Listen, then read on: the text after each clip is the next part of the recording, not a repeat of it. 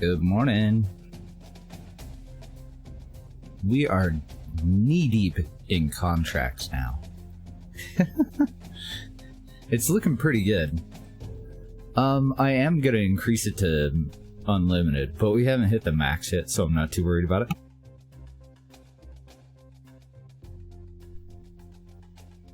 Because it says we should have unlimited contracts when we upgrade this. But I think I might have to take a contract before it, well, we could do these two and they pay pretty well. Yeah. So trivial contracts, I am at a maximum of 13. We have a maximum of 10 on significant and a maximum of 7 on exceptional. So I can actually take both of those without increasing it. Then we've got some flybys that are going to pay really well too, but they'll take some time. 7, 8, 9, 10. So I could technically take all of these. They're 2-star. They're significant. That would put us at 10 significant ones. I've taken a shit pile of contracts. I've already gone through quite a few of these. I ran into a problem with our tourist vessel. We're going to launch another one, and hopefully it was just a one-off fluke kind of thing. All of my staging disappeared. I still had 3 stages. They did not have any contents. I didn't have any engines, any parachutes to activate, or anything like that. I don't know why. So I'm thinking before we launch our next tourist contract, because I do want to put another one up like right away today. In the same vessel that we used for our last tourist contract. And then I'll do these two as independent tiny flights. We could even, since this is a 2-man contract, we could even use this one to test out our new crew transport that's made for docking with other things. And in the end, I couldn't come to peace with the size of the Hubble that we were working on. I don't like it. I think we're just going to put up a regular old Hubble. It'll have a service bay with everything that it needs. And then if we decide to deploy one somewhere else, we'll give it a proper upper stage. I think we're just going to put it up into orbit, and I do think that I want to make it into... do I want to make it into a relay? I know I want to make it into a relay satellite, but do I want to make it into... I don't think I want to make it into a relay satellite that's part of a cluster of satellites. Maybe, though.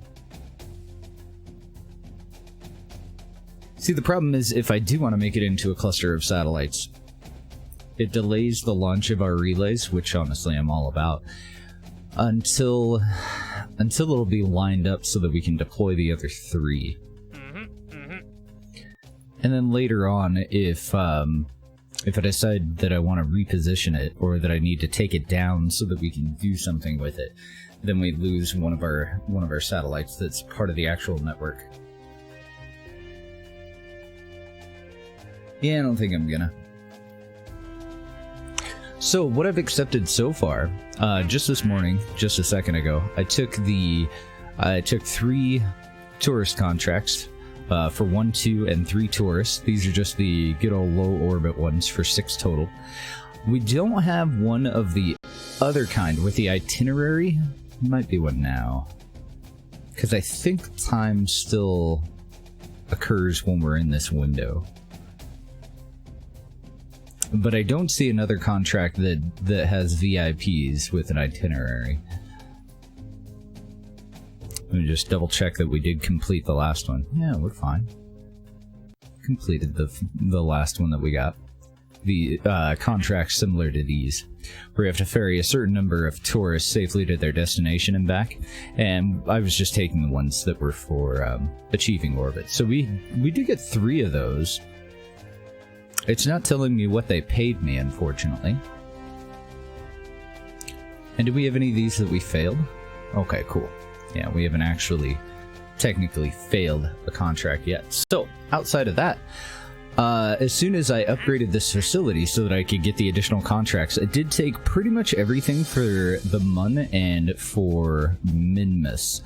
And I've also taken remote tech contracts to create a network for Minmus and to create a network for the MUN. And we get $125,000 advance on one of them, and we get 100,000 Kerbal Bucks advance on the other one.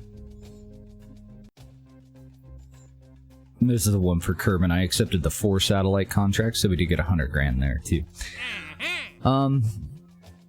Oh, another thing that I've done is strategies. So before we go on to that, I did accept the build new orbital station around Kerbin mission. I think I did that on stream, and we also accepted to build a space hotel contract. Maybe I did that after I got done, I'm not positive.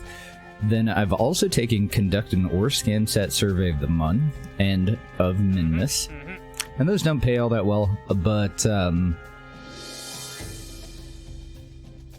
I think they only require like 1 part, so we could probably combine the M700 resource scan, and we can't combine the low resolution scan satellite contract with these because we've already launched these and they're already on their way. And then we also have a biome scan sat survey of the MUN, which I think is the... Actually, I think there's multiple things that we can use to satisfy that contract. I think we have a few different things, actually. 3 or more, maybe. The multispectral scanner is the one that I'm thinking of first and foremost. That can satisfy that contract.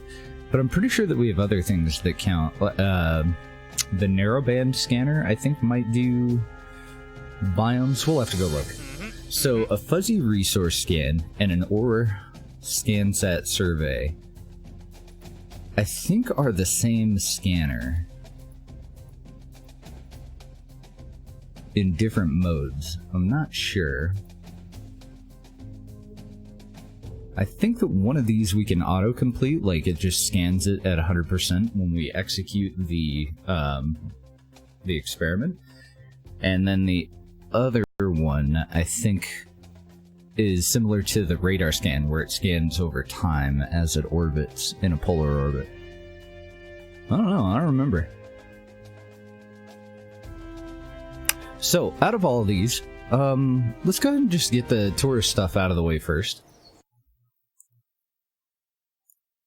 And with the contracts that we got, we should be able to load everybody up out on the pad. I want to use the last vessel that we used. Oh, I was in here looking at... I wanted to check and see if I had any tourist missions, and I hadn't thought about it until I already got into the map. Oh, before I do that, before I get too far ahead of myself, I did also accept a strategy, because we are kind of pounding the money train right now, through the administration building.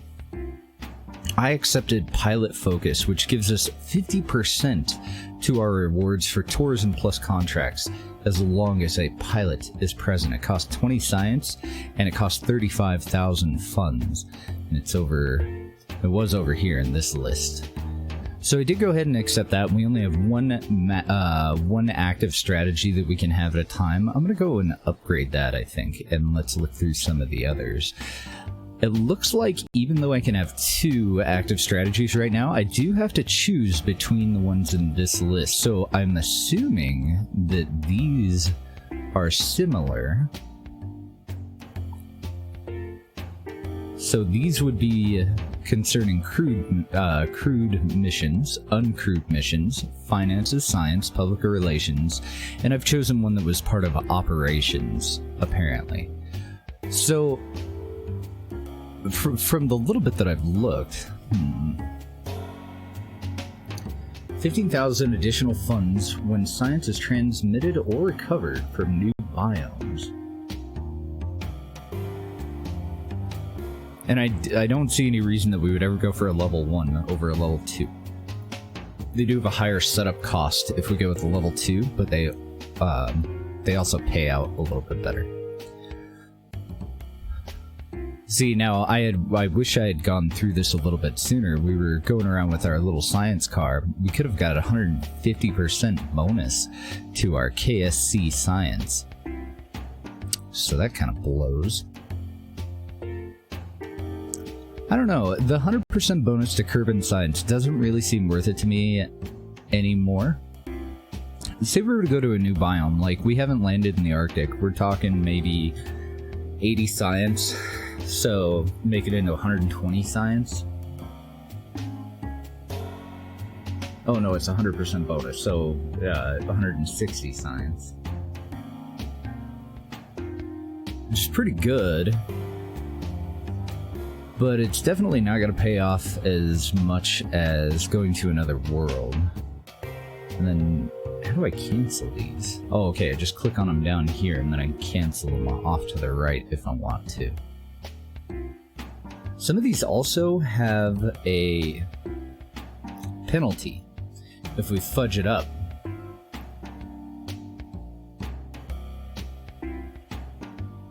Wow, okay. Media coverage level 2 will lower our launch cost by 20%. We get additional rep per experience point that our crew learns. We lose 100 reputation if we lose the vessel. We gain reputation for upgrading the facility, but if we fuck up the facility, we lose that reputation. Lower launch cost does sound pretty good. What else do we got? Oh my goodness, private industry. Negative 75% funds off of launch costs. It's $1.25 million to start, and it'll cost us 500 reputation.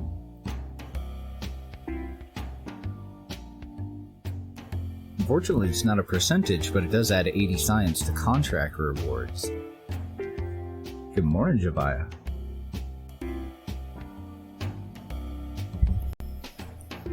I'm trying to think, negative 30% science to research costs seems pretty powerful too. And the only thing that I really think we need to set up this line of stuff is the money. It doesn't look like it has any additional prerequisites. See, like this one requires media coverage 3 requires that our reputation be over 700.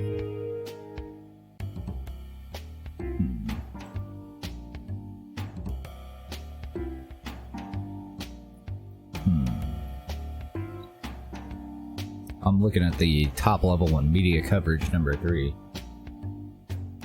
Bonus experience if the Kerbal is returning from the surface of another body.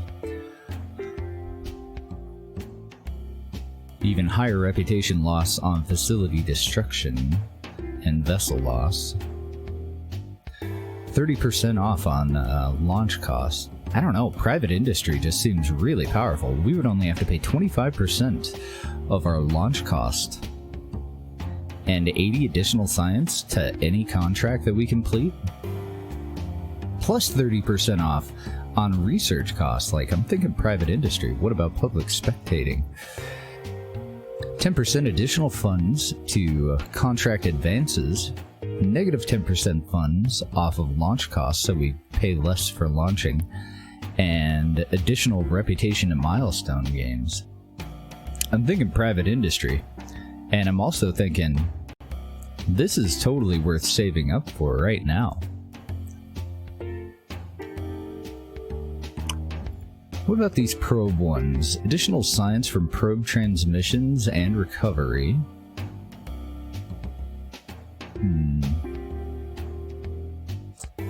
We've already looked at local science. To boldly go. 50,000 additional funds when science is transmitted or recovered from new biomes. $200,000 when science is transmitted or recovered from a new celestial body. 100% funds to milestone gains from bodies other than Kerbin.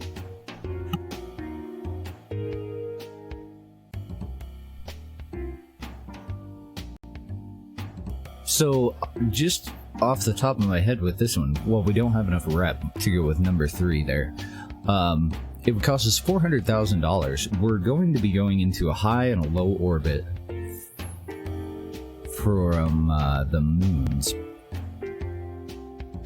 And I think that counts as a milestone gain, but I'm not sure what milestone gains pay out. The $200,000 from new celestial bodies would actually pay for this setup cost, and we would break even. Plus $50,000 for every biome. And I'm also unsure how many biomes we have on the moons. That one's very, very tempting, though. I need to come up with 46 more science, 46 more reputation to be able to set it up. That would leave our reputation at 0. And I'm not positive, but I think reputation kind of determines how good our contracts are, doesn't it? Astronaut training program makes our new hires cost 100% more at level 1, plus $500,000 up front. But they all start at level 1, 2, and 3. If we start them at 3, it's $400,000 additional. $5 million to start, holy shit. Massive scale launches. $40,000 just for getting into orbit with a vessel mass of at least 20. 60 for 75, plus 25 for rep. 110 for a mass of 250 tons, plus 25 rep. And facility repairs are free. So we could destroy the launch pad or the landing strip and not have to actually pay to have it recovered. To have it rebuilt. Removes the reputation lost on contract decline and randomly modifies contract rewards and penalties between negative 100% and positive 200%. I'm a little confused about the wording on that, which is kind of funny because it's called contract standards, and contracts are often that way, aren't they? Modifies contract rewards / penalties. So rewards and penalties can be reduced by 100 or increased by 200, or is it rewards by 100, penalties by 200? I think since it says and, we can assume that it's both the reward and the penalty will either be lowered or increased. And we would be rolling the dice. 2/3 of our contracts would roughly be at or better than what we currently have, whereas 1/3 would be subpar compared to what we currently have. And we're about 96 reputation away from being able to take contract standard 3 at a setup cost of 150 rep. I think we're gonna go for it, honestly. Out of these 3 options, astronaut training program is too expensive. We have our own training program that we will use eventually, and for now, for the most part, level 1 is not that bad. And I think our initial training program, which will be a tour of both moons and a dip into a solar orbit, I think that's enough to get level 2 or 3 out of 5.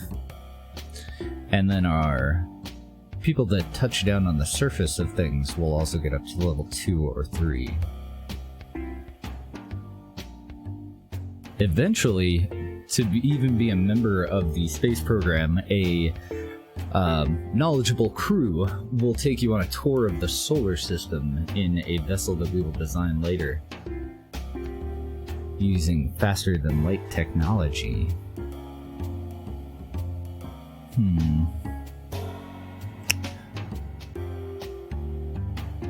So I think the plan, I'm really not sure on the science parts, because of the high setup costs. Maybe step number 2, which will pay itself off in two new biomes, and will more than pay itself off just by going to the moons. Level 3 though, I don't know, like, it'll only pay itself off if we take it now. We don't have the rep for it. Pay $400,000. And we do it before we go to the moons. And then after that, it's all profit. But is $50,000 when science is transmitted or recovered from new biomes going to actually add up to enough to make it totally worth it? It probably would. I don't know how many new biomes we're going to be able to exploit for that. And is it per experiment? Because if we're bringing 10 experiments, 10 different experiments, that's $500,000 at 50 apiece.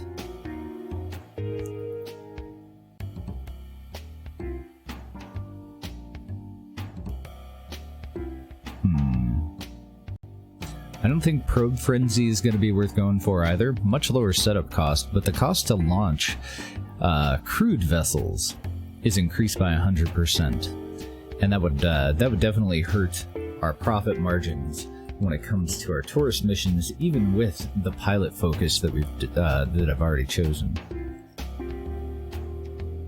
So I probably honestly should have waited on pilot focus until I could go to pilot focus number 3. Nah, maybe not, because it's a flat out 50% reward for the contract. So even though it's not level 3, it's probably worth the setup cost. I think it cost $35,000. We're gonna make that up in one launch plus more. All pilots perform as if they had 2 more levels of experience, up to a maximum of 5. That's amazing. Plus the 200% reward for tourism plus contracts if a pilot is present. So I am still uncertain on these. Local science, probably. Because the setup cost of $50,000 is fairly negligible. The additional bonus science, we won't really be able to exploit that anymore as much around Kerbal Space Center. But the 100% bonus to Kerbin science definitely makes it more compelling for us to go to those new biomes. And there are quite a few on the home world here. I don't think I want to go for it right now, since we only have one additional strategy that we can go for. Maybe though. As far as the MUN program, all of these programs for probes and crewed vessels, plant a flag on the MUN. Penalty of $150,000 funds will be applied if canceled before the objective is completed. So these set, I think, one-off kind of like a one-off contract. 400% funds to milestone gains for the MUN, negative 80 funds to milestone gains for other bodies. So, because we're going to do the vast majority of things that we do on the MUN at the same time that we do them on Mimnus. So that would just nerf the alternative. So I don't see that really being worth it. It does have an advance though, so these are very similar to contracts.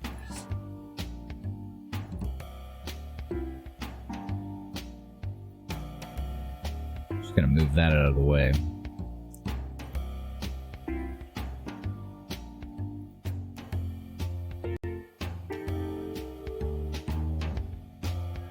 I don't know, the debate there is, do we take them?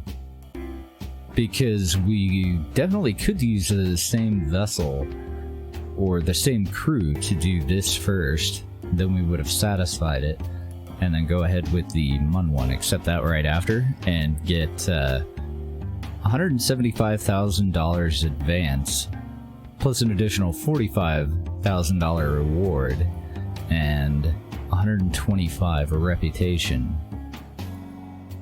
It does lock us into having to do one before the other.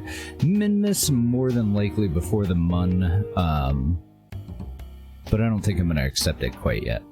And same deal with probes, apparently. And it looks like the, yeah, same rewards for probes too.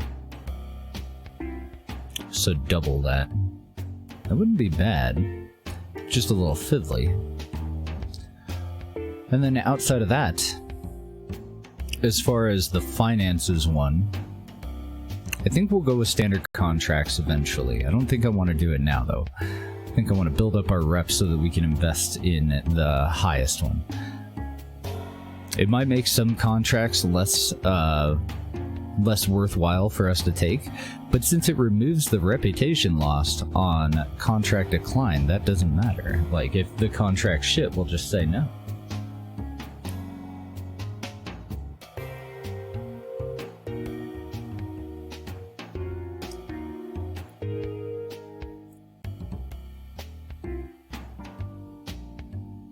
And then I'm torn between these two, honestly. Probably go for local science, though. Okay, so let's save up and we'll go for media coverage. No, private industry. Private industry. We just need the funds. We do have the reps, so I think that'll be the next one that we go for. Now, I did already invest $150,000 in to be able to take another active strategy, but I think that is worth waiting for. The lower research costs, the negative 75 funds off launch costs for sure, even though that is an extremely large setup cost, and the additional science to contract rewards. Oh, I wonder if that'll go down. It's currently plus 0.9 per unresearched technology. Currently 80, so as we go through the tech tree, I wonder if that'll pay us less and less. And then we might switch off to something else at a later time. So I don't think I want to take anything for now. We'll have to try and remember to go back in there. That was pretty cool though. As far as other upgrades,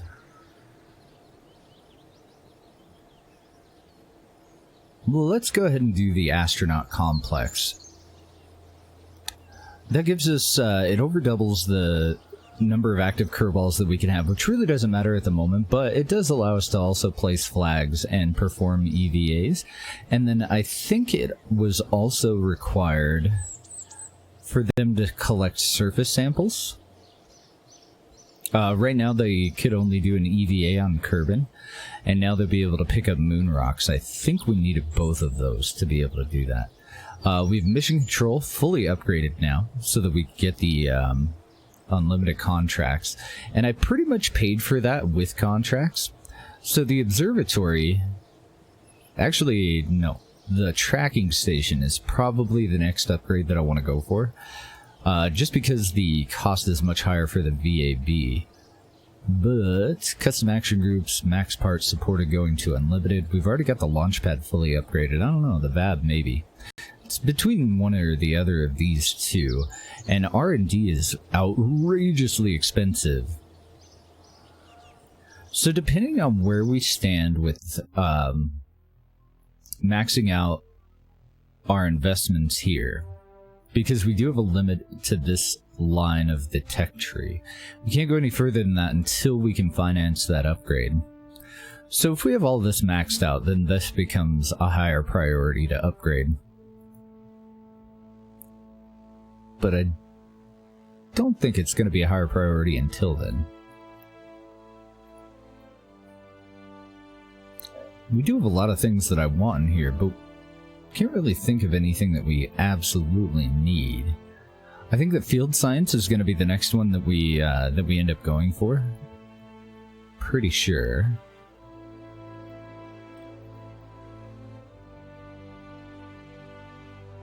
Fairly certain.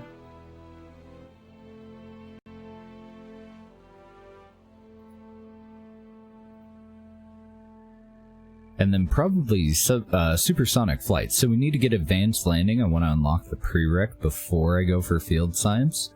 And what about heavy landing?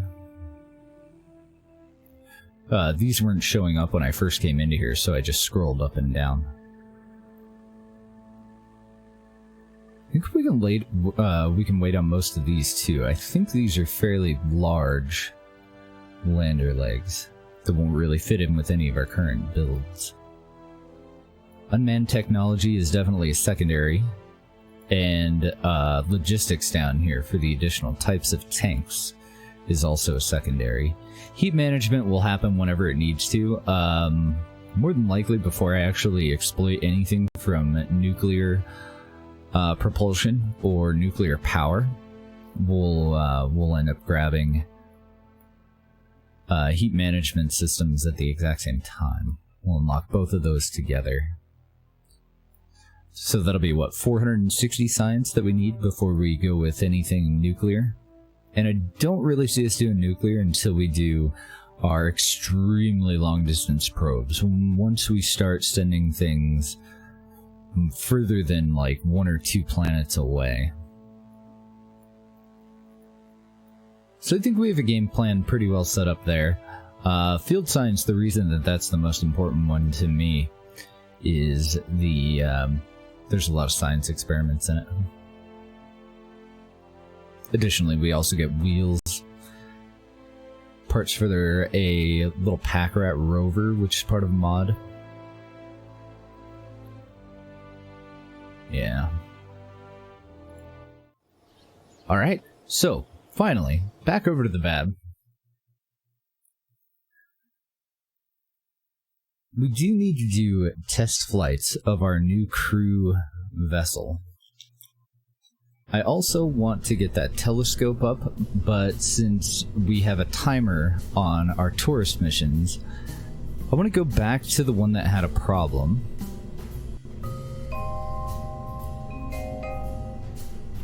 Pretty sure that I saved it as 12 passenger, right?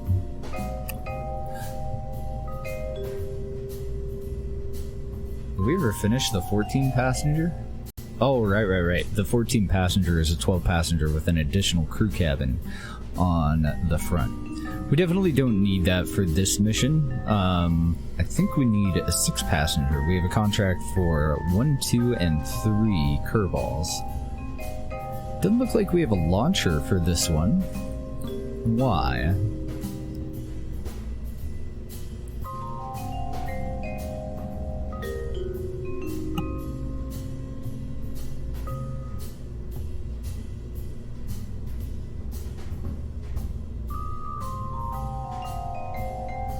I wonder why I saved that as a new version rather than saving it over the original. I mean, there has to be a revision that I made in here somewhere where I changed things up, but I have no idea what the hell it would be. And I'm pretty sure that this one's tried and tested as well. I do think that I want to flip these around. We talked about it before, having the nozzles align with the upper portion of the vessel. So let's go ahead and get that out of the way.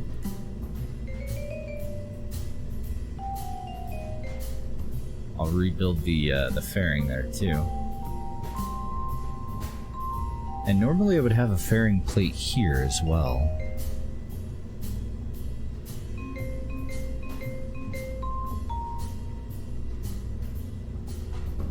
I think I might just leave it exposed. I don't think I'm gonna fuck around with this.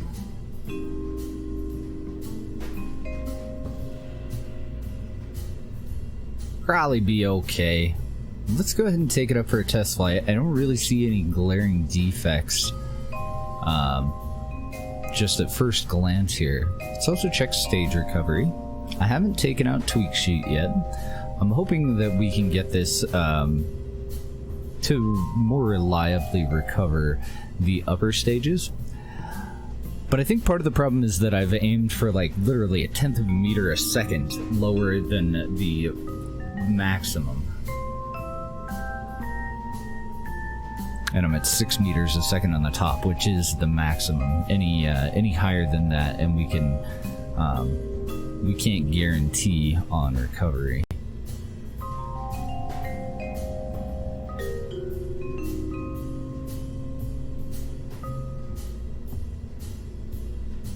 trying to figure out which stage this was. This is stage 9, so apparently those chutes are going to be adequate to recover this. Hopefully, anyway. Yeah, okay. I think I'll just leave it as is. Everything looks fine. We do have launch stability enhancers that we're employing on this one. So we have those in stage 1. We're going to do the typical 2x2 solid rocket boosters. We do deadlift the main stage, apparently, because of how powerful these are. I think that'll be fine. Second stage and third stage look more than powerful enough for what we need. And then the upper stage is fairly efficient, but a little underpowered. 0.75 thrust to weight ratio. And I think we needed to get above like 55 kilometers or something like that to get that engine at maximum ISP. So, one quick little test flight here. Hopefully it didn't fudge up the staging. I do see something that I want to swap around though. When we separate from the upper stage here, I do want to activate all of our chutes. So I think the easiest way to do this is just to add them to that stage. Nope. And then I want to drag that down, I believe, to here. Now we were activating all of our remaining parachutes before we, as we separate from this stage.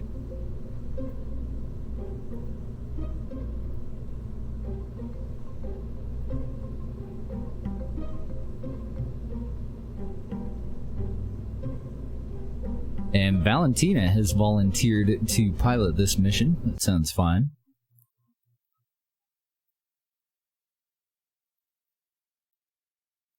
I believe we can also just revert to launch to load up our passengers. But since we have so many different iterations of these, I do want to make sure that the build is good before I load up tourists and before I take it out for an actual live flight. Throttle up and all that good jazz. Let's also see... Okay, so we do have a liquid hydrogen upper stage using SSTU tanks, so we are experiencing boil off. So I do want to go a little bit quickly here. 3, 2, 1, go! SAS is on. Learned a neat trick with these. I don't actually... Zoom out a little bit. I have to come over here and do show all every time if I don't want to. I can just click on the stage itself. Oh, and I don't have an engineer chip on this either, apparently. So we can guesstimate our thrust to weight ratio, but this one doesn't seem to be as accurate as Kerbal Engineer, unfortunately. So I'm going to start us into a roll. Well, start us into a gravity turn.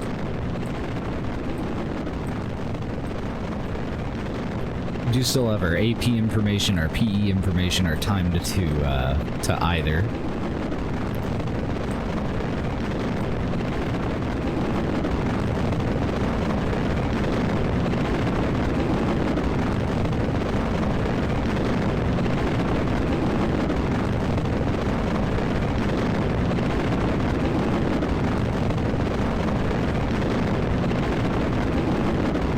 Go ahead and throttle up the main engine. I believe, yes, we activate that now.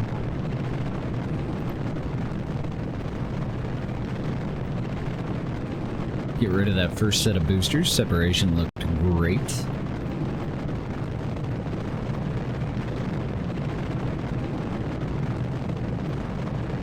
Now, tomorrow's Independence Day, so it won't be on tomorrow either. I just got back from my weekend. I took 2 days off. We usually in the summer we'll take 2 days off. In the winter we usually take 1 off. Some weeks we take none off. But Deb did get an extra day off for the holiday, so it won't be on tomorrow. Now I went fairly aggressively into the initial first part of our gravity turn. We were at a 45-degree angle almost before I even got rid of the boosters. So you do want to delay and stay at the 45 for a little bit longer than I normally would. want to make sure that we get our asses out of the lower atmosphere as soon as possible. We're just going to try to do it at an angle. And I haven't throttled down a single bit here. We're definitely going to also want to check our messages and make sure that all of this is recoverable. Let's go and separate from those guys. AP is much higher than I would like. I was hoping that I would separate from the solid rocket boosters before it would actually get all the way up there, so I need to do a little bit better. I need to go more gradually on the initial gravity turn, I think, and then I need to more aggressively go through the second half of that before we get rid of those extra solid rocket boosters. Our thrust to weight ratio according to this is 146, which I think is okay. We don't have a fairing or anything. We do have an interstage fairing on this part. So we just want to make sure that we get rid of our main booster here before we actually achieve an orbit. Otherwise, all of this shit is debris. We wouldn't want that. I have nose down quite a bit, and I'm going to continue to nose down. We're over a minute from AP. I want to pull that in just a little bit. Mostly, I just want to pull apoapsis back down so that we can simulate a re-entry from 90 kilometers, which is typically what we'd aim for, rather than 100. Really, anywhere between 90 and 100 should be fairly reliable, though. Should be good data. And I also don't want AP to be too close. I do want to give us enough time to achieve orbit with our less powerful next stage. Now that we're pretty close to AP, though, let's go ahead and nose up. Looks like we're going to circularize above 100,000, which isn't really what I wanted, but what are you going to do? I forgot that there was a delay there. Whoops. Well, I guess I'll be checking my staging, and that's about it. So I've told the pilot to go ahead and hold, oops, retrograde.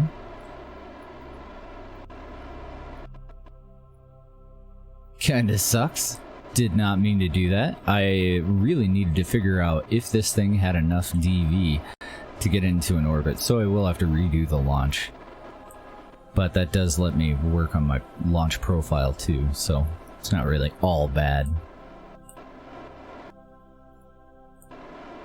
Okay, and this is one of the versions where we barely bring up any monopropellant. Which is fine, because we just use spin tactics and shit to do everything that we want to do. So, we're going to be getting pretty high. We're definitely not going fast enough to actually be able to use any of the data that we're going to get from the re-entry. But if you remember, these adapters were having a problem with overheating. And it looks like we're also using outdated technology when it comes to our power storage. So I see a couple of upgrades that I want to do there. I think that's about it, though. Let's go ahead and continue on, though. And then I think I want to add some additional lighting so that it's more on par with our other vessels. Pretty sure when we first designed this, there was a limitation that was in place. The reason that I want to continue... Oh, got a cough. The reason that I want to continue on is I do think that we need to upsize this heat shield to prevent some of this overheating. And I'm also curious... Now, it looks like this one will have a pretty easy time maintaining control. I don't think that we need to go with... let's go back to just the launch. Nah, let's go ahead and update that. I don't think this one's going to need air brakes. We could always add air brakes. I mean, all it does is add safety. It adds a smidge of weight to the final crew pod, but not enough to be a problem. I'm going to pop those out. Also... Yeah, I don't think that I want that attached to the bottom of the service bay. No, wait a minute, that won't matter. Because the heat this is going to absorb is going to have to go through the heat shield, the universal stack adapter, a decoupler, and then finally the service bay, so it shouldn't matter where the hell that's attached. But I am going to get rid of those 2 batteries, and we're going to replace them with a capacitor.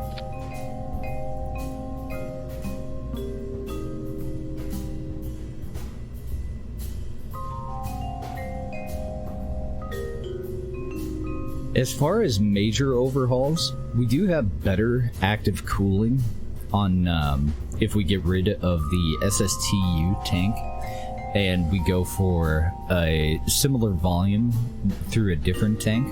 But I think that's okay. I don't think it's going to matter for this. I don't think the boil off is going to have enough of an effect to make it even worth the work of pulling that out and replacing it. So, batteries and then lighting.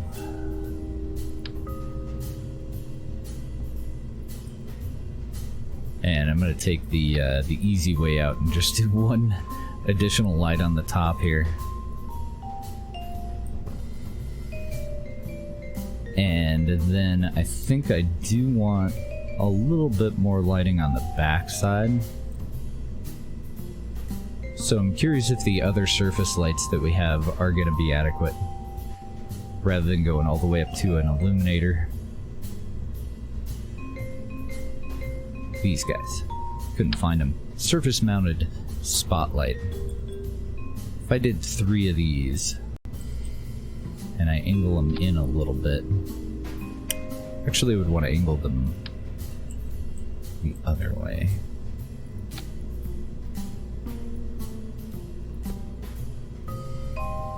Wonder if that'll be enough light. Good morning, Vortex. At the moment, we're working on just making a little bit of money. And then we're going to put up a Hubble telescope. So we've got 2 different kinds of tourist contracts. After that, I think I want to put up our first station. So we have a lot of missions that I would like to finish out today. And I have no fucking clue how big I went on this guy. Let's try 2 3/4 meters.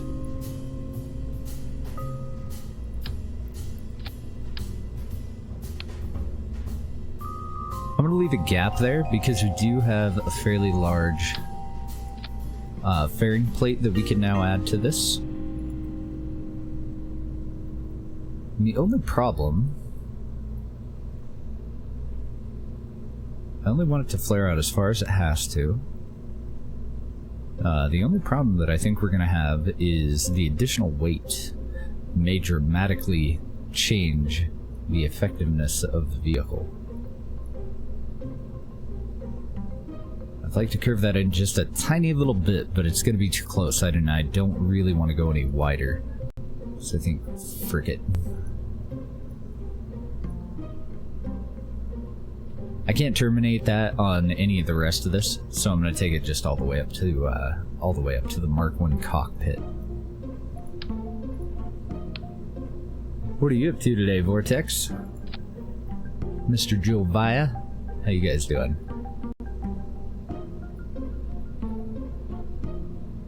Now we did add a lot of weight. We added weight to the initial payload, and then we also added additional weight to the final payload. In the form of the heat shield, the initial payload weight is from the fairing there. I think that'll be okay though. So this fairing, the payload fairing, I'm gonna want that right after our main stage. So we ignite the 2 main engines at stage 2. Then we separate from them at stage 3. I think the fairing here needs to go right there. Pretty sure. Could be wrong. I'm going to add 1 more piece, which is going to add some drag. Your Ryan abort test 2 occurred last night? Really?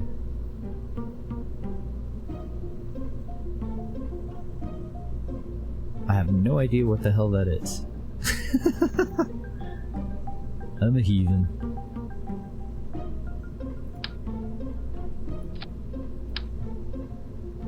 I want to look at the size of these. They're both fairly high profile. Let's go with Illuminator Mark 1s. I think I'm going to put them on at a 45-degree angle.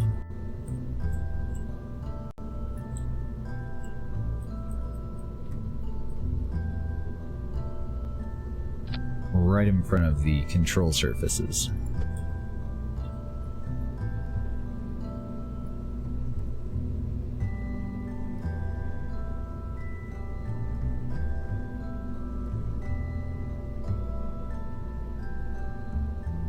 I put about half of the lens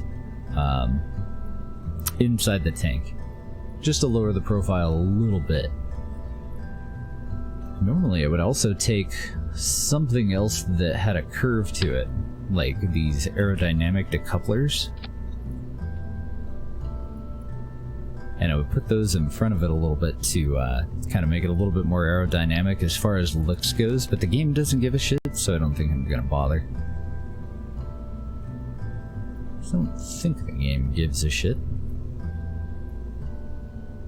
I think that'll be fine.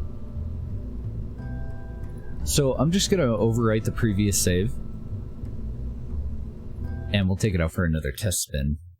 Hopefully this time doing a little bit better on the ascent. A little bit too aggressive at the beginning of it, a little bit too conservative on the second part of our gravity turn.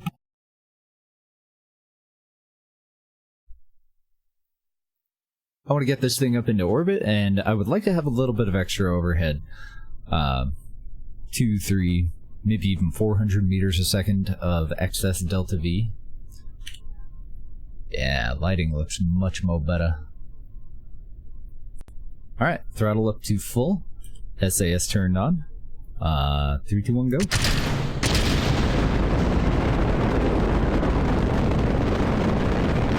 I should have thrown that chip on there too, so that we could use Kerbal Engineer. But I didn't.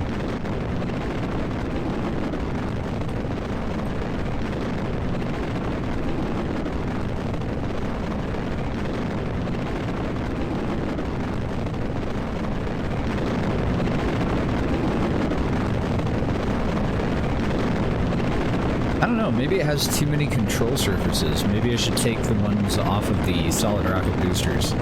Because, like, I just nosed down a little bit there, and you saw how it almost wanted a somersault. It was just a very abrupt turn, even though I was just barely tapping.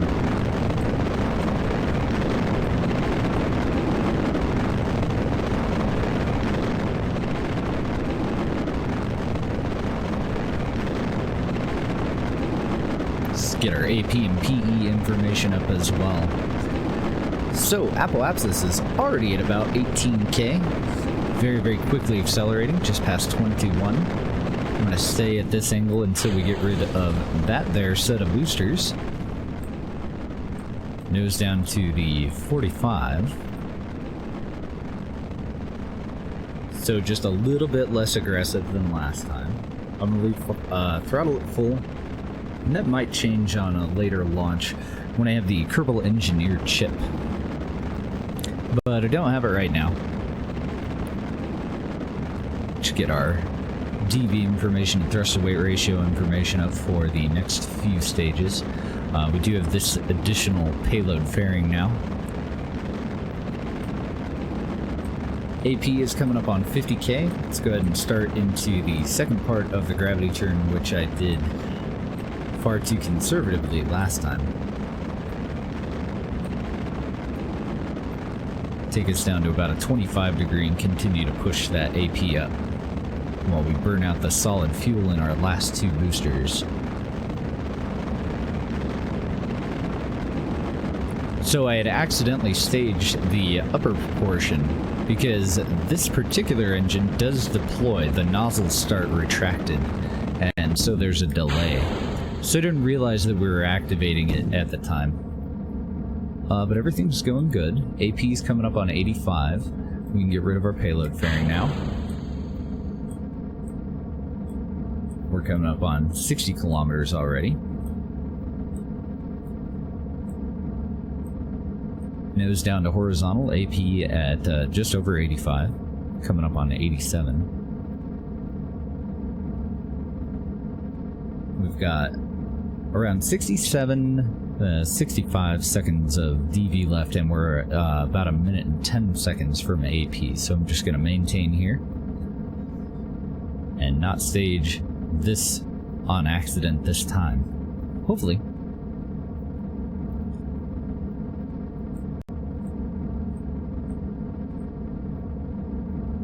Now, this won't perform as well as it did last time, since we have the additional heat, weight of the heat shield and that additional payload fairing there. We didn't really need the fairing. I could totally get rid of it. I just like to hide that heat shield until we get a little bit higher up out of the atmosphere. But it actually doesn't look all that bad. I could even increase the adapter and really negate the need for that heat shield. Give it a more slanted aerodynamic surface right above the heat shield if we wanted to. 48 seconds from AP. Only 8 seconds remaining in this booster.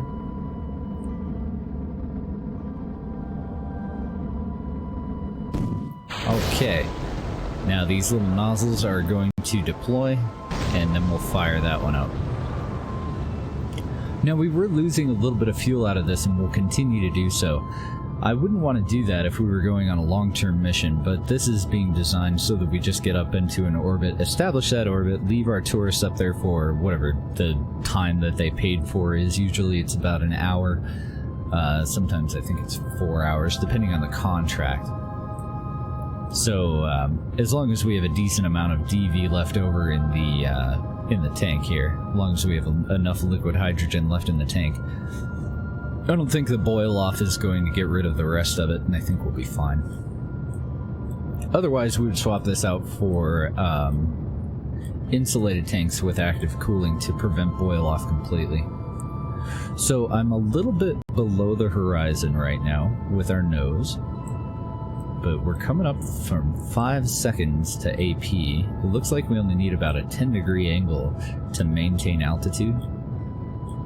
I just want to tease it up and down, tease the nose up and down, to make sure that we don't pass AP and that we maintain altitude. We were nearly at orbital velocity already, at about 3/4 of our fuel burnt in this final stage. So I'm very confident that this is more than powerful enough.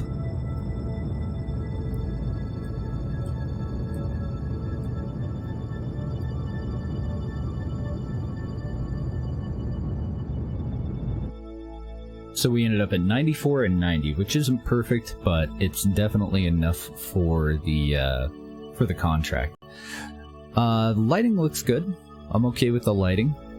We should be okay on power. Let's go ahead and just double check and make sure that I configured that properly. Yeah, I just wanted just one over here on electric charge so that it will convert megajoules into electric charge as needed.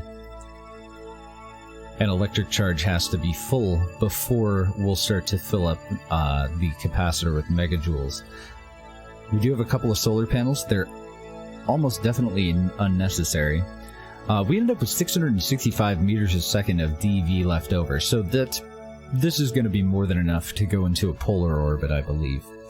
Let's go ahead and test for re-entry. The original launch site is going to be in the dark when we come back around. So I'm going to add a maneuver here, and I'm going to aim for just a 50 kilometer PE because we've already tested this for re-entry. I think it's going to be just fine. And I'm going to also change our angle a bit since we have so much DV.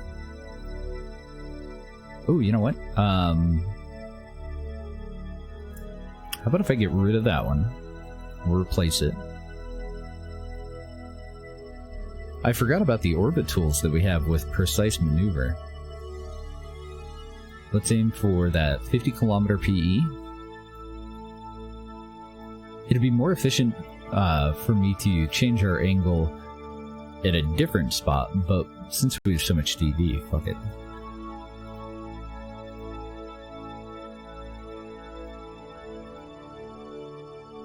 Then we're relocated just so that we kind of overshoot. We're going to be aiming for the desert launch site.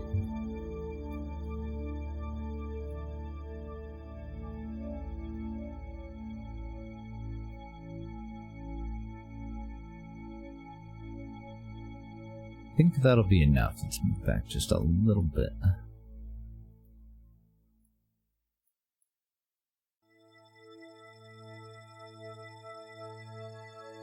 So I just barely have enough DV for us to do this.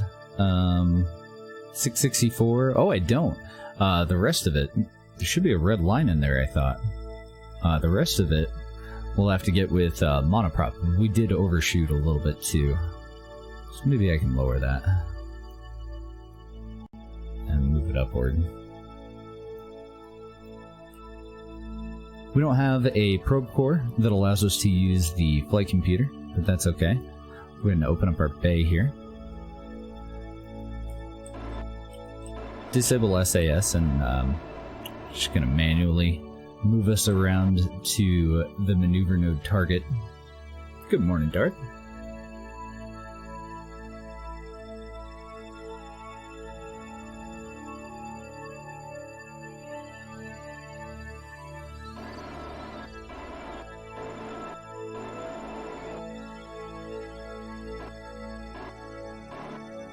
So we're going to end up doing this burn just slightly retrograde, mostly at an angle. We can double check that as well with, you know, what are we investing our delta V into? 668 is going to be normal, so just downward, and 83.5 in the negative. So we're slowing down just a hair.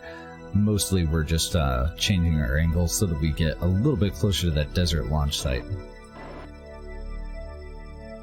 We don't have a whole lot of monopropellant, so I just kind of want to get us in the direction that we want to go. I don't want to burst RRCS the whole way around. Burst monopropellant the whole way around in me.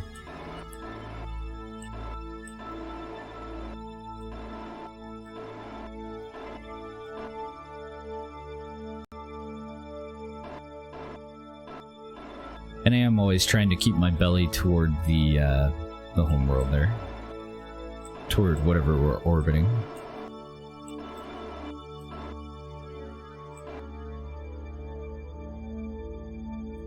Okay, we'll engage SAS. We'll let it stabilize a little bit. You're important enough that you get that notification twice a month? Well, thank you, twice a month. Holy shit. For 14 months now. Damn. Just damn. Thank you, Isley.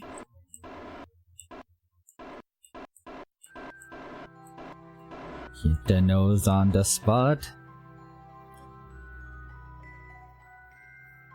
Making a rover shaped like a dog called Rover. I like it. I don't mind breaking ground all that much. I don't know. Like, I got it for free, so there's that too. If I hadn't got it for free, honestly, I'd have felt a little bit ripped off. I don't really see it adding anything that mods weren't previously adding, and it introduced some complications with mods that I don't appreciate. But, I mean, it's good. It's not bad. I can't complain. It didn't, like, fuck anything up. I kind of hope that the next DLC kind of, you know, goes a different way. If there is an additional DLC. I guess that's mainly what I'll say about it. It's not bad. If I had to pay full price for it, I probably wouldn't. I probably would skip it, honestly. Only problem is that it broke the mods that you would normally use if you didn't have it. You haven't used a DLC part yet? I've used a couple of them. They are very basic, but that's really all you need. Mostly the pistons and the rotors. I haven't really used the hinges, and I can't think of anything off the top of my head at the moment that I would use the hinges for, really.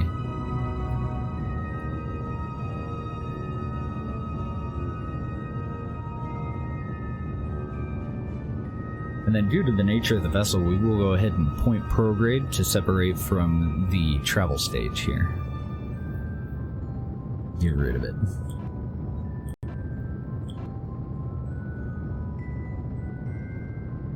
Get it out of there. Bunch of improvements coming. Neat. Yeah, I mean, the coolest thing about what they added is that it is very intuitive. It's very, very easy to use, and I do like that. I like the surface features, the baobab trees and the crystals and all this. Those are the only two that I've actually seen. So, but I do like it, adding some scatter type stuff.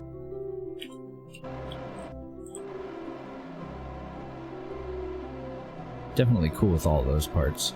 I'm gonna get us whipping around. I went the wrong way. It would have been faster if I'd have gone the other way. That's okay.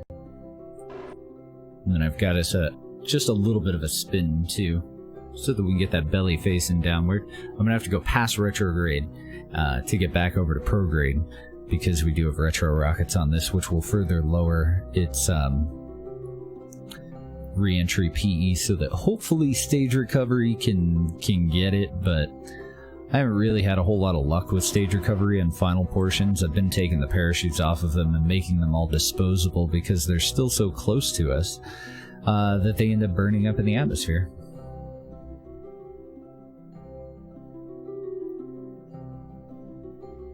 Rover unloaders, they use the pistons and hinges. That actually, the having like a plate that I lower from the main body of the sky plane to get, or the space crane to get the rover down to the ground. That was one of the things that I was looking forward to. Previously, I used airship parts to do something very similar with little hover rovers that we would make to send off to other worlds. Because they had a couple of pieces that kind of worked like elevators. I don't know what the hell I'm going to use the hinges for, though. The only thing that I can think of, like, I had a 4 heat shield system that I used for setting down on Eve a long time ago that used Infernal Robotics, where all the heat shields started out around the base of the travel portion, so it was almost like I had radially attached them all. Let's go ahead and stage that guy, and we'll continue through until we get back around to retrograde. We're at 89 kilometers of actual altitude now.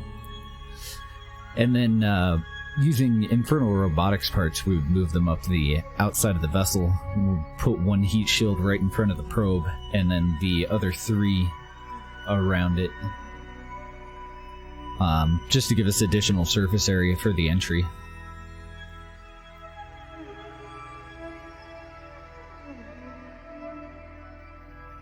Oh, did you have problems with it, Odin? It had been a while since I used it, because when I do take a break from Kerbal Space Program, it's usually a fairly extended break. I think at that point I hadn't played since like 0.2, and I had come back at 0.8 or 9.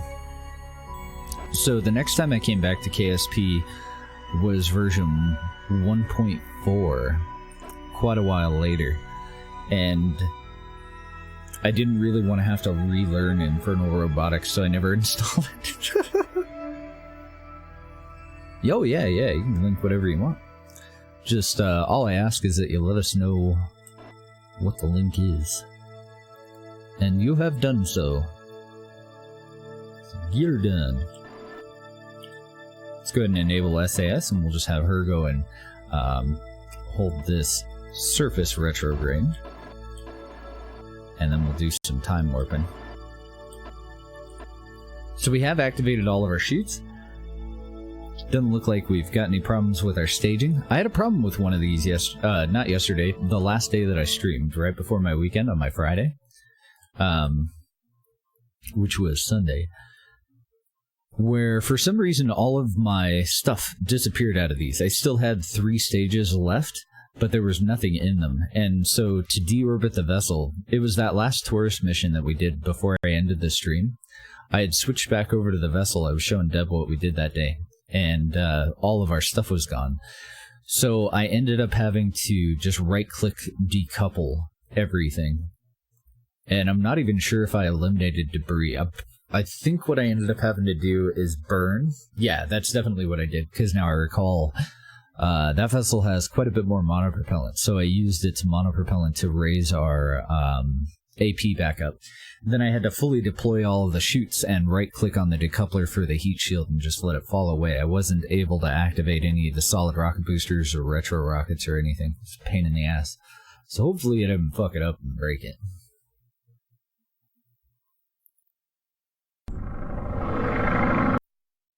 Checking out your video.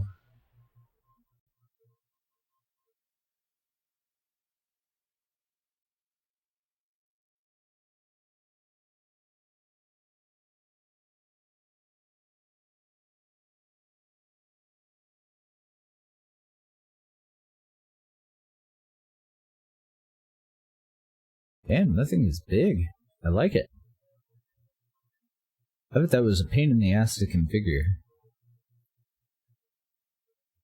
We did something, the only thing that I think we've done on stream with the hinges, similar vessel to this, I did have some landing gear that I tried to put on sideways here, and then that version only had 1 Mark II crew pod, so I had another set that was right under the windows, and then I was just using the rotors to turn it around, but I didn't have a problem with the rotors. I had a problem with the lander legs that I was using. For some reason, they just bounced us all over the place.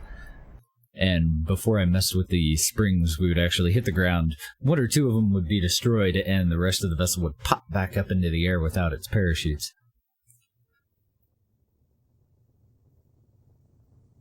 And it was still breaking everywhere? No shit. Starting in 1.3, I don't know, I'm a little jealous. You missed a lot of, you missed all of 32-bit, didn't you? Didn't they have 64-bit by the time 1.3 came around? Or was it a little bit after?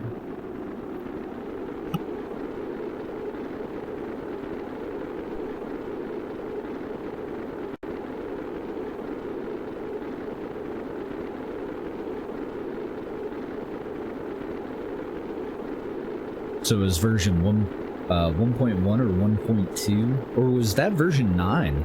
0.9, sorry, when 32-bit came in. Let's get out of physics warp, because I was assuming, yeah, okay, so as long as I'm not in physics warp, we can hold retrograde fairly easily. Thought so, but...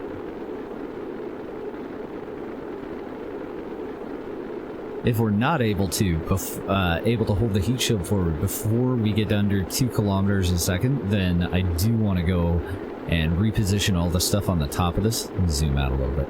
Reposition all the stuff on the top of this and add in air brakes so that we can keep that heat shield forward for a little while longer. It's looking good though.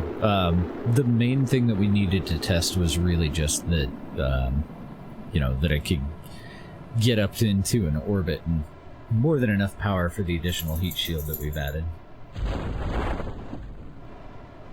Now with this version we don't release the monopropellant tanks, so I just wanted to make sure that we vented all of that before I go and release the heat shield, but it looks like we'll be fine. Get rid of that little guy. And I'm fairly confident that this can set down, so I'm just going to time warp until our chutes fully deploy. I want to see if I need to reposition the chutes. I want to make sure that we land flat on our belly there. Thank you for the follow, Darth. Playing TFT? Probably not on stream until I figure it out and get addicted to it. But I do want to give it a shot tonight after I get done. How are you doing today, Mr. Bob? I won't be on tomorrow, so I might be able to do it tomorrow if in the morning would be better for you. Bob's gonna show me how to play TFT.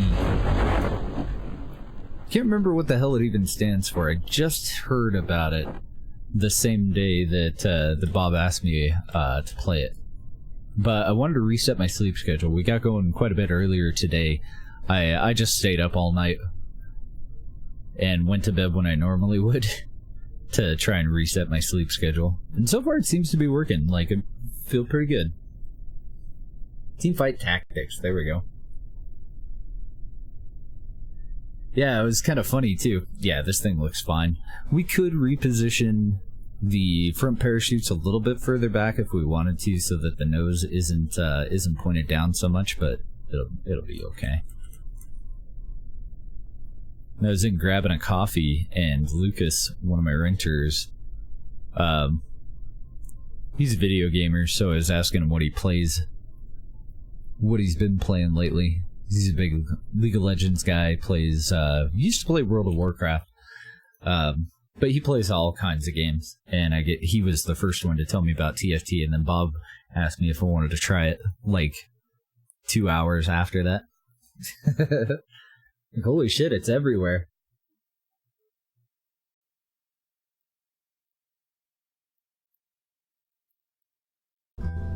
Reasonable option to stream. Yeah, and even then, even in those long gaps where you're not interacting with chat, like, just fill it up if you're gonna stream it. Like, I explain why I'm putting everything that I'm putting onto this, whether I have no viewers or 100 viewers. Just talk about something. Because then those people that do join your chat before they say hi or anything have something to, you know, keep their interest. It's not just some fool sitting there adding shit without telling anyone why. So let's say they're new to KSP and they really don't know why. They don't know how to add stuff. They don't know about part symmetry or whatever. You know, anything that you're doing, just talk out loud. Pretty much just think out loud no matter what you're playing, really. It all helps. So I think this guy will be fine. I'm gonna go ahead and load him up with Taurus. Why do I have extra Taurus? Shit. Okay, so I forgot that I had 2 additional contracts. So I'm gonna kick everybody out. Valentina can go ahead and perform the mission. That'll be okay. Staging looked just fine.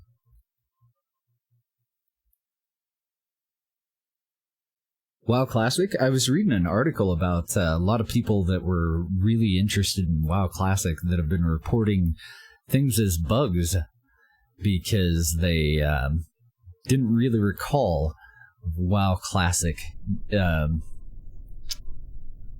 some of the features that were added later as being part of the game. Let's go ahead and load all that up. But let me know what you think about it. I tried WoW very, very recently. Dev and I played it for a little bit. We'll just throttle up. We'll get everything underway. 3, 2, 1, go.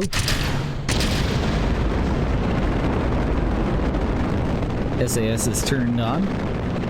I'm just going to need to click all these to get the staging information for the individual stages out. And we'll switch over to maneuver mode.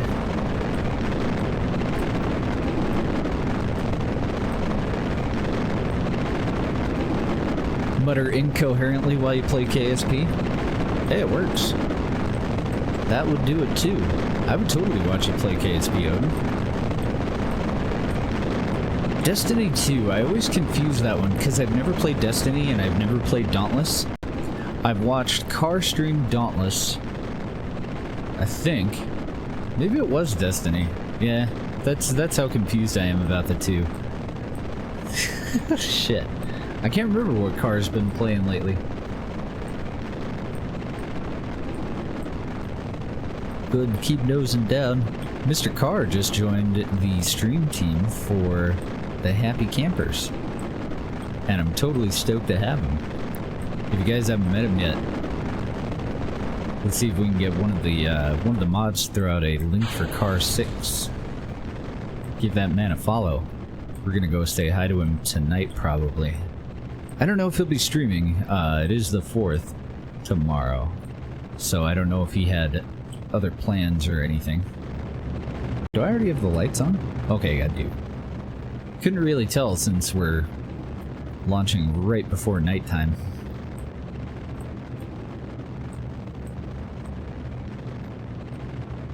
Just gonna continue into our gravity turn here. AP is coming up on 55k. Staying full throttle again. Doing a couple of little adjustments to try and get AP onto the 90 line. It feels like we launch a little bit north of the equator, but I know the latitude of the launch site. So I'm a little confused on why see that top line on our prograde indicator there? I'm a little confused on why it always seems to be a little bit to the north. It's weird. Because we should be launching from absolute zero. So it shouldn't be. We'll be able to get rid of our boosters and our payload fairing at the same time. We could even combine those into the same stage if we wanted to, and then we'll lay down flat. Do have all of our tourists in. They're just gonna get their first look at what the hell's going on out the window now, which is probably for the best. Especially when I'm in control. It's probably kind of a rough ride. There's a link to Mr. Car 6. Very cool guy. Highly encourage you to toss him a follow. But if he is we're gonna go say hi to him tonight. Pat him on the back. Welcome him to the Happy Camper stream team. So we'll just burn out the rest of our fuel. And I think we're going to be good to go. We're going to add an alarm. We're going to come back to this vessel. I'm really hoping that we don't lose any of our staging information when we do come back to the vessel. I have no idea what the hell that bug was. I didn't even try exiting the game and coming back in. That may have fixed it. For some reason, I was throwing null refs when I switched back over to the ship, and then I was switching off to other probes, and all the other probes looked fine. They still had all of their staging information, so I got to figure out what the hell part I used on that vessel that I haven't used on anything else, and why it did that, because it doesn't make any sense. All right, there goes the booster. There goes the interstage fairing. Deploy and activate our upper stage. We are 15 seconds from AP, so we're just going to stay pointed forward. We might even be able to start pushing AP out and nose down before we get there, but it's going to be pretty close. I may have to, yeah, I'm going to have to angle up about almost 10 degrees. Ooh. Looks like it was almost 15. I was pretty damn close to going past AP. No? 20. There we go. Maybe we got a little chunker tourist. I don't think so, though. I'm pretty sure that the Kerball's actual weight doesn't affect our flight. I do think it'd be kind of funny if it did, though. So it is Dauntless that he plays. Okay. I've seen Dauntless, I've seen Destiny, but I haven't tried either of them. So that's why I get so confused on which is which.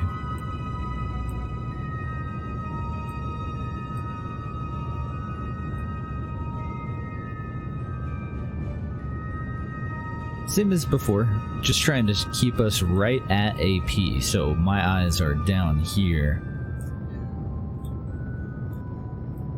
And if it looks like we're pushing AP away from us, if that time to AP is going higher, then I nose down. If it's getting lower, like it is right now, we're 1 second away, then I nose up. And then as we achieve orbital velocity, we'll start to push it even further and further, so I will nose further down so that we can circularize and not end up in an eccentric orbit. I'm going to go ahead and keep pushing a little bit and keep nosing down. I wanted to get PE up over 90 because some of our contracts require 85 plus 5 just outside of the atmosphere. So that should be good. We'll go ahead and double check though. I just want to make sure that this timer on our tourist missions is counting down, and it certainly does seem to be. So we will add a raw time alarm for 1 hour, and it's okay for us to have the extra 10 minutes. We'll just go ahead and add that. That'll let us know when our tourists are ready to come on home. And we'll just leave these guys up in space. They should be okay. If we wanted to be super extra safe about it, we could time warp through this. Let's go ahead and do it. I'm going to leave them in this orientation as well, rather than have them hold AP or PE.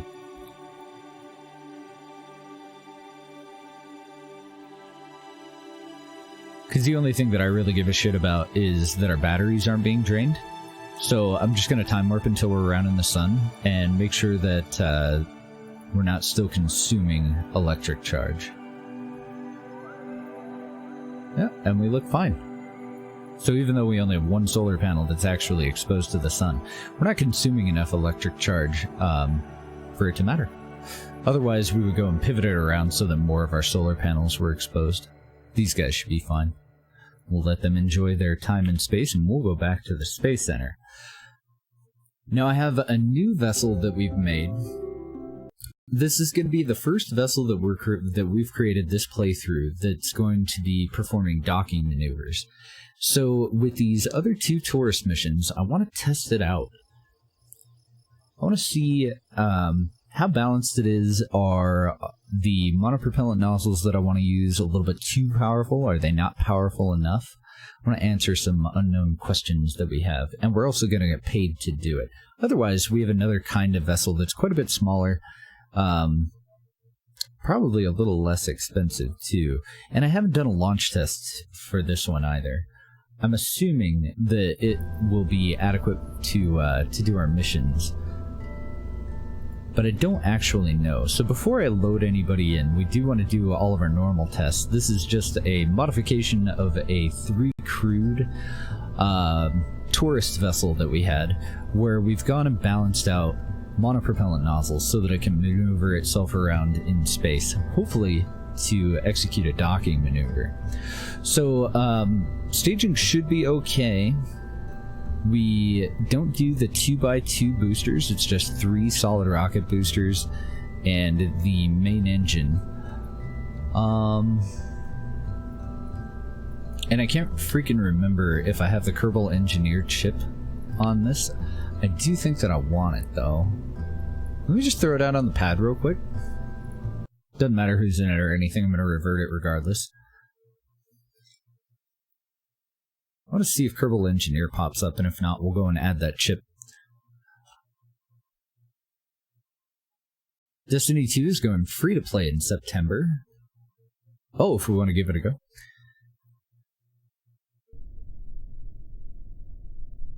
Yeah, I have been playing more Arma lately, but I haven't played PvP. I've been doing the PvE Arma, where you just fight against the AI. It's much more relaxed, and I give way less of a shit about it. So I haven't been leaning forward on that one anymore.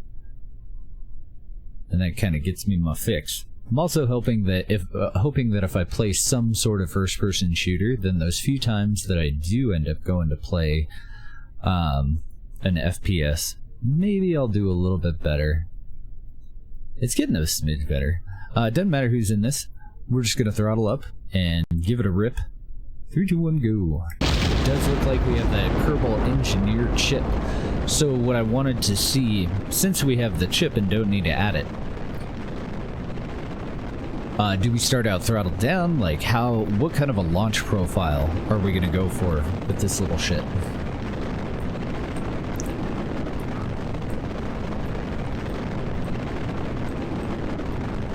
So I'm going to start to nose down right away. If you don't reorient your craft, you'd be nosing to the right. But I like to just nose down into my flight. Oh god. Okay, almost lost it there. It wanted to do a somersault real bad.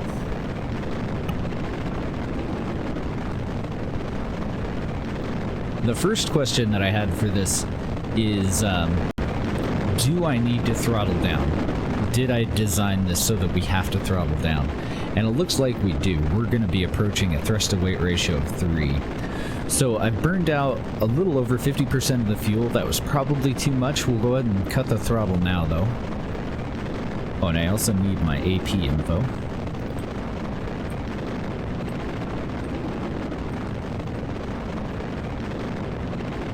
Since I'll use that to figure out, you know, what angle I need to be ascending at.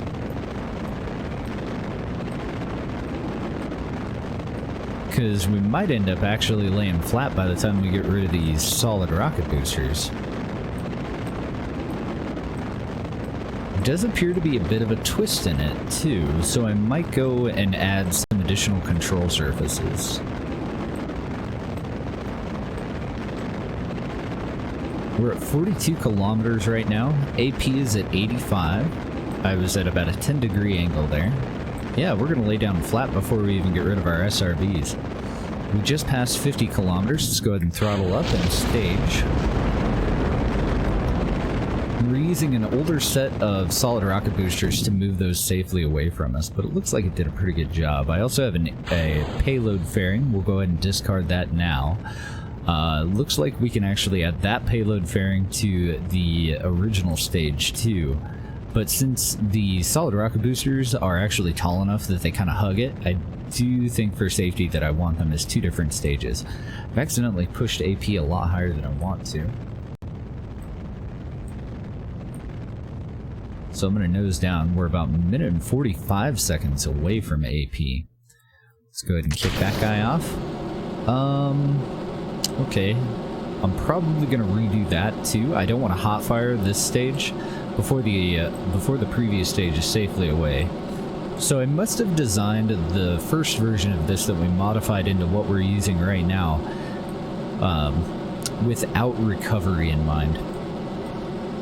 And now that we're talking about it, I've also realized that I totally spaced checking our messages up here to see if everything was recovered on that last launch. But we can go ahead and check them now. I'm going to nose down quite a bit. Pull AP in. So the final stage of the lifter there was destroyed.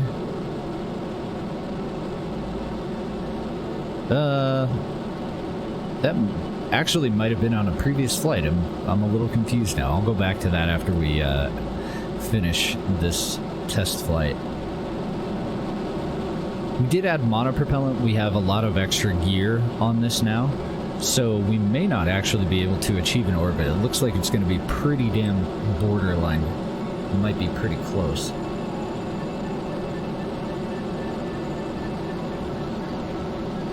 No, I do think that we're going to get an orbit. We're not going to have a whole lot of excess VV, though. There we go. Now I'm about 18 seconds away from AP. And I've accidentally breezed on past it. Oh, I've achieved one hell of an orbit. Let's go retrograde and circularize. I guess I don't actually need to open these for this version. It's got all external monopropellant nozzles.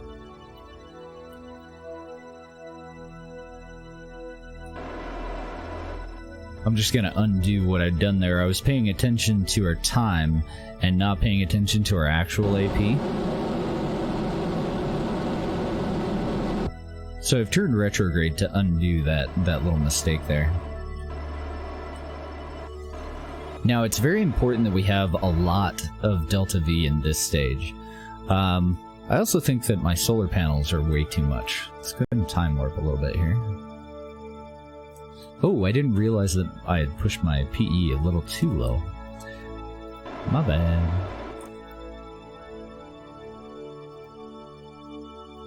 I wouldn't have even realized. I'm so freaking used to atmosphere being at 75 kilometers. I wouldn't have realized if I didn't have that flickering message about re-entry from trajectories. That would have been terrible. There we go. Now we're circular to within 10 kilometers. We are still in a slightly eccentric orbit. How are we doing on monoprop? 139 out of 143. I might need to add more. It depends on how many maneuvers this is going to actually do.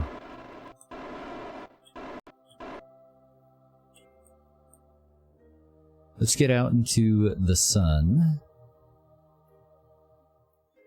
Yeah, I don't think there's any reason for us to take this much solar. So depending on the price of the panels, I might swap them out. If they're 50 bucks a piece, then fuck it, who cares? Let's go ahead and switch our view over to anything else.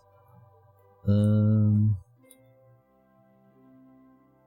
lock camera would probably be a pain in the ass. Let's just go to free camera.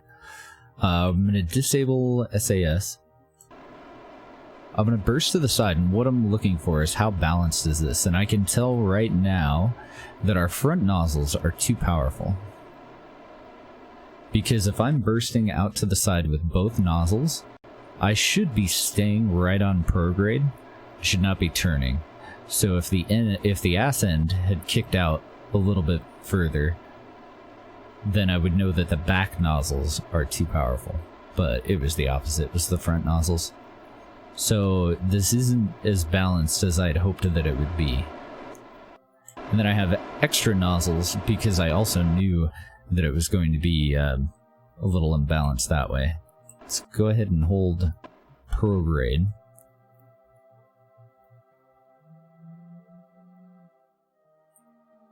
And then I'm gonna burst upward. Yeah, so we can definitely lower the power on the front nozzles. And balance that out much better.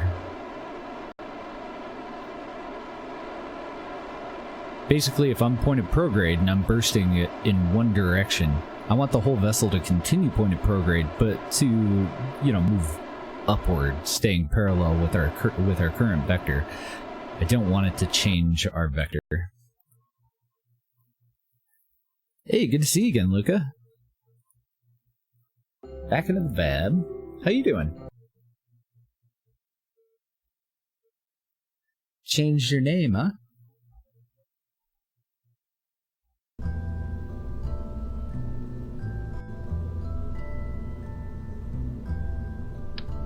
I want to take that off at the decoupler. We're going to use a mod called RCS Build Aid to assist us with this. How much are these solar panels? I just kind of slapped them on there. $600 a piece? Eh. Let's get rid of them.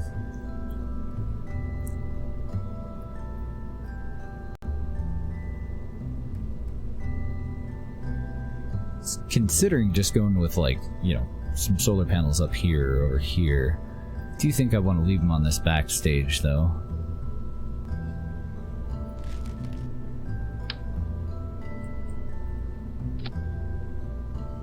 I'm just gonna go with 4 of the little fellers for now. I would rather not use extending solar panels since this is going to dock with vessels, and since its docking port is on its belly. Then we'll open up... Oh yeah, that's way off.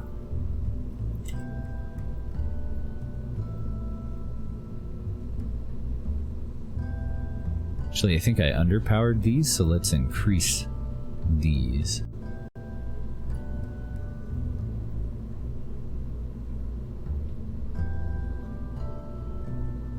That doesn't make any sense, that I would have to decrease thrust on the back set.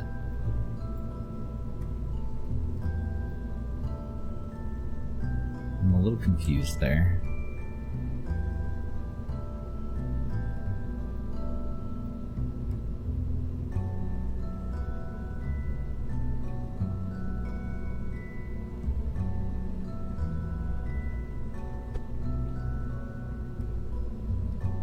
It could be my angle. I wouldn't think that it would be my angle, though.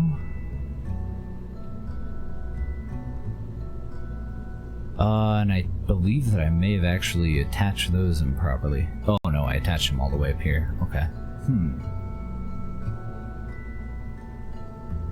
The only important one is happiness. That is true. How you doing, Endif?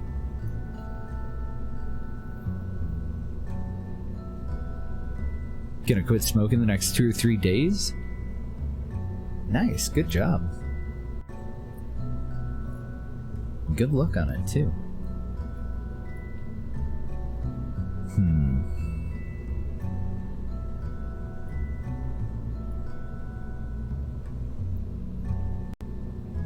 So I'm just debating whether I want to take this and try to realign these before I go and swap out our thrusters. And I probably do. Yeah, I think I'm gonna get rid of these. I'm gonna go with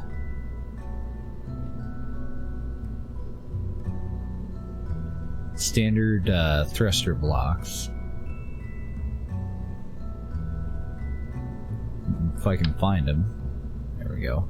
These are just stock thrusters. 4-way thrusters.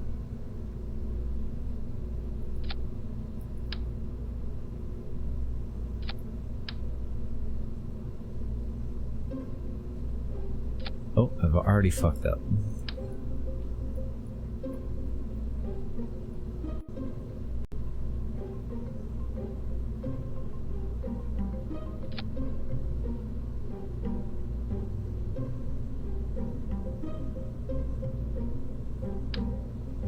I need these two and these two right where they are, but with mirrored symmetry, so that when I move them up on the vessel, they both go up. I don't want one of them to go upward and the other one to go downward, as would happen with radial symmetry.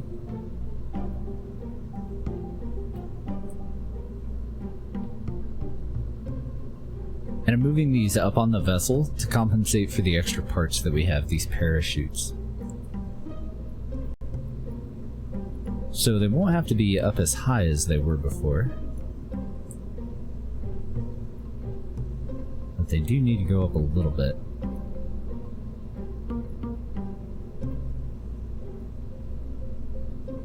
And I'm also going for looks here, so I think that's as far back as I would want that. I would actually probably want it up here. I don't want the nozzle to go any further forward than the top of this hinge. This is going to open up and there's a docking port inside of it. And then to balance these, I'm going to do it just visually first. I want to make sure that my back set is level with the front set, and then we'll try adjusting the power.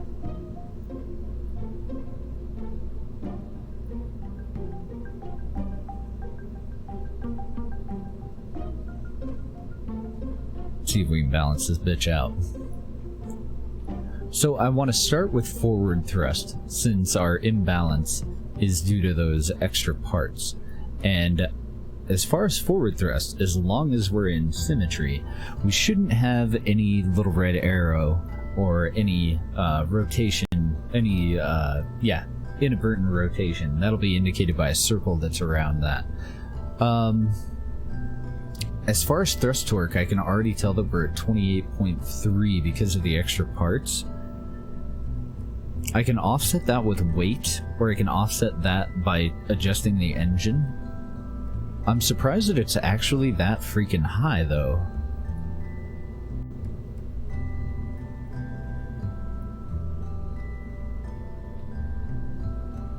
As high as it is, I don't know if I can adjust this engine and still have it look any good.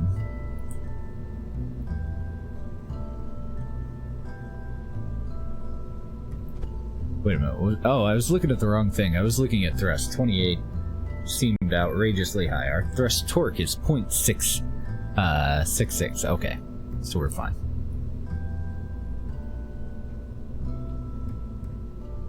So I could minimize it.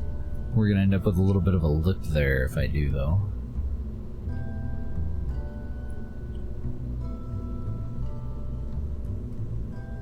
I think I can live with that offset.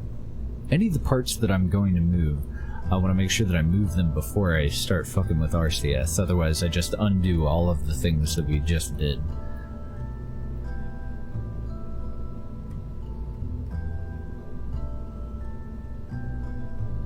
Are these a physics-less part, I wonder?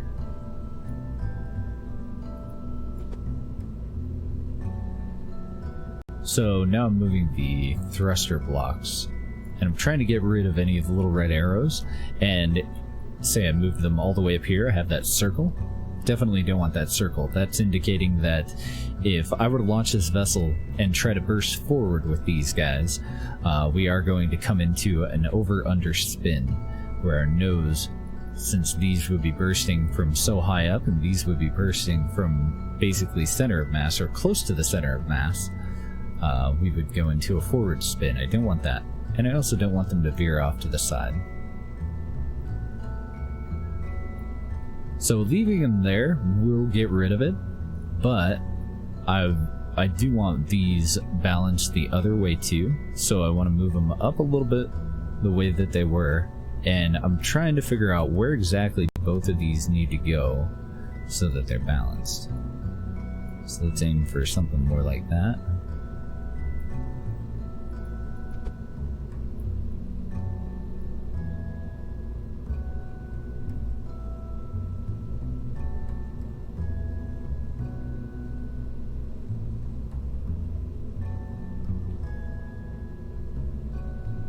And then we'll check for the other directions. And this is where we need to fiddle with the power of them. So I have some extra little guys at the top and the bottom here that are supposed to be augmenting the 5-way thrusters. These are not going to work this way anymore, unfortunately. I am going to need an additional set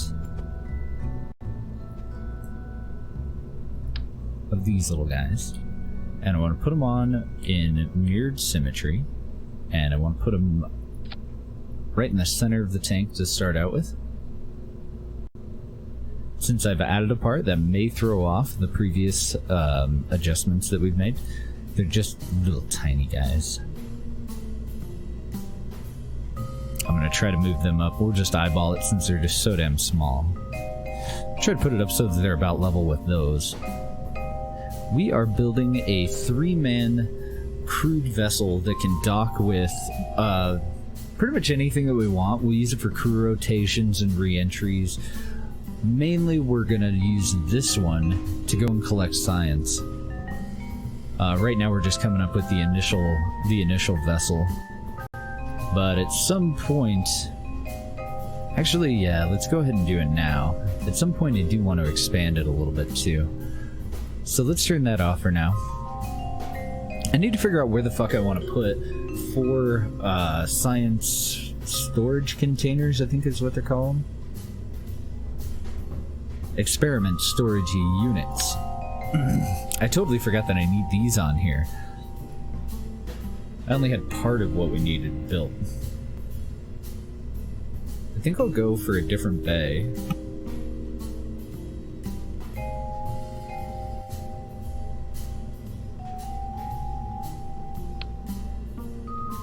What other kind of payload bays do we have? Don't think that this one has, like, opens up. No, that just has internal storage for Kerbal inventory. Your inner edgelord says that 0.66 is perfect. How are the orbits treating us today? Pretty well. I'm a little bit nervous. I ran into a bug right after the last stream, and I'm really hoping that it doesn't occur again. My only problem with this one is that it like doesn't open its doors. They kind of blow up to expose whatever is inside, and I can't remember how they even open.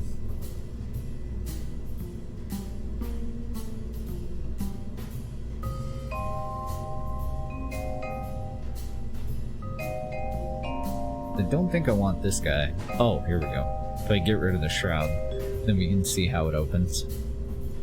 it would work, and it is scalable. I don't see any reason for us to actually have to open any of those. Just leave it there for now.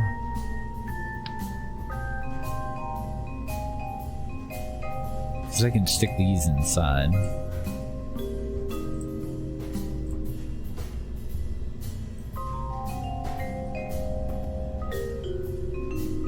Do know that I want 4 though.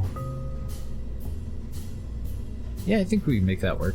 To make it a little bit easier to put them on, let's go ahead and just flip this upward because of the editor that we're in.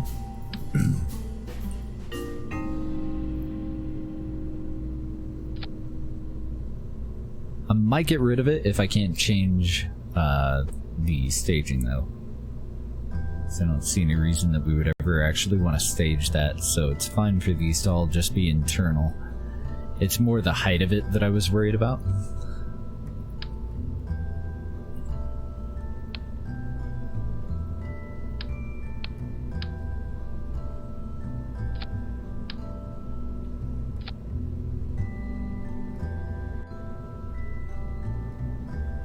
Yeah, my only problem with this is that it adds this stage that I don't want.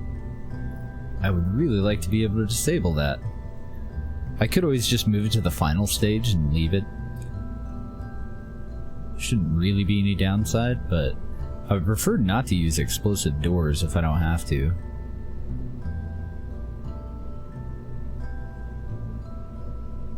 These would also work because I believe that they're variable.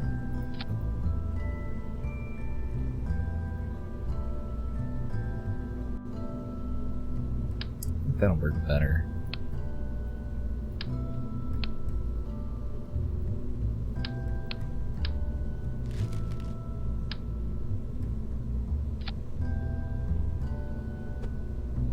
I want that attachment point on the bottom, so I'm just going to attach it and move it into position.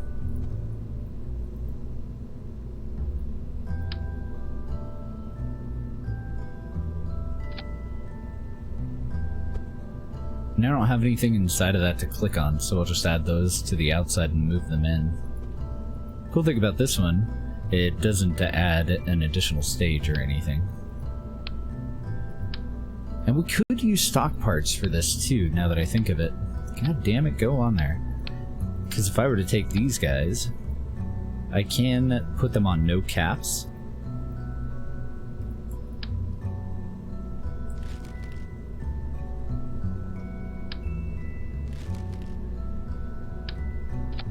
So technically, stacking 2 on top of one another would remain, the internal part would remain just one tube with doors. And then I guess the alternative to all of those would probably be a service tube, but I can't remember what those are called. I think they're in structural.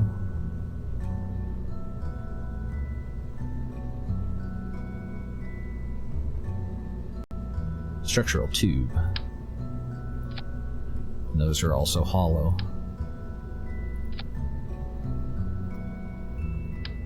Yeah, I think that's actually perfect for what we need.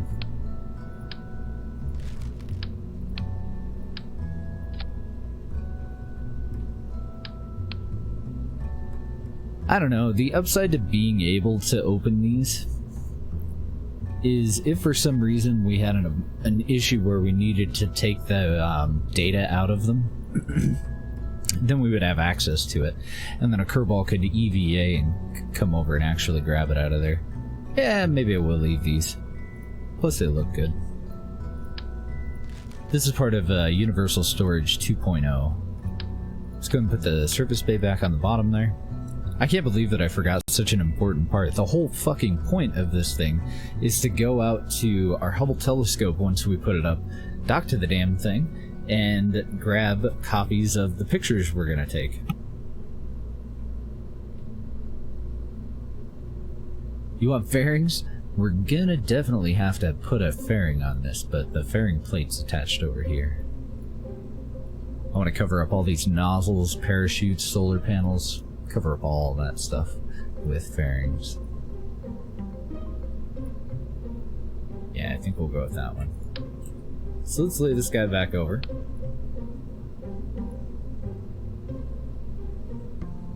Now, the parts that we added are all in symmetry, so that shouldn't have thrown off our torque at all. It should be fine, but now that I have additional weight up there, I may be able to minimize it a little bit further. I was down to 0.1.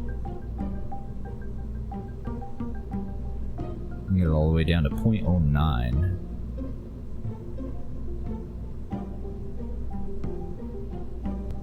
.06. I think we can live with that.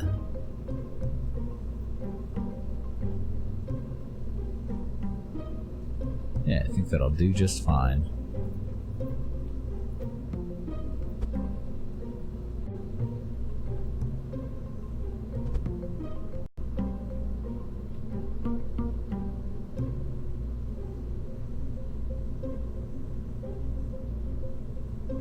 So I'll start off again just getting them level and in the position that I want them.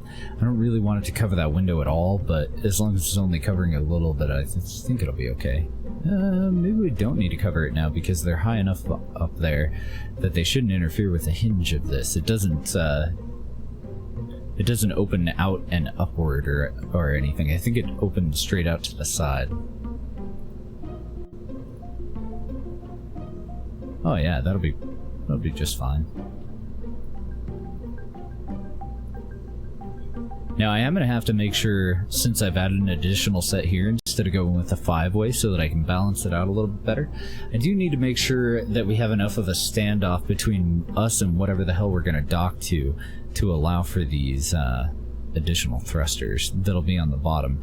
We didn't have those in the previous build, but the previous build wasn't very well balanced according to our little in-flight test. Let's go ahead and get the RCS build aid open again, and we'll start out bursting forward.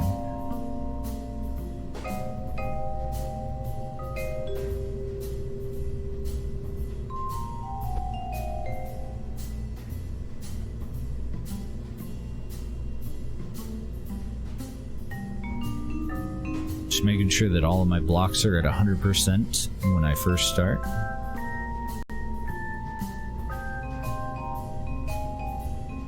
I did make a copy of some blocks, so I don't want to throw off anything that we're going to do here.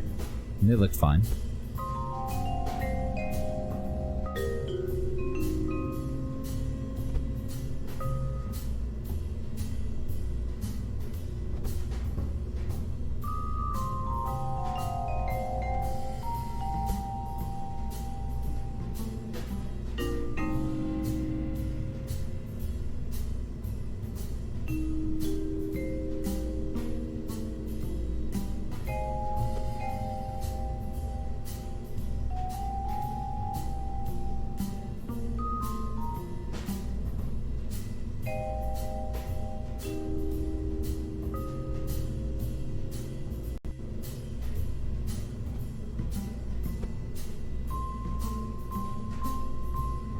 Okay, and this one's slightly trickier, the next one. Oh, I'm still off a little bit. You little bastards. Ah, because the back set, for whatever reason, is not in mirrored symmetry anymore. I only noticed because when I was moving this, the little arrow on the back side was going the wrong fucking way.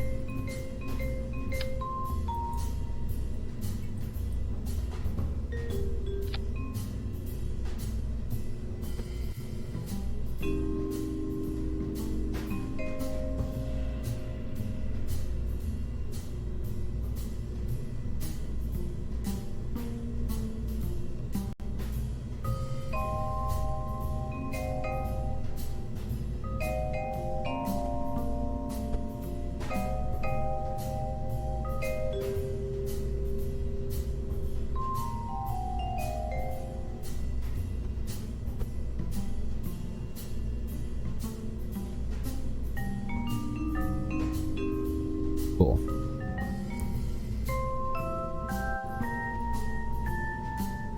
Okay, now we move on to the next one. I think I'm gonna actually take these off for now. just make sure that they're actually necessary. They're really hard to find if I just, like, I've disconnected that booster, but I've left it in the VAB, just inactive and unattached. These are so freaking small that they're really hard to find in here, so we'll get rid of those, and we'll just go over to the Command and Control tab. They're the restock plus little guys.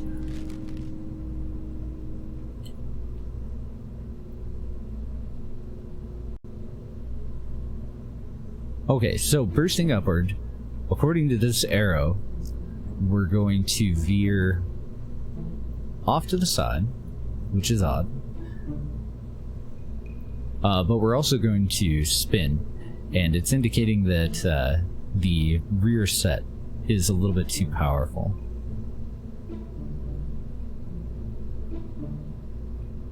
So we'll decrease that. If I pull it all the way down, I can get rid of that second arrow. But it feels like that's too low, doesn't it?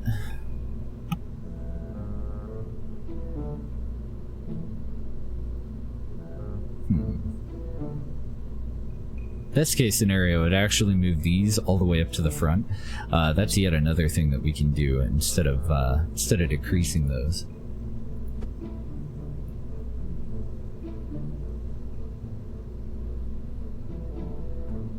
Move them closer to the center of mass. We'll move these two sets up to here.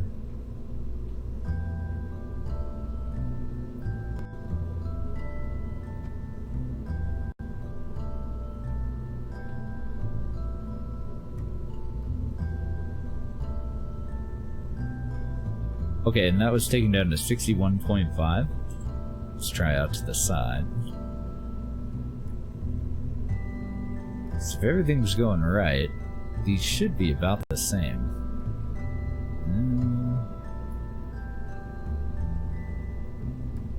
They're not.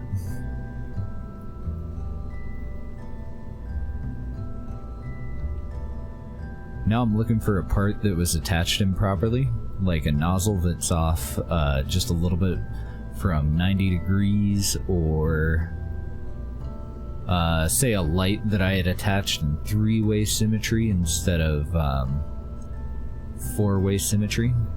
It's got to be the chutes. I believe that they're the only part that's not on in symmetry.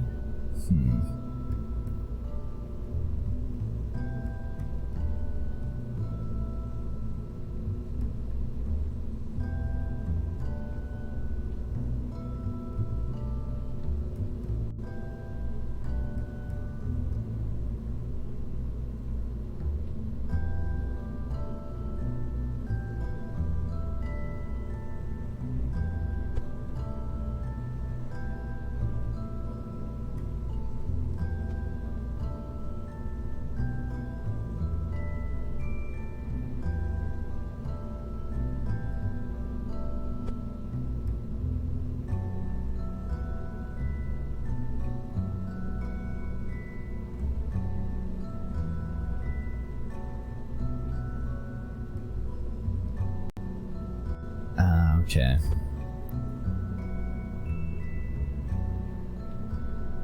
So I kind of made a mistake with these because the front set can go all the way up to here where that door's not going to conflict with it, but the bottom set can't.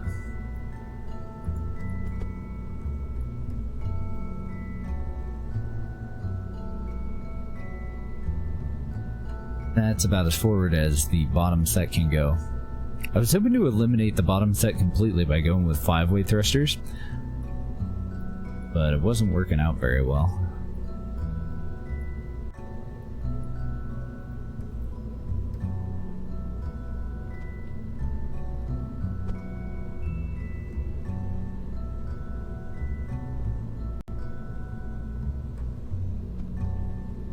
So those are at 61.5, these are at 61.5. I'm gonna go ahead and re-add these guys, because I don't really want to throw that off at all. I want them on mirrored symmetry, and I want them off to the side that we're bursting toward.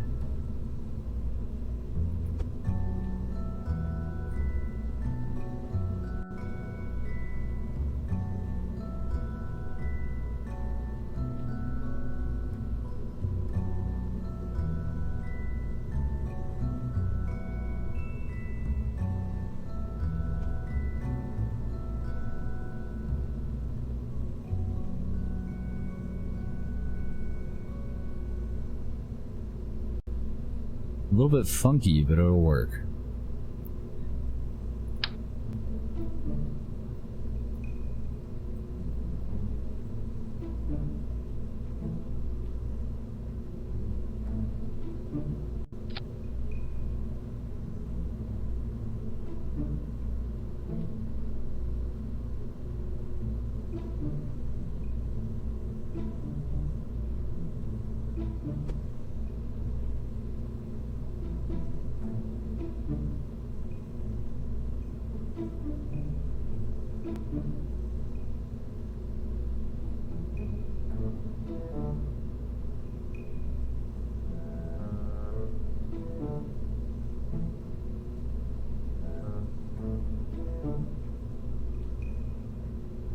Okay, looks pretty well balanced.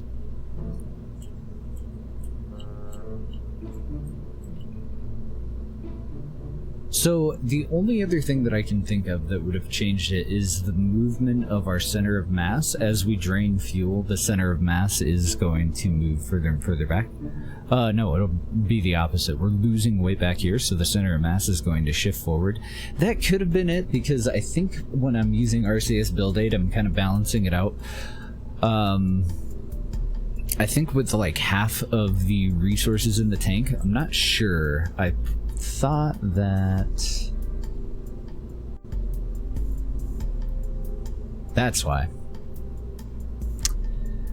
I didn't have it with oxidizer and liquid fuel being considered. So if it were perfectly if it were completely empty, if that back tank were completely empty, then it would be balanced perfectly, but it is going to be just a little bit off. I think it'll be okay though.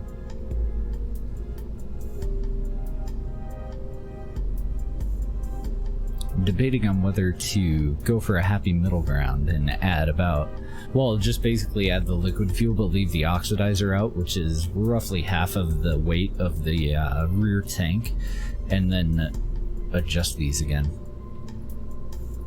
That's why it seems so odd that we had to downpower the backside, because the backside should have to be more powerful than the nozzles on the front side if this tank and engine weigh more than this crew cabin, docking port, and cockpit.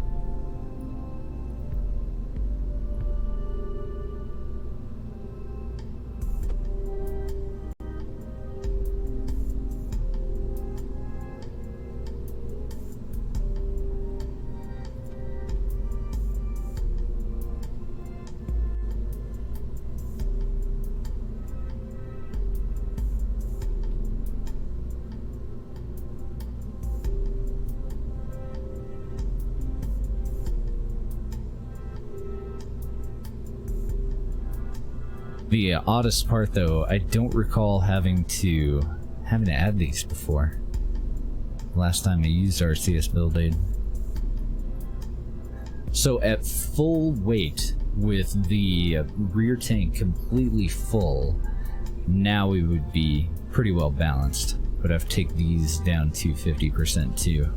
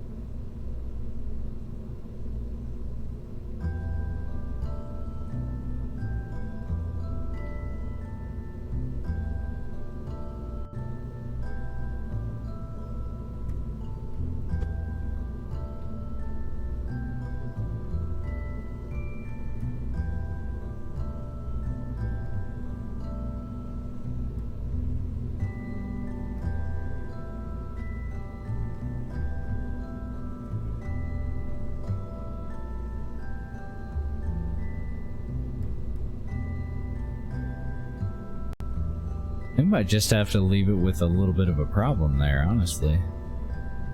Oh, okay, I see what the problem is. 52. 52. Forgot about the offset with these.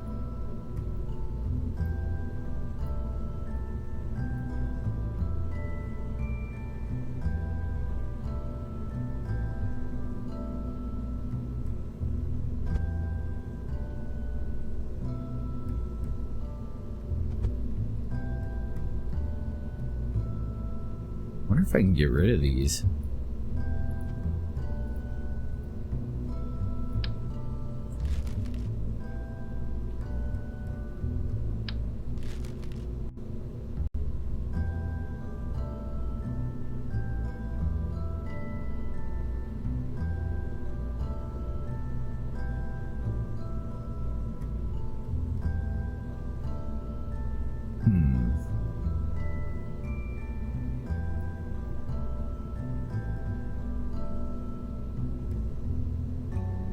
Kinda thinking, fuck it.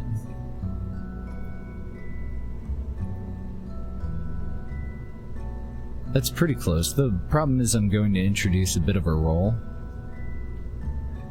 So instead of doing a somersault, it's going to want to rotate a little bit, which is kind of a pain in the ass, but it's basically because this thruster needs to work slightly harder than this thruster when it's bursting in that direction. Because it's got additional pieces there. In the long run, though, I think we'll be okay. Let's also load up and merge in the telescope itself so that we can check that weight offset. Now, the telescope that we launch, I'm going to reposition the solar panels up onto this. I'm going to balance out the monopropellant nozzles that are going to be attached to it. This whole tank portion is going to go. I'm going to get rid of it.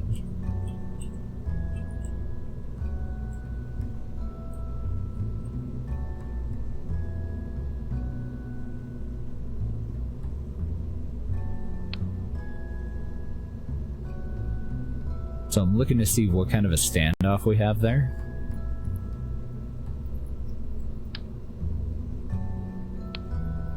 Just to decide whether one or the other of these is going to need any structural piece underneath the clampetron docking port that'll be attached onto the side. I think it'll be fine. If I approach too quickly, I am going to tear that little thruster block off, potentially. But I don't think we'll have to worry about it, to be honest.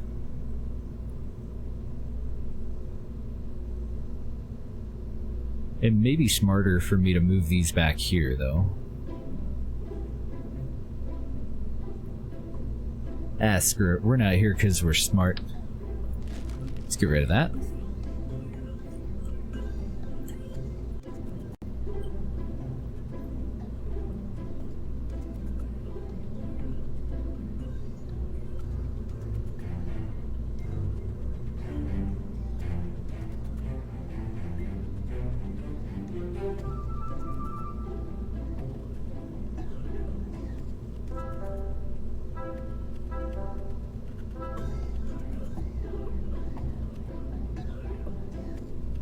So I'm aiming for halfway, and I've done that by removing 2 tons of mass. I've left the other 1.7 tons of mass on the back.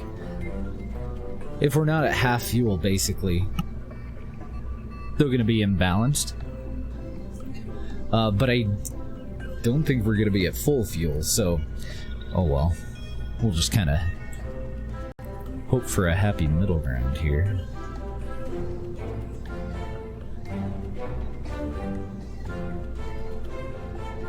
The hell is that about?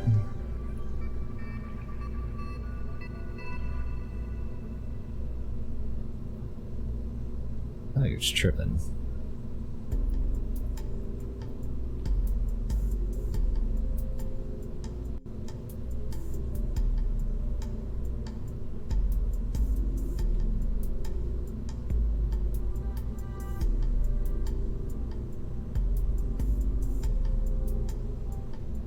Okay. Close enough. If we don't have a perfectly symmetrical vehicle, it's really, really difficult for us to actually balance that out completely. We'll go ahead and throw that guy back on. Right about like there. And we'll put that freaking fairing on finally. Thankfully, the fairing itself can be a lot narrower now because I got rid of the 5-way nozzles.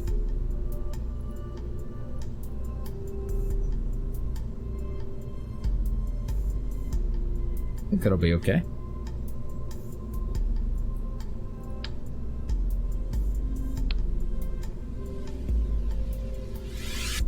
And I'm pretty confident about the performance of the rest of this. I've added additional weight to the back of the vehicle. But I think that'll be okay. So we do need to do yet one more test flight. And we also want to see how recoverable this thing is going to be as well.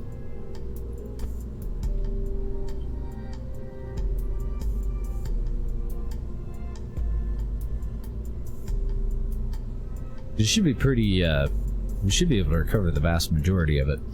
So we'll go ahead and start with the main engine ignited.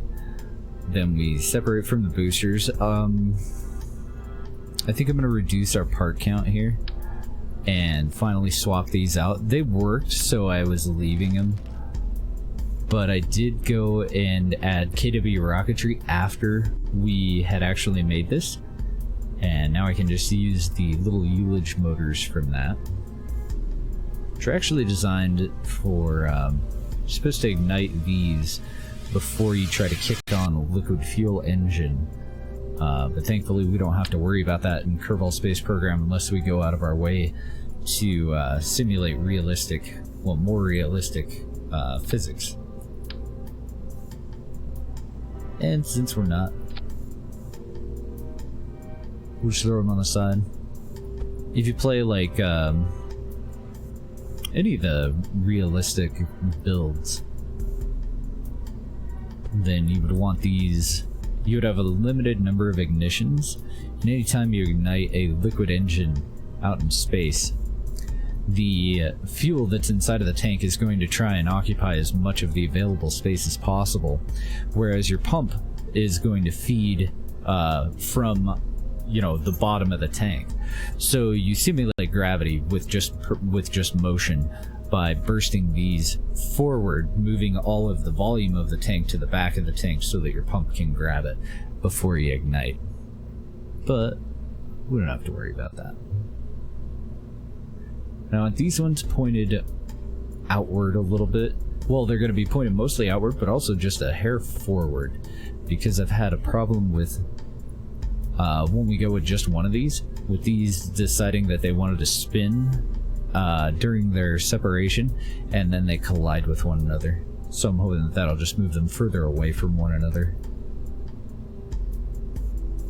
And then these guys all go into stage number 5, where we get rid of our solid rocket boosters.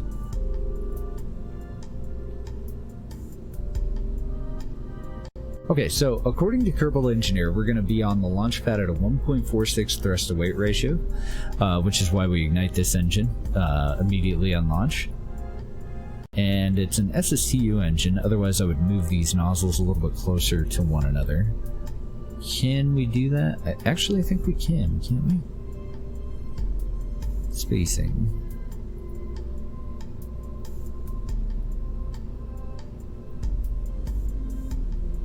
Not that it matters, I just thought that they looked a little funny, the way that they were. I think I like that a little bit more. Okay, so ignition of all 4, our main liquid engine, all 3 boosters.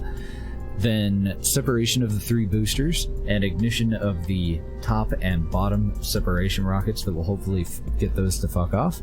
Then we have the separation of our payload fairing, which we could do early, but I'm also using it as an interstage fairing, so I don't know if I want to move that into its own stage at the moment. Then we have a problem here. Those two actually go together, and then ignition of the top stage. I don't want to hot stage that anymore. We do have parachutes on it, so it's odd that I had that set up that way. Normally I wouldn't. I wonder if it'll be okay for me to put these inside.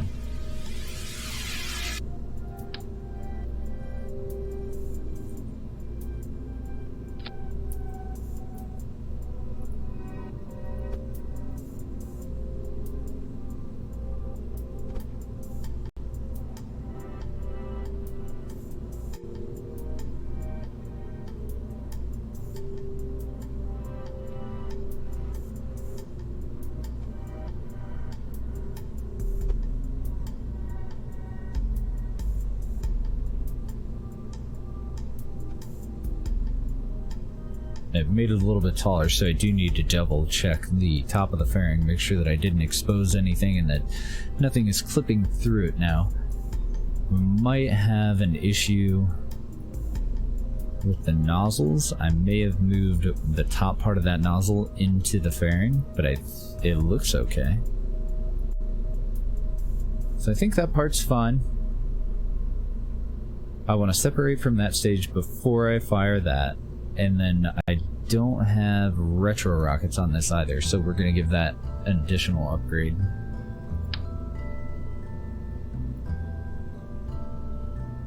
Oh, fuck, which I hate to do, because that will throw off the balance of these a little bit.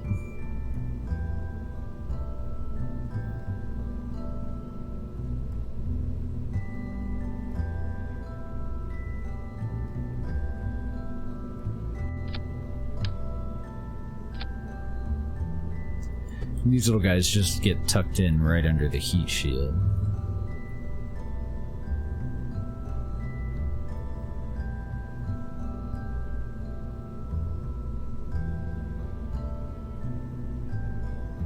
Okay, so if none of my parts are clipping, those should be right next to each other, so I didn't actually attach them off at a 90. Come here.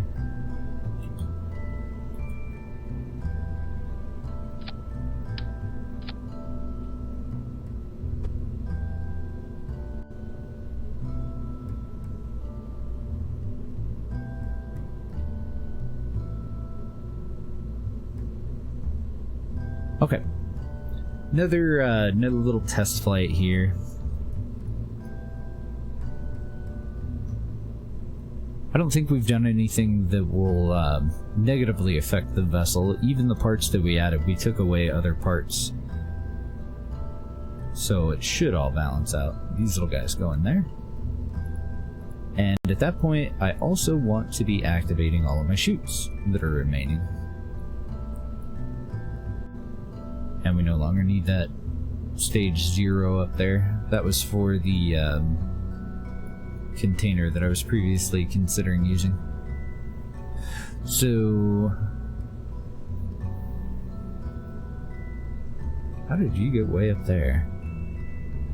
Oh, that's for the heat shield, to separate the heat shield from the rest of this. That won't be necessary.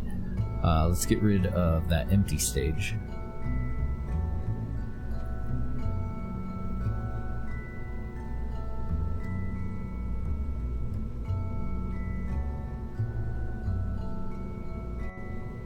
Perfect.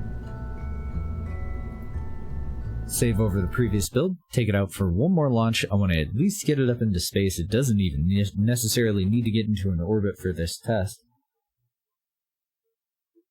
I do want to get it into space, turn off SAS, and see how much it's going to try to spin and try to roll when we go for orbital maneuvers. It should be a hell of a lot better now that I noticed the tank was empty in the previous build.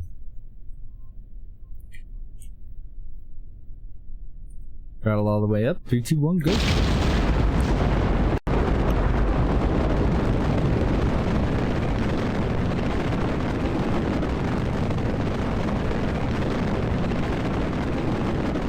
Totally forgot SAS. Not a good idea.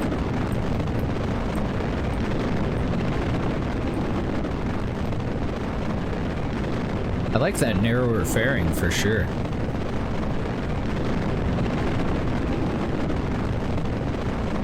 I could even move the solid rocket boosters into the decoupler a little bit further, but I don't think I'm gonna. I think it looks okay.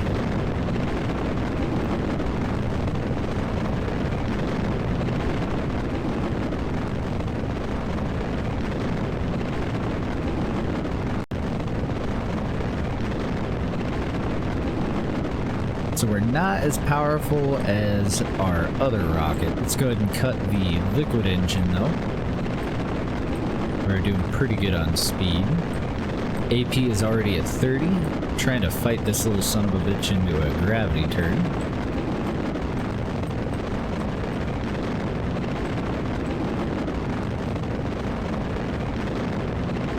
It is not very stable though. I'm not really able to stay on that line. I may have to go with 4 control surfaces and split up the DV that we're getting out of one of these rockets into 2 rockets and do a 2x2 like our other builds. Like AP is just getting way higher than I want it, way faster than I want it, and I'm more focused on trying to keep the goddamn thing on target. Good morning, Anadin.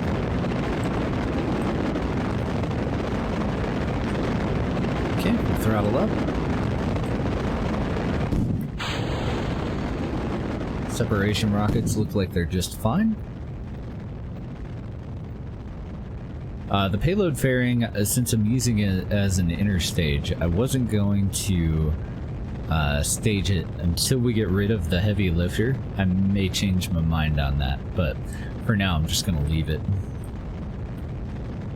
It's giving us a bit of a hug.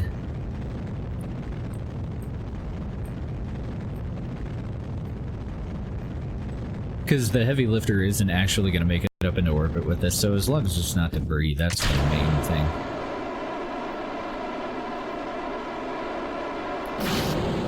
Did I not put... I didn't. I need retro rockets on that part.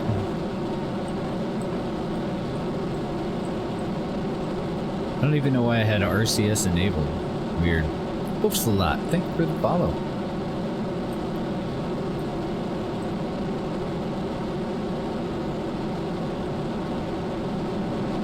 I don't know, it still seems pretty dark too, doesn't it? Did I? Oh yeah, I forgot to put lights on this part. Oops. These are not gonna be enough.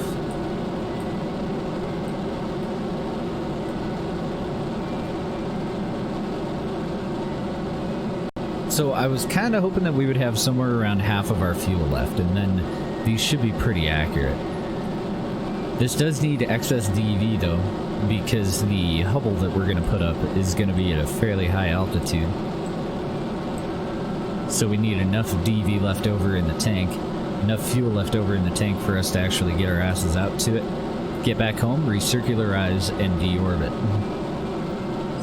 And with that in mind, I may actually go and increase the size of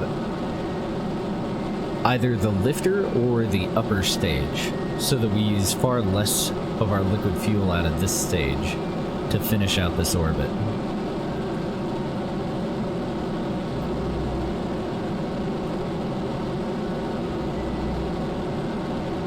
I don't know, how much do those freaking experiment storage units weigh? That's the only really, that's the only other part that we added, the bay here.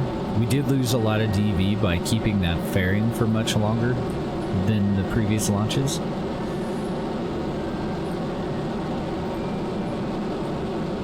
I mean, we fell just short of an actual orbit.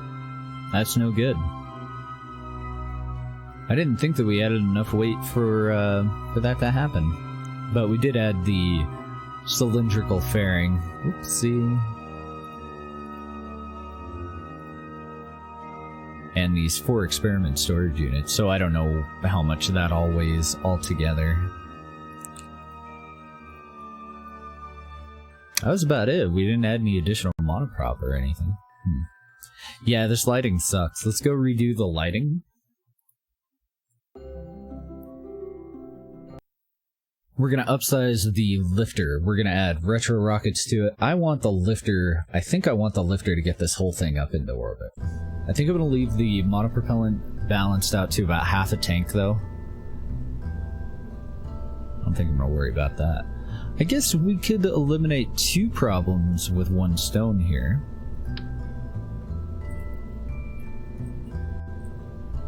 Let's put our lights on it at a 45. Actually, this thing's so damn skinny. I think I'm going to go with 2. I'm going to go with 4 control surfaces off at a 45, though. And I do think we're going to go with 2x2 SRBs.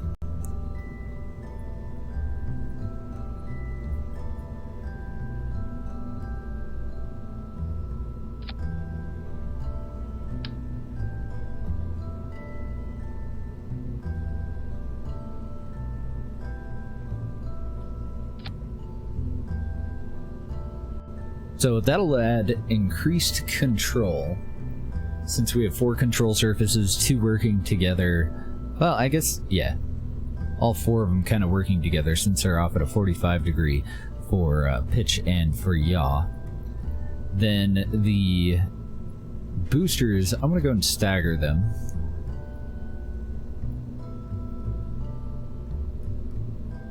I want the thrust limiter on the first set at 100 to start out with, and the thrust limiter on the second set as low as I can get it, which is usually 0.5, but apparently it's only 1 for some reason right now. And then we go and refer to Kerbal Engineer.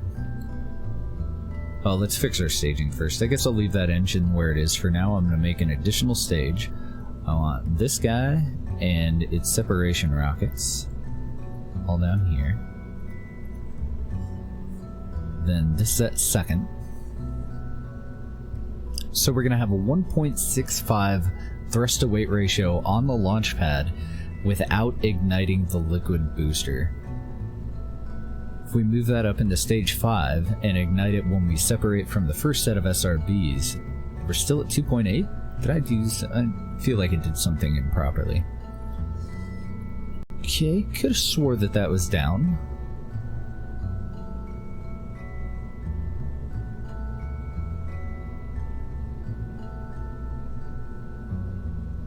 I fucked everything up. Why was my gimbal limit turned off? There we go. Now I think it's unfucked. 1.5 on the pad. We go up to 1.7 if I ignite the liquid booster with the second stage. 1.2 if I delay ignition until the next stage. Well, I don't want 1.2 at any point, so I'm going to move that just down, and we'll give it another test. I'm going to leave the payload fairing as is, though. I want to see if this stage can get us into a final orbit. And then I also want those separation rockets that I forgot about. So because of the 3 parachutes, I think I'm going to go with 3 separation rockets.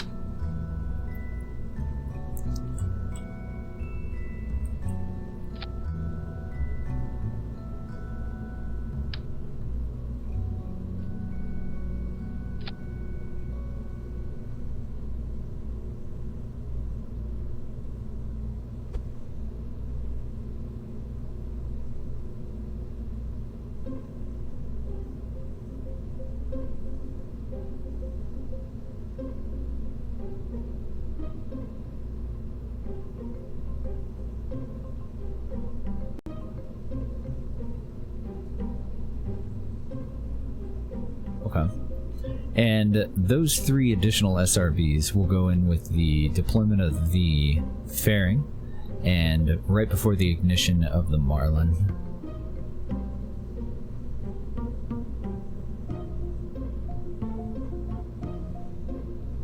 Alright, let's test it.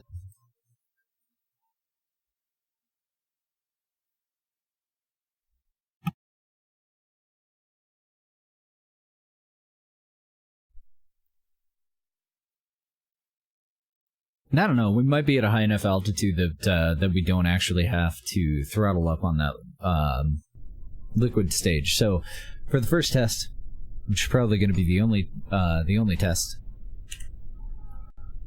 Get our lights on. Oh, I forgot to fix the lights on the top too. Let's go do that. Quirky, thanks for the follow. Good morning and welcome.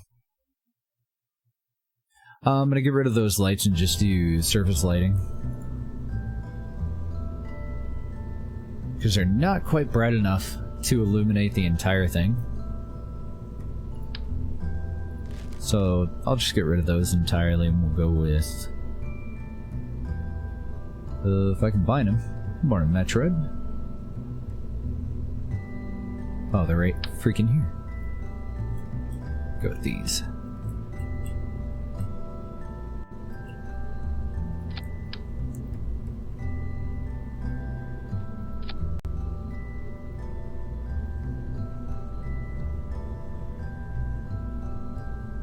Pretty sure that'll look a lot better. Hopefully I have enough solar. Might need to expand on that. Might need more.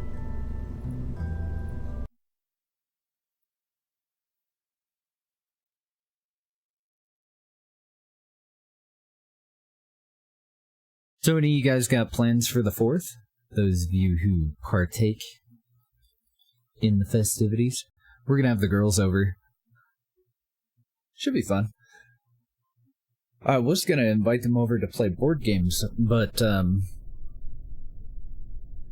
well, actually one of them's following me, so I can't tell you why until next stream. But we won't be playing board games. Alright, 3, 2, 1, go!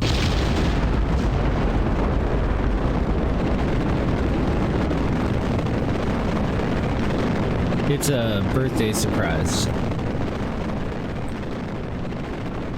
And I don't want to spoil it just in case this is one of the few times that they're actually watching. Just Thursday? Well, happy Thursday. Celebrate the shit out of Friday Eve, right?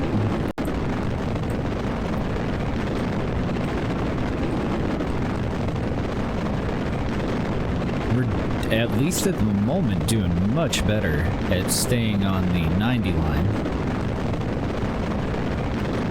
I just hope that we're not a little too overpowered. We're already a thrust-to-weight ratio of 2.5, which is pretty fucking high. So I might need to downscale the SRBs. Or at least the thrust limiter on the heavy lifter set, the first set.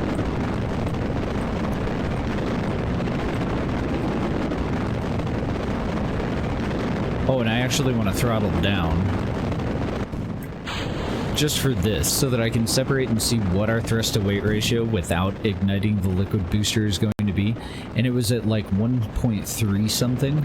We're already back up to 1.5. I think that's just fine. I think I would rather just not burn any liquid fuel quite yet, since our goal is to now get this thing up into an orbit. I was not paying attention to my AP, which is already at 77. My bad. So I'm going to lay over. I don't want to lay over horizontal. Upper atmosphere ends at 85 kilometers in JNSQ. So I do want to push this up a little bit further. But it could have been much more efficient about how I did it. And this is typically around the altitude where I would also get rid of that payload fairing. But leave it attached to see where we end up. Definitely saved a hell of a lot of fuel. We're at about 66k, so let's go full bore on the liquid engine. Since we have less air resistance to worry about. Still do have to worry about it. You wouldn't want to accelerate too much, but since we're not at orbital velocity or anything, I don't think we'll have to worry about it. AP is up to 92. And our goal for this launch is an orbit, hopefully. An orbit with plenty of fuel left over in the second stage. So ideally, since I still have this payload fairing attached, ideally, we wouldn't actually achieve orbit with this part. But I'm leaving it attached during this test flight because I am curious. does this have enough power to actually get us up there, even with the additional weight. If it does, then I might redo how we do our fairing. That way we can shed the vast majority of the weight at a lower altitude, and we'll have an additional smaller fairing that we'll use to cover up that engine. It's not completely necessary for us to cover it up, I just think it looks better. Totally a personal preference thing. We could have staged that at any point, it would have been fine. Oh, I forgot to move these lights back down too. I do want to move those to the tip of the vessel there, so that they're lighting up more of the vessel.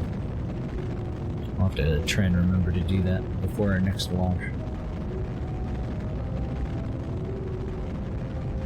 So we are 18 seconds from AP, and we've run out of fuel. We are at a negative PE, so that's pretty much perfect. Go ahead and stage that guy and our fairing. And we could improve that if we stage the weight of that fairing sooner. I got a nose up. It's talking instead of flying. It's like a little bit less than a 15-degree angle for us to maintain altitude. Thrust to weight ratio with this engine is 1.3. And I'm definitely okay with that because we might end up adding additional monopropellant or additional fuel to the upper stage. But on a lot of my vessels, you'll see that when we switch to the upper stage, we end up with thrust to weight ratio of about 3/4, about 0.75.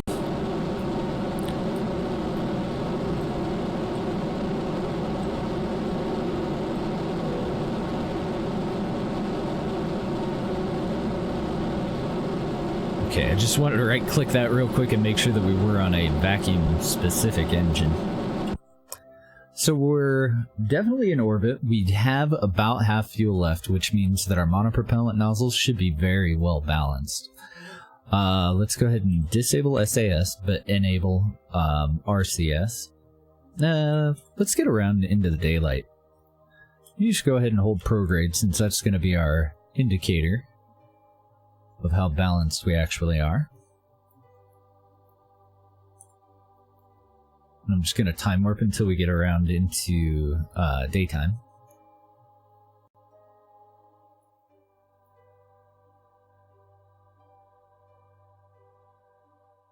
So this is a little bit easier to see, and so that we can see if that's actually enough solar. Yeah, it looks like it's still plenty of solar even with just the little tiny guys, so we might as well minimize our investment on this stage. These parachutes are going to be relocated to the top of this RCS tank. Pretty sure anyway. Alright, so disable SAS, enable RCS, and I'm going to burst out to the side. Okay, so there's that bit of a roll. Because technically to balance these out, the bottom ones need to be less powerful than the top ones. But it's not bad enough that it's gonna throw us off, I don't think. Let's go with SAS on again. Get back to neutral. We'll test it the other way. We're gonna burst downward. That is much better. We're very gradually moving off of prograde because these are a little bit too powerful compared to these. Much better than the previous build though. And those are both within tolerance. If we were to go once again to prograde, but this time leave SAS on, we shouldn't see a whole lot. Like if I'm bursting downward, we'll see some additional thrust that comes out of these while it negates that roll. And that's what I'm looking for. I don't want to end up spending more monopropellant than necessary to stay on target. But as long as it's just little tiny bursts like that to correct, then we're fine. I got no problem with any of that. Alright, let's go ahead and revert this one. We are going to do a live flight of that today. We want to go back to the VAB. I should test it for reentry, I guess, too, since we added that additional weight. Fuck. I do need to do that before we do our live test. Let's go ahead and do that later, though. I want to work on the telescope. Make sure that my save is up to date.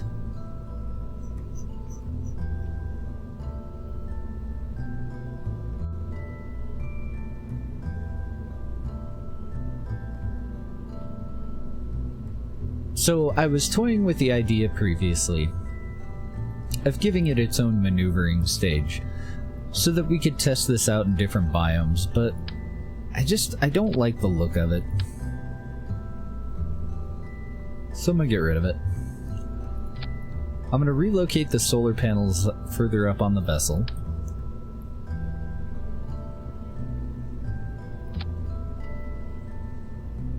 And I do have some monopropellant nozzles on this. I wonder if I want to keep them.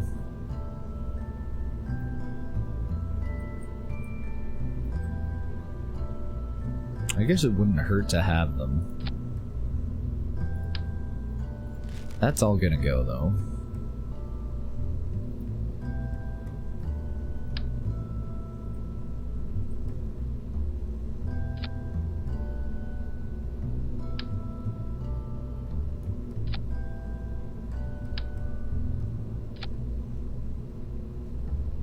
Doesn't look like the solar panels really affected the center of mass much.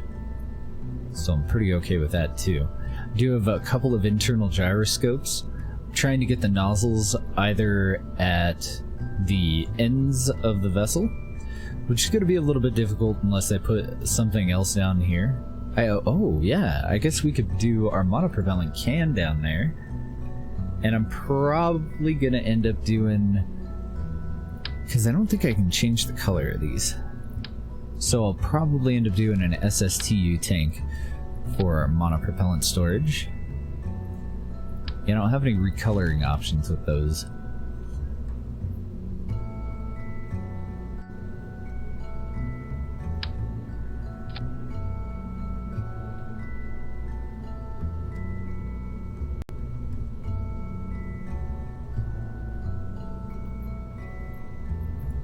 But I do with this one.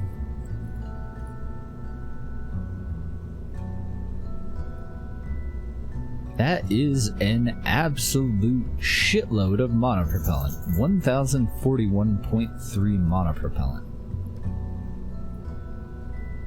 Damn. I'm cool with it.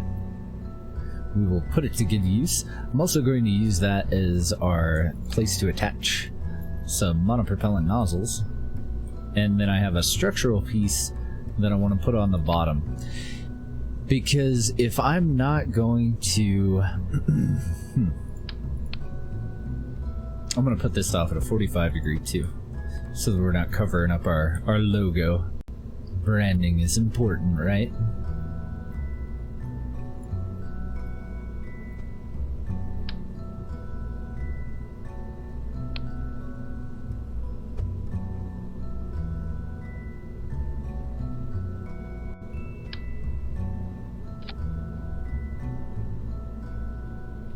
So we've got all that on. We want one of these guys, I think.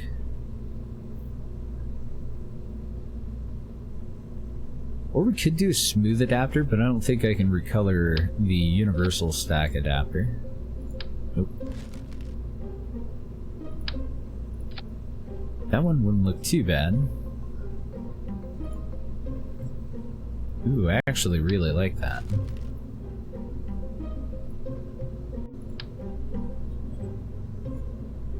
Because might as well have the docking port on the back where it's not going to be a problem with the solar or anything like that. Like, why even have it a potential issue? I see no reason to.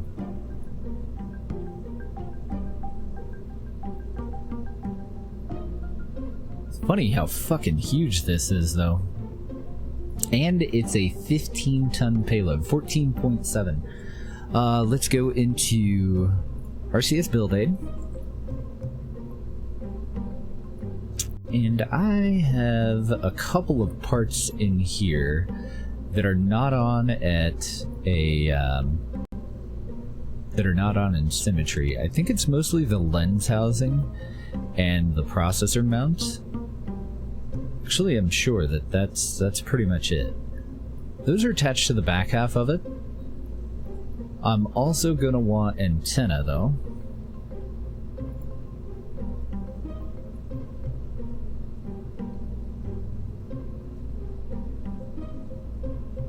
That's what she said? Oh dear. 320 megameter, and the SSTU high gain antenna for some reason doesn't work. At some point I'm gonna have to figure out why. So I do think that I want a dipole. I do think that I want a an Omni antenna that's always on. That one can go internal.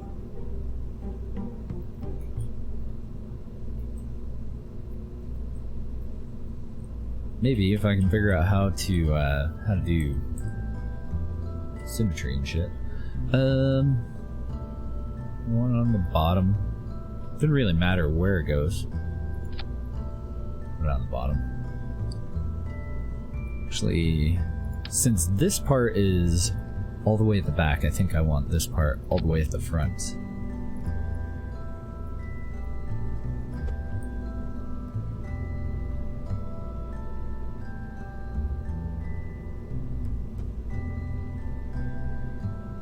Then for long-range communications, the dipole antenna needs to go external. It's almost definitely going to go on the back somewhere in here. I'll probably put it on the back of the bay. And I think I might use this as an attachment point, but I'm not sure. What else am I going to add? Let's throw a Kerbal Engineer chip on this. Just because it's useful. I always forget it's in science. I'm going to keep that toward the front as well.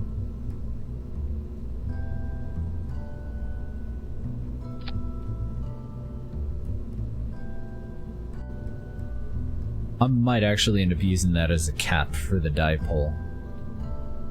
Unless I cover it with a solar panel or something. Guess we could do that.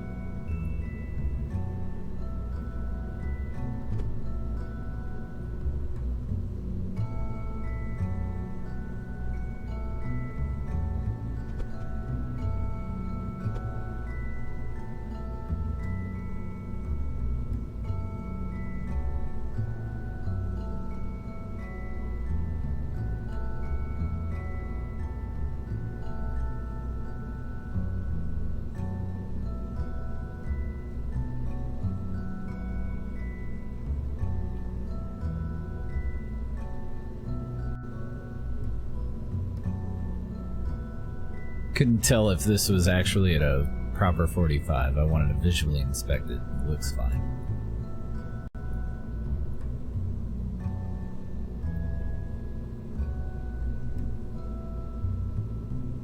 There we go. Halfway done with your rover? Nice. I should go for a cup of coffee.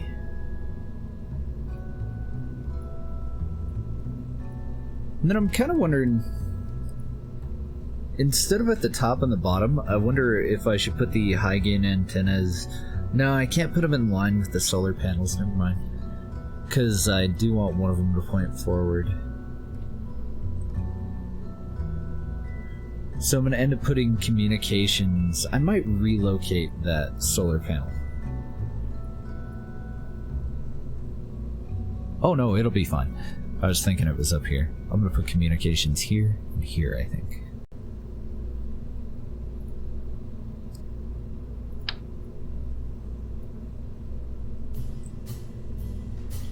This is a little tricky.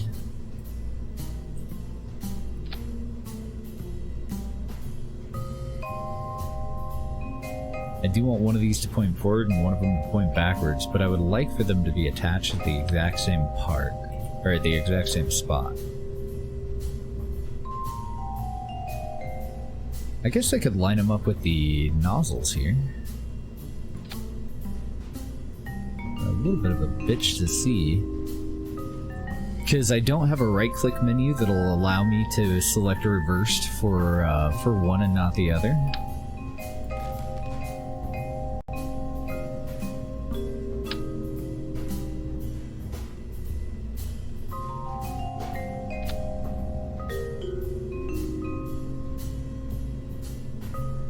And I want this one to point the default way. I want the other one to be the reversed one.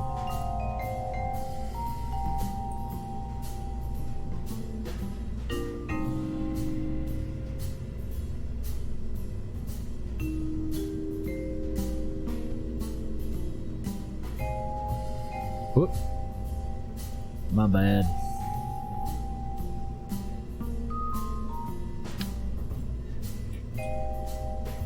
I meant to put that on just as a single.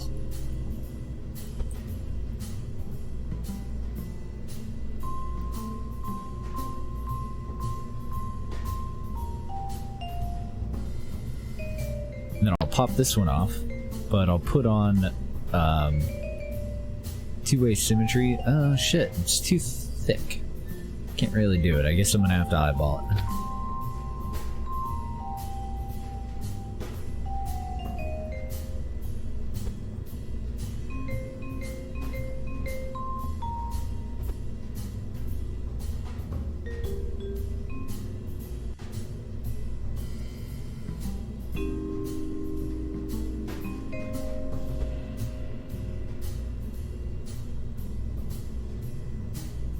Okay, so this one doesn't have the bay door. I want that one to point backward. I want this one to deploy reversed, so that it points forward. I think that's close enough. They're not perfect, but what are you gonna do? Suck the battery of your lunar lander dry? Yeah, we've got a decent number of solar panels, and we're using a capacitor. So I think we're going to be okay. The capacitor, so we have 500 just electric charge. The capacitor has 38 megajoules, so it's got 38,500 actual electric current storage. Should hopefully be plenty.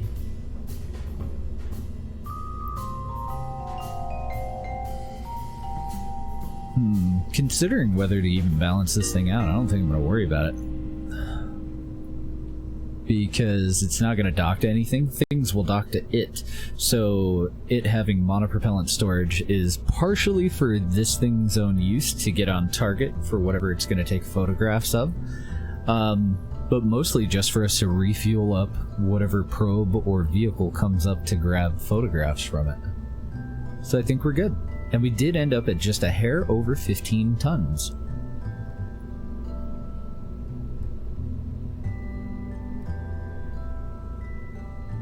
Debating on how to connect it.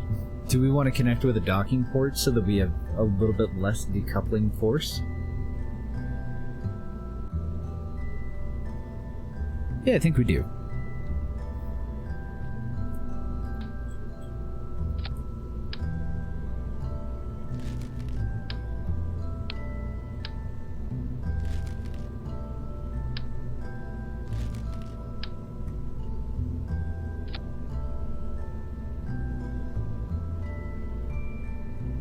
I would like a service bay, or cargo bay, or whatever.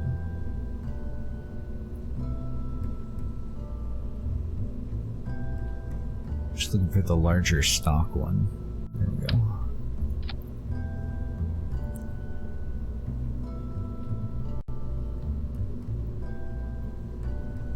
Now, inside of this guy, we want One of our better probe cores. We could use the SSTU probe core, of course.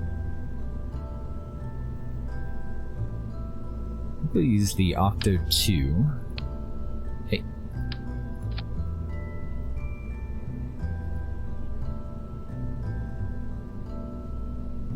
Trying to decide... Well, we do need some sort of monopropellant storage, but I'm trying to decide how much. 120 seems like a hell of a lot.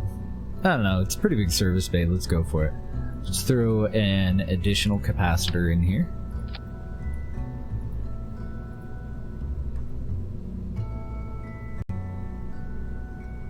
Since we can. And I can't really think of anything else that we need inside here. I think that's it. So we'll go ahead and close that up. I want a couple of solar panels on the sides of it, and a couple of solar panels that face forward, and then at the bottom of the vessel we'll have a couple more, so we'll just leave that out there. Nah, fuck it, we'll make a copy of one of these. Let's go ahead and move those flush with the surface.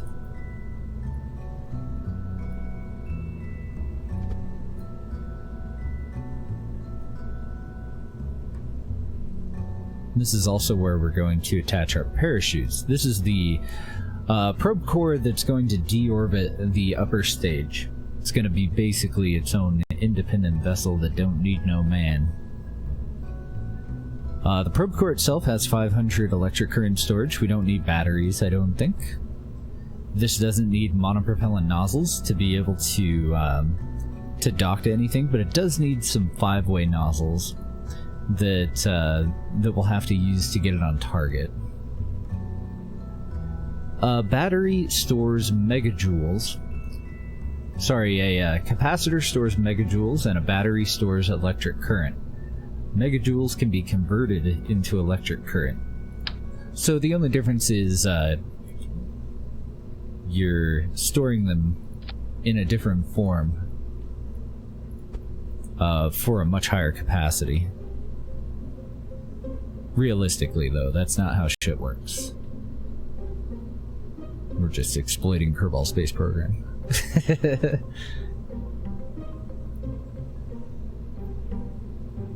And I do think we're gonna go with... Yeah, it's more about how you discharge that power that's the actual difference between a capacitor and a battery. Capacitors are a battery that discharge in a large burst, usually. And they're also usually charged up much more slowly.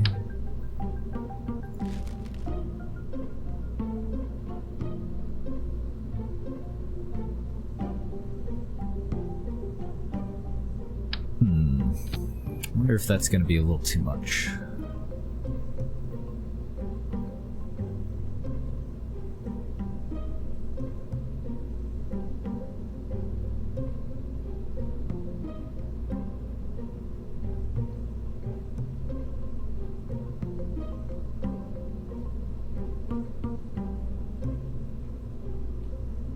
I'm looking for a fairly efficient vacuum engine that runs off of liquid hydrogen.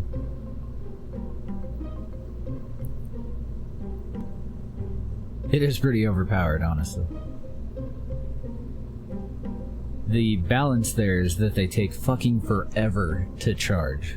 If I were to drain all the megajoules out of that thing, they take so long to charge. But they cut our part count down really low, and the only downside is they're quite a bit more expensive than batteries. But since we're making the stage totally recoverable, I'm not too worried about it.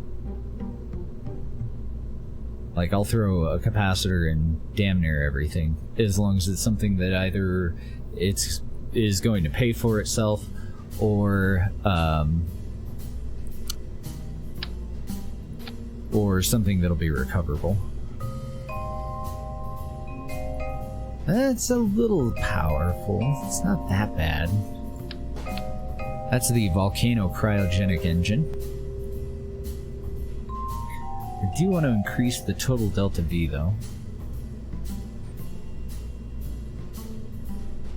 And if I can, I'd like to do it with a slanted tank.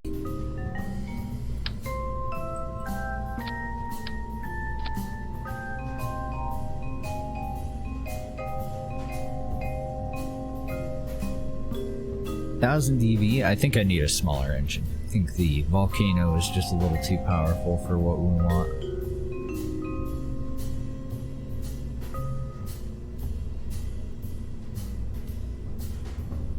Now I gotta find the Volcano again.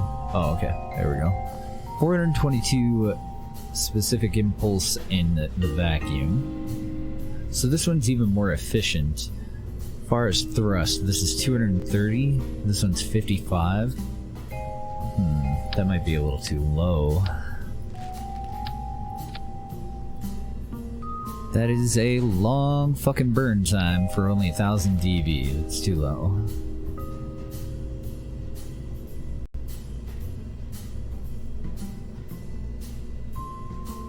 My god, this is outrageously more efficient. Still a little too powerful though. The problem is that my tank is fairly small, so I can't fit a whole lot of liquid hydrogen in it. I could add additional tanks on the outside to the outside of this, and it, you know, make it look better. We'd obviously have to go for a compact mount.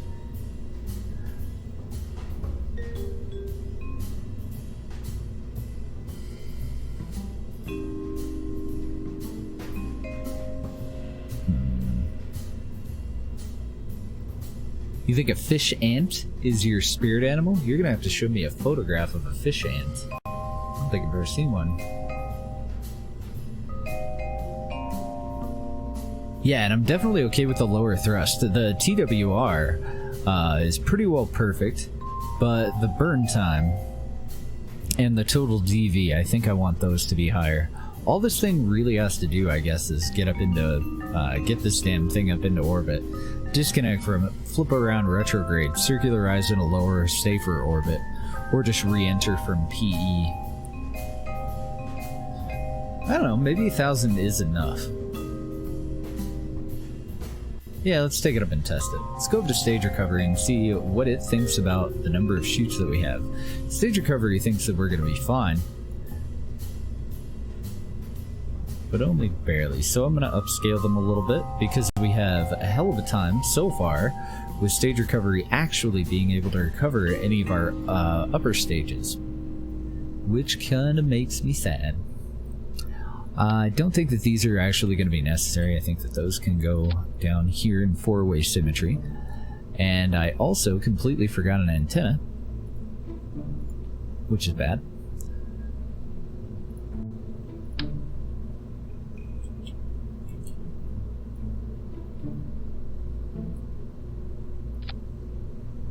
Oh god.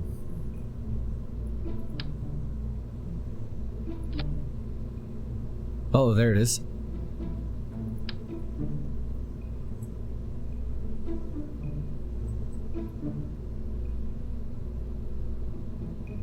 I want you to attach there. Yeah, just like that, but opposite. You're a pain in the butt.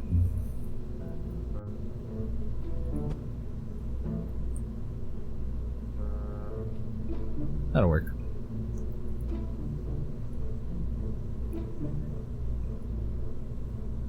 Oh yeah, nozzles too. This guy should just need 2 5-ways, and they should fit just fine in this monstrosity of a service bay that we have.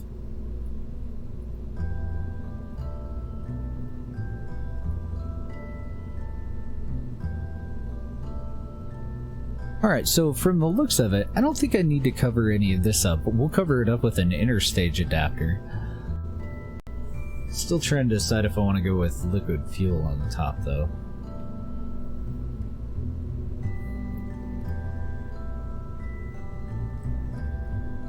But they are efficient. Gotcha, gotcha. Now I get it. That one flew right over my head.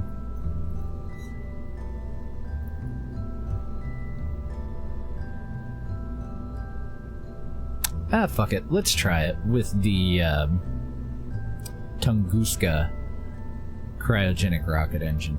We'll give it a shot. We'll see how it does. If we have to go for more power on the top stage, then we will. I want 2 different fairing plates. If I can remember where they are. What the fuck just happened? Oh, that's the fairing for the... or the shroud for the engine. Disable that. Since we have a curved tank up here, I want an interstage adapter. That one doesn't need to be attached yet. We need a decoupler. This one I want right up here. I wasn't really sure if I wanted to cover up the service bay doors with it as well. I don't think I care.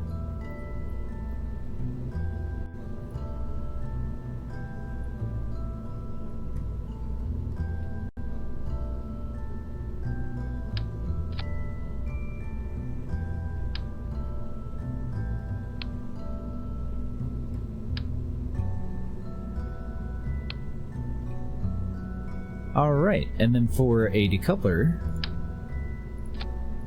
just go with one of those. Go with that guy. Oh, you're not gonna look good without a standoff though, are ya?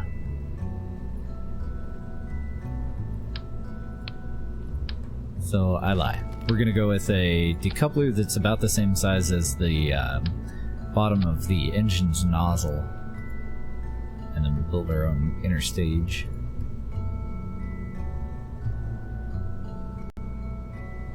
It's a whole lot of fairing going on here. Mr. Carr, with the offline host. Hello, sir. How are you doing?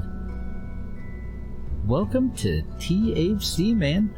I was actually gonna go over and see when we got done. Are you gonna be streaming today? Now he's gonna say no just to be a dick. No.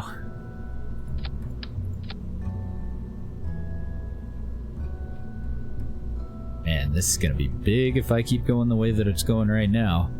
Oh god. Setting up your panels? Nice.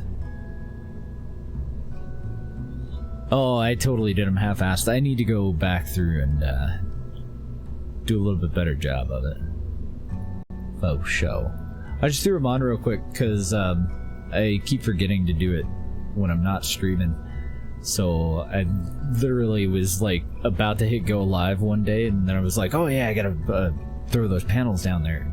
Went back through and tossed them in real quick and totally immediately forgot about doing anything else with them. Well, what's the skipper gonna do here? Skipper has an atmospheric thrust to weight ratio of 0.4. Not good enough, Skipper. Get out of here. What about the mainsail? If I can find it, everything got a makeover. The mainsail is up to a thrust to weight ratio of roughly 1. I think I like that. I think I'm gonna add just a little bit more fuel.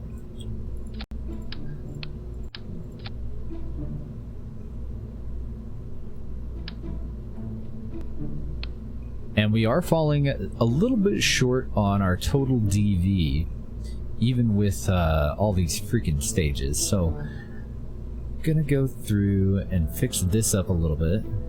This is our final decoupler, so the payload fairing goes by itself down here.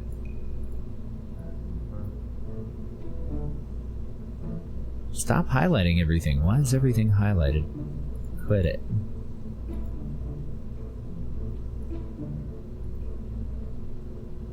Why is that highlighted? Oh, because they still had stage recovery on. Dumbass. No problem, Car. Enjoy your lurk. What time are you gonna be getting going today, do you think? Okay, now I can tell, because of the highlight, which fairings I have. So, I do want to get rid of the payload fairing a little bit early. I don't want this booster to come up into orbit with us. So we won't get rid of the interstage fairing until it's time to fire that engine. And it doesn't look like this engine has any sort of delay. Doesn't matter where the parachutes go. So I want this decoupler and this fairing plate in the same stage. And this should be our mainsail down here. Now, since we have a lower diameter upper stage, we can go with a surface with a fairly flat adapter for our solid rocket boosters. I'm going to start out with this set, and then we'll finish it all up, and then we'll add an additional set on the other side. Oh, sure. No problem, dude. Anything you need. I'm really digging these SSTU SRBs, so I'm going to go with them. They're a slight pain in the ass to attach sometimes, but it's really nice having the different variables that we can set here. Then for the top, do we want these to curve in this time? We've been doing that a lot. Maybe just slightly.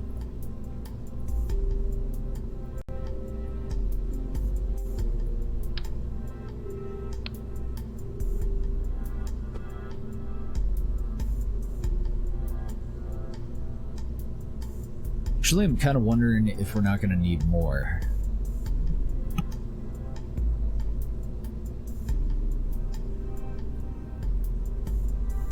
Or we might end up doing 4x4. Oh, I need to separate this real quick again. Right here. Because I forgot to see, how much does this telescope actually cost us? $81,000 for this fucking telescope, huh? Oh my.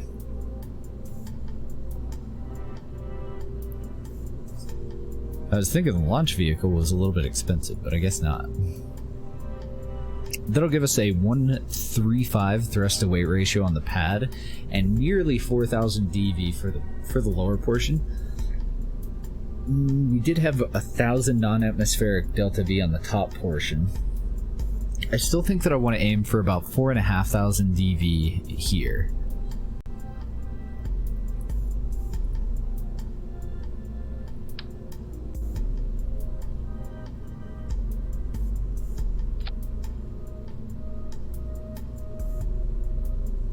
That'll put us just barely short. Okay, so let's put all of our solid rocket boosters in the first stage there to see what our thrust to weight ratio would end up being. 1.07, so we definitely either need more solid rocket boosters or we need to ignite the mainsail.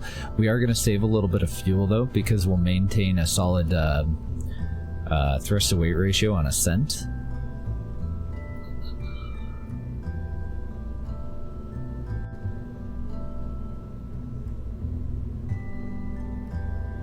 I don't know, I keep flip-flopping back and forth between whether I want to go with these or not.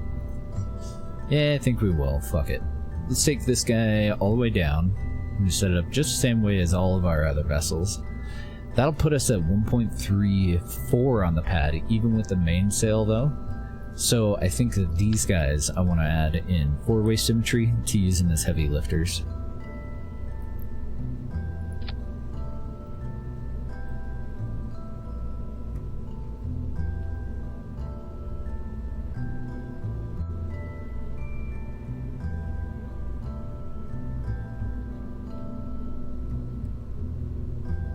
That leaves us at 1.12 without the liquid fuel engine, 1.5 once we include it. I think that's fine. Let me just pick this up one more time.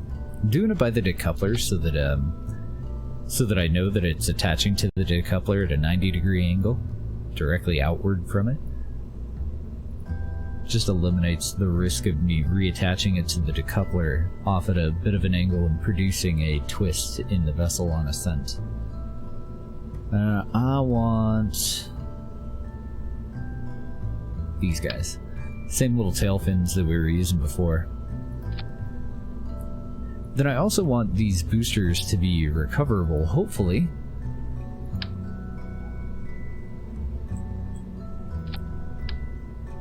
So we're going to put on all the little fiddly bits that we put on all of our boosters.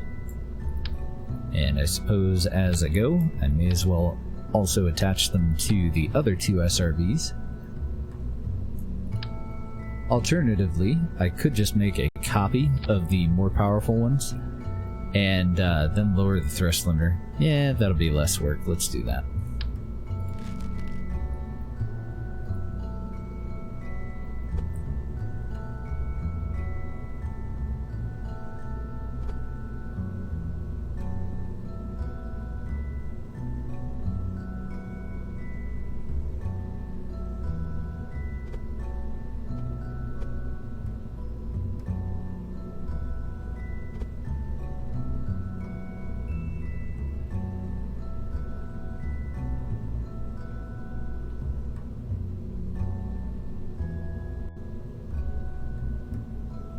Looking good so far.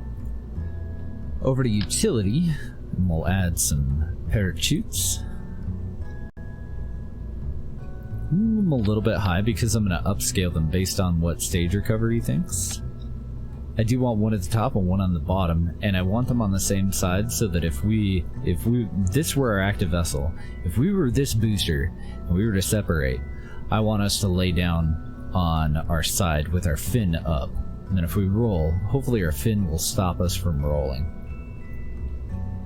But I don't want it to have to land with its engines down if I'm not going to put landing gear on there. And that's just way more pieces than I think are necessary.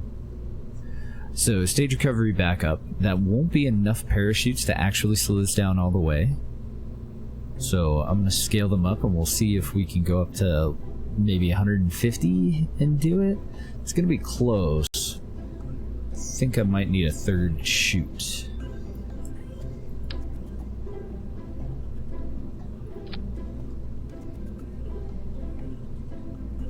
That'll be fine. That's way more parachute than it needs because they've all been scaled up to 150%, but kind of want to just make sure that we recover the shell. Care slightly less about that than the cost of the additional boosters, the additional parachutes, because they do scale up in cost as well. So this set over here will go on at a 90 degree. I think that's all we need for the boosters. I'm going to leave those two a little bit high. Pick this one up and attach it in four-way symmetry. Just a little bit lower. And I'm doing that so that we can use the 4 rather than launch stability enhancers.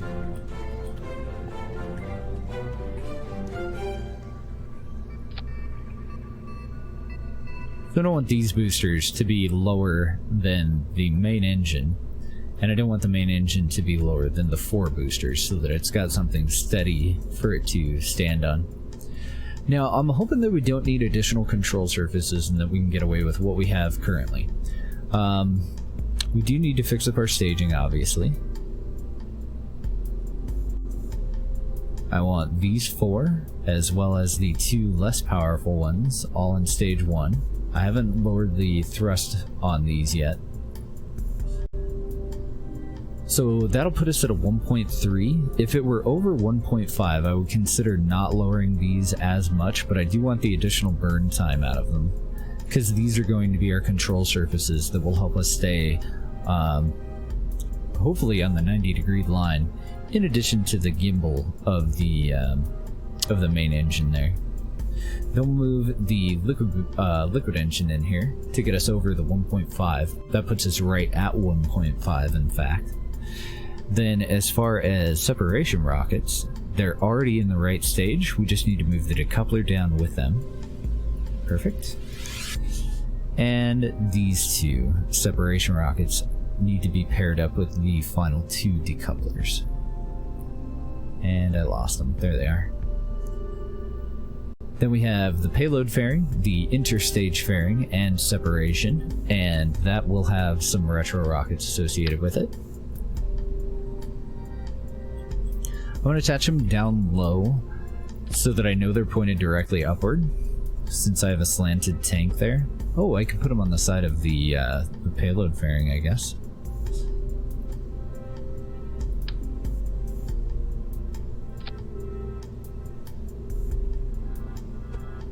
Then we gotta figure out how many chutes the big guy needs.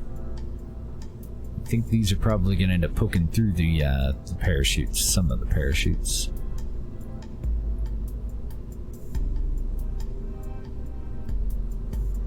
So I'll move them all the way in there. Somewhere around there, anywhere between 1.4 and 1.7 is usually what I look for.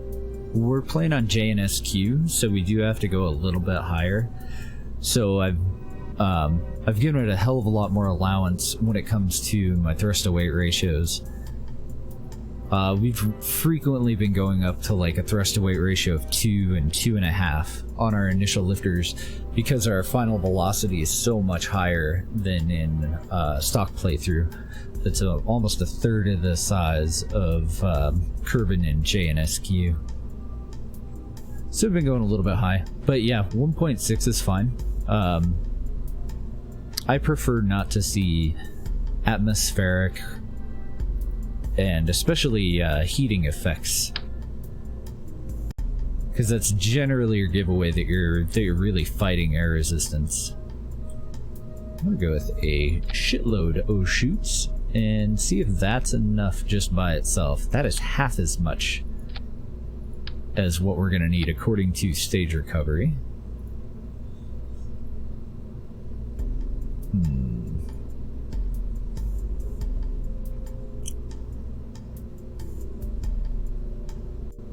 I don't have a whole hell of a lot of room to work with in there.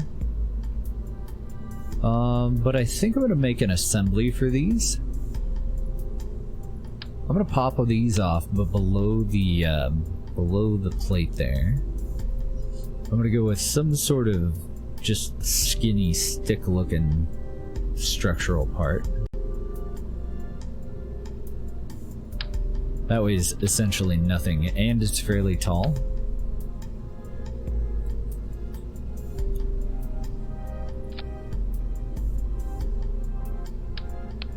I think I could probably actually go with the medium.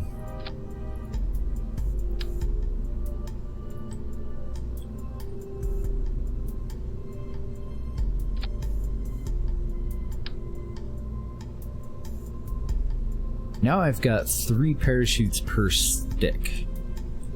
I want to make sure that they're attaching to the fairing plate, not to the decoupler.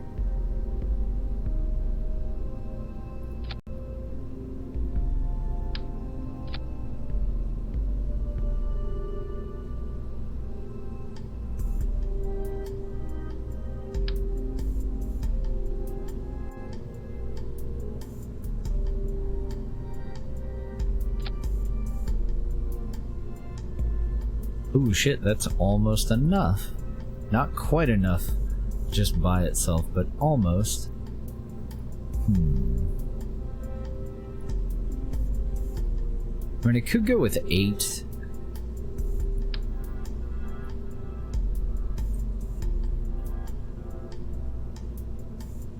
But there's no way for me to really offset it. I would have to maintain any sort of symmetry. I would probably have to get rid of the separation rockets or put them on in 4-way symmetry or something. Oh, I could move them within the bell of the, or the nozzle of the engine though. Suppose. I think I'm gonna go with a structural standoff actually.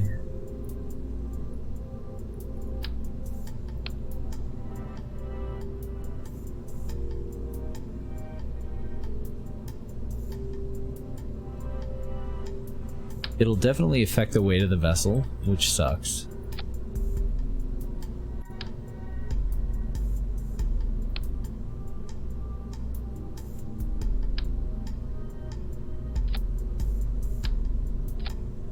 But it'll give me a little bit more room to work with.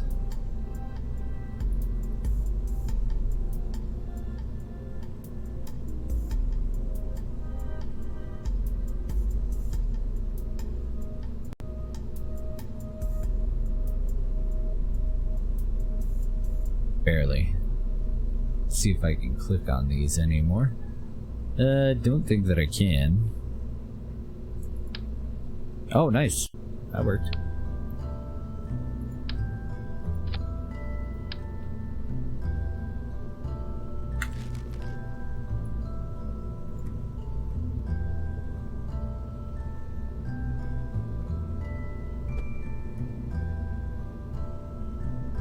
So I'm still going to go with the 2, but I'm just going to move them inside the decoupler. I've never actually tried that before, having them inside of the bottom of the nozzle. So there could be an explosion there, I have no idea.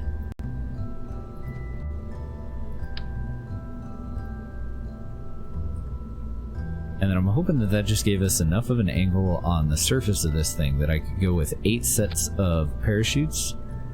I attached those totally wrong.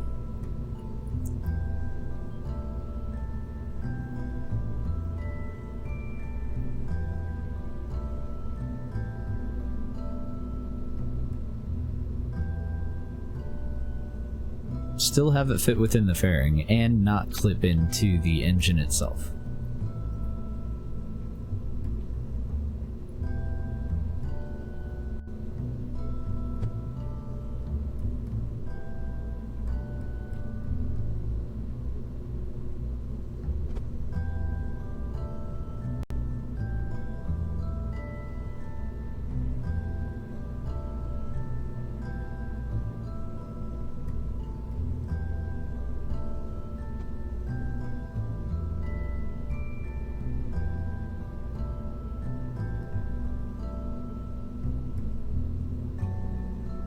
Nice. Okay. Doesn't look like I'm clipping through the part. I was just worried that those parachutes would, like, stick out the side of the fairing.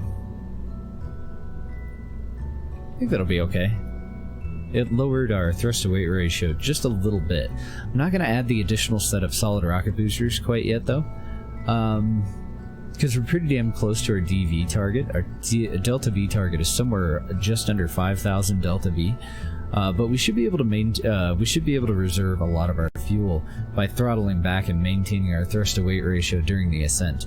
That is a shitload of chutes. These need to go away, so we'll just put them all the way up there. These go up there, these go up there, and I think we already had our chutes for the vacuum portion of this, pretty sure.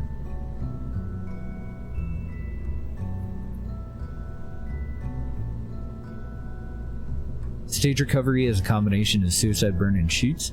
Really wouldn't... Stage recovery wouldn't have anything to do with that because it doesn't really use suicide burn, I don't think. I think it goes by whatever your speed is when you reach 25 kilometers or 20 kilometers from the surface, and then it calculates the size and number of your parachutes that you have, whether or not you have a probe core, and whether you have an engine with some fuel left over. I think those are the only things that it really thinks of. But I could be wrong.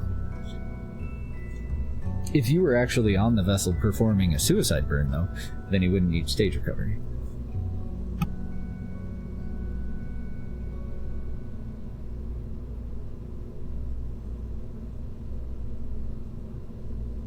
Oh, I think he meant his info panels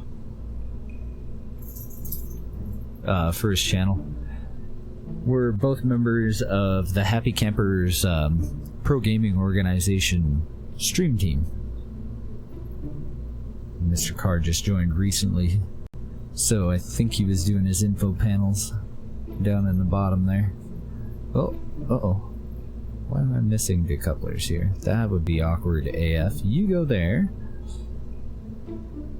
You two go right there. You stay right where you are. Stop resisting. Those are fine. And then this additional set of solid rocket boosters goes in there.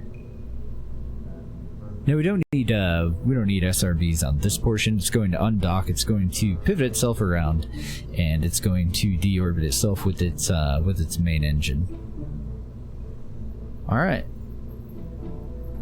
Let's test it.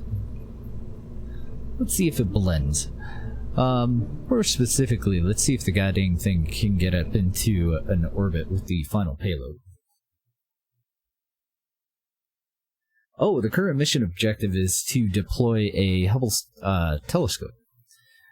And right before that, we did one of our tourist missions. We have 2 more that I want to get done, but those don't have a timer associated with them, so we can do those anytime. We just want those for some money. People want to go and see a specific site from space.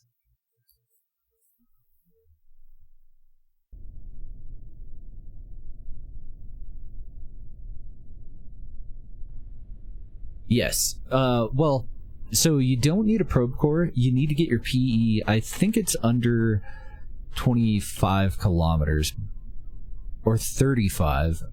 See, I'm almost positive that I was aiming for 34 previously, but for some reason, and I don't know if it's JNSQ or what it is, let's go ahead and just enable SAS and fire this thing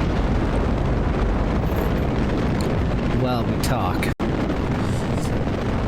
All that matters is your PE if it's not the active vessel. That should be all that you need for it to fire.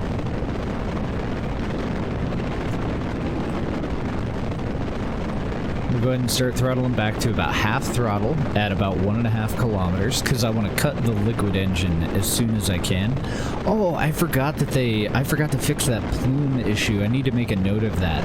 I'll be off for the 4th, so I probably will have time to fix that. Welcome to the stream, Goose. But outside of that, if you still have fuel in whatever you want stage recovery to pick up, then you do need either somebody on the vessel or a probe core. Let's go ahead and cut the throttle completely. Start into our gravity turn.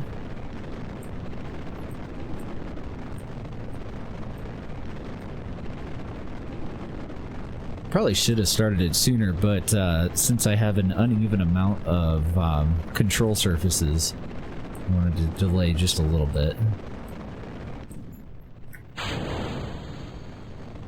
4 booster separation did not go well. Need to go and redo the rockets on those. Oh, fuck, and I forgot to throttle up. See the problem that I'm having with my engine plume? Forgetting to throttle up just ruined everything. Actually, I'm going to get rid of that engine. I'm going to go back into the VAB.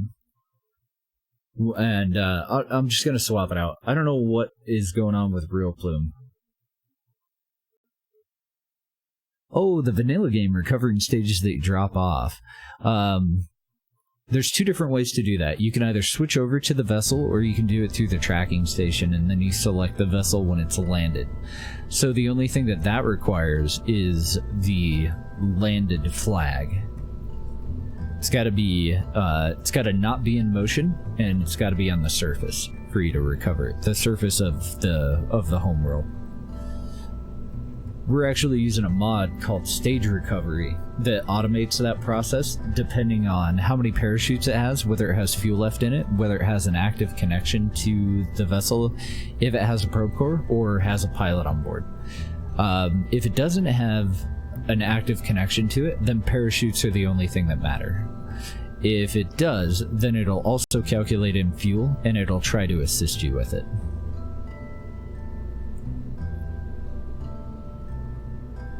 Oh, okay, Darth. If that's your problem, then yes. Your stuff is counting as debris. It still does exist, but it's just kind of on rails. So if its periapsis isn't low enough, it's in a perpetual orbit.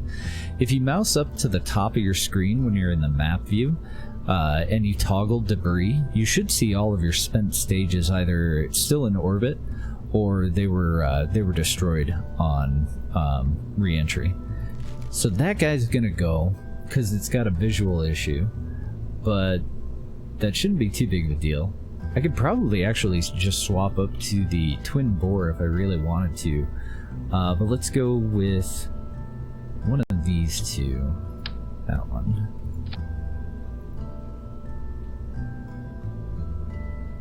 And I'm going to get rid of its mount because we go to a lower diameter there. I'm okay with it standing up a little bit too high. And now with this engine, oh shit, no. I thought that we could move it up. We're going to start at a thrust to weight ratio of about 2, so let's use a limiter on that.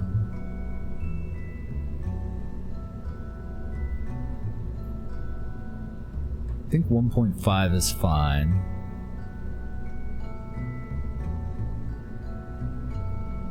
So we're going to limit it by almost half so that it matches a little bit more closely to the mainsail engine, because this is a very powerful RD-171 engine cluster of 4 nozzles. Okay, let's try this again.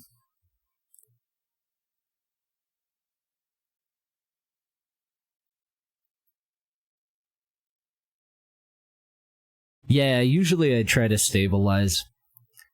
I didn't actually see the separation coming, so I was in a little bit of a turn. My problem is I don't want them to collide with each other. They didn't collide with us. They hit one another. So I think I need to change the angle that I have on my separation rockets, or potentially go with a pair of them so that they move further away from each other. We'll give it a shot, though. Throttle up. I want to do a better job this time. So we're 1.5 on the pad. And I want our viewing a little bit closer this time, too.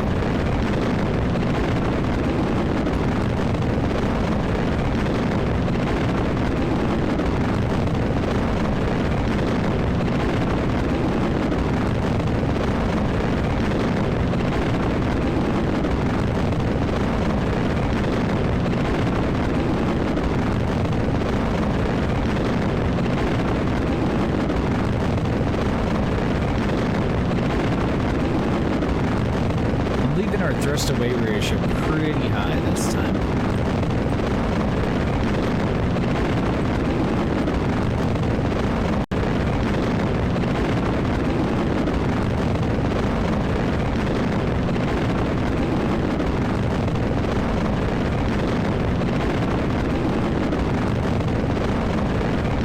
Okay, we have 14 seconds until stage, so I'm going to stay at this angle. AP's still pretty low. I think that'll be fine. I've left the throttle on at 1/3. Don't hit each other. The top two are still flying into each other. So I'll put a little bit of an angle on the separation rockets that are attached to the solid rocket boosters so that they deploy in more of a flower instead of in the bottom two separating outward and the top two wanting to hit each other.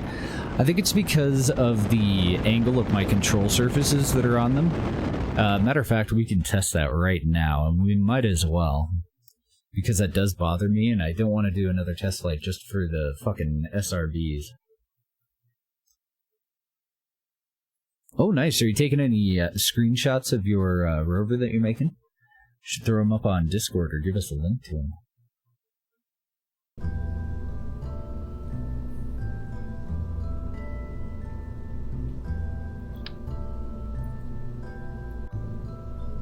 Problem is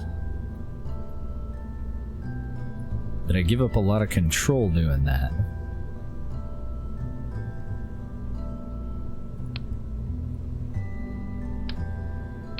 So I'm gonna replace this tank. This tank has about 1,500 liquid fuel in it.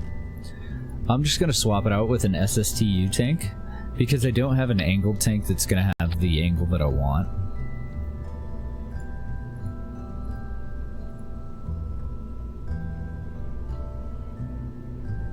But with an SSTU tank, I can kind of choose the angle of the adapter, and I want something much more flat.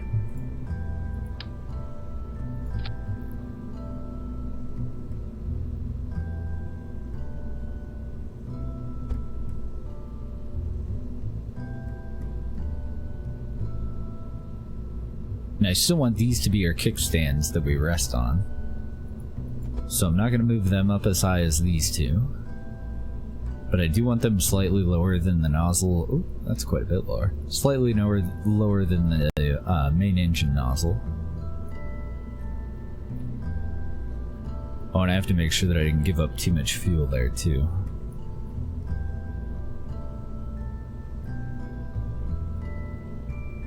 I think that'll be fine. And the entire reason that I did that is so that now that I don't have that curved tank down here, so that hopefully I can attach these straight up and down and not have them look so funny. I don't want them attached with an outward angle if I don't have to. This set is going to keep its solid rocket boosters because we should be heading straight for prograde when we get to these ones. But I do kind of want the control surfaces at the same height. Just personal preference kind of thing, honestly. It's going to make them less efficient being closer to the center of mass, but eh.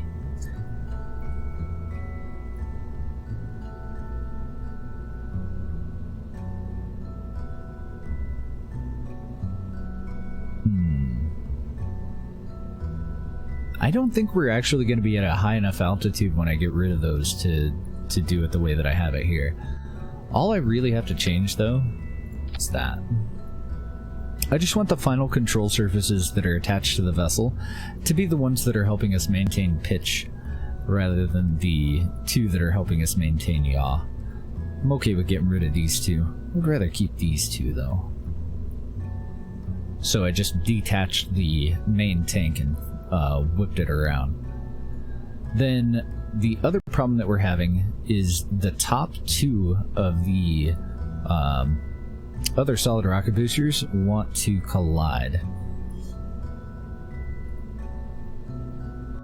And I do not want that.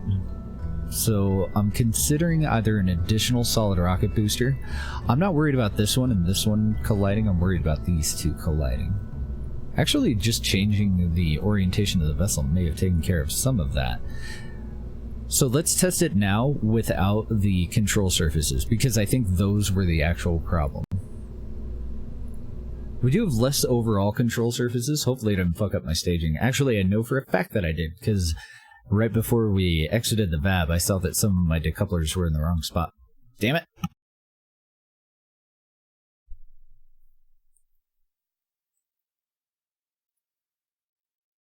Hello, Private Paula. Oh, nice. It's going to be a walker. Very cool. I dig it.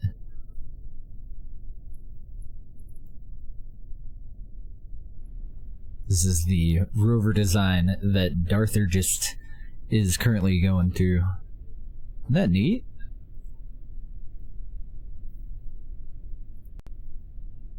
Next step is a full-fledged AT-AT.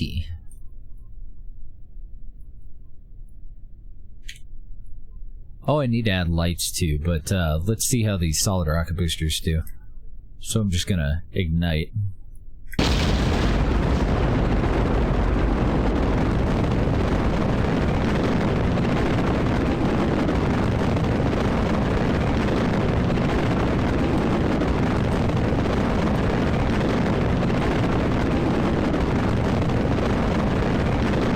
Throttle back to half.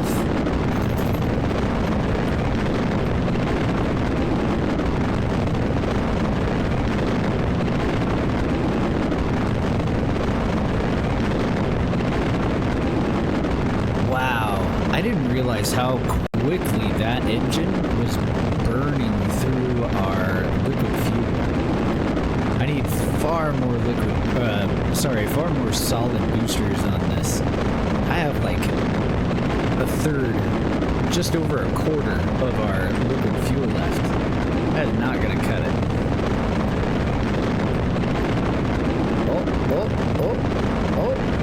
I'm losing control now because I don't have the vectoring of the liquid fuel engine. And that's also not going to do. So I overcome that with those control surfaces. But the control surfaces were creating an issue with the recovery of the solid rocket boosters. So I think what I'm going to do is just totally overcomplicate this thing. I think I want 4 SRBs at the very beginning. No. We'll go 2 larger rocket boosters on the on this side.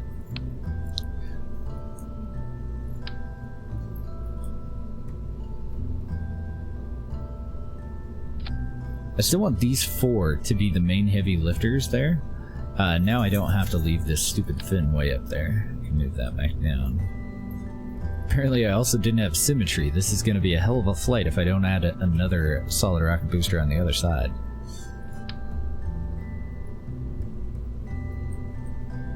This will be the first thing that we've ever launched where we increased the diameter of the solid rocket booster rather than just the height.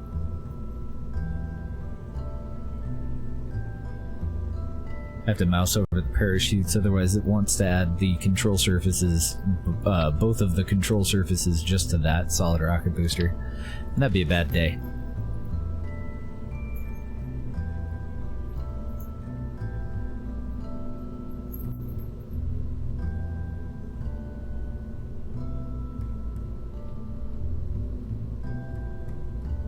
Also be a bad day if I don't attach these properly. I'm gonna have to Control Z that back on there.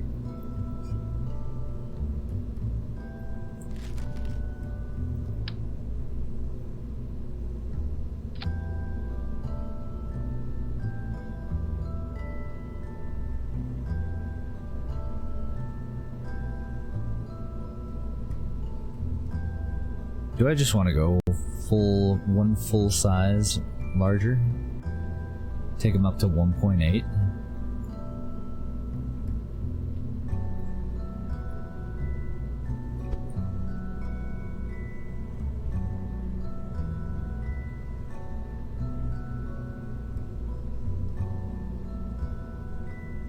So I've never done this with the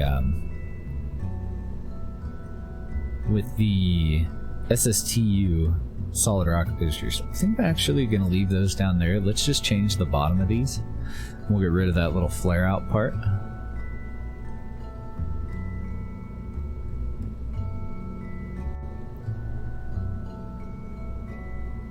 Switch them over to those.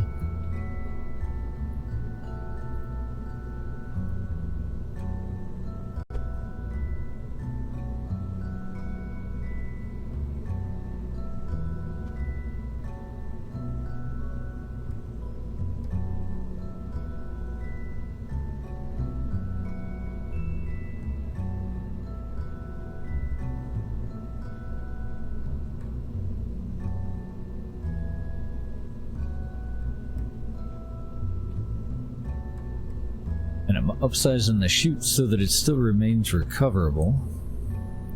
Okay, so that's going to change everything.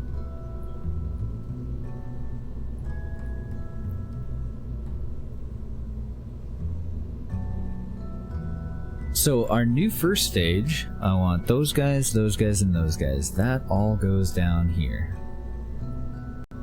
Then I probably need to reposition the separation rockets too. Oh yeah, totally do.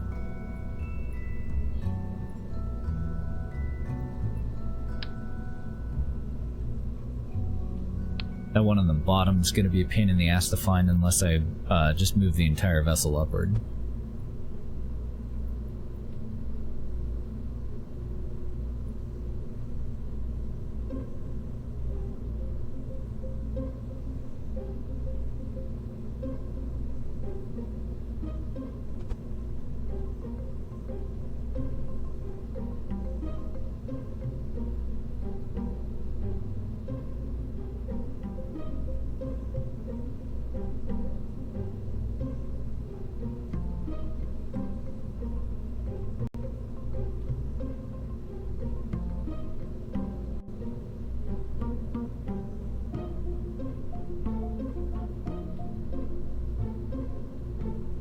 That is a lot of boosters.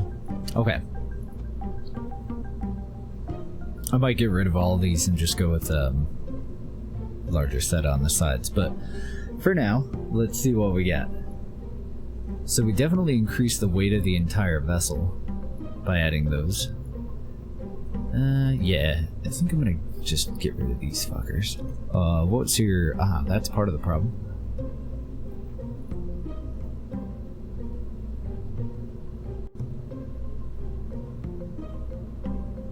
That'll put us at 136 on the pad. That might actually be okay. because these are going to max out extremely high if I don't burn them at different on different timings and discard the excess weight appropriately. So 1.36 if we stage there. Oh, I need to fix the staging itself.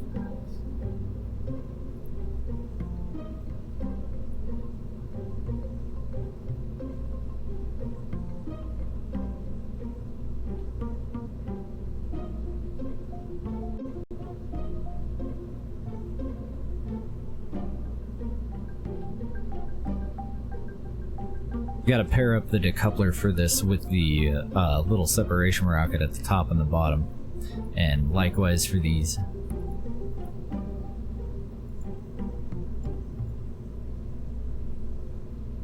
Okay, so I want these to burn out more quickly than any of the rest. I want these...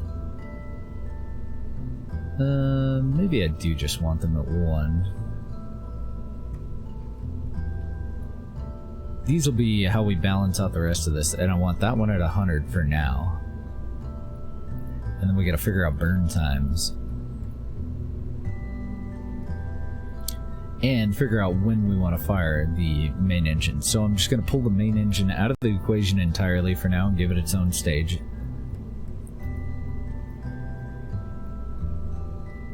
And then I gotta figure out where the hell all these go. So I do want to get rid of that. These two, it looks like they need swapped. So that I get rid of the skinny set before the larger set. I feel like I should have another stage in here. Unless these, now that they are oversized, are going to burn through all of that solid fuel before these two.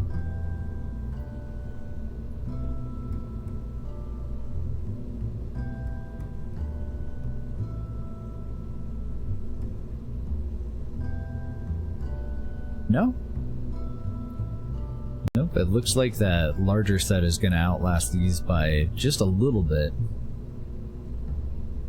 About a minute.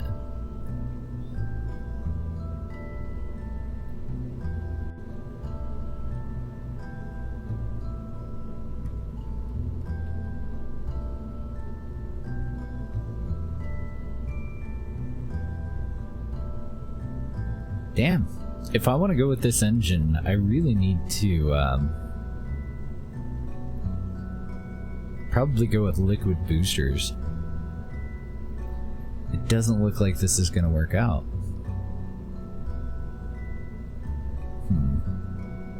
I want to watch these fire at least once.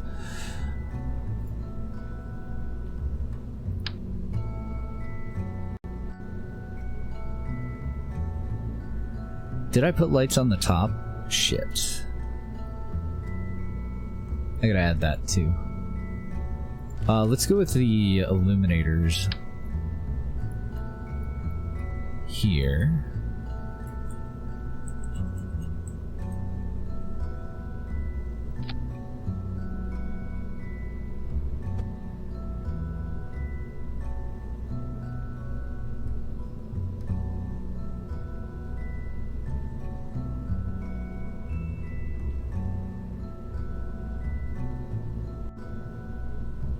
And then we'll go with that four-way surface light. Put one above the thrusters down there, and the other one, it doesn't really matter where this set goes. I guess actually it does, because I don't have a shitload of room, do I? It's almost gotta go on this little curved part.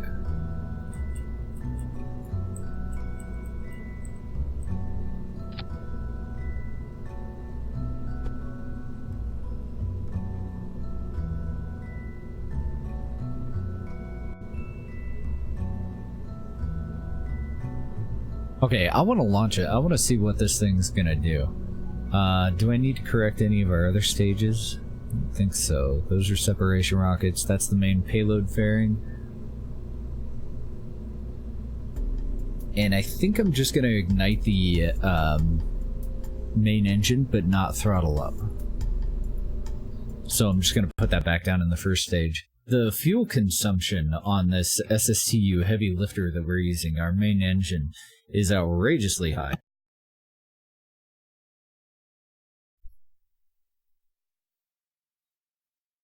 So it's probably going to be better for us to go with a more efficient central engine, something that can burn the entire time that we take off, and something that'll be at about a 1.5 thrust to weight ratio once we get rid of our SRBs.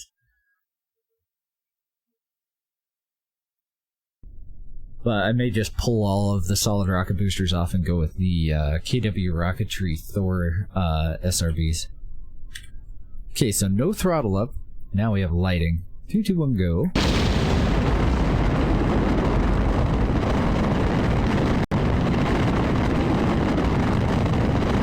I'm just confused on the staging, because we should be staging the 4 SRBs first, then the 2 skinny ones, then the big guys.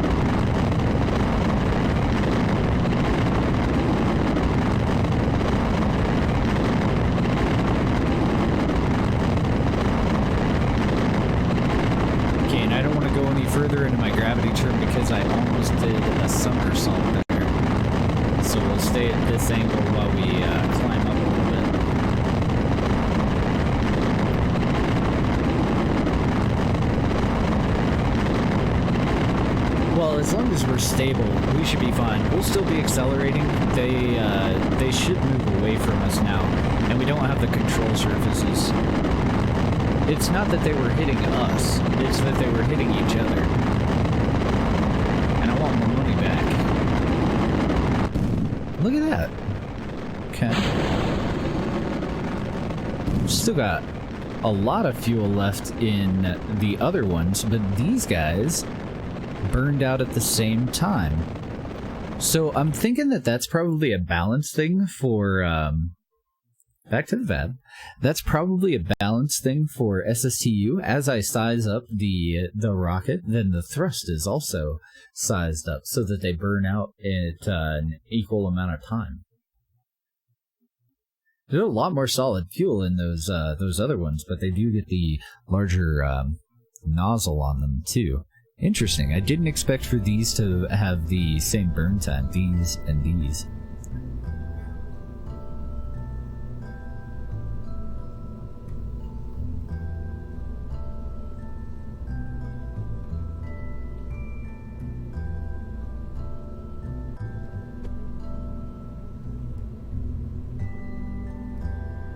Yeah, so if we were in free flight, like if we weren't accelerating, then I would definitely want to stay near prograde. Or if these were smashing into the main rocket, then it would matter more that we stay prograde. And we do want to be stable. We don't want to be in the middle of a turn, but they're going the same speed that we are, and then we're accelerating away from them when we decouple.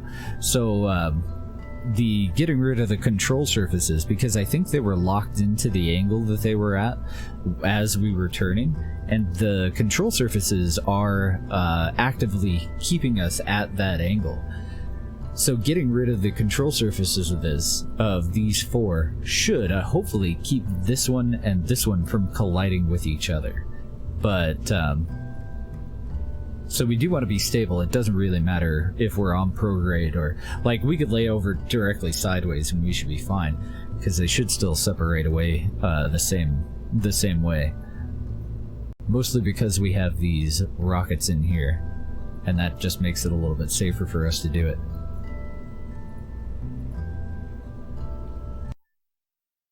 It doesn't add any planets. It does add robotic parts. Good morning. Oh yeah, and I forgot about the surface experiments. It also does add surface experiments. Basically everything that you had in the mod surface experiment pack.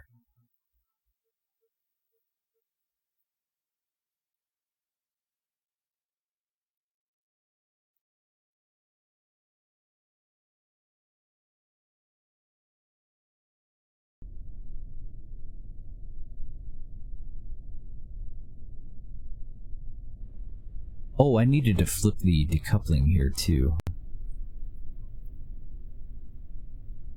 V.4, and then it'd be the big guys. Oh, okay. I had accidentally actually put it in the way that it's supposed to go.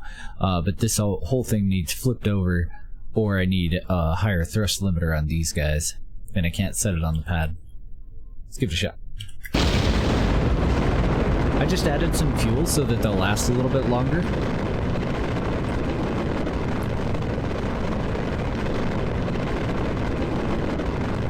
But that's about the only change that I made.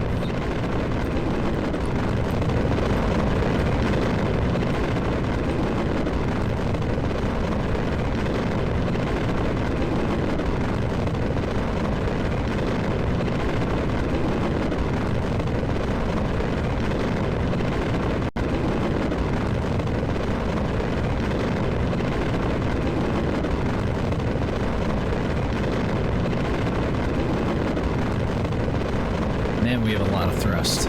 We're over at 2.0 thrust to weight ratio. We're slowly coming up on 2.25.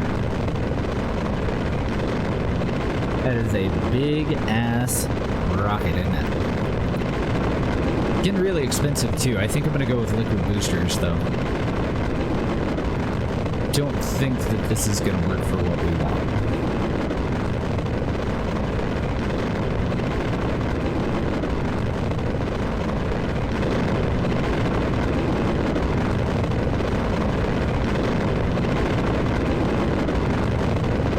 Wow, they're still burning out at the same damn time.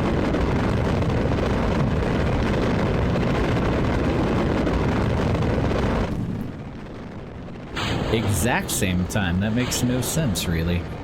See, these two have control surfaces, and since we're at an angle, they decided that they wanted to try and snuggle with each other. Thankfully, the width of the rocket kept them far enough apart so that they didn't, but I got rid of the control surfaces that that are in charge of pitch.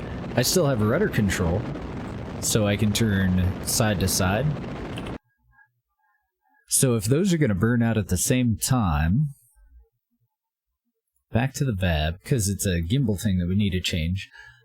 I had thought that those larger solid rocket boosters would last a lot longer. I think I'm going to keep them, and I'm going to get rid of all of the little ones, and we're going to go with some side boosters. Some liquid fuel ones. Could even go with drop tanks, honestly, because this engine is so fucking powerful.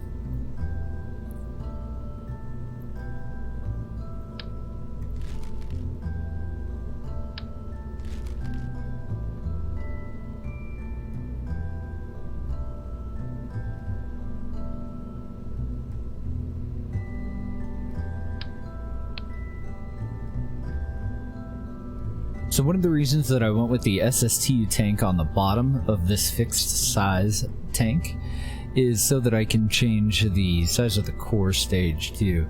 So on the pad, just by itself, this gives us a thrust to weight ratio of 1.75 with a burn time of a whopping 20 seconds. Of course I have the self shout out.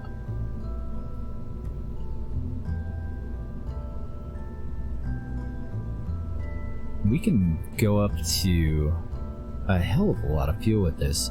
It's the price of the launch that's bothering me the most out of that, though. I think I want to go with a more efficient engine. The mainsail was doing really good in here, but the plume is messed up. So I think I want to cut $20,000 out of that. I want to grab a smaller engine to make a cluster with.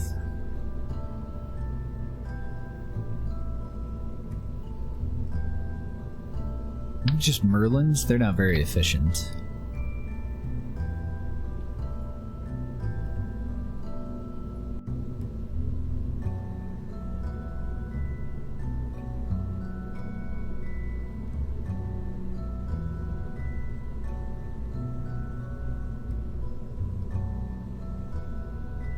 No, they're not quite powerful enough.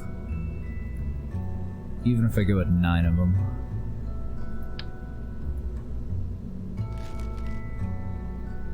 These would be slightly more powerful, but still not quite powerful enough. Try out the J2. The J2 is a liquid hydrogen engine.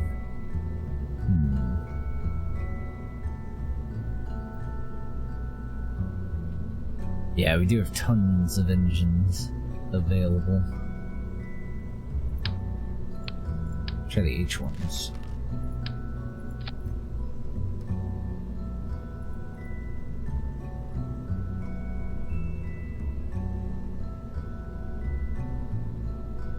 Now we're talking. We need 8 of them bitches, though.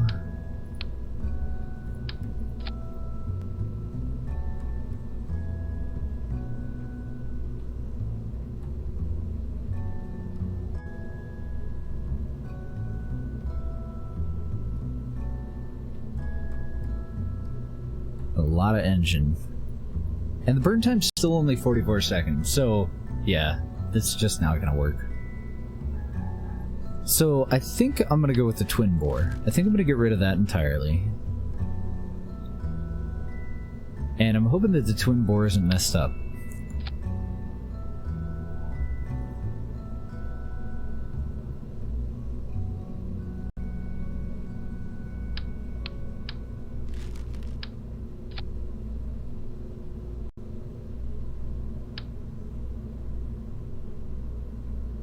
Seems to be a much more appropriate sized engine for what we're making here.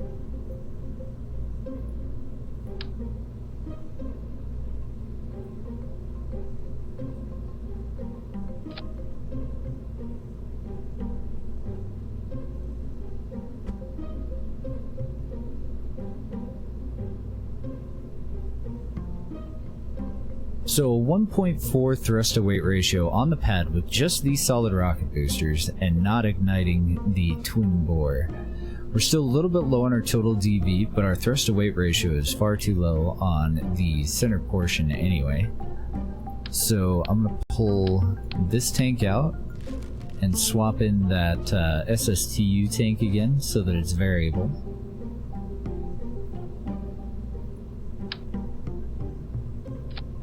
The vector engines, which one are those?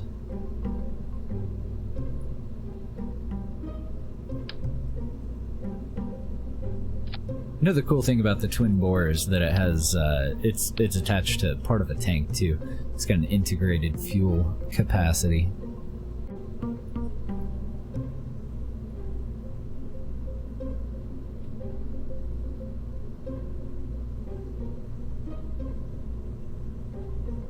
My god. I can go all the way up to this diameter of a max size liquid fuel tank if I want to. That is a hell of a lot of rocket.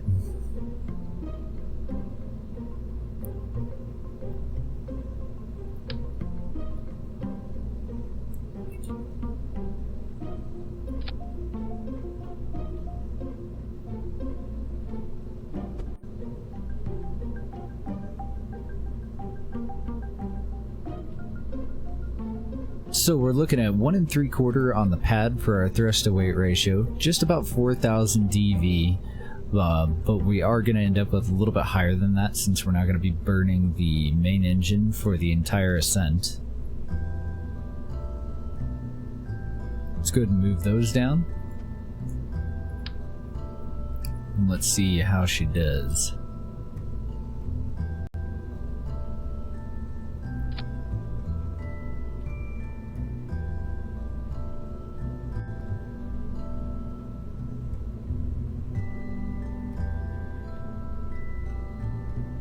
The engines... Oh, okay, I know which one you're talking about. Only problem is I don't have engine plates.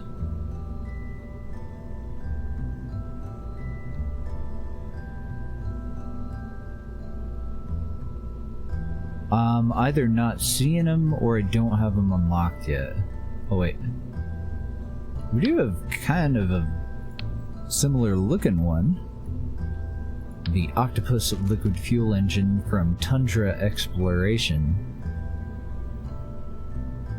But I might not get the one that you're talking about until we go to very heavy rocketry.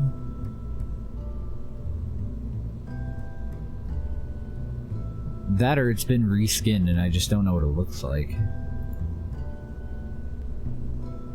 Yeah, that's the one that I was looking for. I don't think I have them yet.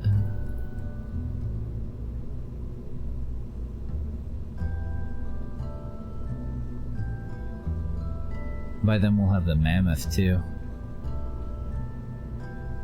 Welcome back, Doc. Oh wait, no, that's an SSTU one. That's not it.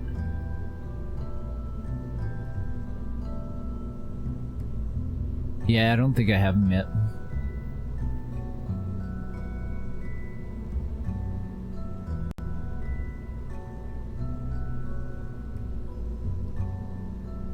These are derps.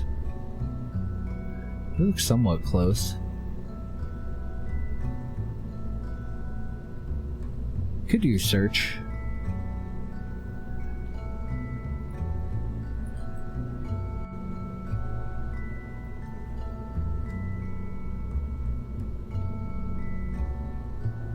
No, I don't. Damn.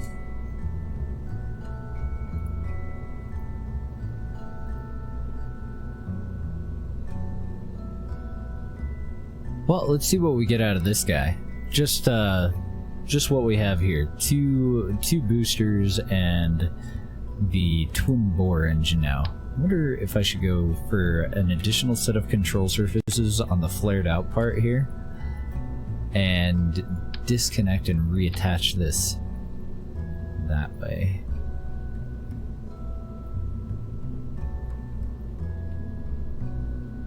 So we're going to get about 2/3 of our thrust out of the solid rocket boosters, 1/3 out of this, and then I'm hoping that we burn through enough fuel to maintain a favorable thrust to weight ratio later on. Actually, according to Kerbal Engineer, we definitely will. So I think I'm going to also lower the thrust limiter.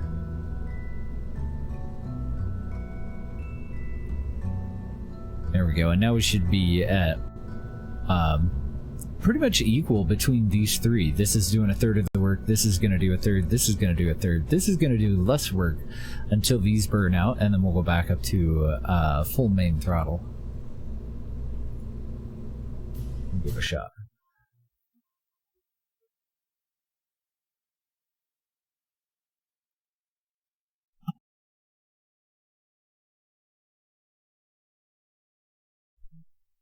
The twin bore is also later on when we're launching stupid, insane, overpowered, like, one-piece stations and mega cities and shit like that. The twin bores are my favorite engine for liquid boosters. So later on in the life of this, more than likely at some point, those will be on the sides of our main rocket. Probably multiple sets. Alright, throttle up again. 3, 2, 1, go. They're a little wobbly. I should also auto strut those.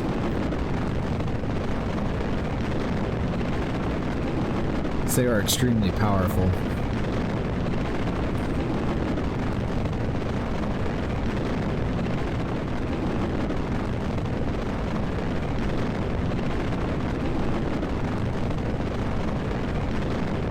TWR is already approaching 2. Oh shit. Oh man. One of those times where I clicked on the entire vessel to move it, it reverted back to its original orientation. So I was just nosing to the south, back into the VAB.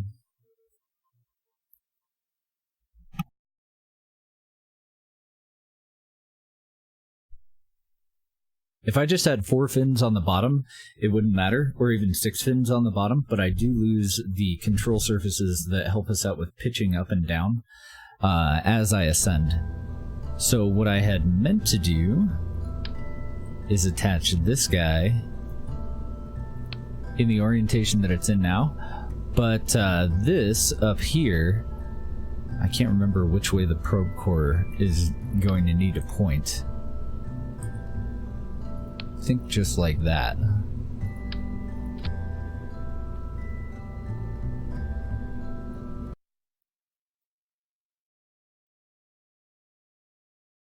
Needs more space tape.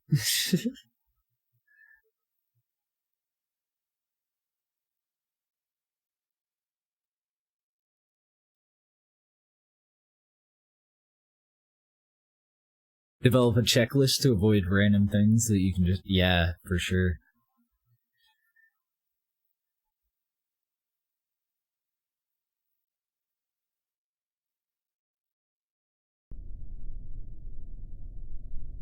Oh, I need to enable fucking active cooling on the upper stage too. Oops. That's okay. It'll only affect this slightly. So we'll still go ahead with the test. That is such a huge freaking rocket. 3, 2, 1, go!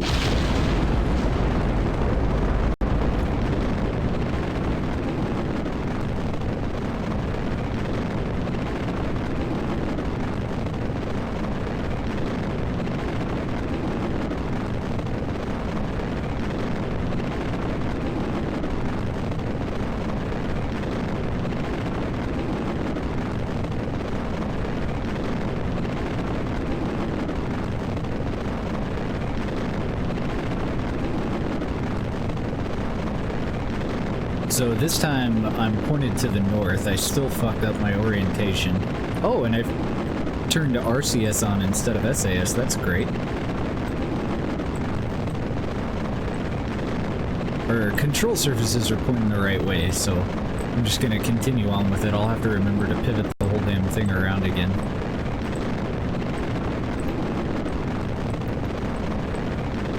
I guess I need the door pointed, like, to the west.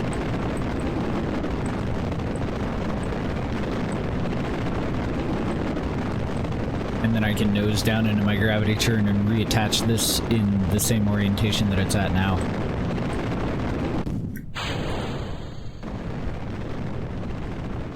I usually would have throttled up before then, but I didn't realize that we were getting so close to staging.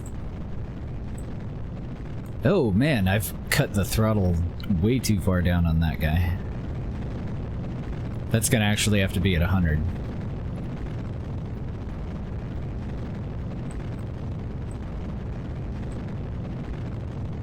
We'll see what we get out of it.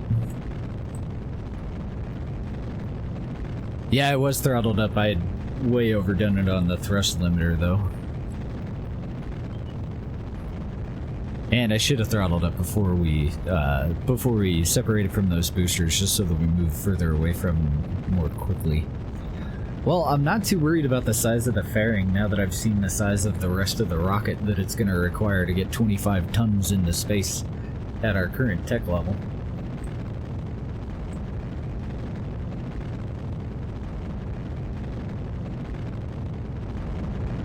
I almost feel like this thing's so fucking tall, we need another set of lights on the bottom to really light it up well. This thing is huge.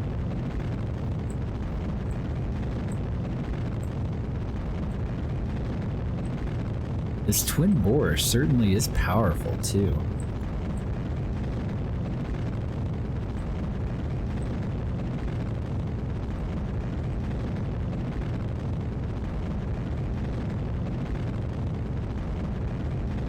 So we're coming up on fairing separation. Getting there. AP is at 70. We still have 15 kilometers to go before we hit the upper before we exit the upper atmosphere. I want to be laid down about horizontal by the time it's at about 83, 84, and then I'm hoping that we circularize at somewhere around 60 at 100. 90 to 100. So we can definitely lay over now. It's way too conservative about it.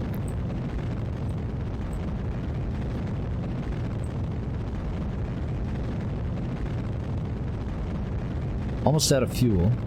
We're gonna ignite that liquid engine. I don't think it deploys though, so that's why I have it in its own stage there. Now all of our parachutes should go bye-bye, so these should be gone out of that stage.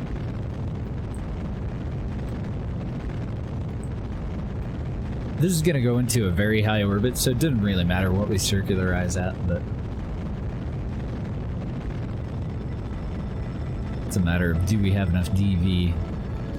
Oh, I think we'll be okay.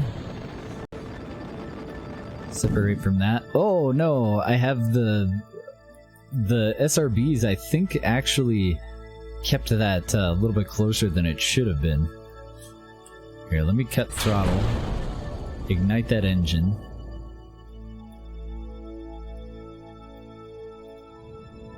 We use the engine itself to move away from that thing. I was just hoping not to burn up any of the pieces of it. We're like a minute and a half away from AP. God damn, that's a good engine. Okay, throttle up to full. I'm gonna have to enable RCS if I want to pivot this around. Oh my god, these thrusters are powerful. I should probably downgrade the thrusters that I'm using, honestly. And we're totally out in space and everything. Yeah, we're circularizing way higher than I wanted to.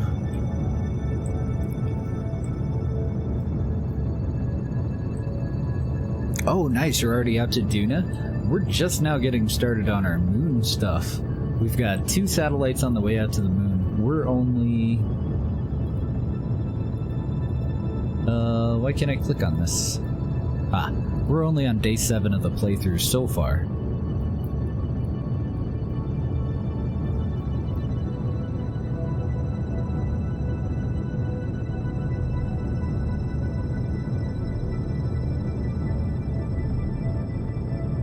Might have just gone with too big of a liquid hydrogen engine. Oh, nice, you're doing Outer Planets. I love that mod. I did Outer Planets with GPP and the Granis expansion last time we played in 1.4.5. I'm just gonna cut the throttle for a second there. Nah, never mind. I needed RCS on. Keep forgetting that we have mandatory RCS. Shit, I've ruined everything. Yeah, we don't have a whole lot left. Let's push it up a little bit higher. Because I was hoping to get this thing into like a 3 or... Well, no, I want it in a higher orbit than our hotels, and I think our hotel needs to go into like a 400 kilometer orbit. So we're not going to have enough power.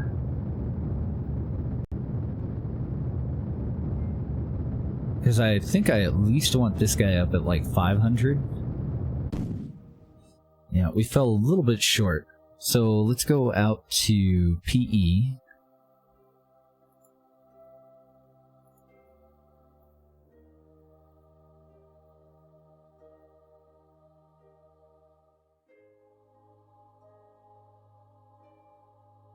We're going to figure out how short we are on DV.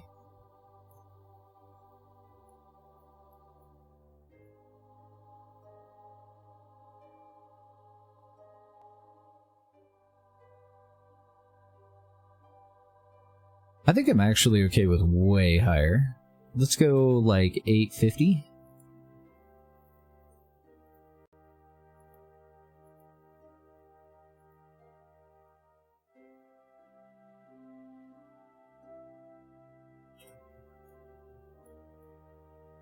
Oh, what the hell?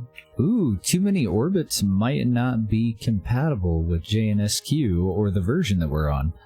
Because that's odd. When I hit F8, it should hide everything that we have going on except for this vessel's orbit. Or, you know, whatever it's targeting. But when I hit F8, it actually hides the half of the shit. And for some reason leaves some of the others. Very strange. So now if I mouse over that, I need 144 additional DV on top of what we have right now just to get my AP up to 850, and then I need 300 after that to circularize, plus I need a little bit of DV left on the probe so that we can separate from the payload and deorbit the probe. Because this little guy, once we have it where we want it, we'll decouple.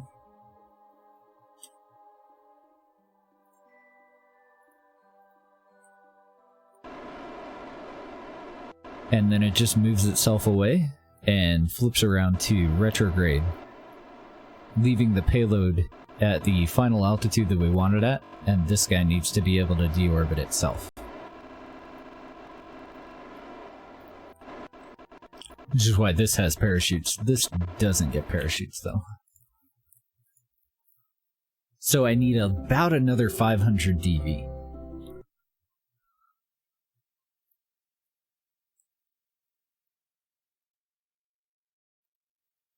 No, it's just one of those mods that does a little bit of the work with your maneuver nodes for you.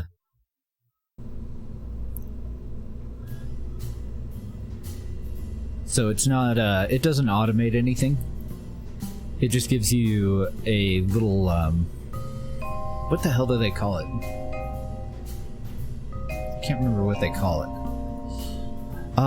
For one, I want the power up on this again, all the way at 100 through the entire launch. I lost some efficiency. There's no way I lost 500 meters a second of efficiency there. And I'm thinking about just going with the bigger boosters. Because what do we max out at? This is just a rough guesstimate. We only max out at 1.7. I think that's fine. So let's try this. I get about 200 dV. No, it's less than that. It's a little over 150. It's like 175 dV going to a higher stage.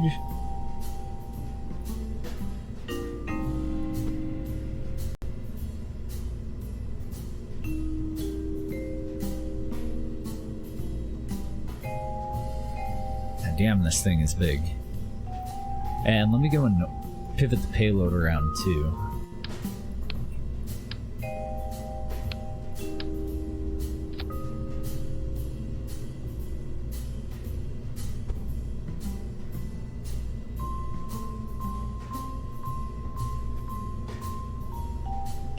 Holy crap, those things are so big that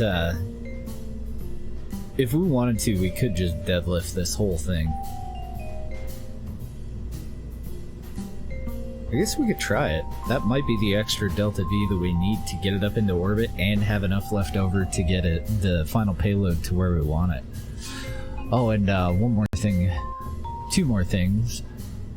Let's see. Where the hell did my lights go?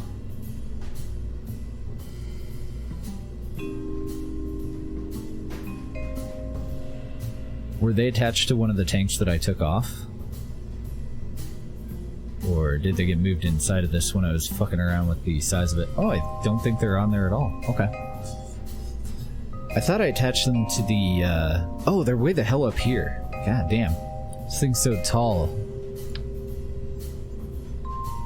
If it were a movie, it would take 2 episodes to get to the top of it. Or if it were a series, I mean.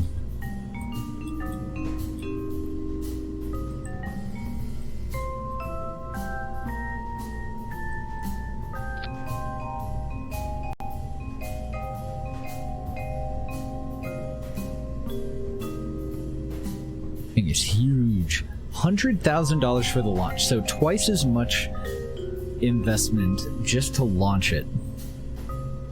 Oh, and I can almost guarantee that we don't have enough parachutes now. Shit, Taki.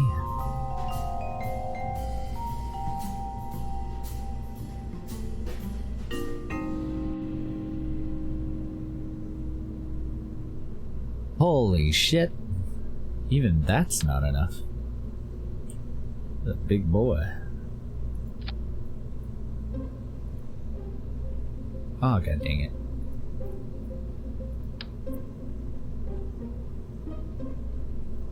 Symmetry added a chute there and a chute on the other side of the same booster instead of adding one to the bottom of the other one.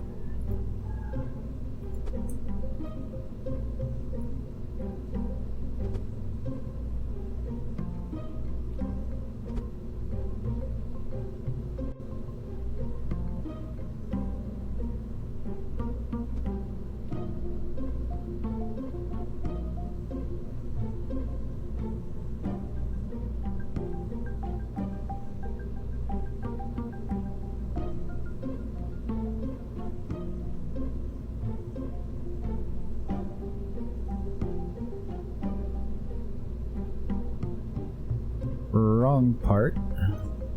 Parachute.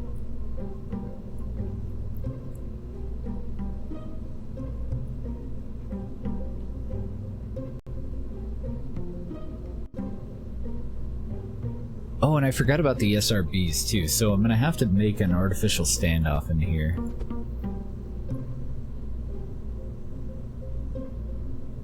Because the solid rocket boosters actually being inside of that, even though it looks hollow and everything, they were causing it to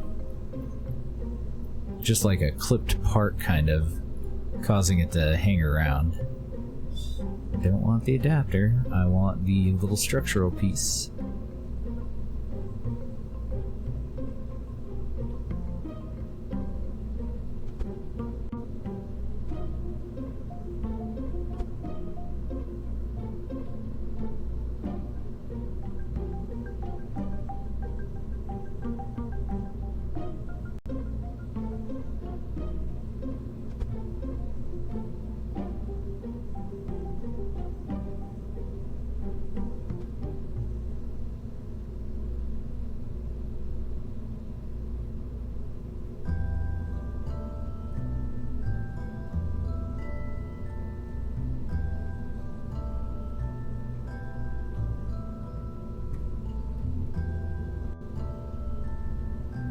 Okay, so should be a lot easier to see this time.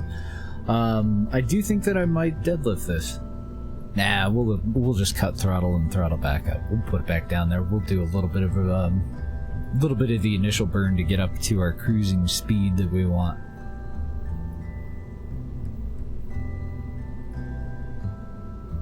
Is there anything else? I don't think so. And this time, if the probe core is not on the right orientation, I gotta pick it back up, pivot it around twice, and then we'll be good to go.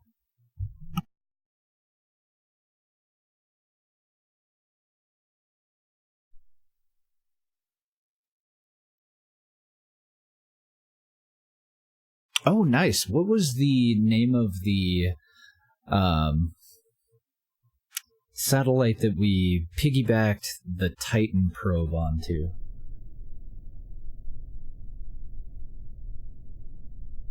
The Titan probe itself was like Gaians or something like that. Huygens? I don't remember how you say it. Can't remember how you spell it right now either. Oh yeah, much better lighting. Alright, try this again. So I do have the main throttle on. Ah, fuck. I need to strut those. Someday we'll actually get this up there, I know it. What's really funny is this is probably the same size payload as our first station will end up being, or at least pretty close to it. No, actually, I think I'm gonna go with those dirigibles, so our station should actually be a hell of a lot bigger than this.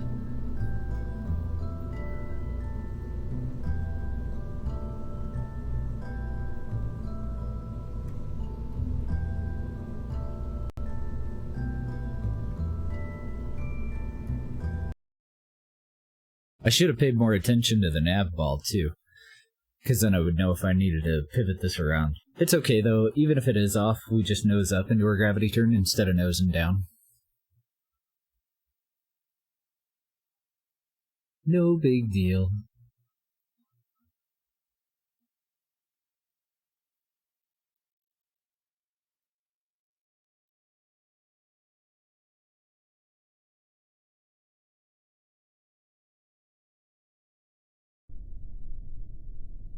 And then if I can fix real plume, if I can't, what I'll do is just exclude, I'll use a mod manager patch and I'll exclude the mainsail and any other engines that we see that plume issue with from the mod completely. But hopefully we can figure out what the hell the problem is and actually just fix it. There we go. A lot less wobble. I like it. Thrust to weight ratio is already over 2, so I'm just gonna cut the throttle now.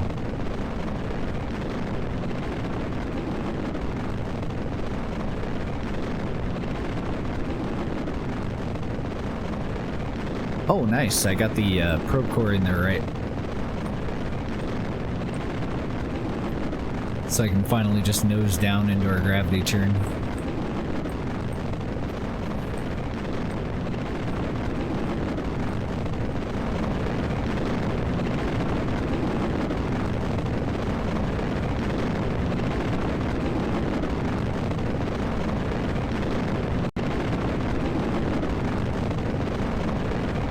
Still a bit of a chore to control. Holy shit, are these powerful though. Thrust to weight ratio is at 2.6 already. There's about 5 seconds burn left. I'm gonna go full throttle on the main engine, leaving us at a thrust to weight ratio of 4, but only for a moment there. Get rid of those big old boosters, leaving us at a 1.3, which I think is fine because we have a minute before we would actually reach AP. It is way the hell out there.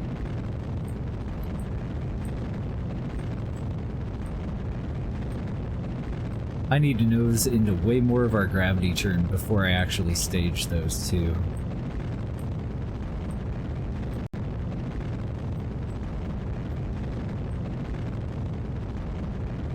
AP is almost at 70 kilometers already. We're at 45 kilometers. We have a minute until we reach AP. Thrust to weight ratio is at 1.6 already. Almost time to get rid of our payload fairing. We're not doing too bad on our gravity turn profile, but could definitely be better. I'm going to delay here just under 10 degrees while we push it up the rest of the way. Go ahead and pop the top on this little guy. Get rid of that.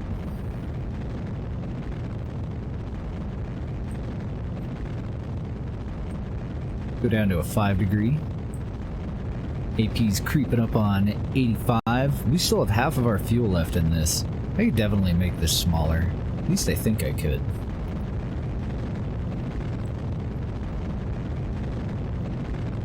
I had originally added it just to add it. So I'm totally cool with taking a little bit of it out of there. I do want to test the staging and everything before I go fuck with it though. There's our 85 kilometer AP. We're at 78 kilometers right now. We have 49 seconds until we reach AP, which is looking pretty good. I want to find an angle, at least for now, while we're burning out the rest of the fuel in this. I want to find an angle where I'm keeping AP at just about 85 or 86. Like I said though, it doesn't really matter too much. It does affect the recovery rate of this entire humongous thing, and I definitely want to make sure that we recover this. We have $100,000 invested into our launch platform right now. Another $85,000 is the cost of the payload.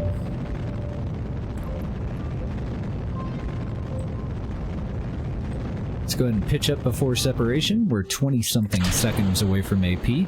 There we go. Now that we have that little gap there, that thing can actually move that away. We're at a 0.9 thrust to weight ratio on the final probe here. And the goal when we achieve orbit was to have somewhere around 500 meters a second of DV left over to get it into the final orbit that we wanted in.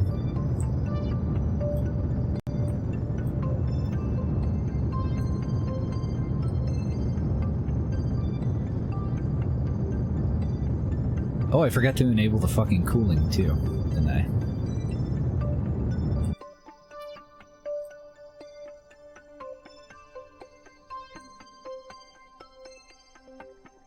Okay, so everything actually worked out just fine. We have 770 meters a second of DV left over.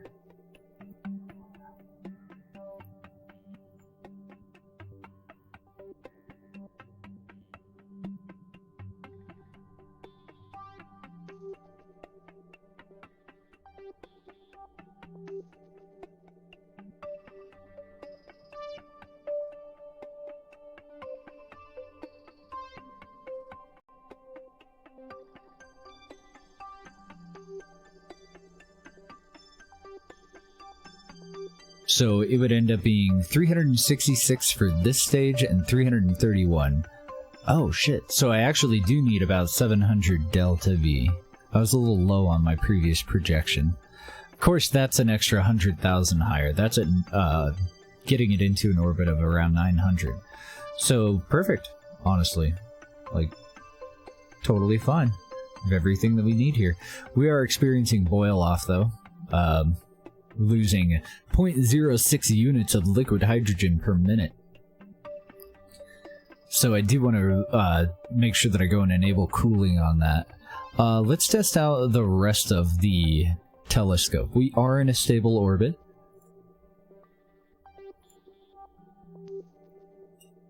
I'm going to go ahead and decouple from the probe.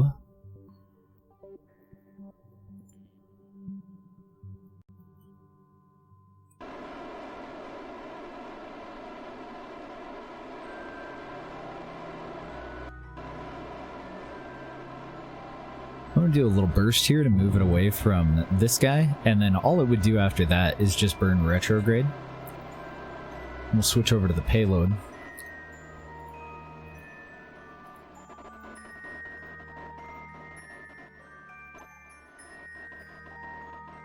The forward-facing antenna should target active vessel. The rear-facing antenna will target the homeworld. And that way this kind of works like a bit of a relay satellite as well. Got our bay on the back here. And I wanted to switch over to this just to see how well it can hold a target. So where the hell are we at as far as in our orbit? How do you set symmetry back to with R?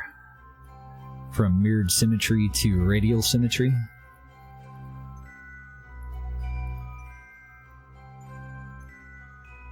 Okay, so we're coming up on about midnight. And that's important with this one because I don't ever want to point this at the sun. So it'll give me an idea of how much time we have and also what we should have a clear line of sight of. Let's go ahead and start it at the furthest object from us. Out in that direction. Yeah, no problem. And I'm going to tell the flight computer to hold us on target there.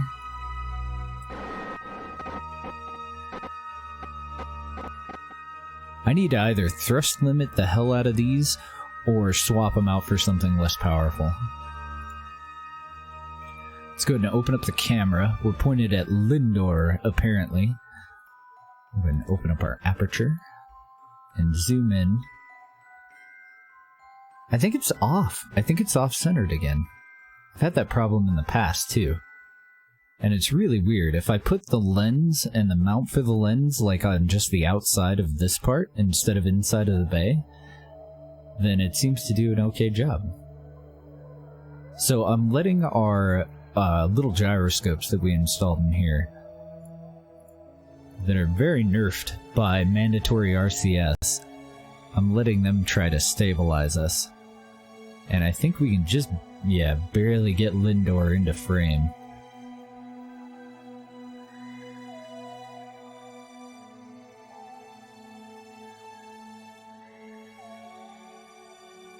Oop, not toggle aperture. Store an image. No? Process data. There we go. Process data is the one that we wanted. Damn, that's 224 science that we can get off of that one photo. That's why I was so keen on putting this guy up here, even with the almost $200,000 cost of putting it up here. And that's just for one photo. The question at that point is, do we want to take these photos and get all the science that we can, and later on have to come up and actually physically take a copy of the photo back down to the homeworld to finish contracts? Or do we spread this out? Do we make somebody pay us to be able to take it and transmit the science home and just spread out how quickly we discover more about these other worlds? Yeah, we should be pointed right in the middle. See how it's stabilizing, but it's just off a little bit? And I think it's that lens.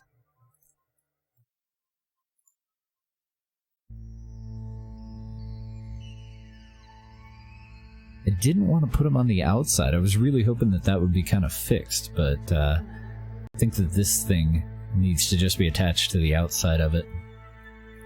Somewhere. Pretty much anywhere. Oh, we have another antenna to activate over here too.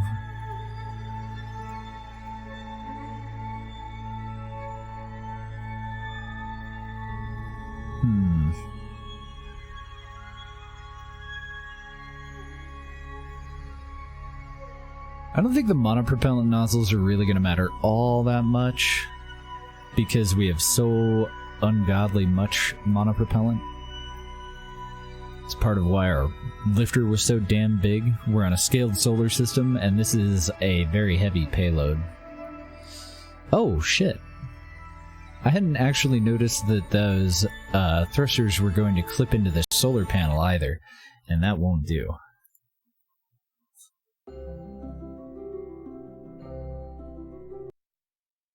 Homie, don't play that.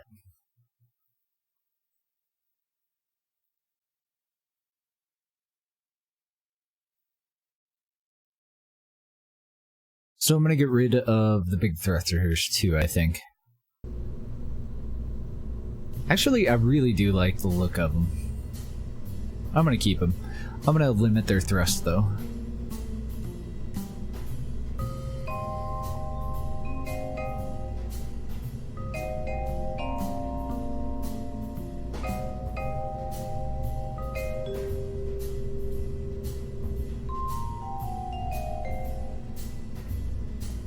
Take them down to about 1/10 of their current power.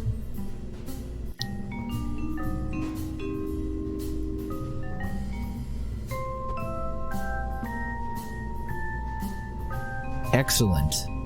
So this has enough of a base on it that I can just move it out, and then I don't think it's going to clip into those. And it still is attached to the surface. There's no, like, magic gap there. Otherwise, I would put a structural piece in there and attach the bottom of the solar panels to the structural piece.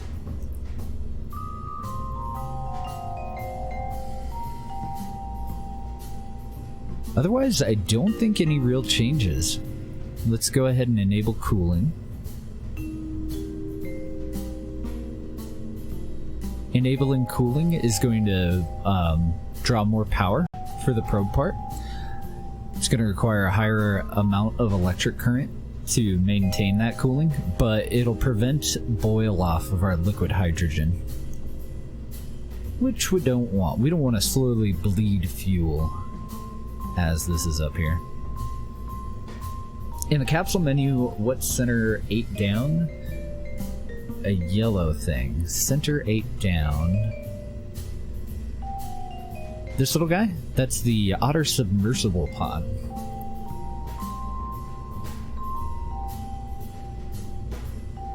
It's a little submarine thingy thing that you get with USI.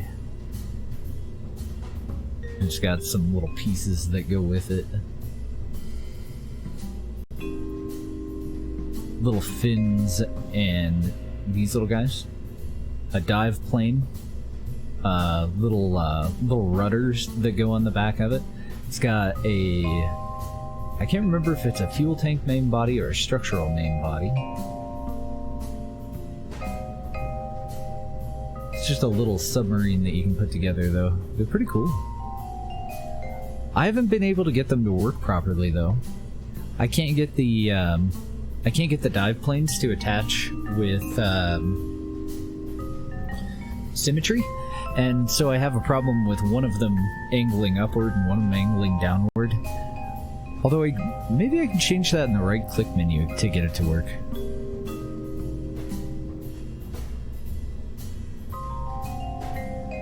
Oh, here's the engines for it. A little impeller, and then it has a inline impeller that goes on the back end of it too.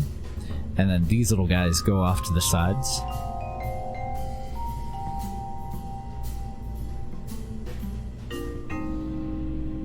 I can't remember where the main body of it is. It's not in fuel tanks. It's not in payload.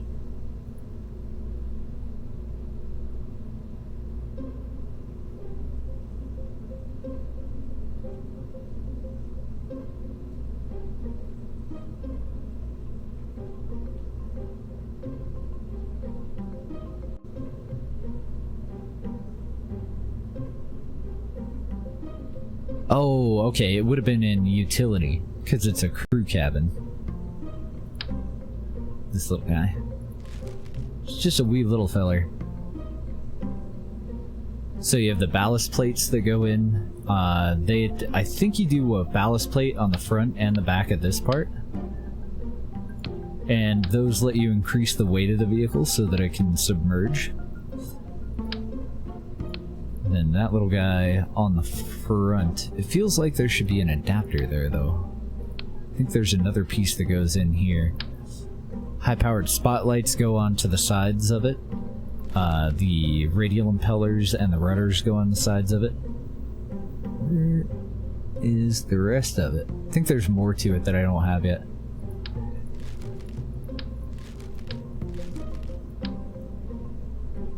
Probably in the structural stuff. Then you also get the little AES pod. I think that's, yeah, that's USI too. And the, oh, that one's a herp? I thought it was, oh, okay, so the derp is an inflatable little thing that you can hop into to deorbit. But for some reason I'm not seeing it in here. I thought that the derp was part of this. That or I haven't unlocked that either.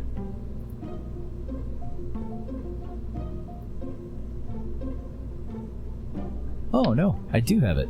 It's a little inflatable pod.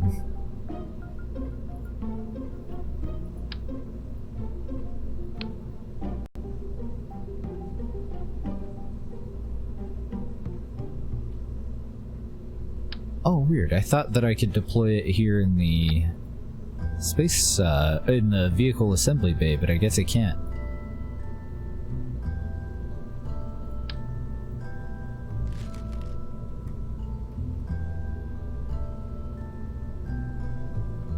Deployable Emergency Reentry Pod, DERP.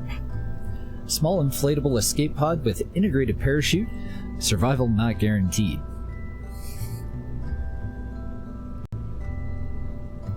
Reaction wheels are controlled by bouncing against the sides of the pod vigorously. Maybe it doesn't have a blader, so I guess you would just attach it to the top of a heat shield. Oh no, it does. Yeah. It doesn't say how much it has. Probably depends on the size of it.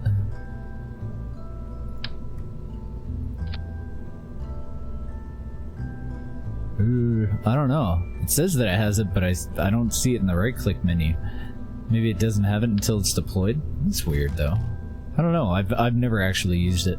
It's just one of those things that you get when you use USI life support. So we re-enable cooling.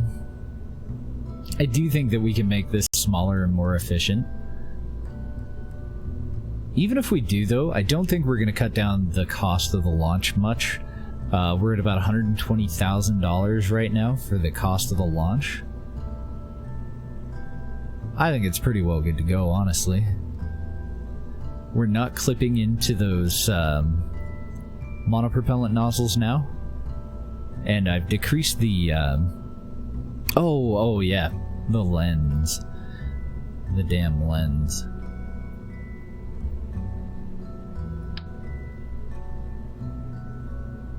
I wonder if it'll work better if I just attach it to the floor right in the middle of this thing. Okay, I don't want 8 of them. I don't know how it's gonna take it if I attach it off to the side, honestly. I've never done it.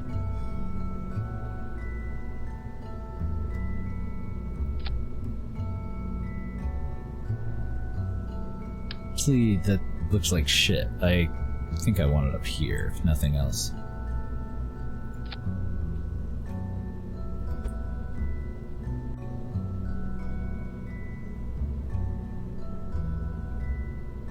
Ooh, I should balance this out too, shouldn't I?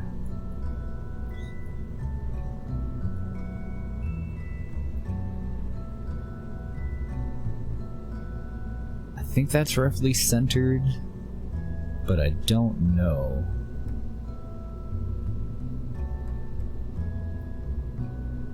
This does have a little bit of a weight offset because of our antennas.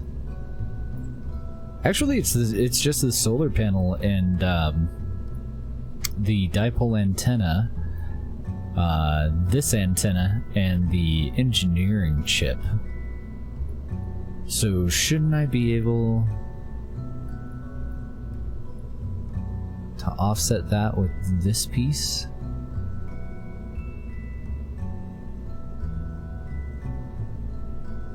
I'm looking at my torque value here. The hell else is off on this?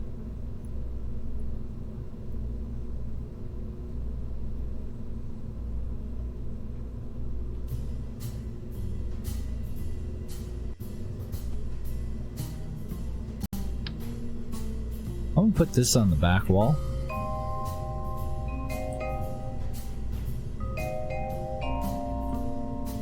Uh-oh.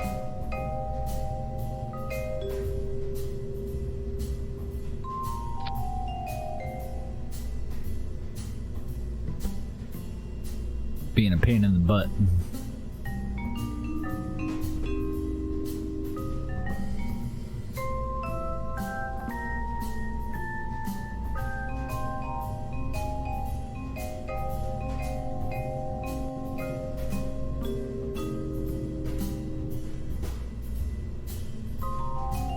I'm just gonna assume that this is gonna be a pain in the butt too.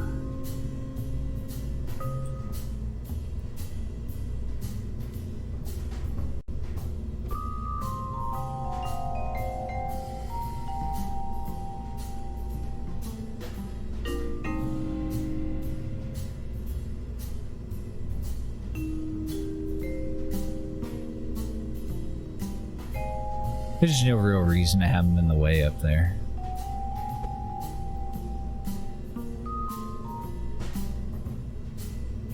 Yeah, that's weird. Something over here is off. Something here.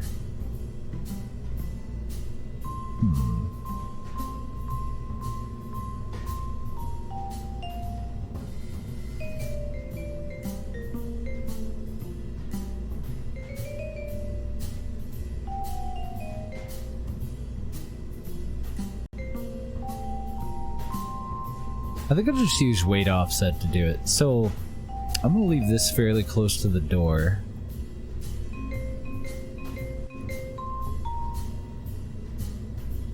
Flip the processor mount in the base so that you can reach and replace the processor easier if needed. Really it's the handrails here that matter, because we'll have that internal, and this should be within range of that. So the Kerbal can fit in here. At least as far as I recall, he can fit in here. And he'll just have to drift into it, probably with the bay opened and pointed downward, so that he can just float up into it. And then he'll grab onto the handhold, and then we can just use the right-click menu to... well, no, we'll use Kerbal inventory system and attachment system to pop that out and insert the next one.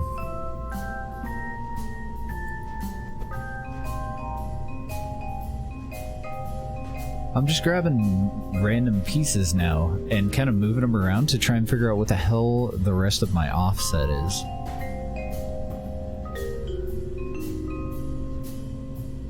Looks like this one's a little bit further out from the body than the one that I just clicked.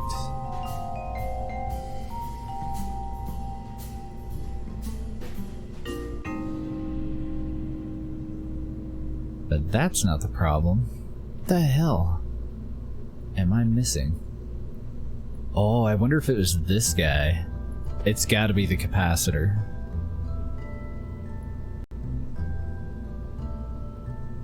Oop. Wrong part.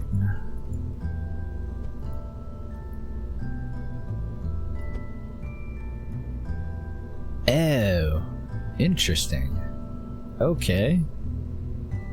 This is attached to the capacitor rather than to the rest of it.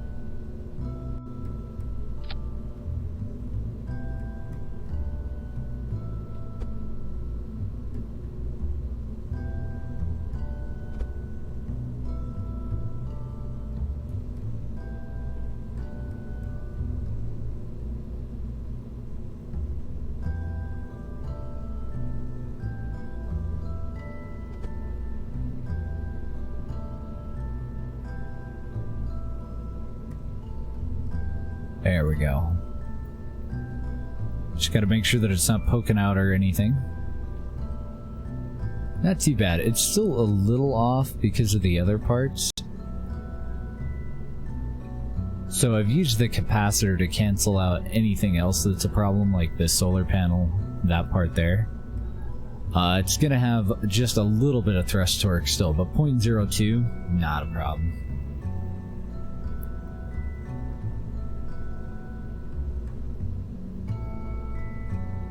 Now you need another break? Oh no, you're ahead of me.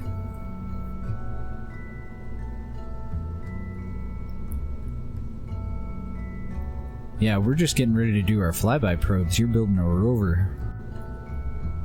You're a little bit ahead. I couldn't figure out what the hell was off-centered.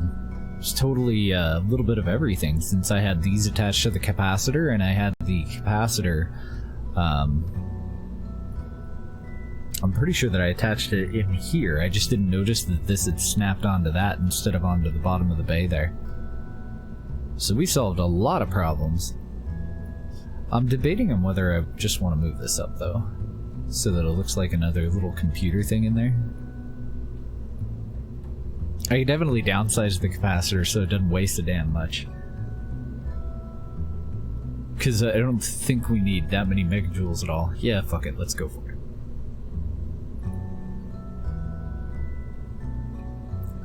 Because even this size capacitor is still 22,500 electric charge.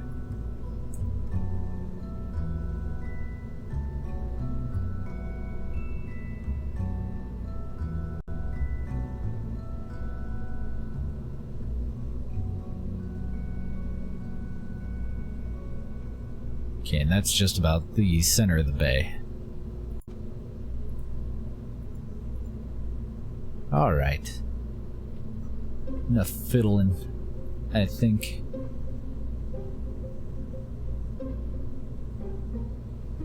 Looking for anything else that might be clipping or doing anything funky, and I don't see anything. Oh, I'm always pleased when I can figure it out. It's one of those things where I just like, when I go through building it, I slap shit on, and especially if I take a break in between, like if I put this together on my Friday and then finish it out on my Monday, I'm like, what the hell was I even doing? Like, why would I do that? How does that make sense? You know, that kind of a thing.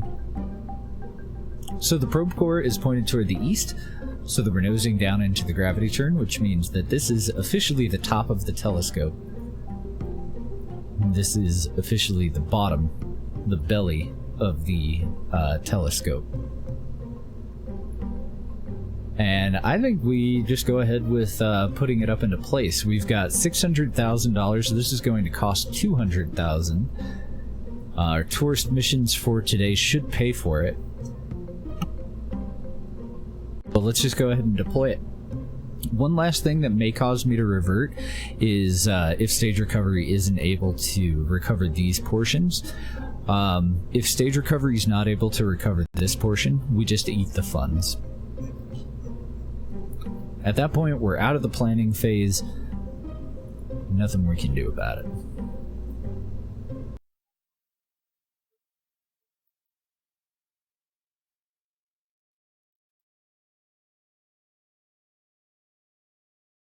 Yeah, whole lot of that.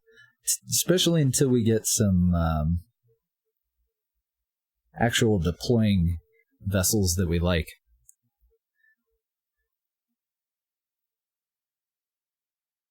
Because we'll go and build several different sub-assemblies for solid rocket boosters, and I'm just waiting until we get very heavy rocketry before I really start to invest any time into that.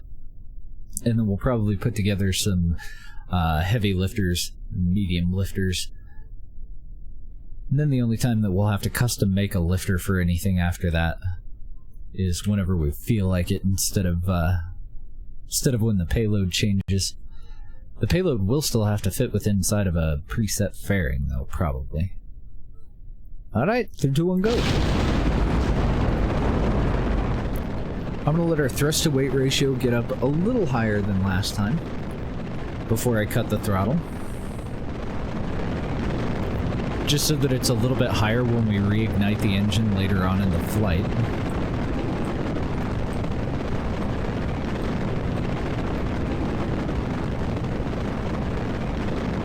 Get some of that initial gravity turn out of the way here. Okay, go ahead and cut the throttle and we'll stabilize.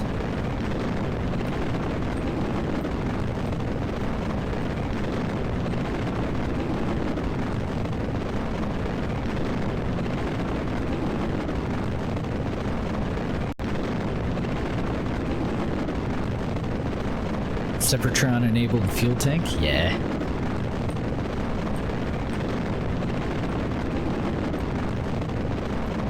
I don't know, I personally kind of like building the lifters, the custom lifters too, because generally I have a specific thing that I want each stage to be able to do, and then I have a lot more control over it. Okay, full throttle with the liquid booster and separation.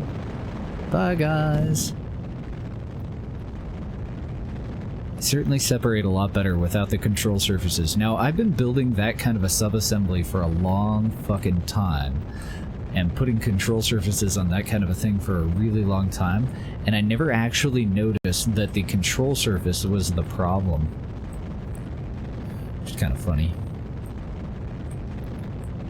I've gone and messed with separation rockets, all kinds of stuff, repositioned any drag parts, and it hadn't dawned on me until this morning that when we separate, if one of these little wings is off at an angle, that's what's making the fucking things collide. Who knew? Probably everyone, except for me. Let's go ahead and get rid of that payload fairing. Goodbye. AP is at 84. We don't really care where our final AP ends up being. We shouldn't have any boil off, so we shouldn't have to worry about the liquid hydrogen in the second stage anymore. I'm gonna go ahead and keep the AP as low as I can for this part, though, just so that it doesn't, well, hopefully mess up any of our chances of recovering this big, expensive sumbitch.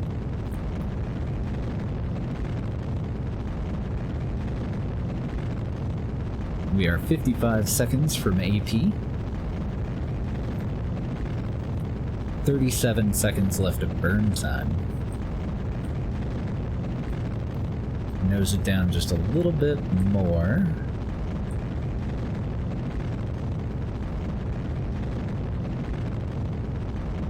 Thrust to weight ratio just passed 3.4. This thing is powerful.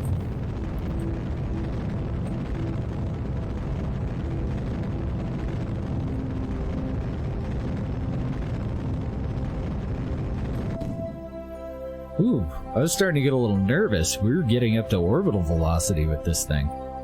Let's go ahead and separate from it. We are not in any rush anymore. Let's go ahead and enable RCS. Aw, damn it. You can barely see them bursting. You really can't see them bursting anymore. They are, but I've limited them so much that you can't tell. That sucks. I like the look of them. I'm just gonna point prograde, and actually we have so much time until we get there. Let's just have the flight computer do the work. I'm just gonna add a maneuver there to circularize. I did forget one very important part of that.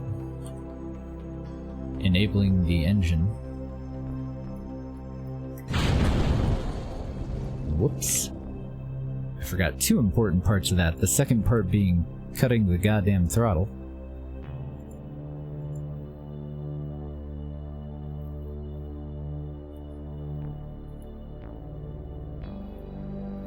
And I'm going to tell the flight computer to execute that maneuver.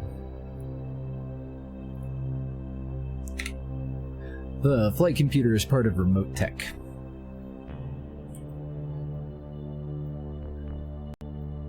And then while it's doing that, we're going to work on activating all the things. We're not out in the daylight, so I'm going to go with the antennas first. Forward-facing one active vessel, rear-facing one the homeworld. Not any particular launch site, just the homeworld in general.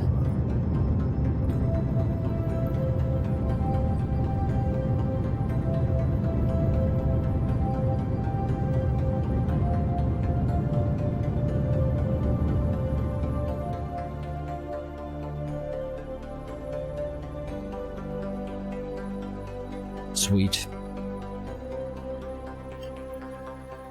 So we ended up in an orbit of 89 and 89. Pretty damn good, and it looks like it's still trying to use monopropellant for something. I could see the values there going all ape shit. So, pretty much over any launch site. Let's just aim for the furthest one over here. I added the maneuver a little bit further back in there so that it doesn't confuse it with anything else that I might be clicking on. We want our second maneuver to go ahead and put this into a high orbit. Oh, how much DV did I have now that we didn't have boil off? 950 meters a second of leftover delta V.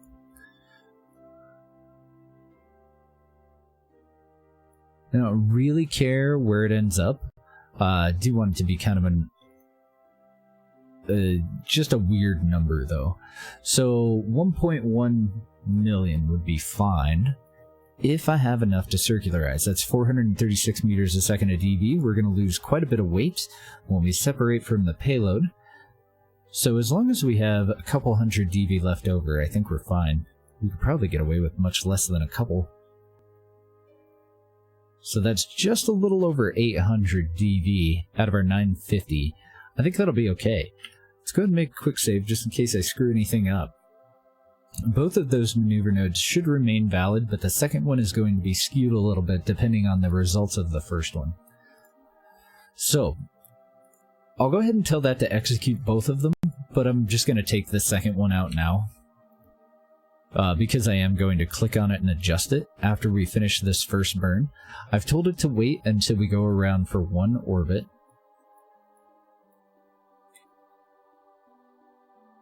Which hopefully won't be a problem.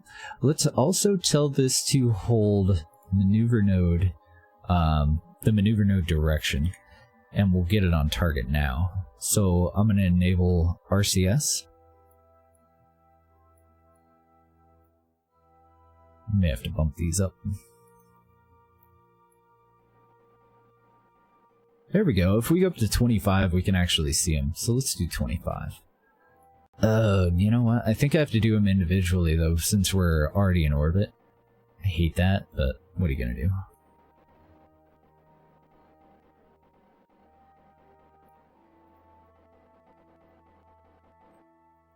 I'm going to disable it for now so that it's not wasting it trying to maintain a heading.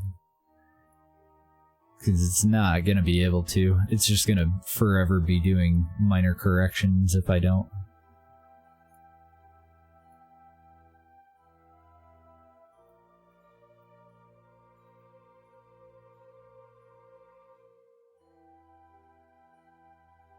You usually can with a mod called Too Many Orbits. You can get rid of all that clutter on the screen.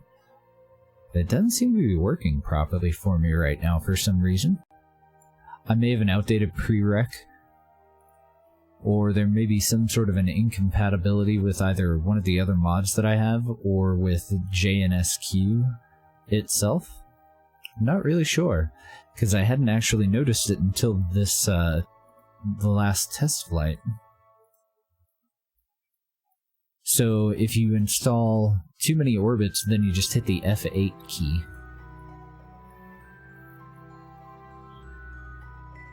And I don't know if you can remap that key, but I do know that there's 2 or 3 mods that also use F8. So if I hit F8, it should get rid of most of that. These lines here are the cone angle of another vessel. But I'm not sure... wait. No, lowering my patches didn't do anything. I guess technically it did its job. So in the middle it's showing me my current orbit. Then here it's showing me my the arc that I'm gonna make for my second orbit. But I'm not sure why this is different than my projection from the maneuver. Like the dotted line, I don't understand why that's not the same as this one here. I don't know. I've never had that problem. Usually it'll hide everything. To get rid of the other lines, we just click on those. The hell is that line? Yeah, there must be some sort of an incompatibility or a conflict in the mods that I have. What a bummer. Let's get rid of this.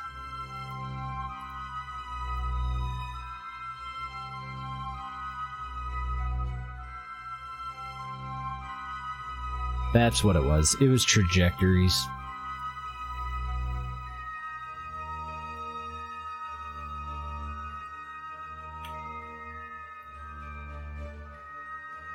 Which is odd, because I'm definitely out of the atmosphere. I don't know what the hell that was about. And I still have no idea what the fuck that line is. That line right there. Oh, I think that's the line of yeah, okay, that's the line of communication between this probe over here, the fungi telescope, another version of our telescopes, and our low altimetry satellite, which is currently on its way to a, hopefully, polar orbit of Nimnus. Looks like it's about halfway.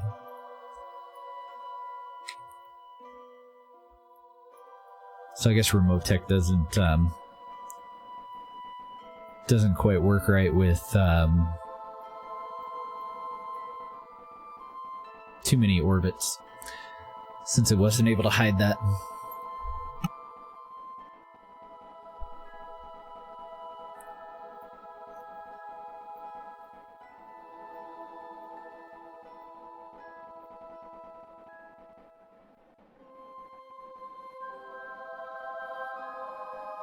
Sure is taking its sweet fucking time to get us on that target there, isn't it?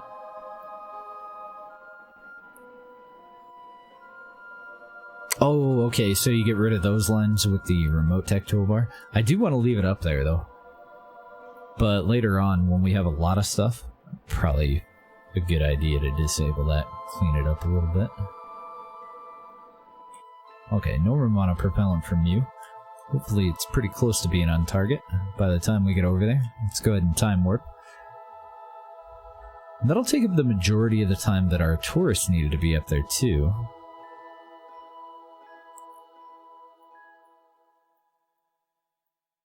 Their flight is actually terminating just before the execution of this maneuver.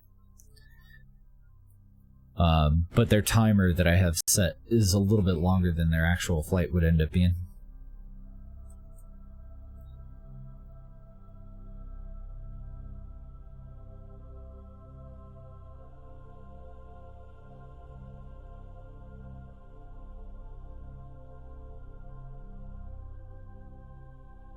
Okay, so we're coming up on the facility again.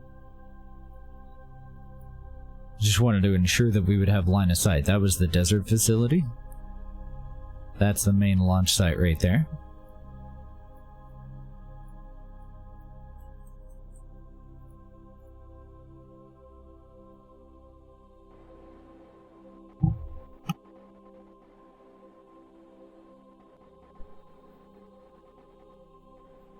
Now, it shouldn't do this kind of stuff when we separate from this part. If I had disabled these monopropellant nozzles and put an additional set at the same power as the front set, then it wouldn't be wasting anywhere near as much. Kind of like holding a long broom from the very end of the handle and trying to hold it parallel kind of thing. Since all of our control is from this point and this point, and none of the control is back here, and I've told it to point somewhere very specific, it's kind of difficult for it to move with just those 2 points of control. The solar panels are part of SSTU. And I'm trying to remember Shadow's full name. Isn't it Shadow Mage? Space something something? I don't know, it goes by SSTU. That's what I would look it up as. And that's one of the mods that I don't think you install with CCAN. So if you do want to add that one, you're going to want to probably find it and do a manual download.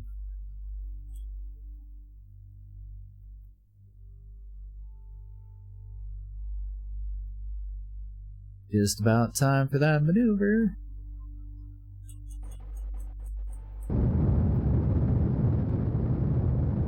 Okay, and I believe that the vectoring of the engine will be able to keep us on target no problem. So I'm going to disable RCS so that it doesn't fuck up the execution of the maneuver node. No problem at all, wizard.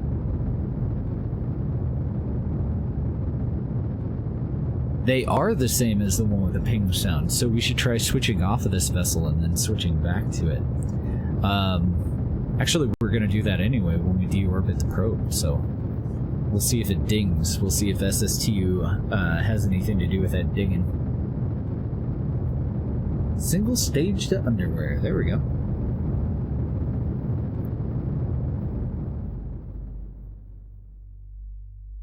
See that little correction thing that it does at the end there? It'll just keep doing it if I let it have more control over, if I give it access to RCS while it's doing it. So you can be turned off for now, and that way we're not going to consume any electric current or anything. Trying to kill rotation. We want to go out to AP.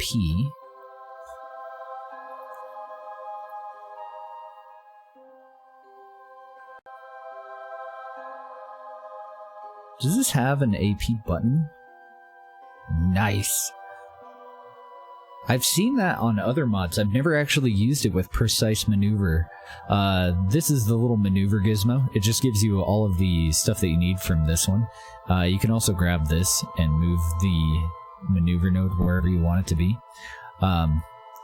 If I hit the AP button, then it'll automatically align it to AP, which is super fucking handy, and I wish I had known about that a long time ago. And I'm just going to tell it to circularize us, and I'll feed that into the flight computer. Then I do probably want you to assume the maneuver direction. But I don't like the way that you're doing it. Fuck it. We'll just let it do it. No, I'm not. I'm gonna turn that off.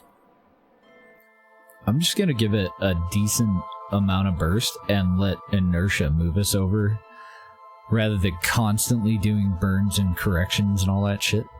So I just want to pivot us.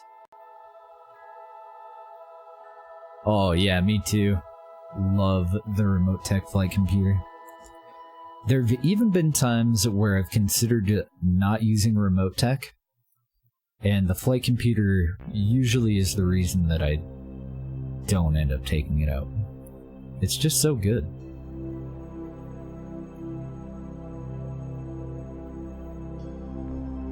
Almost too good. Let's go ahead and time warp through this.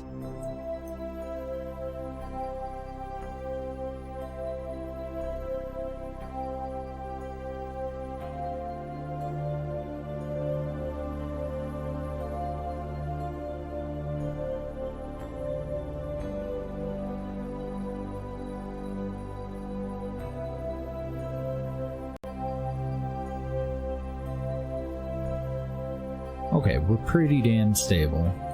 I'm gonna kill RCS. I'm gonna tell this thing to do what this thing is doing.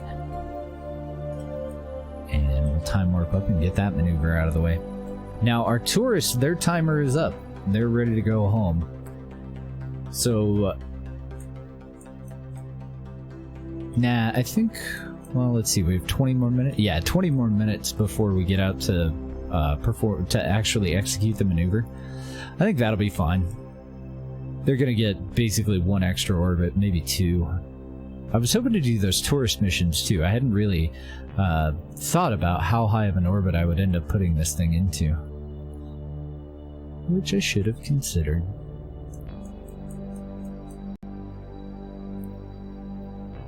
No, we have a mod installed called Mandatory RCS.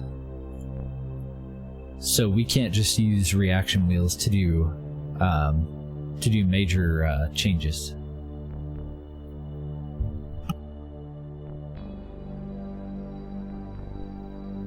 Not unless we go with a whole shit pile of them, but that would kind of defeat the purpose. Mandatory RCS essentially just nerfs reaction wheels and like reaction wheel control torque as you ascend until you get out into the vacuum, and then they just have a very minimal effect.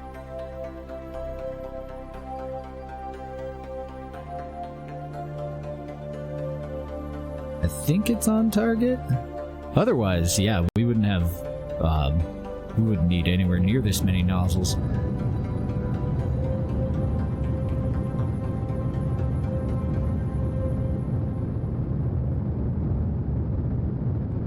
I'm actually a really big fan of Kerbal Space Program reaction wheels,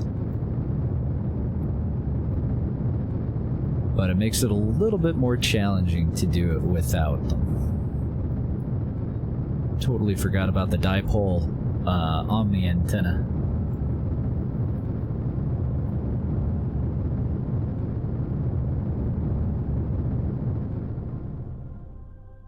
Alright, and we are circular at 1.5 and 1.5. 1.52 and 1.50. I think it's good enough. Let's go ahead and turn that off.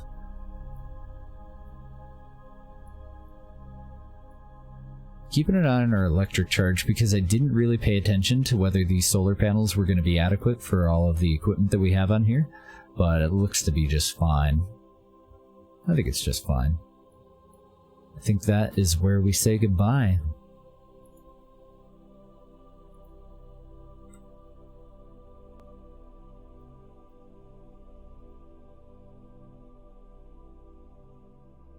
Go ahead and just leave that up here. So I want to enable RCS and SAS on the probe, and I'm bursting forward to move us away from it. And we want to burn retrograde, which is the way that we were facing when we decoupled. Smart man would have waited until that rotated around in front of us. I'm not a smart man, so I'll just point radial out.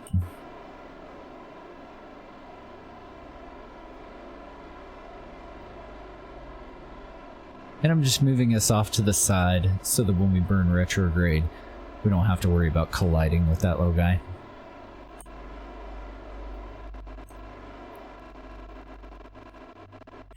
Okay. So we should be totally clear of it. Now, I don't know how much DV we're going to need and I don't particularly know if we have enough for sure. We were just kind of eyeballing it. So I want to add a maneuver a couple of minutes from now, and I want to see if this thing can circularize into a lower orbit. And if not, that's fine. But ideally, we would do our re-entry from just above the atmosphere. So the top of the atmosphere is at 85 kilometers. I'm going to go to 90 to give us enough time to perform the maneuver and switch off of the vessel. It's going to cost 400 DV to get down to 90 kilometers. This is going to be coming in pretty hot, because I only have 578 meters a second left over. So our follow-up maneuver will be to spend the rest of that, about 100. Yeah, it's not going to work. That sucks. I can slow us down a little bit, but I don't think I'm going to bother. So at this upcoming maneuver, this little guy probably isn't going to survive a re-entry, but I'm going to set it up for a re-entry PE of 30 kilometers. And we'll just discard it. So you go ahead and pivot around to retro. We don't need a maneuver node to do that, but I did want a maneuver node to make sure that our value here was less than our value over here, which is our total DV.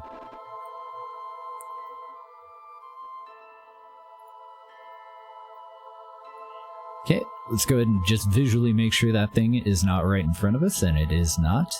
We'll get rid of this. We have all the information that we have that we need over here at PE. Yeah, our planet that we're on is scaled up. That's why our lifter was so fucking huge compared to what you would usually use in stock. We're on JNSQ, so it's like an overhaul of the entire solar system. Now, it does have a probe core. It will have battery. So there is a chance that it'll be able to use some of this fuel in conjunction with its parachutes to increase its survival.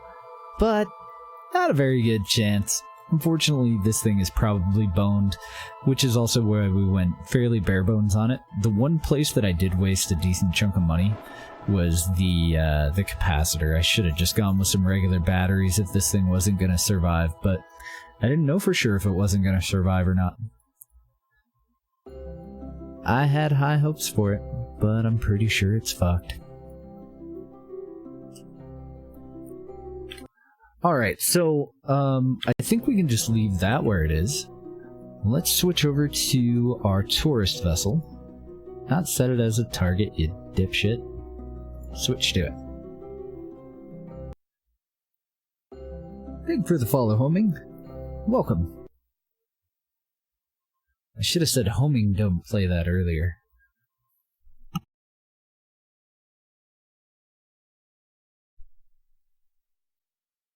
Oh, yeah.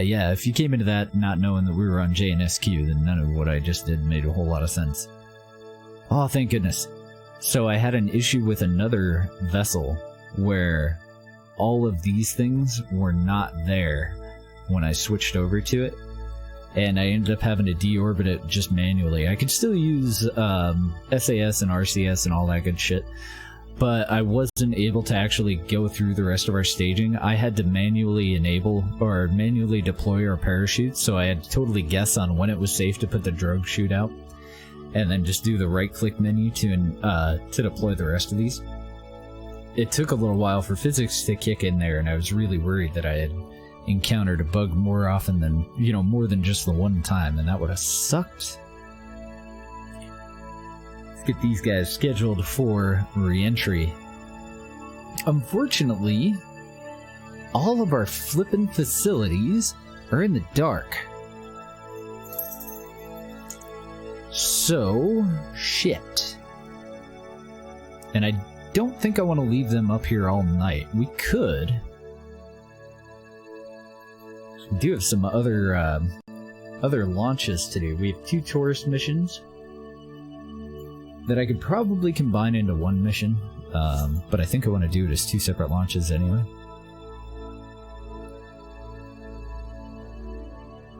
Let's see, I might take off from the desert airfield for this one, and then the other one from just the regular Space Center, and head northeast to take them over that site.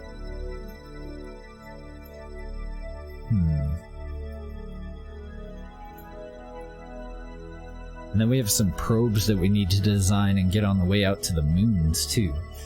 A couple of scanning satellites and a couple of science probes that we were contracted to send out. Oh, shit. I think I just lost the ability to revert, didn't I? Frick. I forgot a very important test that I was supposed to do with that guy. Shit. Remember how we were having an issue with that lens? It might be fucked. I mounted the lens sideways, and I don't know if the lens actually has to do anything with that thing, with the image of the planet being off target, but I think it does, and I totally forgot. Okay, something beeped. You know, I'm thinking it's gotta be the capacitor. It could be the OPT antenna. We've also used that on some vehicles, but I think I've used them on vehicles that don't have this, and I haven't had the beep.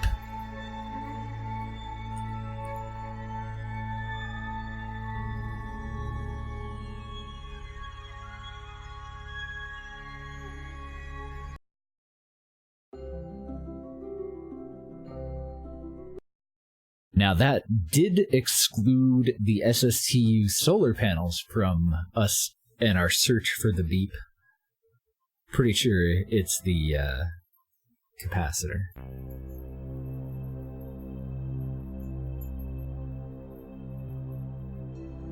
Fucking weird. Now this one didn't beep and this one has the capacitor.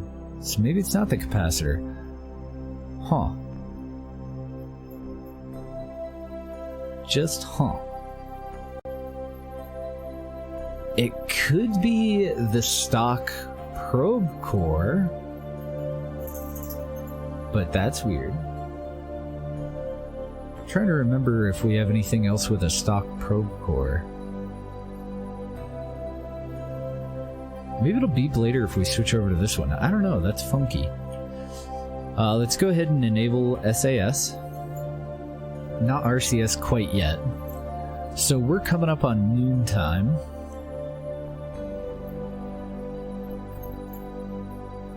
And I don't have anything that's really going to be safe from here to take a photo of. Let's set that as our target. Thankfully, we do have a multi-use aperture where we can open and close the aperture. So right now, if it's closed, we could point toward the sun, but we would rather not. If we point toward the sun with this particular telescope, we're going to destroy that little lens in there.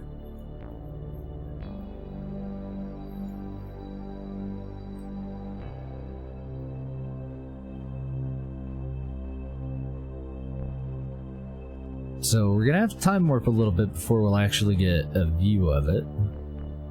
Everything else is kind of pointed toward the sun. This is a good sign so far, though. What I was worried about is that the orientation of the lens determined how on target this thing was. Doesn't look like that's a problem, so it is still off a little bit, though. And I don't really understand why.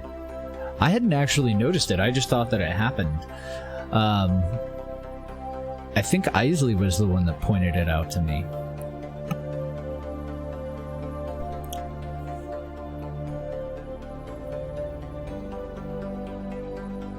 Yeah, even if I transition control to the optical tube, it didn't try to correct it anymore onto the pink dot there. Well, that's okay. Let's go ahead and rotate around just to match our angle with the 90-degree line. I'm a little bit disappointed with that, though. I would have liked to have been taking my photos from this orientation, and I guess I can. But my view is going to be sideways. So I either have to have this sideways or my view sideways, and that sucks. I can't even remember where the hell I put the probe core in this.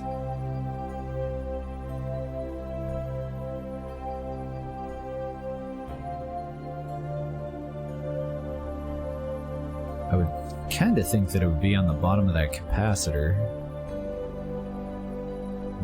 Nope. Oh, right. It's right here. I was thinking standard probe core. We're using an SSTU probe core. Oh, okay, there we go. If I control it from the probe core rather than the tube, then we are in the same orientation as far as our view goes as our solar panels look right now. I just like to, I don't know why, I just wanted to keep it horizontal. I'm a fucking weirdo, that's why. Let's time warp a little bit. I want the target indicator to be outside of the 90-degree marker, and then we should have clear line of sight.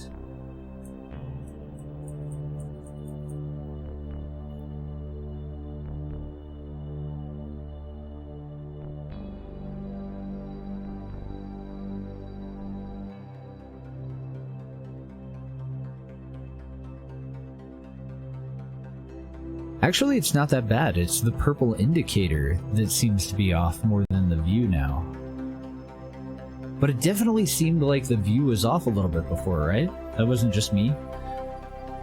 I'm not just imagining shit? Okay, well, I'm happy. I'm gonna just go ahead and can that one. I've closed the aperture. It's actually, I guess it is kind of upside down. Because technically... Oh, no, we're perfect. Yeah, I wanted the bay to be on the bottom. Bottom or the top, the opening of the bay. And that way, a kerbal that's on EVA, since it seems to like to, like, they want to stand upright all the time. They want their feet pointed south and their heads pointed north.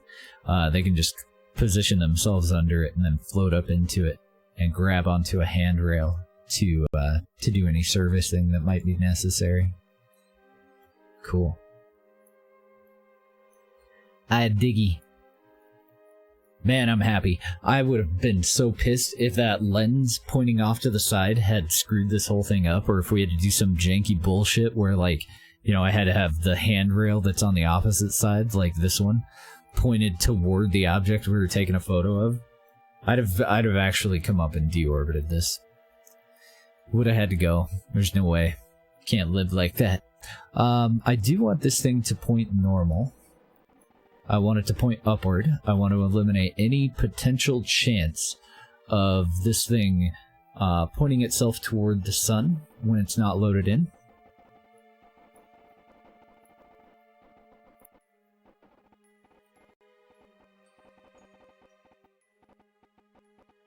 And then I'm going to rotate it around a little bit just so that all of its solar panels are currently exposed to the sun.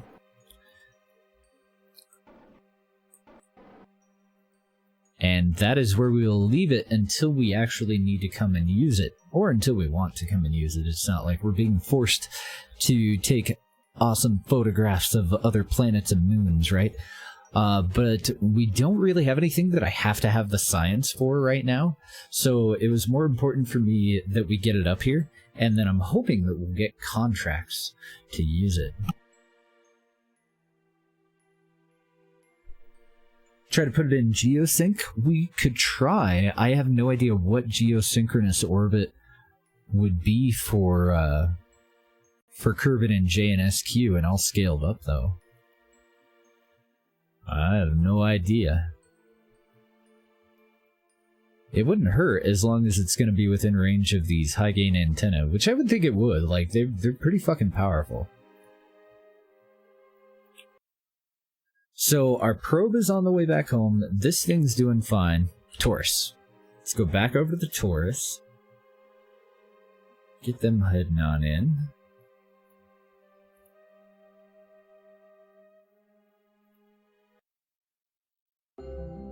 It's at 2.7 scale.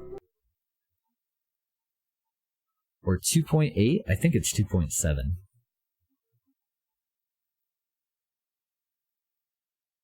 And we haven't gone and scaled up any of our parts to compensate for that, because I didn't want it to just be a bigger version of regular Kerbal Space Program. We're using stock parts with a larger planet and a larger solar system. Not completely stock parts, we're using stock scaled parts, so a lot of our parts are modded parts, or parts that were introduced completely from a mod, but they haven't been, all I'm trying to say is we haven't scaled them up to reflect it. And that again is just an additional difficulty thing, just to make it a little bit more interesting. So I guess we could set down in the dark if we really wanted to. I would like to try and get back over to the launch site. Any of our facilities would be fine. What sucks is I don't really want to go through an entire re-entry in the dark. I just dislike it. It's just difficult for us to see anything on the vessel, and I think it's more fun for us to set down during the daytime. Maybe I'll split the difference and I'll just set us down at dusk. Because I don't think that our 500 and something DV that we have left... Well, we have 598. I don't think we can aim for the Woomerang site with that little fuel. Fuck no, we can't.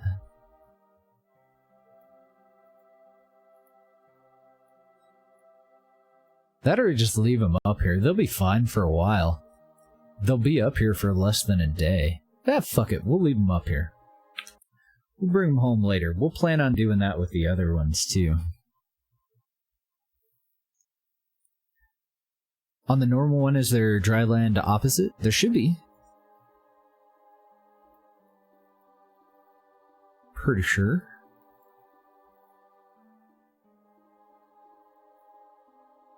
So it's right there. It's actually almost perfectly in line with this polar orbit. Oh no, I guess there's just ocean there. Because it directly opposite of the Space Center should be somewhere right in here.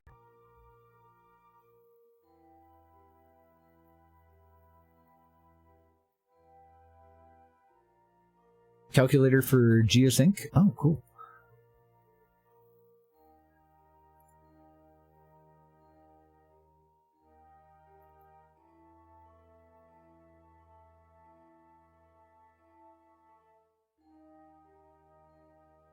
So I switched my view over to Kerbin.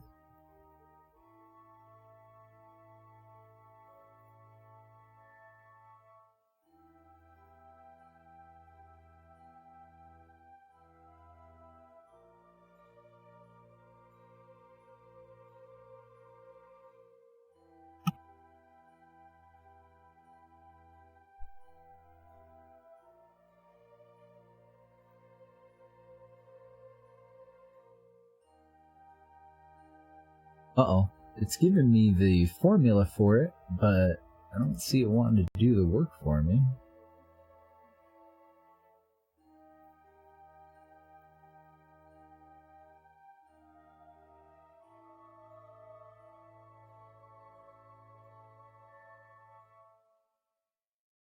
Ah, here we go. Okay, so the... Oh, I can't get all of that information that it wants from here, can I?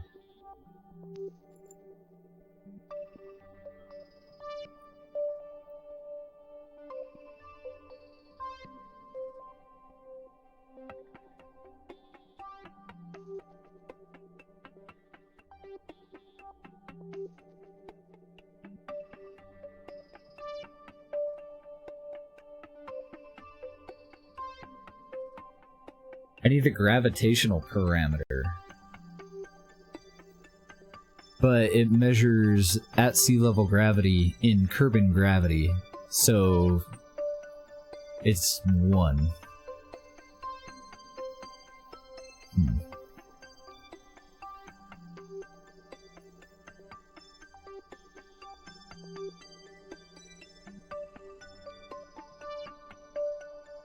Well, let's try this.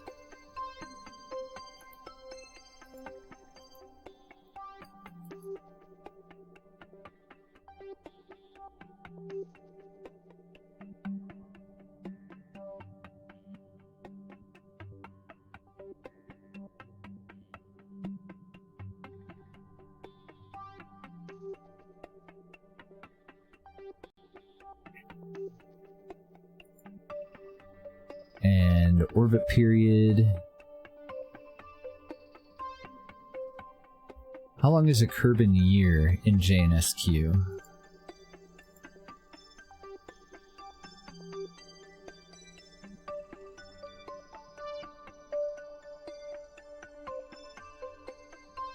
I have the rotation period. I don't know how long an orbit takes. I guess I can guesstimate it, but...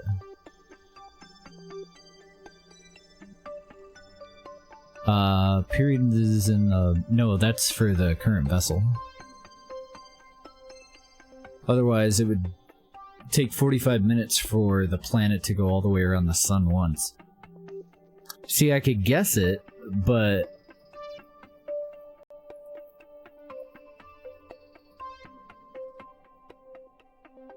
I think I would need to set up a maneuver node for matching the velocity of the planet from a solar orbit to use MechJeb to be able to tell me what the entire orbit period was.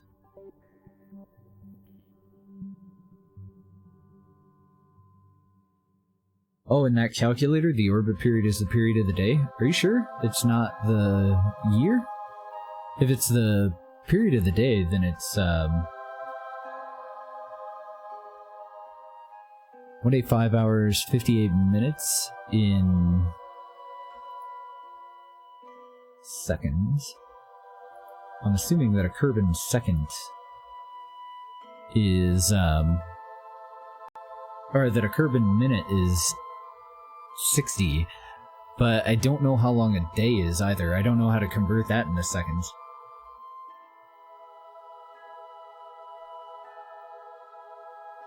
Because I wouldn't think that a JNSQ day, since it's, since our total orbit is just so fucking huge, I wouldn't think that it's still 6 hours and whatever, like it is in stock.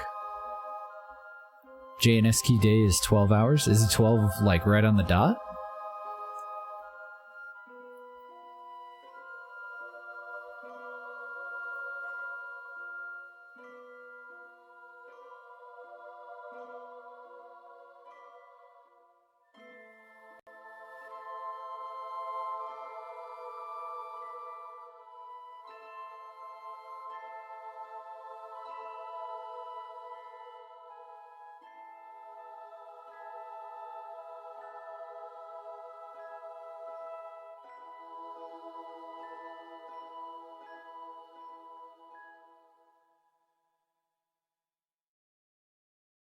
Oh, I'm an idiot. So, 17 hours times 60, right?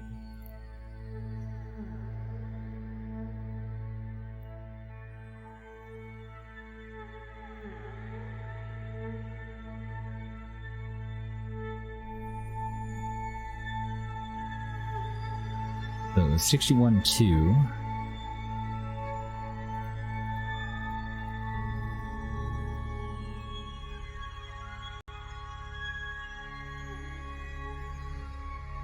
So 64,680 seconds. Man, that was a lot of work. Solve for A.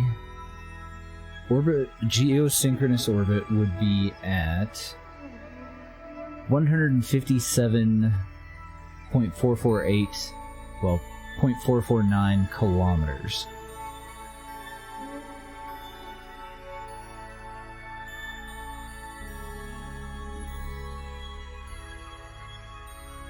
That can't be right. I did something wrong. Or I'm going off of the wrong something somewhere.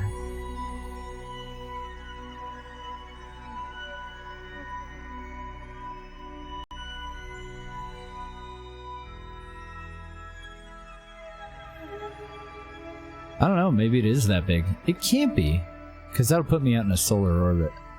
So maybe there isn't a geosynchronous orbit for JNSQ. Hey, what's up, World Champ?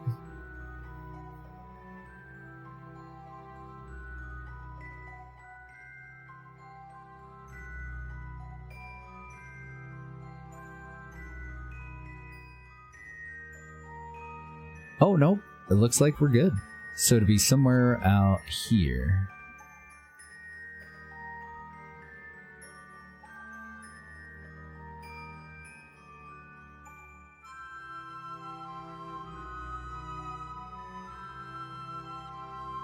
Oh, damn it. Little button stuck.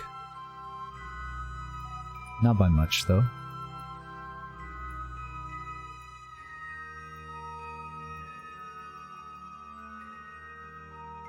.157.4.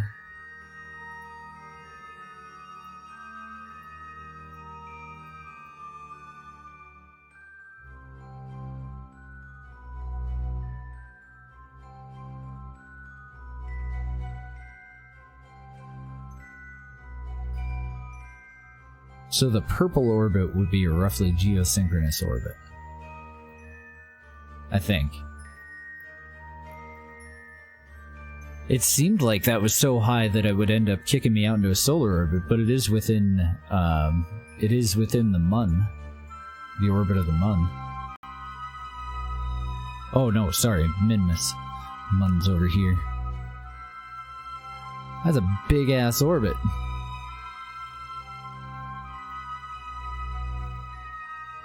I don't know, maybe we'll put our relay network out that far. Oh, a lot of work to figure out a geosynchronous orbit. I'm sure it's much harder if we don't have something to refer to. Imagine all the science it would take for you to figure out all of that without anyone else's help. Without anything to refer to? Fuck that. How do you even calculate gravity or anything? I guess in seconds with a timer, you could figure out an estimation of your rotation period.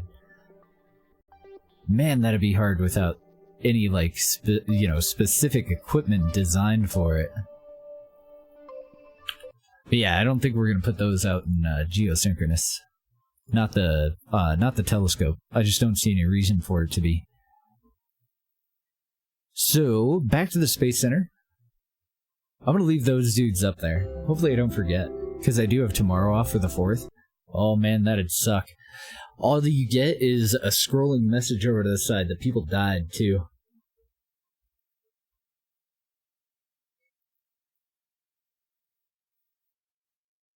Yeah, it's gonna take a hell of a lot of DB to get out there. No, maybe we'll put our jump beacon out that far. Actually, no, that won't work. We're gonna need the jump beacon to be out at the edge of the sphere of influence. And I'm probably just gonna put it all the way out at the edge of this sphere of influence, honestly. So, I'm gonna go back into the VAB. We do have 2 more tourist missions that I definitely want to get going today, because we are trying to hammer away on money. Even though I put up that outrageously expensive telescope, we spent about $200,000 on that launch. We're going to recover some of that. Some of our parts were recoverable. Unfortunately, not the upper stage. I really don't think that we're going to see that poor thing ever again. I think that guy's pretty well fucked.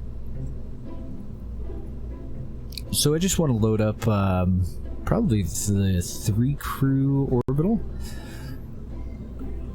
Now let's use one of our tourist vessels. I don't actually remember if we finished the 2 passenger. Wait, that's not gonna work either. Not for both missions. It should work for the 1. I just gotta figure out which one's which then. Because that'll determine which site I want to launch from. One of them wanted to go over the impact crater, and the other one wants to go over a location called K2.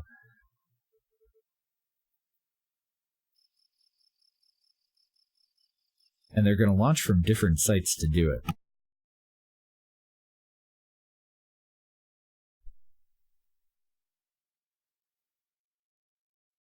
Should have done it while I was staring at the map there and I didn't even think about it. Look at all of our telescopes, man.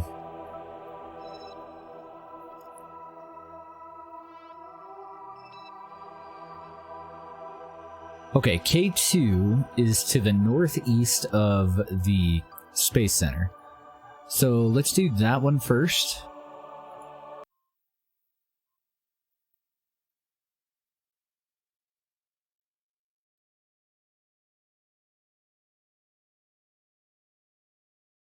Gonna wait for the update to hit. I'm just not upgrading for a while. We're on version 4, I think. 0.4. Seems to have very few issues with my mods that I have right now, so I'm not fucking with it. I may have to revert this if I don't pick the right vessel, so I think I'll just go with the 3-man, and we're gonna load up whoever the hell wants to go over K2. But I don't do these missions very frequently, so I'm not sure if it'll tell me which set is which. I may have to actually go and look at the contract.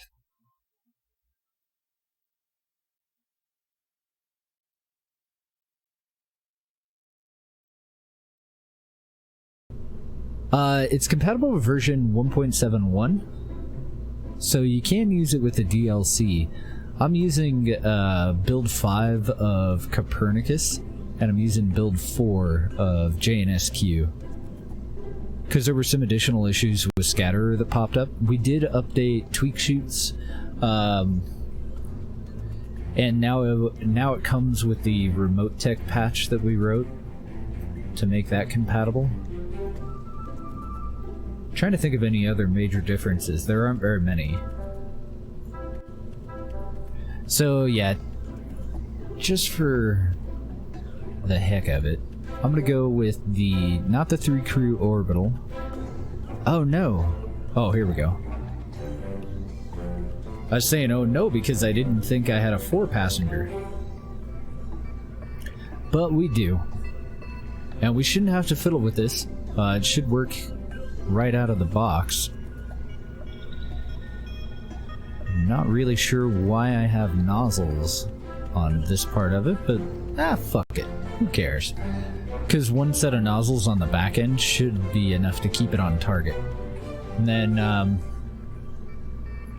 going to take it out to the pad and see if it tells me like specifically which tourist mission they want to go on. Because if not, I need to load in our tourists independently. One of them was for 2 people and the other one was for 3, so that's why I had to go with a 4-person plus a pilot. So I don't have a 3-man tourist vessel, just even numbers, and then the odd number of total crew is for the pilot.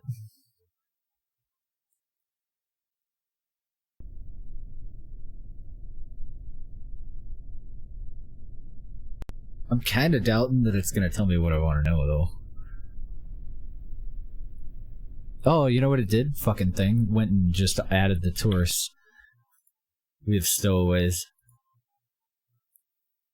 And I know for a fact that I don't want to recover a vessel that doesn't successfully complete the mission because I've done that before, and the tourist disappears. Well, I actually did it with our car. We had a rover that we built, and I think I popped a tire or something like that, and my engineer is not a high enough level. Okay, so fuck it. We'll just go and refer to the contract. It's fine.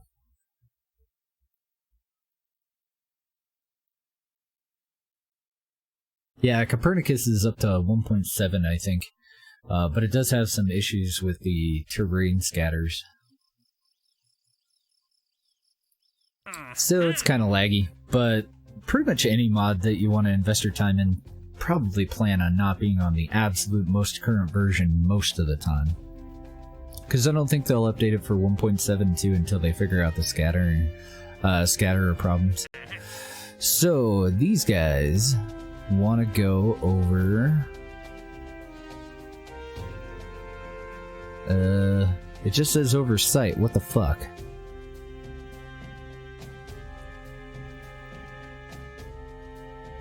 Oh, okay, here we go. Location, Impact Crater. So the 3-man mission is to go over the Impact Crater. I need this one then. ML Wig and Genfert are the 2 tourists that we need. God damn, what a pain.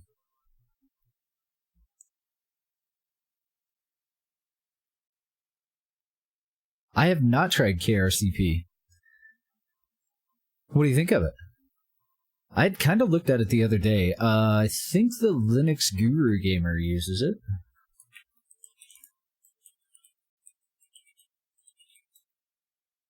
And even if I'm wrong, you should throw him a follow anyway.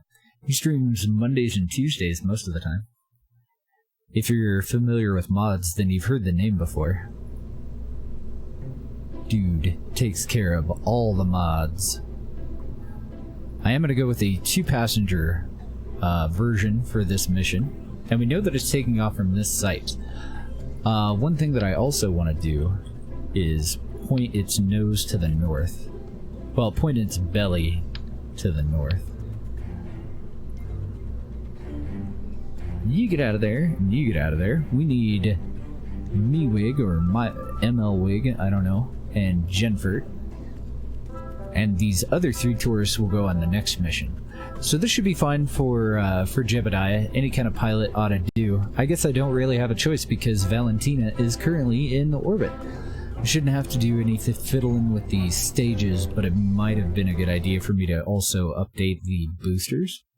I think it'll be fine though. We have 3 control surfaces and they're just not very stable.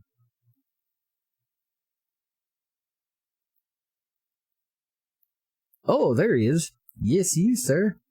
Do you happen to use KRCP? I know that you've experience with most mods, but I don't know for sure if that's one of them that was on your list. It's one hell of a list.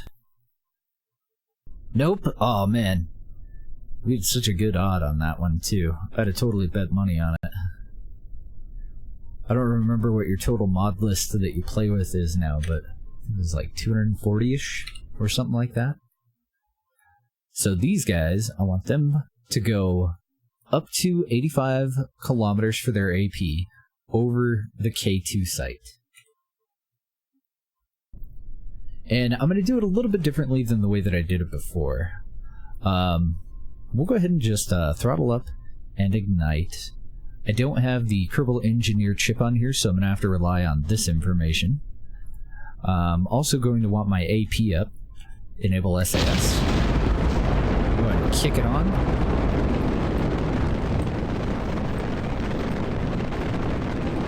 I'm going to angle them slightly to the north right away.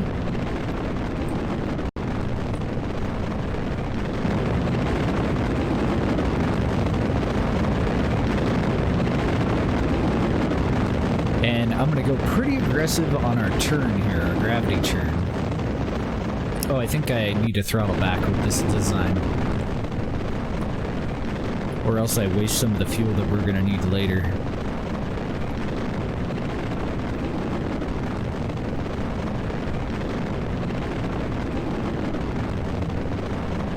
Actually, I think it's powerful enough. I think it ought to be fine. So I'll just cut the throttle.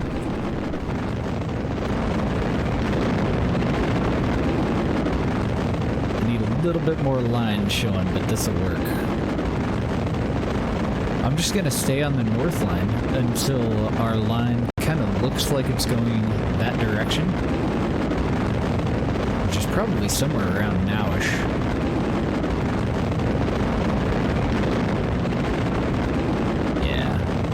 Pivot over to toward Prograde, so that we don't pull it any further north until we get a better line.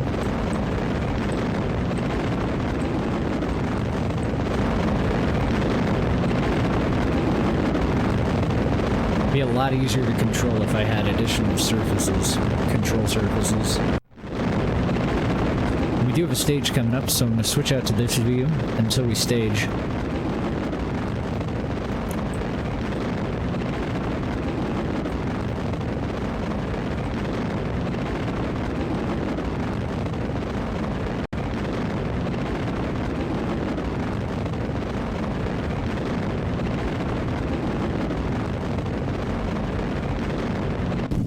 god.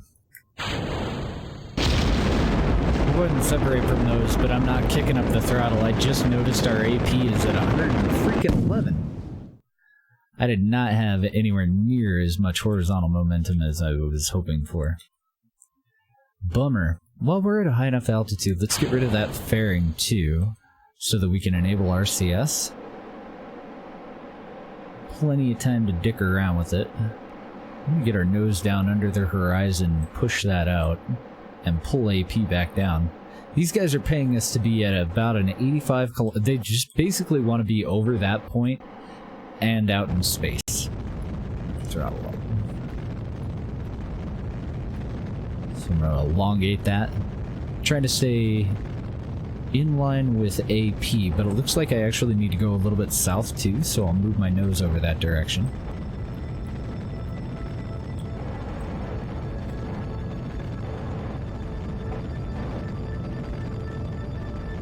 So I'm lowering apoapsis just for a safer re-entry.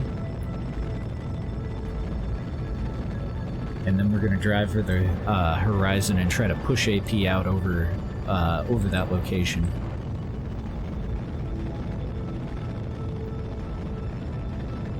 One of your smaller shuttle launches. Oh, okay, you were being facetious. I saw you putting that together. I stopped by and just lurked for a little while. I was so proud. Remember all those stations that we had to launch with something like that? I was like, oh man, he's going big. That shuttle is amazing. Ah, shit. Well, so much for recovering that. Actually, I think the parachutes might be on the other side. I think we're okay. 22 kilotons. Oh my god.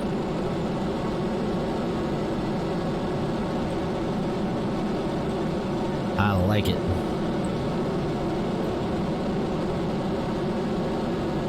Hopefully I have enough power to do this now. I've kind of wasted a lot of our DV.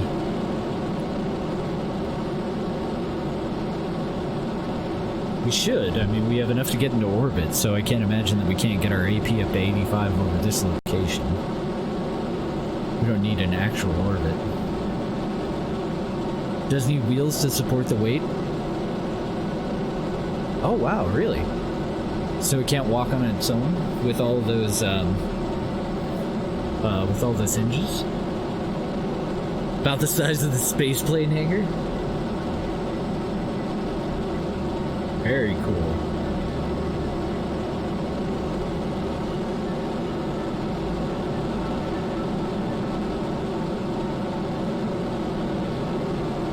I hope your commute went well the day after I got to hang out with you. Nose down. I hate commuting. But you gotta do what you gotta do, right?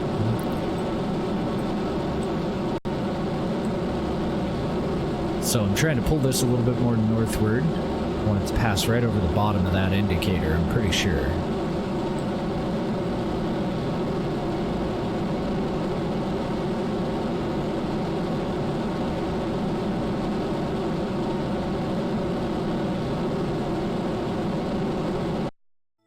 Okay, now I'm going to use RCS to go back to prograde. I think that our altitude is actually going to be fine. Let's see how much fuel we have left.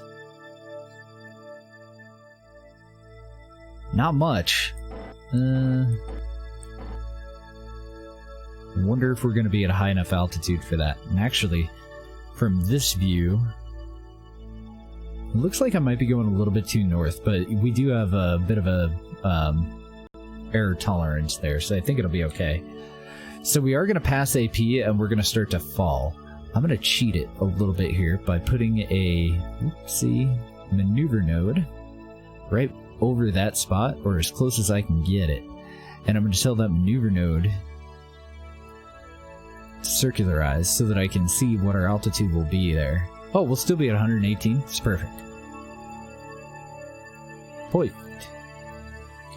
At least I think it is. I don't think it matters. Even if we're at like 300 kilometers over the area that they want to see, I'm pretty sure that the contract states it needs to be over 85. So I don't think they give a shit if it's way over 85. But I could be wrong. Oh yeah, it might walk in the lower gravity, that's true. Hopefully it doesn't bounce too much.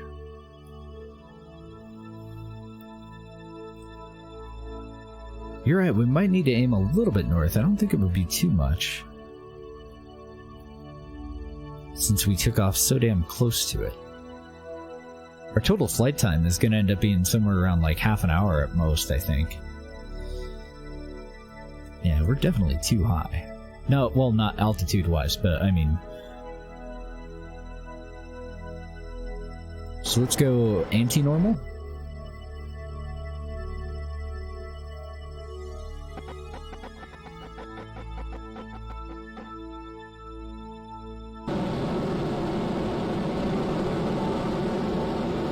Try to correct over to the right.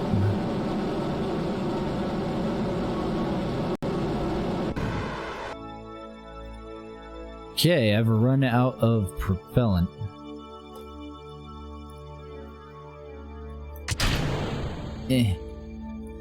Oh, I'm surprised. I figured that would have retro rockets on it, but apparently it doesn't. Let's go ahead and open up our bay, just in case we need to burst forward with monoprop. I guess it could have used up the remaining monopropellant in the other stage. But hopefully we'll be okay. So this is a decent paying contract. Excellent. So they got to, well, kind of see the thing that they wanted to see from space. I think I totally ripped them the fuck off. What a terrible thing to do. They're like, we want to see the coast of Florida from space, and I'm like, okay, we'll go and do a night launch for it. I almost want to revert this and do it during the day. I feel like I really ripped those guys off. We should probably get rotated around to retrograde. I do think that I'm going to revert this, because that was fucked. The other launch is going to be during the day. It hadn't even dawned on me that that's what I was about to do to these guys. The only reason that I'm continuing to carry through with this is to absolutely test this for re-entry. I'm fairly certain that we've performed missions with this, but I'm not positive. We're not going to let them touch all the way down, but I do want to get them coming into the upper atmosphere here. And I hope I'm not too close to that. That thing is definitely going to be destroyed. And that's one of the things, the fact that this still has parachutes, that's one of the things that makes me nervous about this.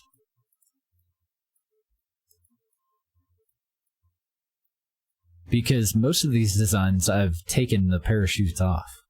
Because these are still so close to the active vessel that they typically just burn up on re-entry. I'm going to leave the doors open until I need to close them. I don't anticipate any problems, though.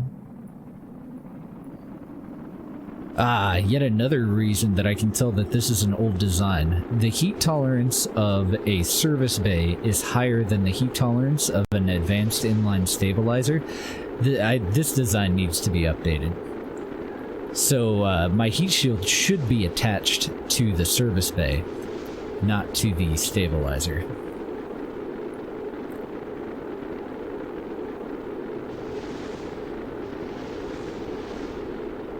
The planet's rotating counterclockwise. It's rotating in the same direction that we're traveling.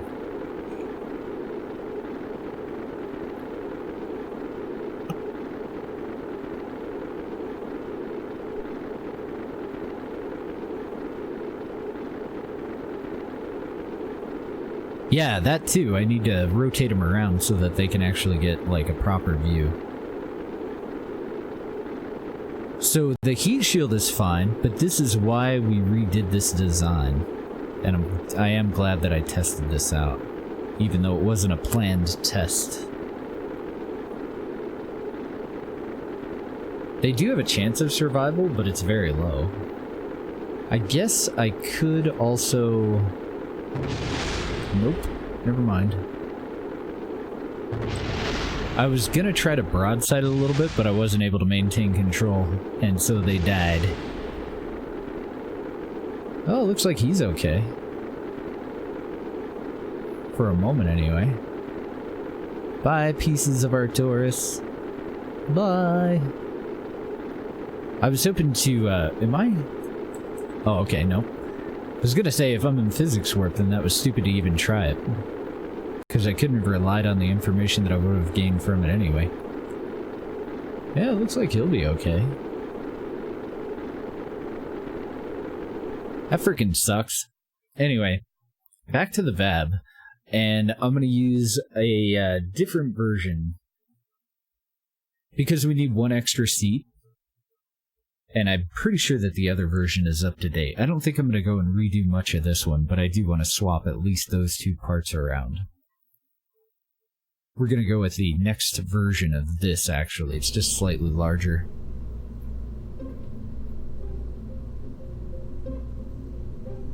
Oh wow, this is a super old version. So I hadn't had these attached properly, and I didn't notice until a later version.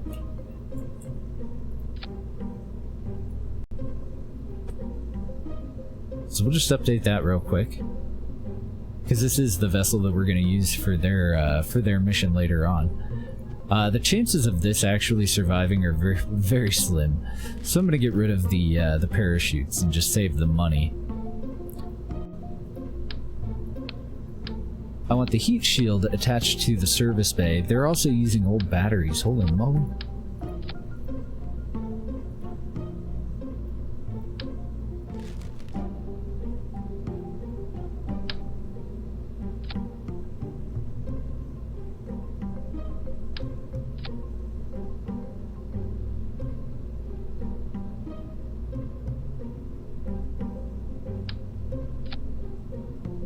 And the bay doors are kind of what we're using for a kickstand. If we land on a slanted surface like the side of a hill, then we just open these up. And hopefully they'll keep us from rolling. Because I tried to put lander legs on it using some motors, and they didn't work for shit. They hop around all over the place. And I don't like them.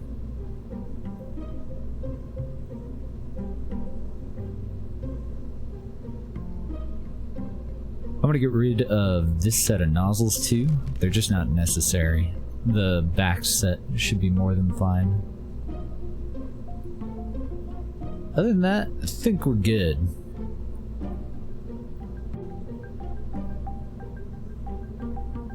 I don't see anything else that's out of date.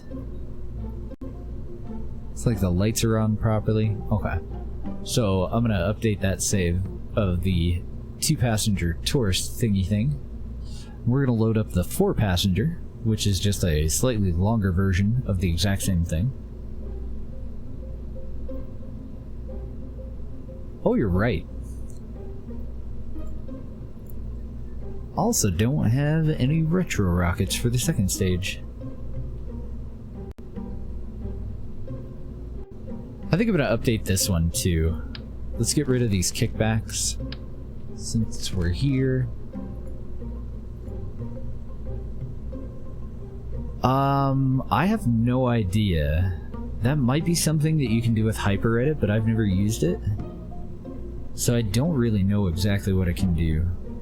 The only thing that I know how to use even a little tiny bit is the Alt F12 cheat stuff into space, but I don't know if you can cheat it onto the surface of something.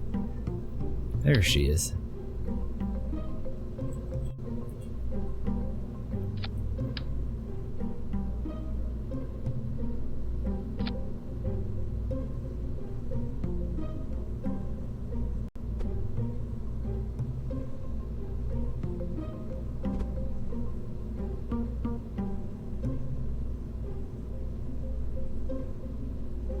It's really silly too. I do need to learn how to use HyperEdit someday, because we test out a lot of stuff like bugs before we report them to the mod creator, and you know, just little stuff like that. And usually I just use time warp. I'll go into like if it's something that requires career mode, I'll make a new game.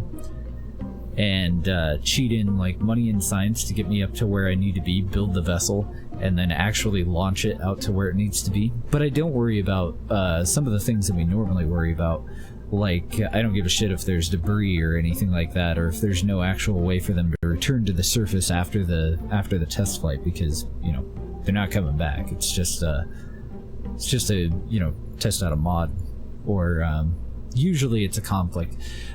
Sometimes it's when I'm messing with config files or writing mod manager patches, then I'll go and do a live fire test like that, but it'd be much faster for me to just use HyperEdit and get the payload itself out to where it needs to be to do the test. Someday I need to get with the times. I don't know, I just like launching shit, you know? So even if it's something that's not really for keeps,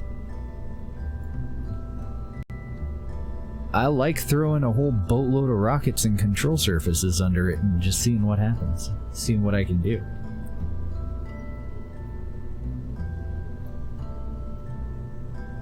And then these little guys going with this decoupler at stage 2.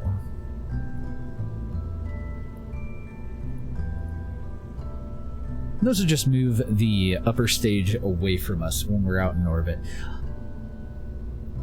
It is odd that I didn't actually have that in a thing, though. When we originally designed this vessel, before we fancied it up just a little bit, we had a 30-part limit, and now we're up to 255, so we have almost doubled the number of parts that we have here. Like, it didn't have the monopropellant nozzles, we just used engine vectoring, engine gimbal to get it up into space. I should probably also put solar on it at some point, but now that we're combining tourist contracts, I don't think it's going to matter. I highly doubt that, for the most part, we'll ever use this for an actual orbit again. So over to the 4 tourist version.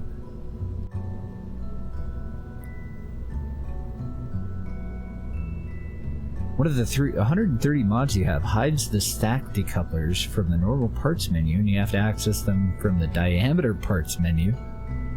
That's a weird one. What the heck? Let's go ahead and get rid of these. Let's get rid of these.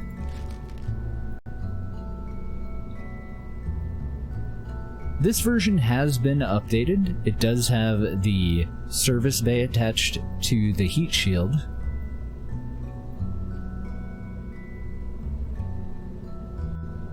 I don't see any batteries. Ah, I see. I've attached them to the tank there.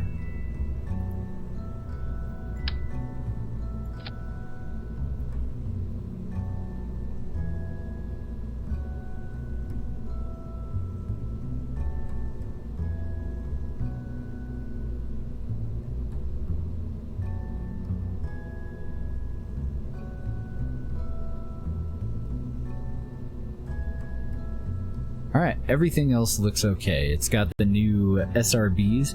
I also didn't have KW rocketry installed when we first started through these playthroughs, so that's why some of these have kickbacks rather than the little Ullage motors. I think all the rest of this looks fine, though. Do need to fix my staging for those, and I doubt that I have separation rockets, so these are fine. That's all fine. We don't ignite the main engine until we decouple from the second set of solid rocket boosters. That's all good. We do have separation rockets from the main lifter.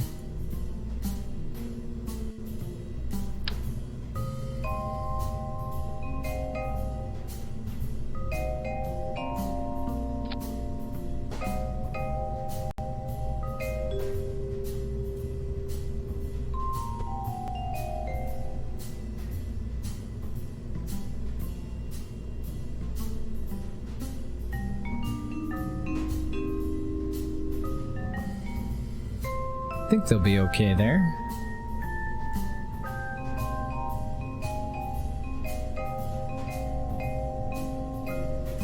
It's got a little fairing around the heat shield that it doesn't really need to.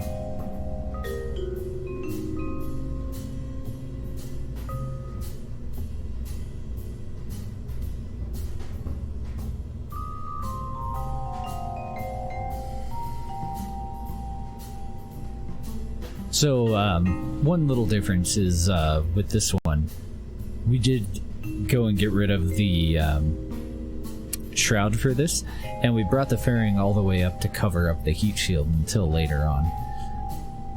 But it does have a slightly oversized heat shield in this version. Otherwise, it should be good to go. Let's go ahead and update our save. And our last mission we needed...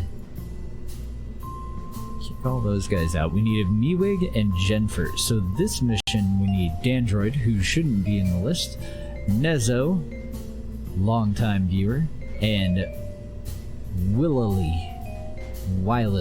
I don't know. And we want to launch these guys from the desert launch site out in the daytime. At least I'm pretty sure.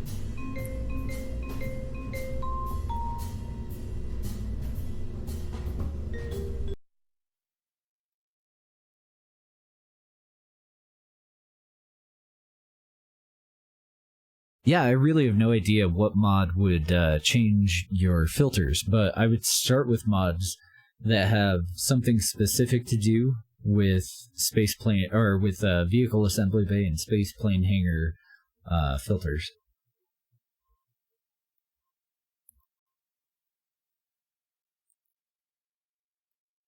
That is odd, though. Like, I would pop out... Janitor's Closet's honestly the only one that I can think of off the top of my head. Probably pop that out real quick, start it over, and see how it goes. Let me hit the map real quick, make sure I'm at the right spot. It'll do. I had actually intended to go for Boomerang, but this'll work.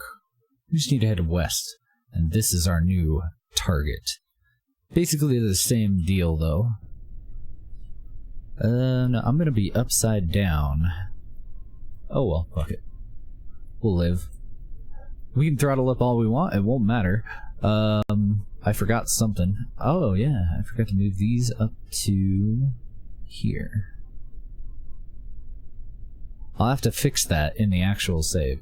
Let's take it up and see how she does. 3, 2, 1, go.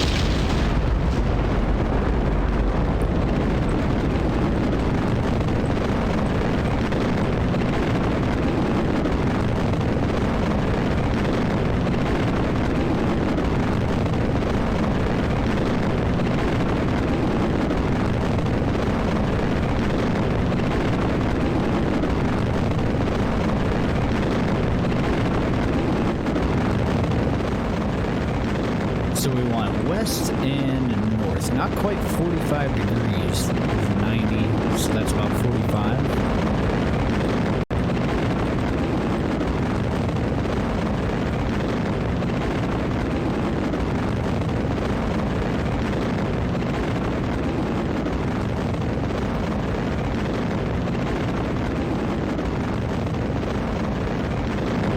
Let's see how she does.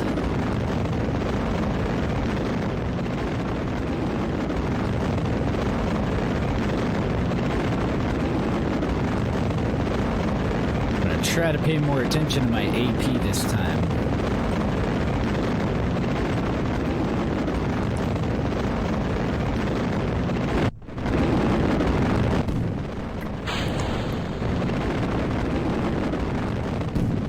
See you, buddies.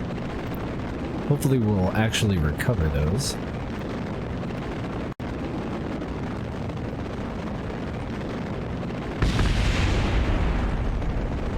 Oh, well that's not gonna help. They hit one another. Dough. I may have taken some of the... No, I got rid of all the kickbacks. Oh wait, this one already had the Ulich motors. I may have taken the fuel out of the Ulich motors. So we should be able to actually improve that for this design if we wanted to. But I'm not gonna revert over a couple of boosters. Nope.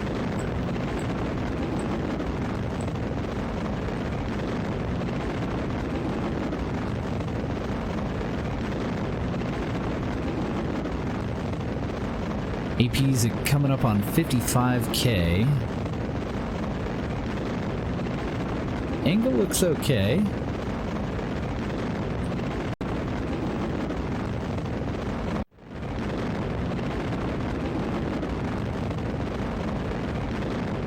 I really hope that we have enough power here. Thrust to weight ratio is fairly low for the next stage.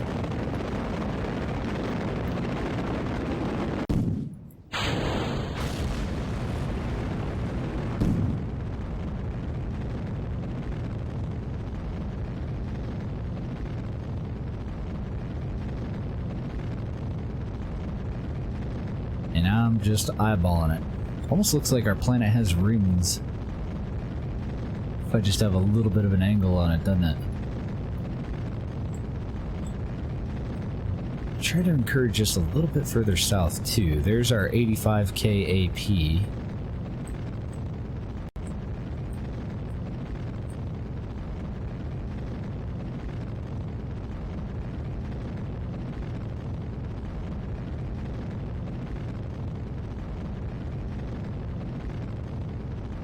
Should have another stage coming. Oh wow, we're only halfway through our fuel. Excellent.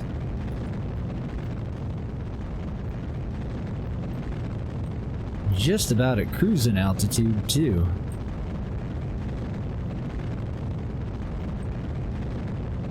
Our target altitude is 85, so I don't really want to push it too high if I don't have to. Check our line. Ooh, it's looking pretty good. Just about on.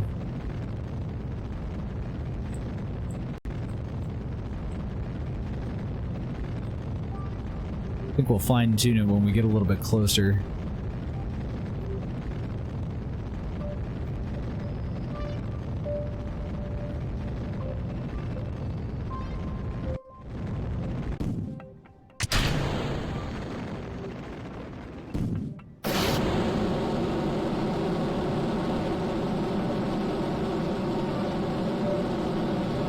Okay, I have to pitch up. We have to maintain altitude.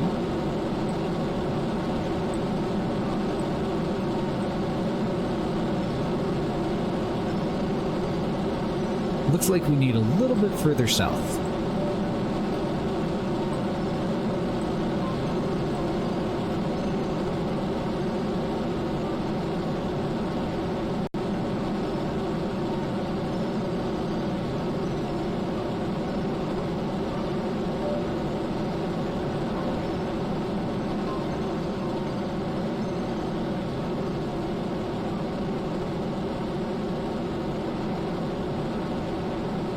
There we go. I don't know if we're dead-eyeing it, but we ought to be doing pretty okay.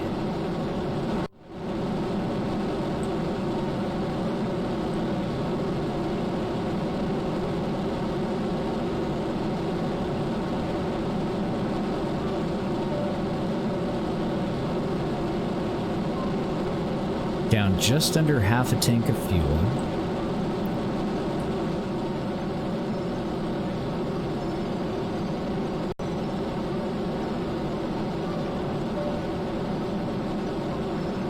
Let's see, AP's at 95. Let's pull it down just a little bit as we push it out. Okay, so we know that we're going to be over 85 at the target location. I want to conserve the rest of our fuel. We'll use it to slow down before re-entry.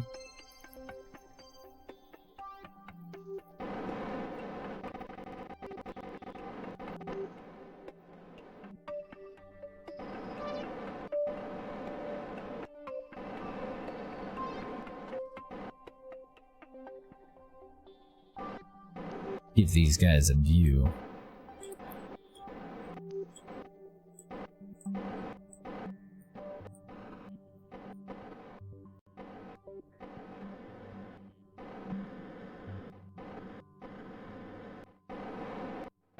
And I don't actually think the mod pack is compatible with JNSQ. So I don't think that they're actually going to fly over an impact crater. But apparently there's some sort of crater that they wanted to see from roughly about this altitude. So, okay. How's it going, Reaper?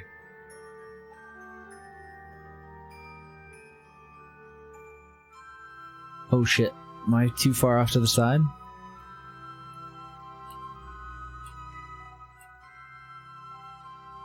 Rip.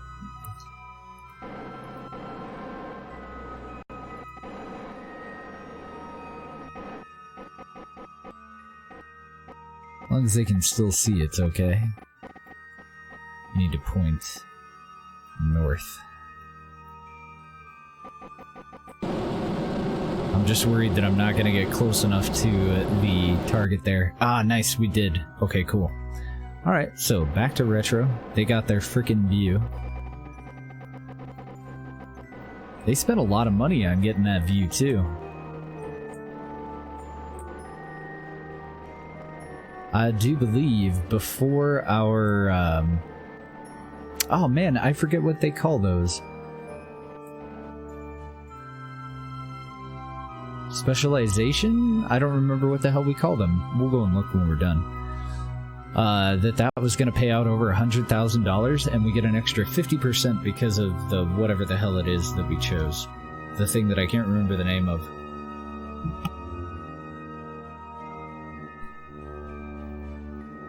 Now, when do I want to slow us down? I could wait, or I could just do it now, but we're going to enter at a much greater angle if I do it now. We are going hella fast. Not as fast as a normal re-entry. I think I might want to just use my remaining DV to come in a little bit shallower. I think I want to come in broadside. And that's also how I want to release from the maneuvering stage.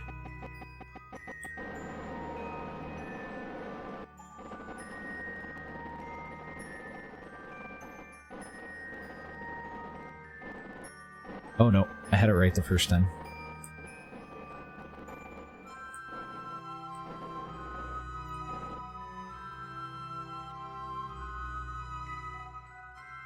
Because I need to nose down, but I think I'm going to use a little bit of DV to maintain our elevation once we hit the upper atmosphere. So that we're losing forward momentum, but not really losing...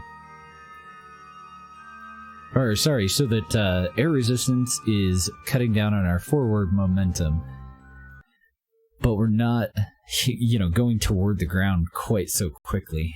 Just trade one evil for the other, and then try to kick the heat shield out front. So I think I'm going to have to get all of that done at about, by the time we get to about 70 kilometers. Because we're still in the upper atmosphere now, so we're still going to gain speed. There's not enough air resistance to actually affect our speed up here. And our monopropellant nozzles are not going to be anywhere near as efficient the lower we get into the atmosphere. Damn it, the bay is on sideways. Ooh, I might have fucked up. I went further than I wanted to. Firing the engine is going to affect the heat of the engine, too. I might have fucked up.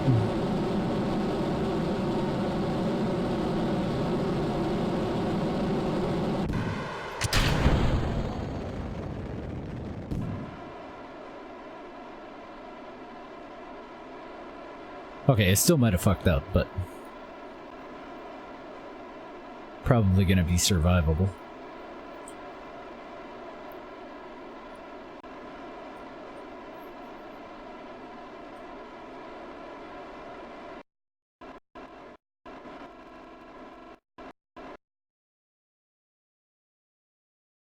Alright, let's see if we can re-enter without dying.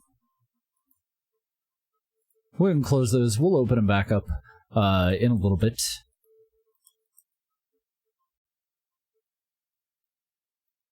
And then we can vent all of our monopropellant because we do have the internal monopropellant tank. Lose that extra weight. Just gonna spray it into the upper atmosphere like a little happy cloud of poison. It's gonna be great.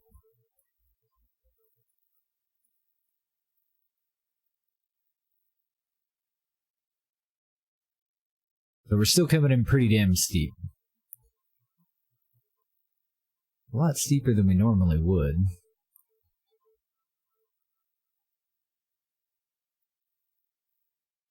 We're just staying in the upper atmosphere for a little while longer. We're just about at AP again. There we go. And now we'll start to descend again. And I'm hoping that overall it was just an effective way for us to use up that extra fuel, but probably would have been just the same if I had just gone retrograde. What is this thing? This is just a little 4 tourist transport with 1 pilot. We were paid to take them out over a specific little sightseeing thingy thing.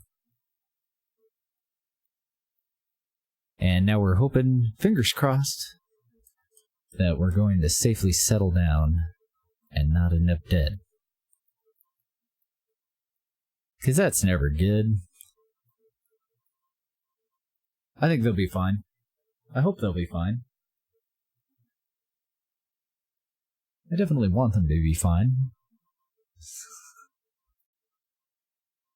I have no idea where the hell they're setting down at either. So hopefully we don't hit a mountain. That'd be no good. That would be decidedly bad. Definitely bad. So your video that you're going to post, is that the entire flight for the challenge? Mr. LGG just did a shuttle Reddit challenge. That was the photograph that he posted a little screenshot of earlier. Oh, I'm curious too, Pigeon. Did that actually say there is a way to clip something, or it says there's mods? Oh, okay, that says HyperEdit. So HyperEdit can put stuff down on the surface of other things. And I'm assuming that the cheat menu can't, then. Oh, it was on the forums. I thought it was a Reddit challenge. Ew. Nice, and this is going to be the full mission? I'm going to have to watch it. I saw the end of it. I saw, like, the very... well, I wouldn't say the very beginning. I saw you putting together the lifter. And I saw you working on the landing for it, but... I generally don't do Reddit either, but if I'm looking for, like, a forum-related kind of thing, like somebody's opinion on something, or... I don't know, every now and then a tech thing, sometimes recipes, then I look at Reddit.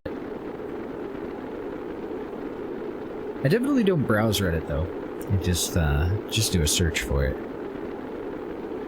It's getting a lot better. I used to really dislike the...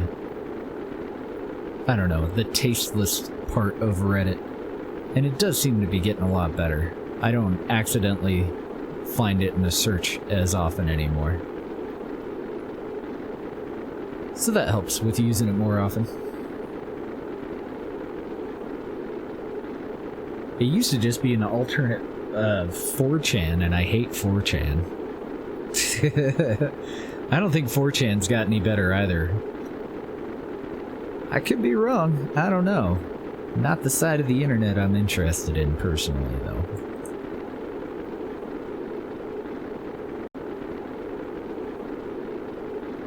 On the upside, I don't see any mountains directly ahead of us. I'm really hoping that we sit down in that there water. Water has a lovely habit of not being curved. Gotta stop for your car, cat food, and beer. Okay. No problem. I was totally looking forward to a beer yesterday. Deb was going to the store, and that was like beer, olives, because my favorite junk food lately is garlic stuffed olives. Actually, it's been for a long time, but now we found like a generic knockoff brand that tastes really good that's also very cheap.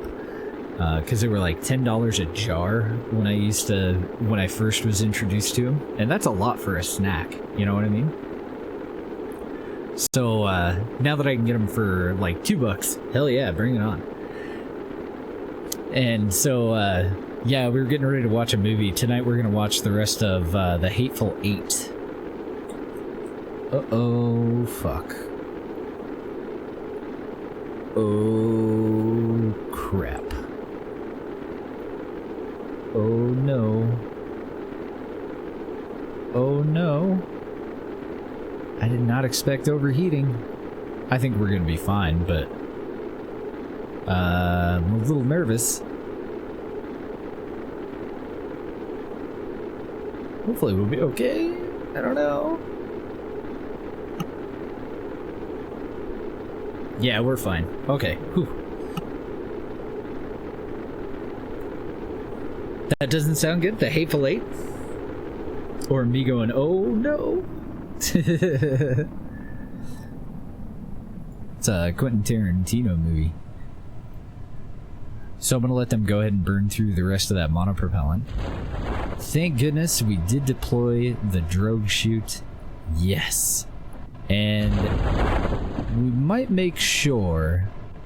We might make the shoreline, but I don't think we're gonna hit a mountain.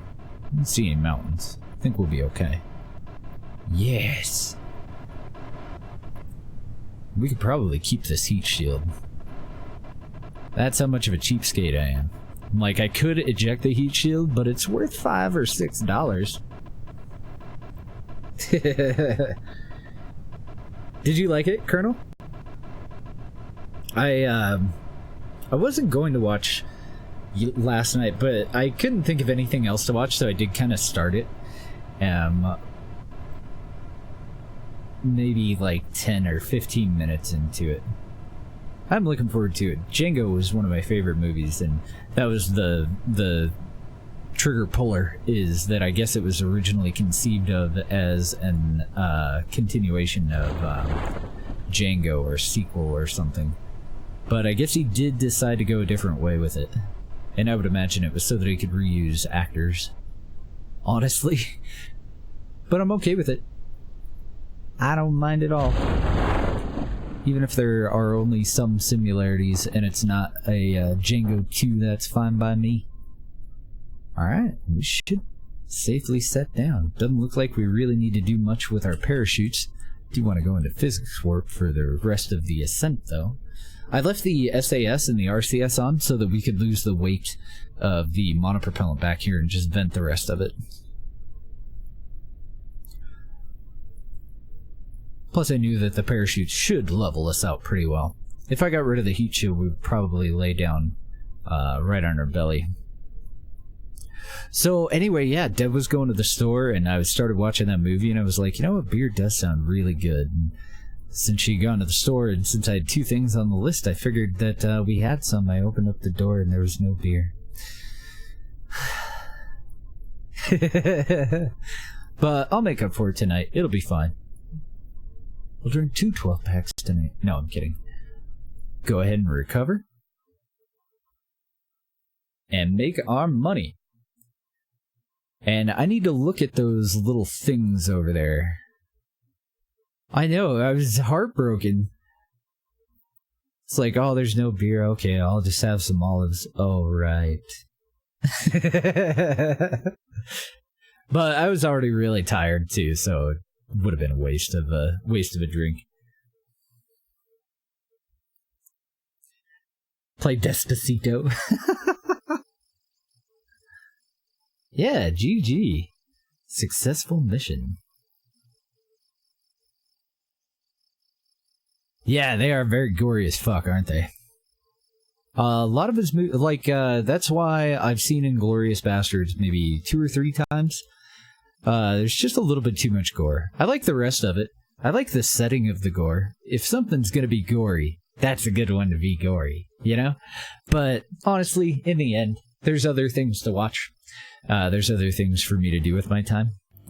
They are strategies. That's what they are. So any tourism plus contract that I do that has a pilot present, I get an extra 50% reward for.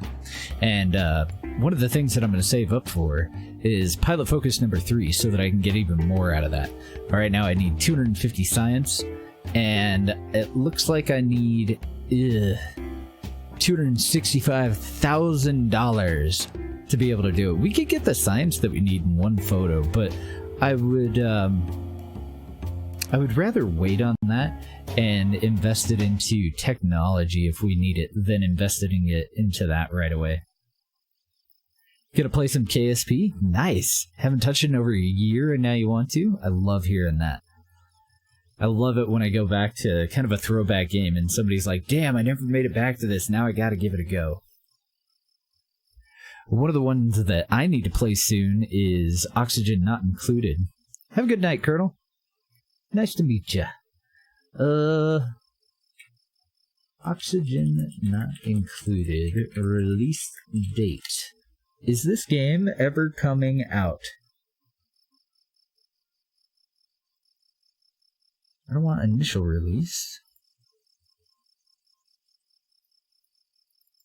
I want full release.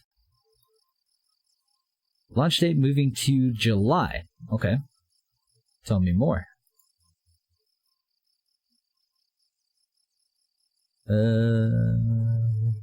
Moving it to July. Expected to be open for testing around the end of June. The release version? God damn it. What's the actual day? What day can I play you? Boo. I bet if I log into the game, it'll say it on the opening screen. Now that we have all that stuff out of the way, let's work on a science contract. If Deb's just heading over to the store now, we should have plenty of time. Thanks for the follow, too, Colonel. Have a good night, man. Oh my goodness. The hotel contract counts as a frickin' tourist contract. So if I have a pilot go and put that thing up, I get an extra $300,000. What?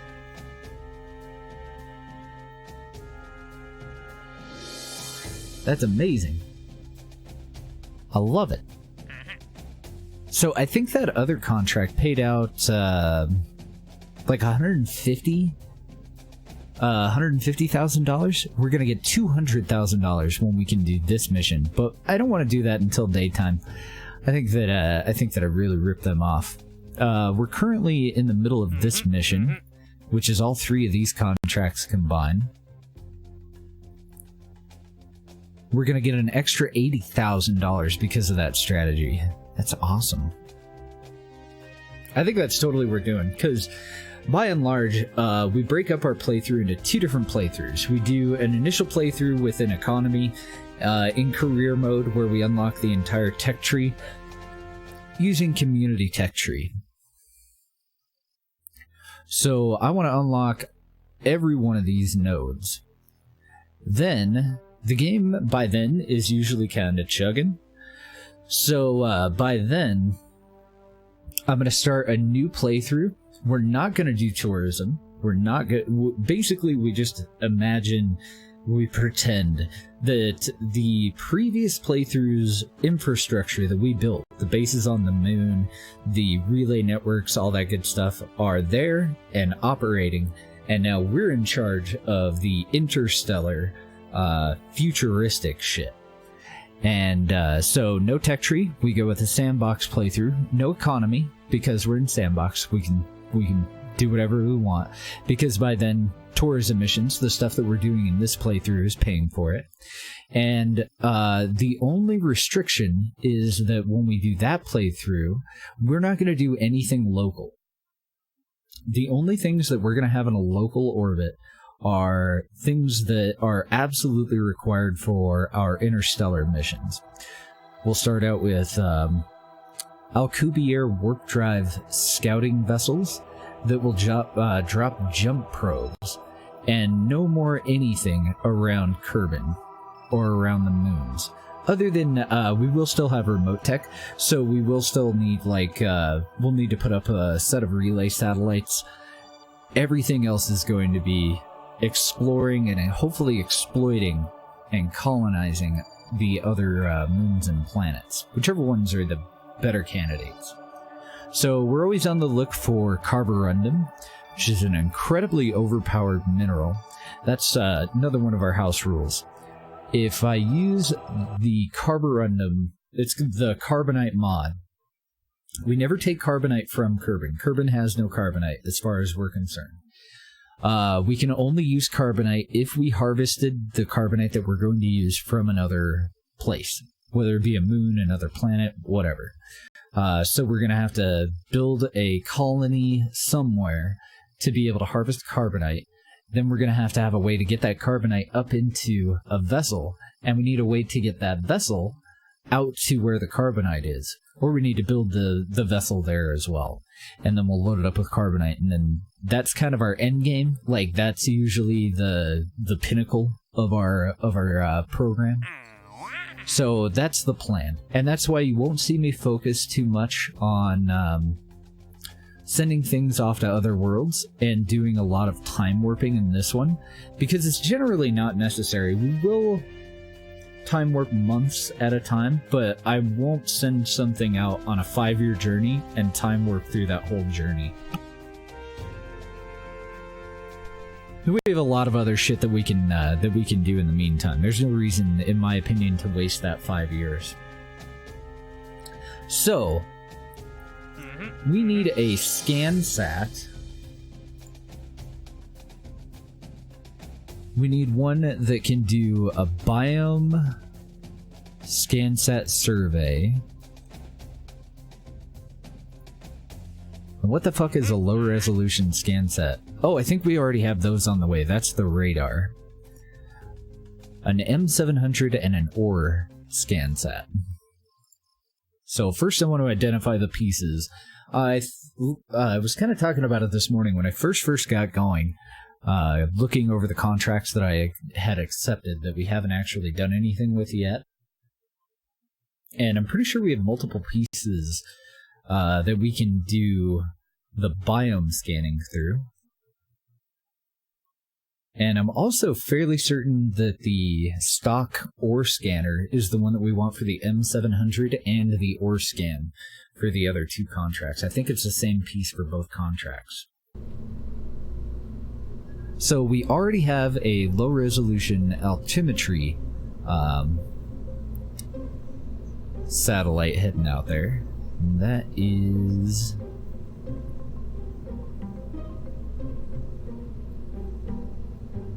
this little feller.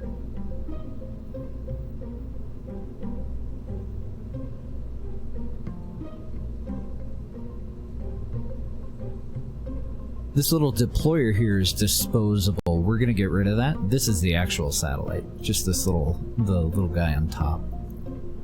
And it is set up to be a relay too, which is why it has the two dishes. So one thing that I'm interested in finding out, can we just adapt this for the upcoming contracts and use the same contracts? Maybe not, because this thing's fucking huge. I know that I need the M700. We could just reconfigure the way that it's on here, though.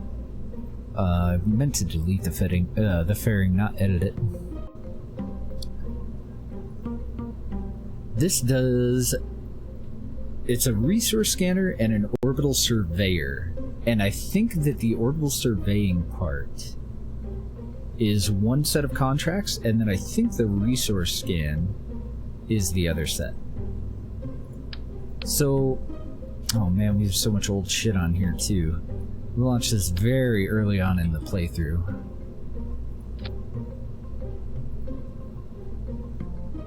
So if I put that guy up on the nose,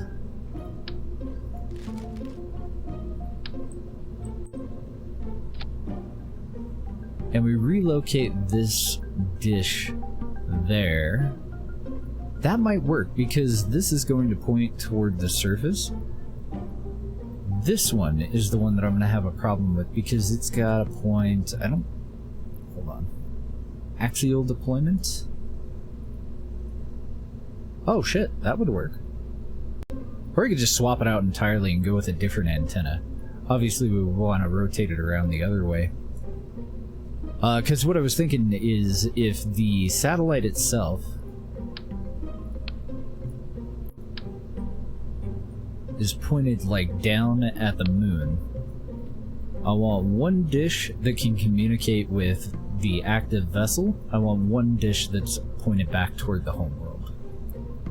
And then we'll have our Omni antenna on the bottom there, and I believe we have an additional Omni antenna. Oh, actually it might be on the deployer. So balancing this thing was kind of a bitch. So I just want to reload it now that I've reoriented it.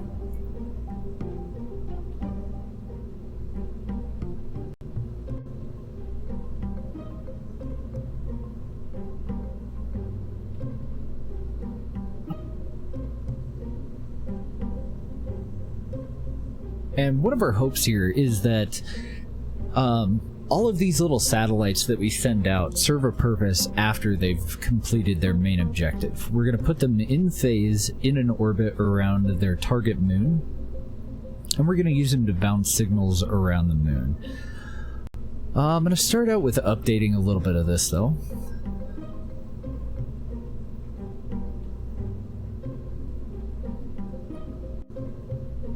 I'm going to pop off all these kickbacks.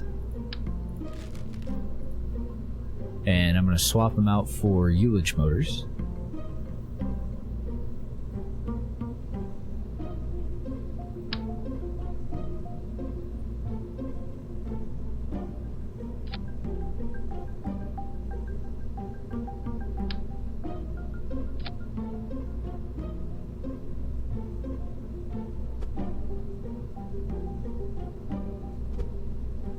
We'll have to compare the weight of the new science experiments, and we might have to modify the deployer.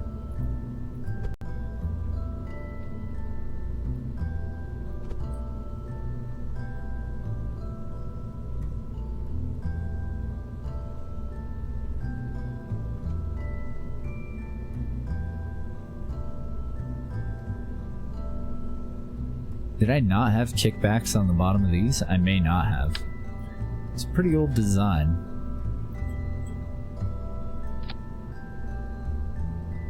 Doesn't look like we were limited to 30 parts at the time.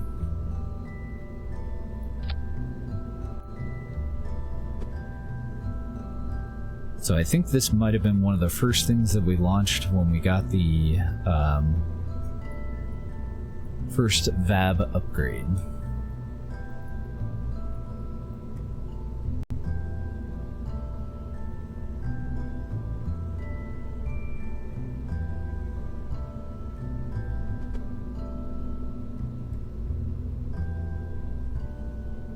There we go. We do have control surfaces on these too.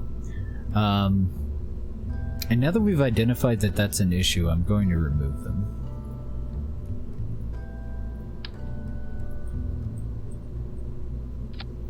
Just going to transition them to the main tank. First in the wrong symmetry and then in four-way symmetry.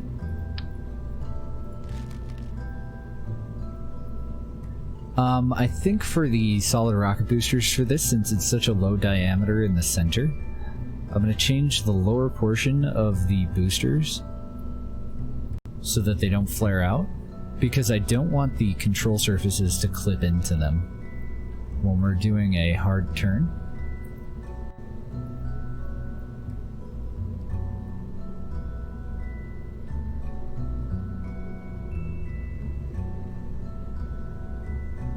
So that'll help a little bit.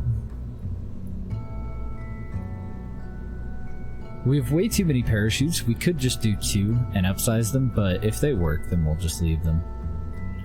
Oops, I forgot to get rid of the solid rocket boosters on this side.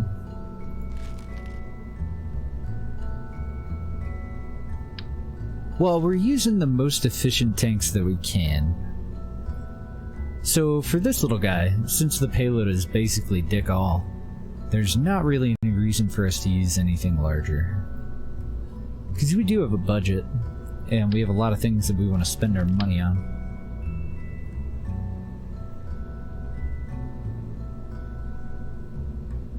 guess I'll attach them here. I just gotta make sure that it's not on the decoupler itself.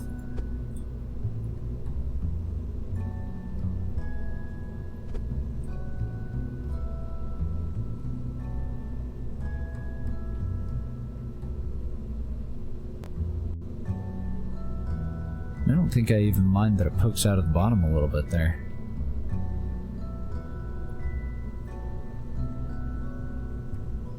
I guess if I really wanted to, I could just move them all the way in here, though. Yeah, let's go for it. Yeah, we used a 2.8 meter deployer for the Hubble, because that was our absolute largest payload so far. And we're probably going to use something even larger when we do our station. Now, as far as this guy...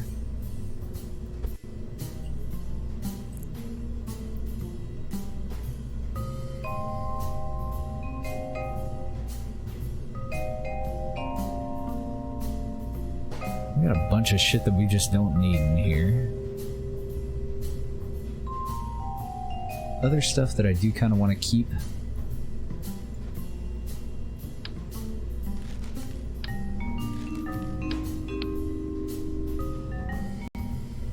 I'm going to take out the batteries, the conventional batteries, swap it out for an appropriately sized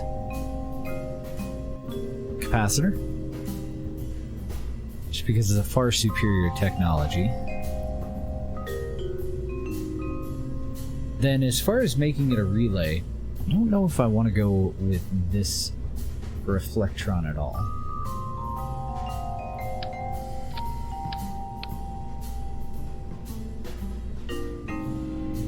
It definitely has an adequate range. I think I would rather go for a longer range communitron.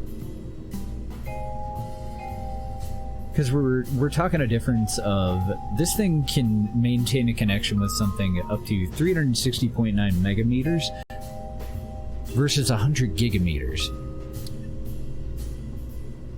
So I think we should update to the communitron. I still want to mount it on the side. It's not going to be as easy to mount on the side. But right now I believe that is the best of our antenna options.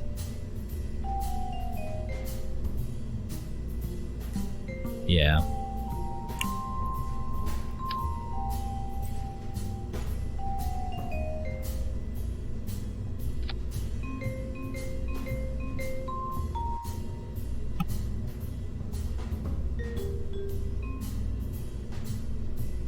Then we need the scanner itself. And then we need a biome scanner of some kind.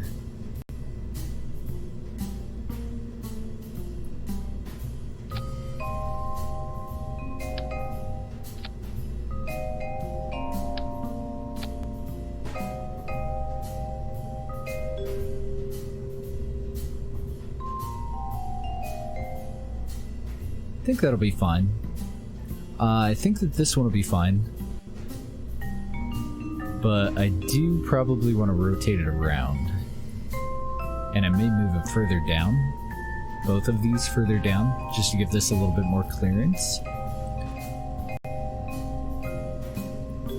So if this is pointed at the ground, if it's essentially upside down from its orientation now, I don't know, the solar panels actually won't cover all of that if I put that little battery in there.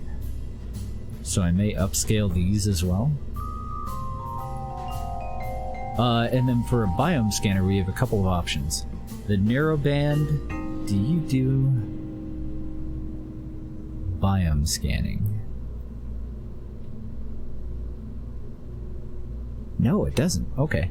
So the multispectral imaging scanner does.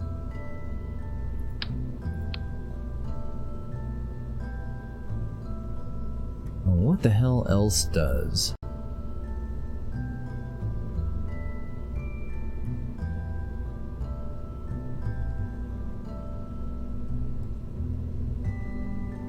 Ooh, this is a metal ore scan. I wonder if that's one of the things I need. Have a good night, Linux. Good to see you, sir. thank you for coming over and chilling.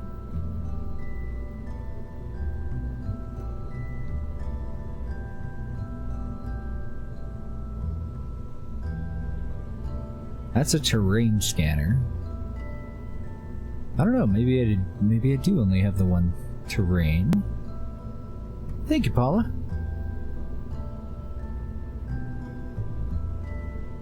Yeah, make sure that you go and give Mr. LGG a follow.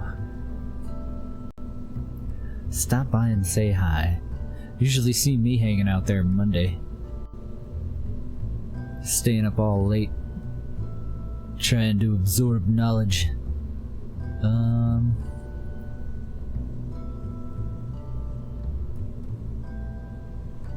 The frick? Oh, okay, it's a water scanner, but not a biome scanner. I guess all we need is the multispectral.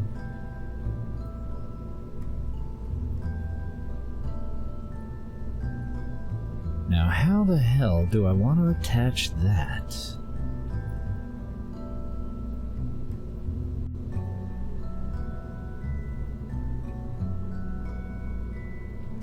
I am very tempted to make this into its own satellite.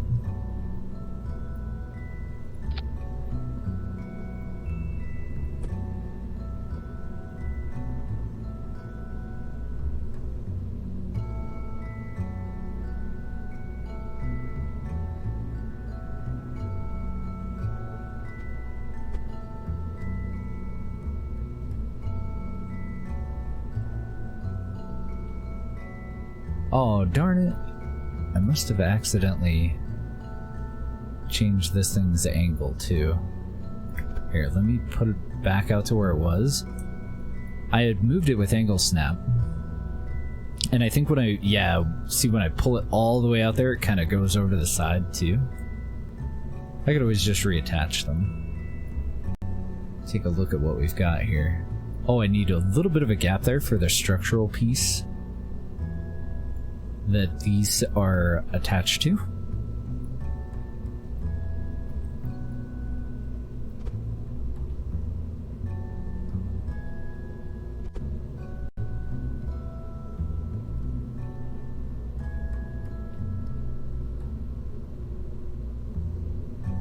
I don't know, what do you think? Should I just turn that into its own launch? Taken a few hours, but it's been 8. Oh, I'm not surprised. That's how half of the stuff I do goes.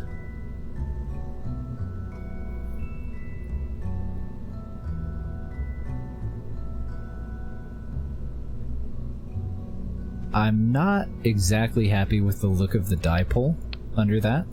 It will be covered, and that's what I was kind of thinking, is when this is deployed, you wouldn't really see it as much. I think it looks like shit.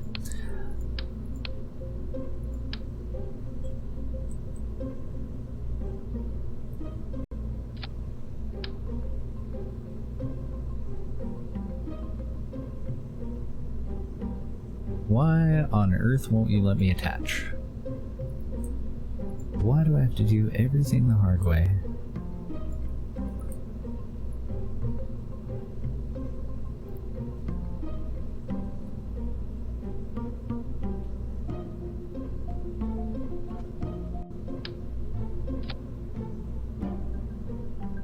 I think I like that much more.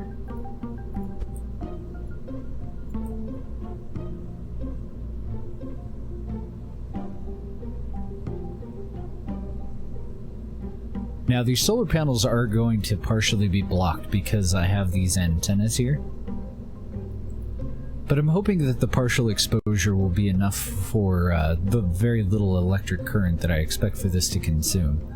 These guys can move flush against the tank.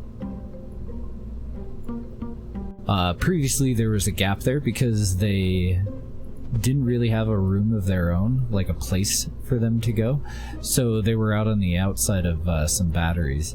These are not on at the right angle, I don't think.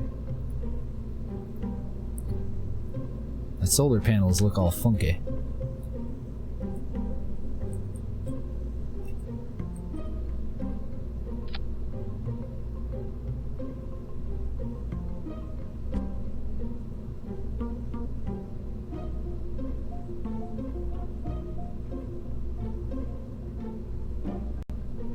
And that extra little gap there is for the planar adapter that I have right there.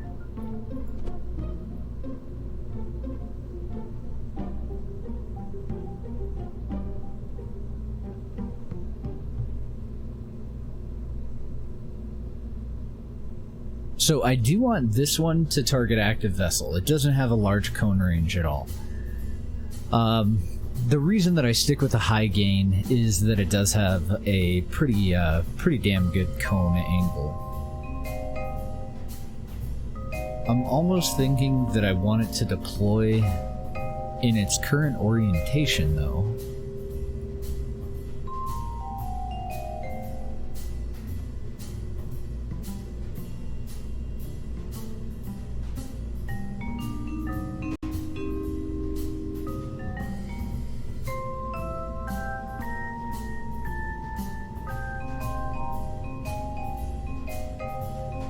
It's a little dangerous for me to leave it active, though.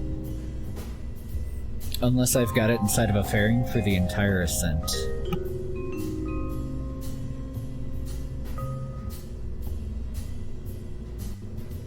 But I really don't have a whole lot of antenna options either.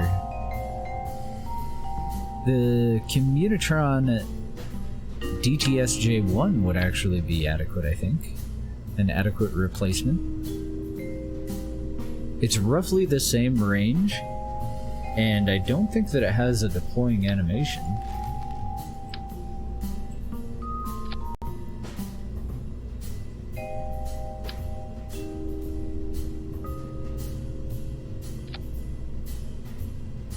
Oh yeah, that's way better. So then this one would point toward the home world.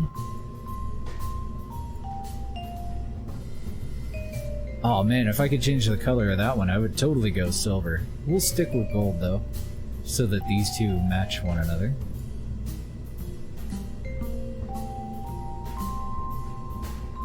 And I did make the payload wide enough that I think I'm gonna go with a different adapter on the top of this and a different fairing. Well, maybe. Come up and then flare out and then come to a point. So maybe it won't matter so much. Oh, we have lights. Yeah, we've got little lights in here. These little guys. It's like a smaller version of the lights that we used for our other stuff. Little baby lights.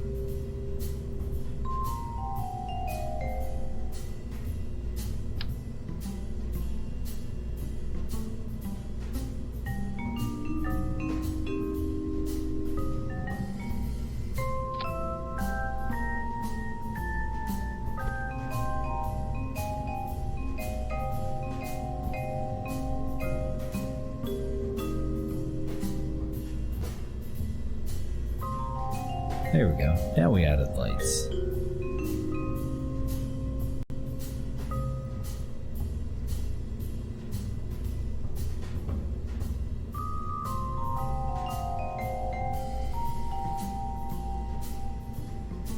I don't know, what do we think?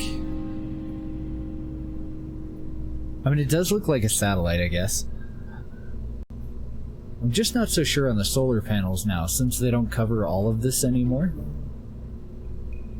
They didn't previously actually cover all of it. They covered the vast majority of it. There was about this much exposed, but split in half between the top and the bottom. The rest of it was covered by batteries, and I had pivoted them around so that the little lights were showing. I liked the look of that.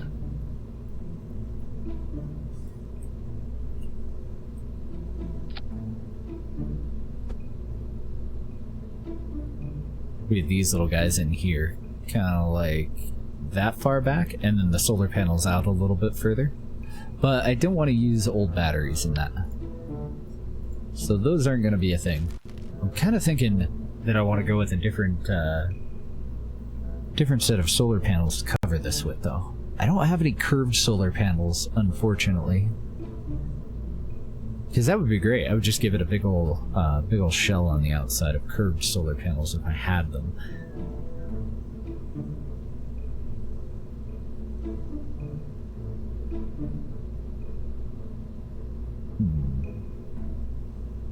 Oh, another thing with the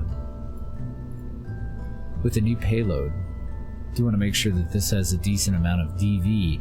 It does at least need to be able to do its capture burn, but it doesn't necessarily have to have the. So we need about 2,000 DV to transfer out to the moon after we get it into orbit and get a capture. So it doesn't need to be able to do all of that because it's got this little guy, but it does need to be able to do at least the vast majority of the second burn. Taking away all the stuff that we've taken away should have improved its performance. We should have a higher DV than we did previous to that. I don't know, like, I'm thinking maybe the same style, but with 2 sets of these. I really wish that I had another set of these that was kind of the right size. We can tweak scale those, though.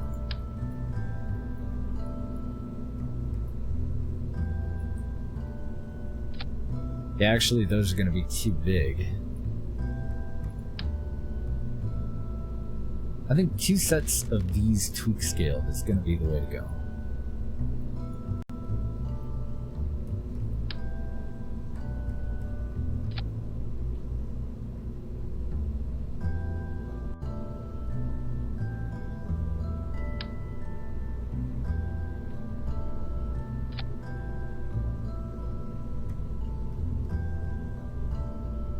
Maybe a little smaller.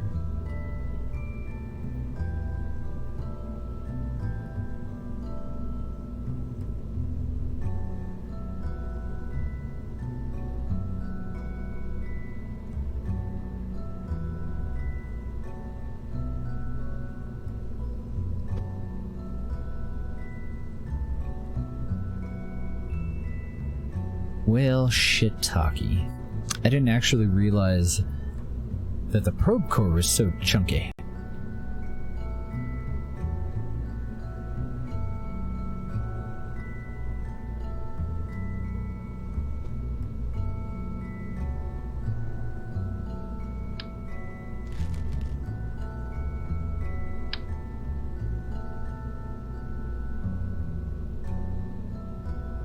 These work pretty good in 3-way symmetry.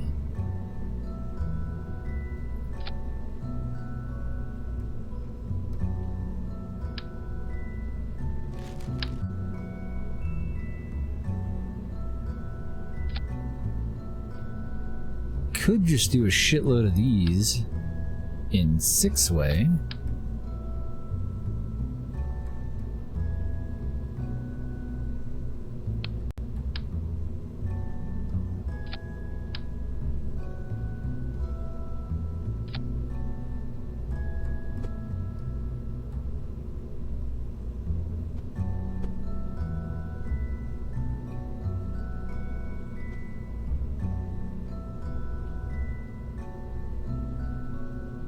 I don't know, actually I'm thinking that the original way that we had it and taking out one of the tanks might be the way to go.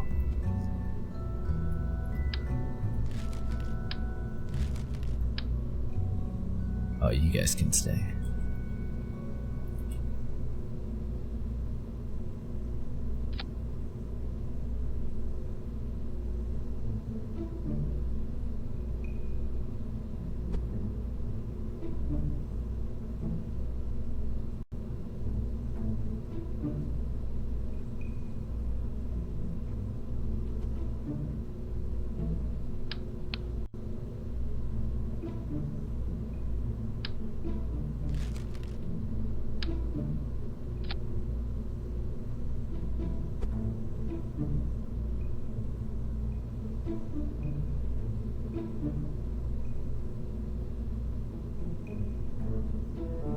Doesn't that look better with everything within the solar panels?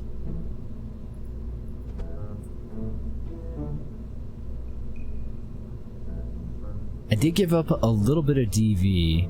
I can totally add more on the bottom with a couple of radial tanks.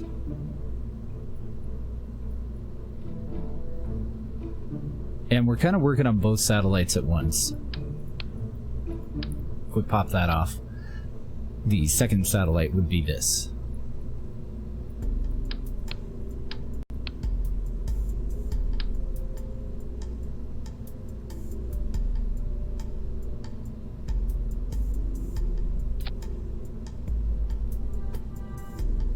Honestly, we're kind of working on like all of our future scan satellites, really.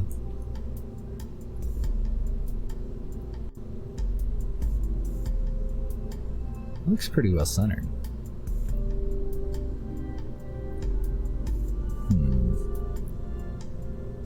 I suppose since this one just opens and doesn't really deploy much, we could even hide some of the top with additional solar panels, but it might be a little fiddly. I'm gonna move that up a little bit.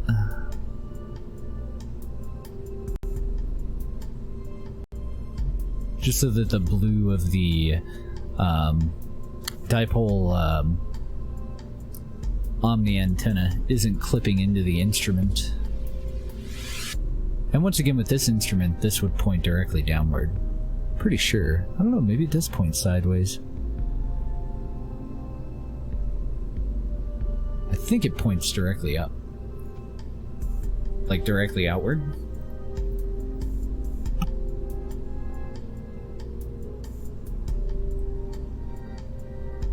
Okay. I'm fairly happy with that. We'll take it up into space and we'll dick around with it too.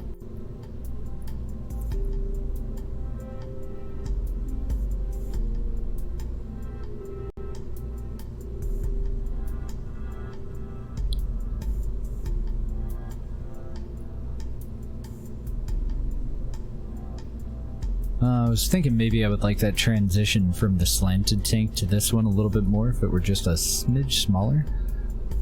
But I don't think it matters. I think it looks kind of the same. So for the payload, I think we'll work on that in a minute. I'm going to disconnect from here. Maybe I will go with this one. Let's look at what our eventual fairing would turn into.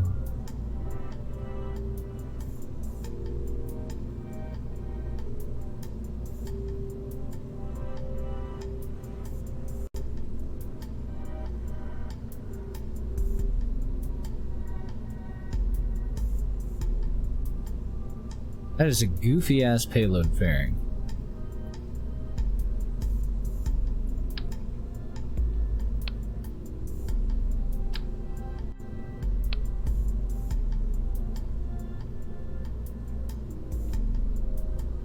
That's that one, right? Yeah.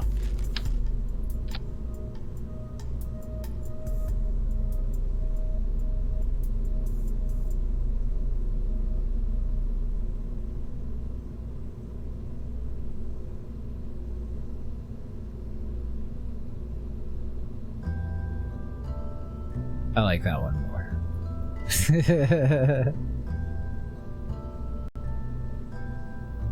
Found an amazing feature of the whole cam mod. When you cycle the cameras, it cycles all the cameras within range. Oh, nice.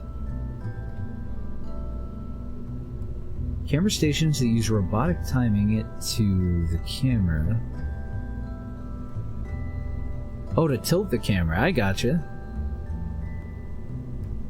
Oh, yeah. And then watch the launch from the ground. And have it just pan upward as you go over. Hell, if you put it off to the east, yeah, you could pan upward and then set its terminator about where you would probably lose line of sight of it. Because you're not limited to a 90 degree or anything. Just pan it around. Put it on a servo and actually rotate it if you wanted to once you get up to 90 degrees so that when you rotate back down, you can watch it fly away. I think I like this one more. It's a lot more weight than that one.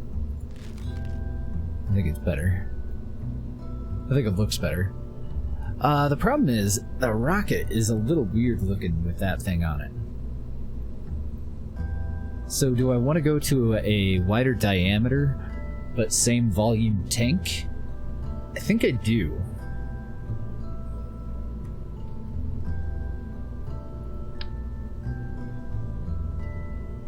Uh-oh.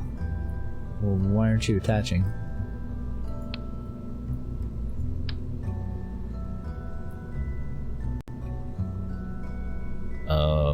Fuck you. I don't have to stand for this shit. Taking that. Taking that.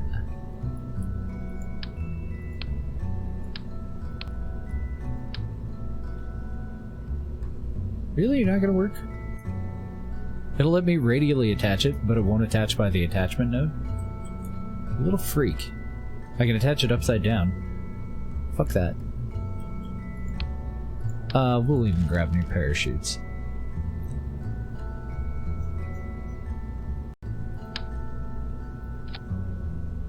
It's an SSTU tank. I've never had that happen before.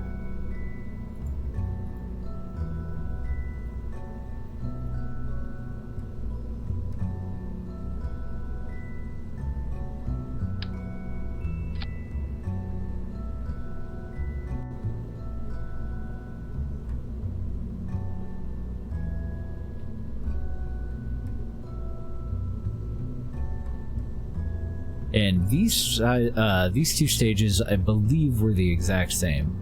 The Marlin vacuum engine, was that a liquid hydrogen engine?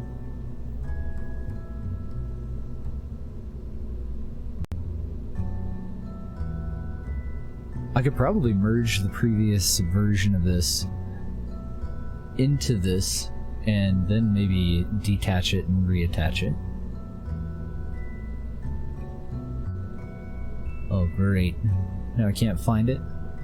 Is that the right one? No. The RU1 Marlin. There we go. Okay, good. It is liquid fuel and oxidizer. 468 in that one, 726 in this one now. See if we can detach and reattach that one. Oh, I also want to grab these little guys. I'm gonna update them.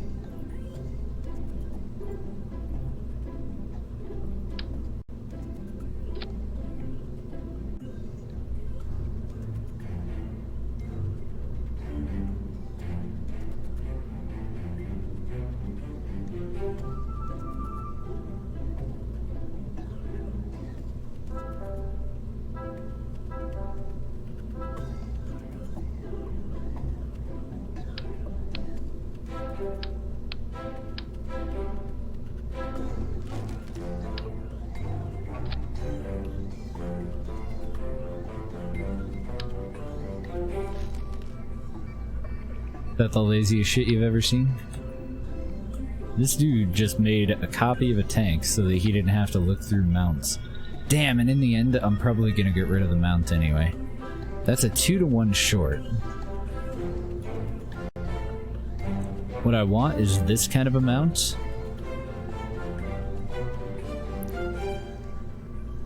Like a nice flush mount.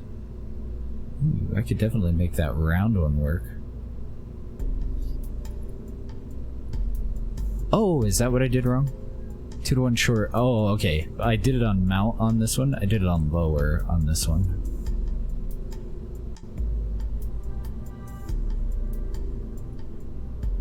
Oh, that is the 2-to-1 flat. Okay, I thought it was just flat.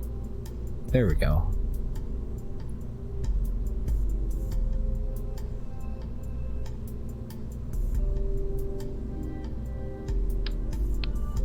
And I'm gonna want an interstage fairing there, rather than an engine shroud.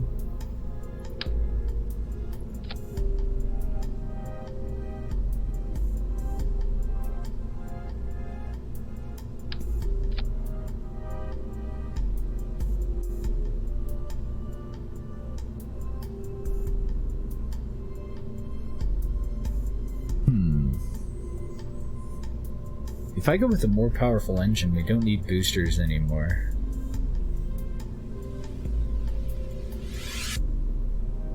Because this does have quite a bit of DV. The way that I separated these was kind of intentional. I wanted to reattach them in the same orientation they were in before, but I don't know if I'll actually be able to. I think I'm going to need to stand off the coupler, since I had to flare out for the for this.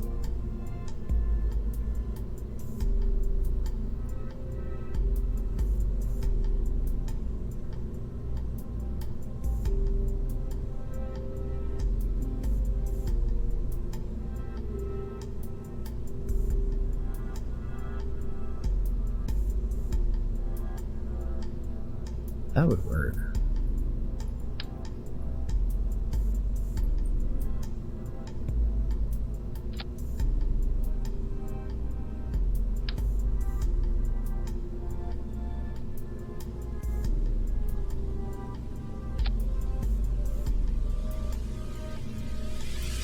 Almost looks like we did it on purpose, doesn't it?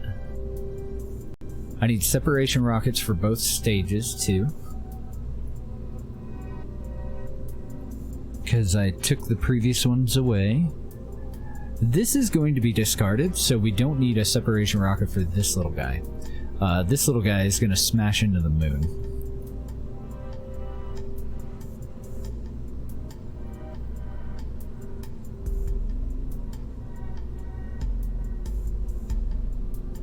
I don't know, I think it'll work. Let's go over our staging here.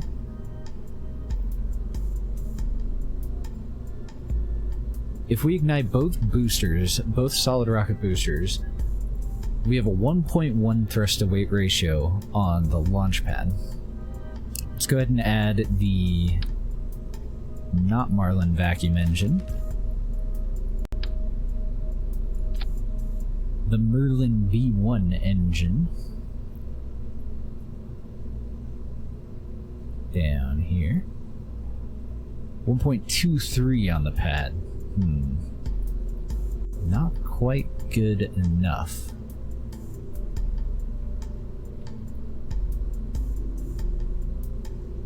I gotta fix up a little bit more of this before we make any calls.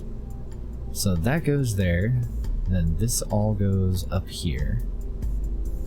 Payload fairing goes at stage 5. Well, stage 6, sorry. This set of solid rocket boosters first, this set of solid rocket boosters second. DV is going to go even lower because I'm going to add some separation rockets here.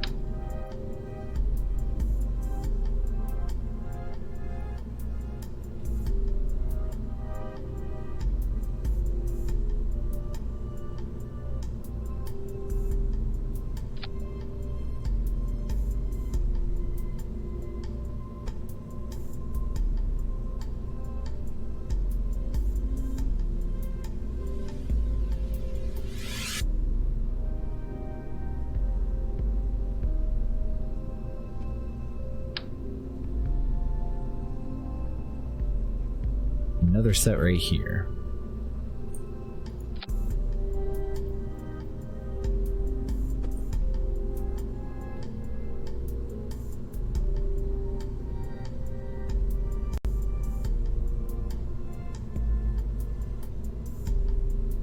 And we still have to balance the payload out and everything too, but right now I'm just focusing on the lifter. So, ended up at a 1.35 on the pad, which honestly isn't that bad. Definitely workable. It'll only take a moment for the solid rocket boosters to burn through enough fuel so that that'll actually be completely adequate.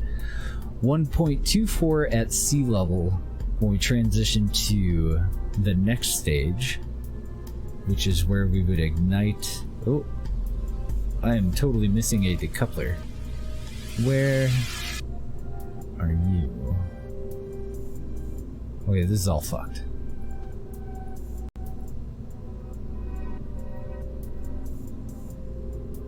Oh, nice. We had a thrust limiter enabled. So we can just get rid of that and go up to our 1.5 target. Excellent. But, okay, there's the decoupler. That whole stage goes right there. There we go, now we're seeing much higher delta V values. That whole stage goes there. The ignition of the liquid engine.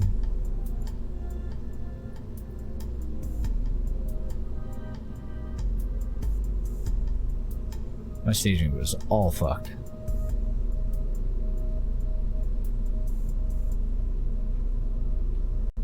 What in the hell is going on here?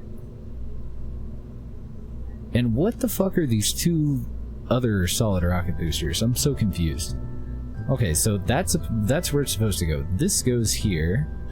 The separation rockets here go in with the decoupler and the staging of the interstage fairing.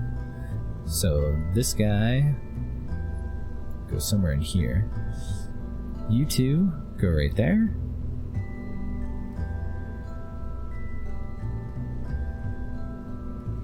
I'm mousing over this to see if it highlights anything in the BAB. Like if maybe I've taken... Ah, is it these? There we go. Oh, right. Because the previous fairing plate had separation rockets on it. So I grabbed these and set them off to the side, and then I didn't notice them. They were hiding behind that tank. Okay, we're good. Back on track. Now we know what's going on.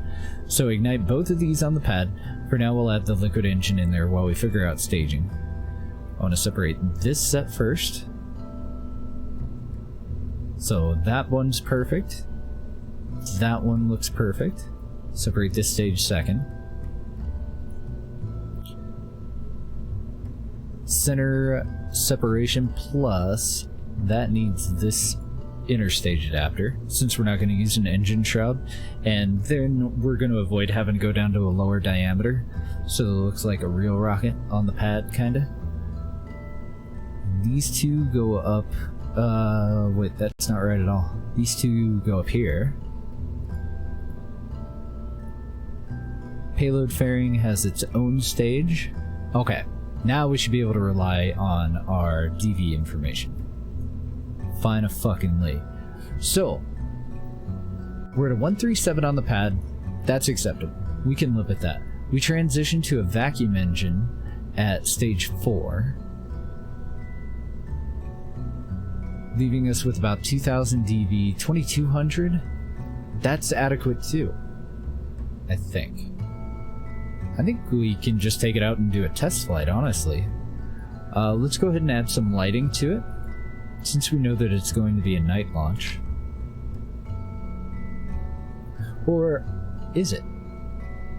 This is a scan satellite. This will go into a polar orbit. This will not be a night launch because the desert launch site, or the boomerang launch site, is currently in the sun.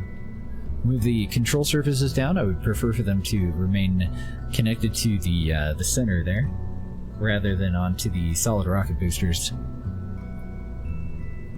I still need parachutes for these two, but I might have to size them up.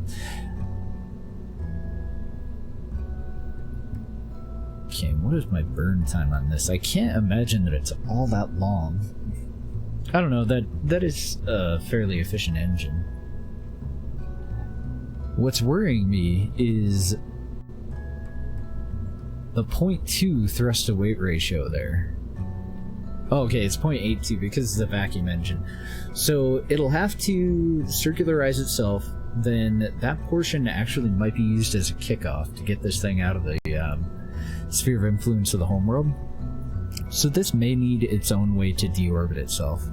Might need a bunch of solid rocket boosters, thereby making this larger. Yeah, let's just see how it does with the tank change.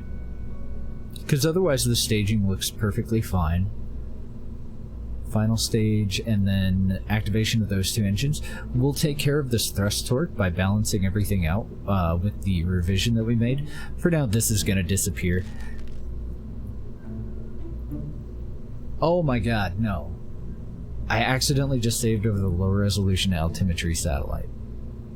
Yeah, fuck it. If anything, if I throw it back on here, it's an updated version. That sucks, though. I really wish I hadn't fucked that up. Retract the imager. This is now a multispectral scan satellite.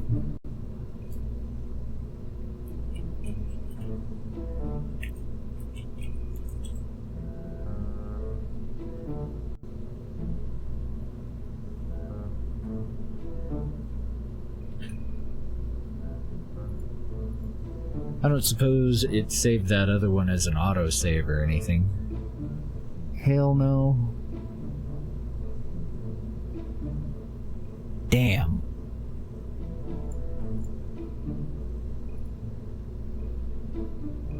Do I want to delete it? Is there anything that I can do to salvage anything from this? Ah, fuck it. We'll just change it. Cancel it. We'll just change it. We'll load this up, change it back next time we need one. I'm sure I'll notice. We'll load it up and I'm like, that's not a multispectral radar, or that's not a low altimetry radar on there. I think it'll be okay. Damn it. Silly mistake.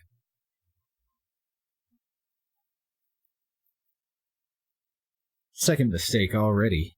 Forgot to go to the boomerang launch site. Because we want to put this into a polar orbit.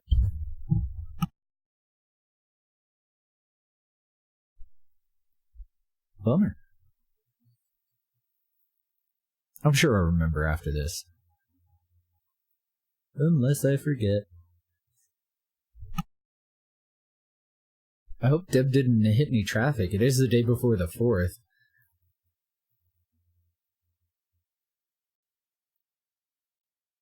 But on the upside, we get more playing time. On the downside, I really have to pee. And I have had to pee for about an hour now. It's alright, though. We'll keep going.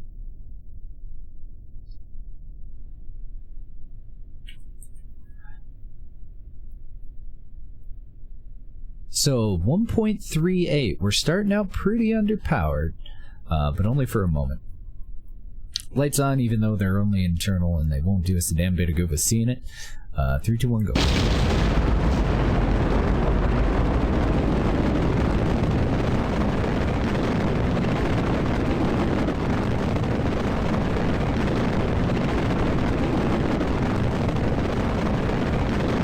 Wow, we're doing pretty good on fuel consumption. Let's go ahead and open these up. So what I'm looking at here, if I didn't have these solid rocket boosters, my current thrust to weight ratio would be 0.53. I have to burn through some of this fuel and get that number up. I don't think it's going to actually be powerful enough to come out positive, but we'll see what we can do. Let's go and nose it over into a bit of a gravity turn. We're nosing down toward the east, which is an equatorial gravity turn and not what we actually want, but we'll test it there first, and if we don't have a fairly excess amount of delta V, then we'll have to go and revise it for a polar orbit. We're getting rid of the heavy lifters in just a moment. 13 seconds. I think I'm going to end up doubling up the central engine, the main lifter engine.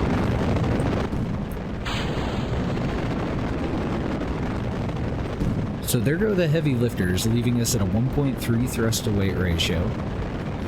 So just by and large, overall, I need about 0.25 additional thrust to weight. At least through the first 2 stages. We are doing really good on fuel though, so let's see where where this thing ends up once we get rid of the SRBs.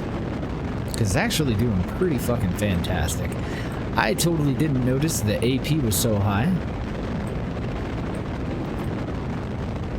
Nose us on down.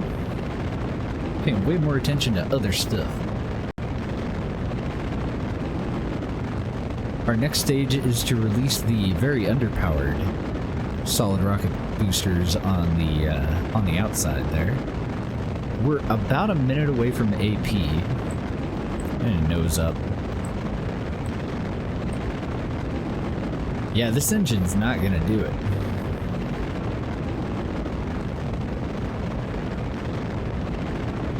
know, maybe.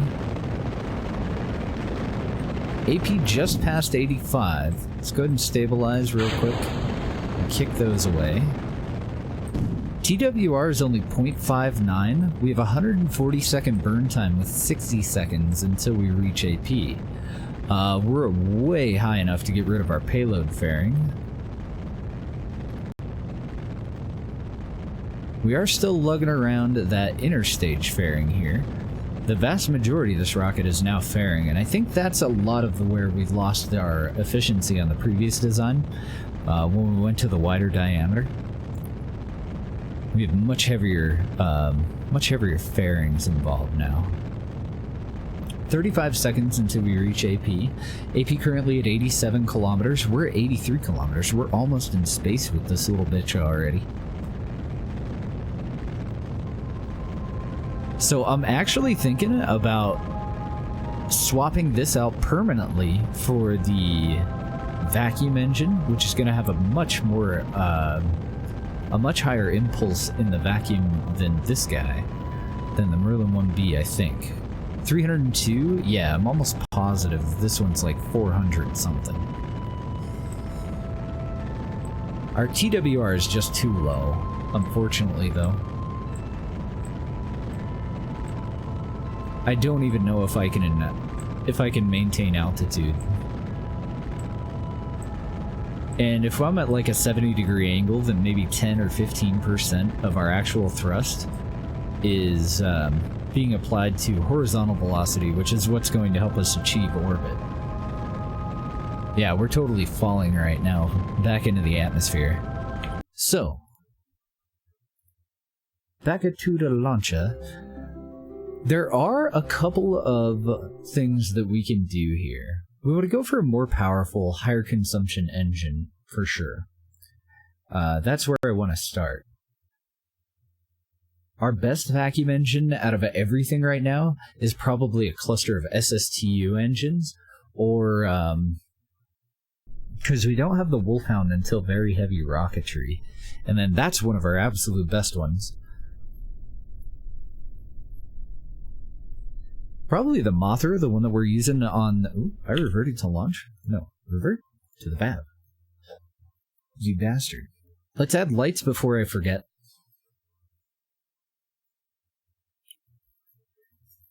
Because I will totally forget.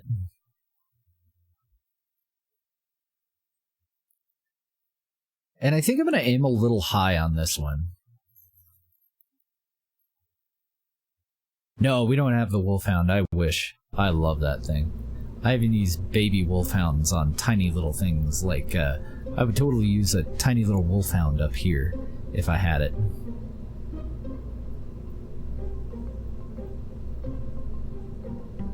If we go to a double layout with this engine, we take care of our thrust-to-weight ratio issues, which will in turn take care of most of our other issues, honestly. That is a good engine.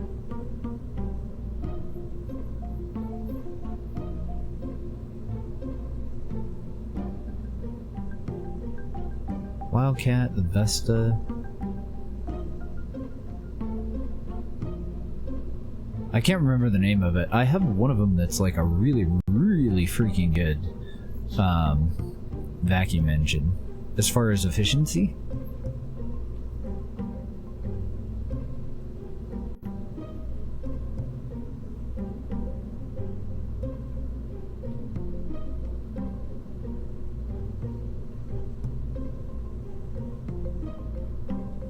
So the Marlin is really good. It's 345 specific thrust in a vacuum.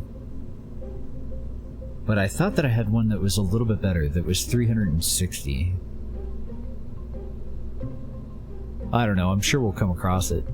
Our nuclear engine is our best vacuum engine, but we all saw that coming. Our nuclear engine has 800 in a vacuum. Maybe I don't. Maybe it is just 340. Because these are liquid hydrogen engines. I guess they are better. 442, 448, 465, but those run off of liquid hydrogen. And our aerosines are in the 250 to 400. So yeah, this is probably the better one. Oh, it was the thrust in the vacuum. 650 kilonewtons of thrust in the vacuum. The specific impulse is still only 345, which is still really good. Definitely not bad. I'm gonna get 1,500 DV out of these guys. I'm gonna get 1,356 at sea level, where this is less efficient with this guy.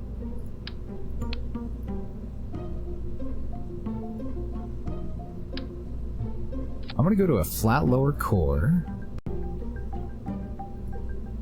I'm gonna make our heavy lifter booster here that's going at 100% all the time. Actually, it's at 97.5. We'll increase that right now. I'm gonna make this a little bit bigger.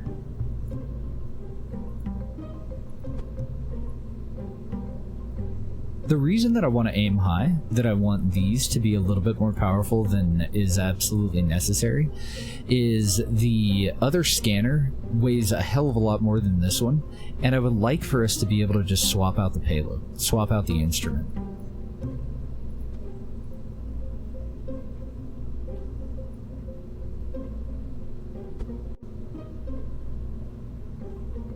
That puts us at a 146 on the pad. So it'll literally take like a second for these to actually get up to the velocity that we want them at.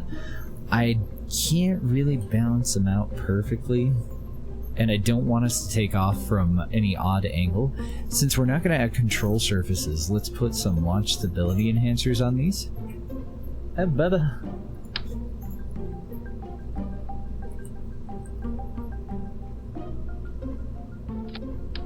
There and there. And I want those in the very first stage. Oh my goodness. Okay, so I was wrong. The Marlin can deadlift this thing at a 146.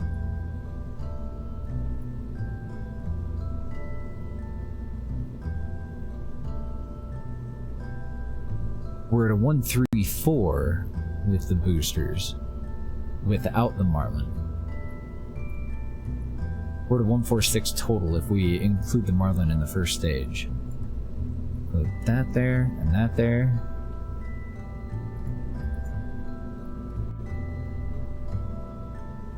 Yeah, you might be right. I didn't realize its thrust to weight ratio was so favorable.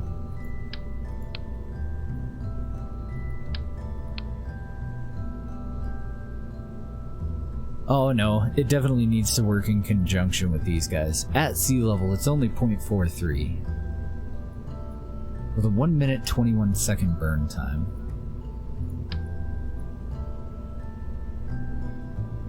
I take it back, boosters. Come back to me.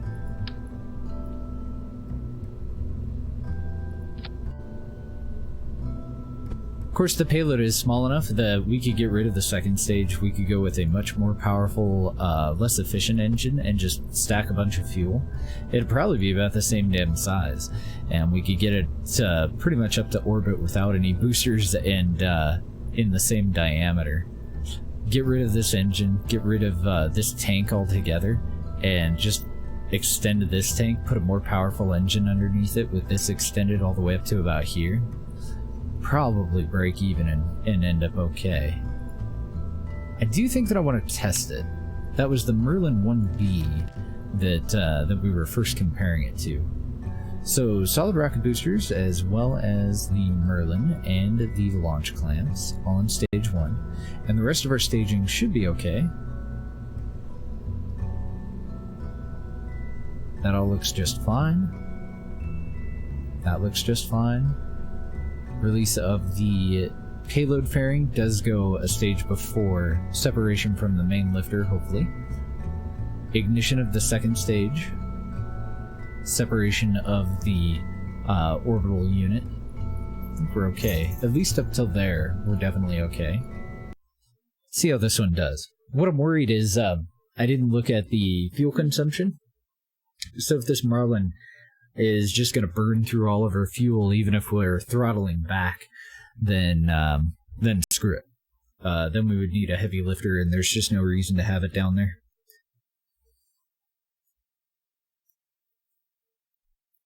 Yeah, we definitely do liquid fuel with asparagus.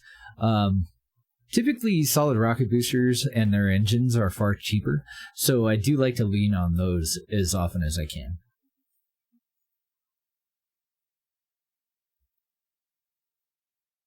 But we're going to do a hell of a lot of very complicated asparagus staging later on in our playthrough for sure.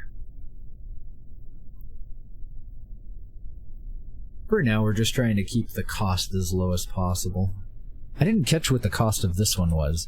So far, all of our scan satellites... I forgot to jam lights. So far, all of our scan satellites and everything else that we've launched, other than the Hubble telescope, have been around 50,000 funds. Very cheap.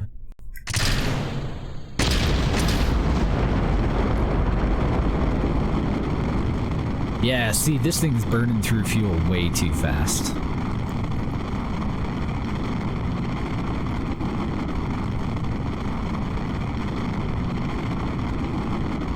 We only really needed to burst it for a second there, though, so maybe it'll be okay. We burn through about 20% of our fuel just popping off of the launch pad. But we do need to throttle up on the next stage.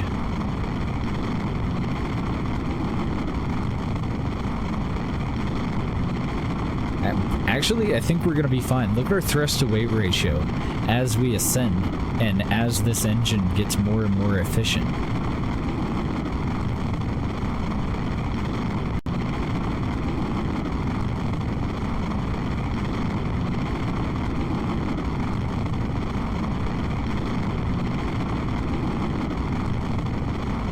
Because, I mean, it's not made to operate at sea level at all. Let's start our gravity corner.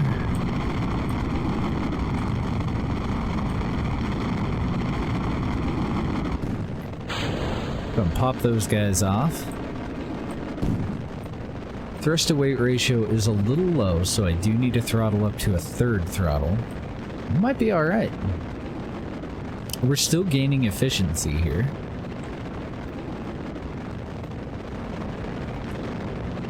So I do want to throttle back whenever we have an opportunity to.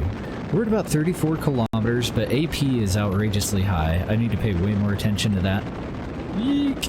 Didn't mean to lay over that far, but okay, we'll take it. We'll delay here at about 20 degrees. Go ahead and cut throttle a little more on the main booster. Ooh, we're doing pretty good. We've just passed 50 kilometers. AP is almost at 75 kilometers. We've used up about a third of our fuel. Not too shabby. Still have 18 seconds of burn in our SRBs. Throttle back even further. Actually, throttle back to the point where we cut the engine. Now, we should be getting rid of this payload fairing, but it's going to deploy in 3 chunks.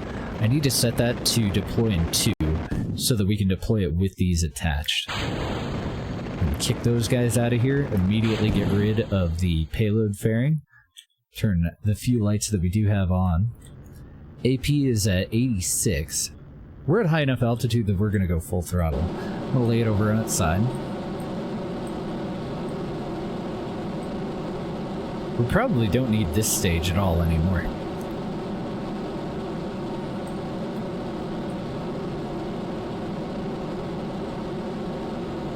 We would probably be better off getting rid of this stage and this engine and just making this fuel tank larger and sticking with this engine through the entire ascent. We are almost in space, but not quite, so I don't want to activate our stuff yet. I'm going to nose down. Thrust to weight ratio is at 3.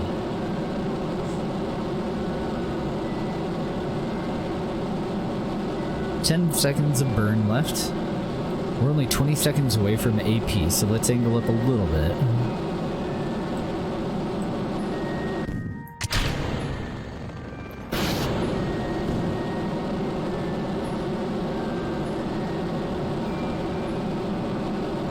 Our TWR is only 0.84.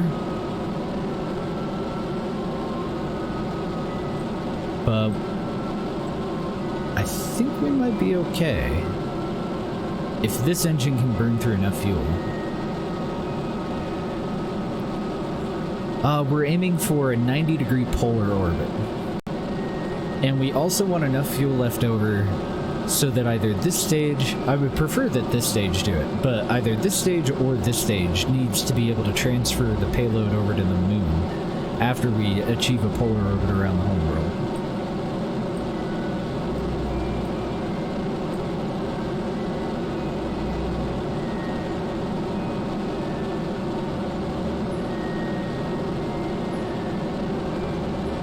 I don't know, it works, but that other scanner is definitely heavier. So the lower range antenna needs to target the homeworld. The higher range antenna needs to target active vessel. And the dipole probably isn't even necessary, but it is nice to have a nice long range omni antenna included on this kind of thing.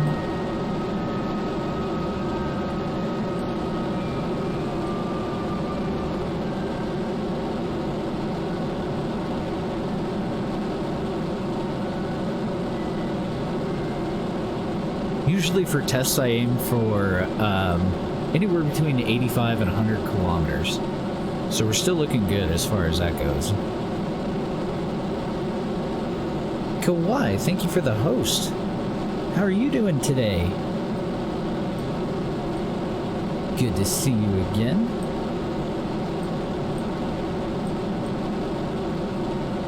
Damn, we have so much DV on this that I think it's going to be just fine. Even with the higher payload, but I might go with something a little bit more powerful there, or compare it to when we get rid of this and just do the single high efficiency engine alongside the solid rocket boosters, because it really started to gain efficiency very, very quickly as we started to climb. And then we could toggle our imager, but it doesn't really matter. We're going to revert this. So at this point,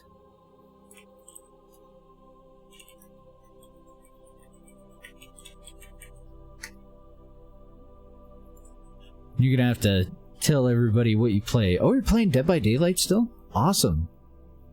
I still haven't tried it. I have watched a lot of it since I watched you play it, and there was somebody else, Skittles, that I met through Stream Raiders, that game that Car plays.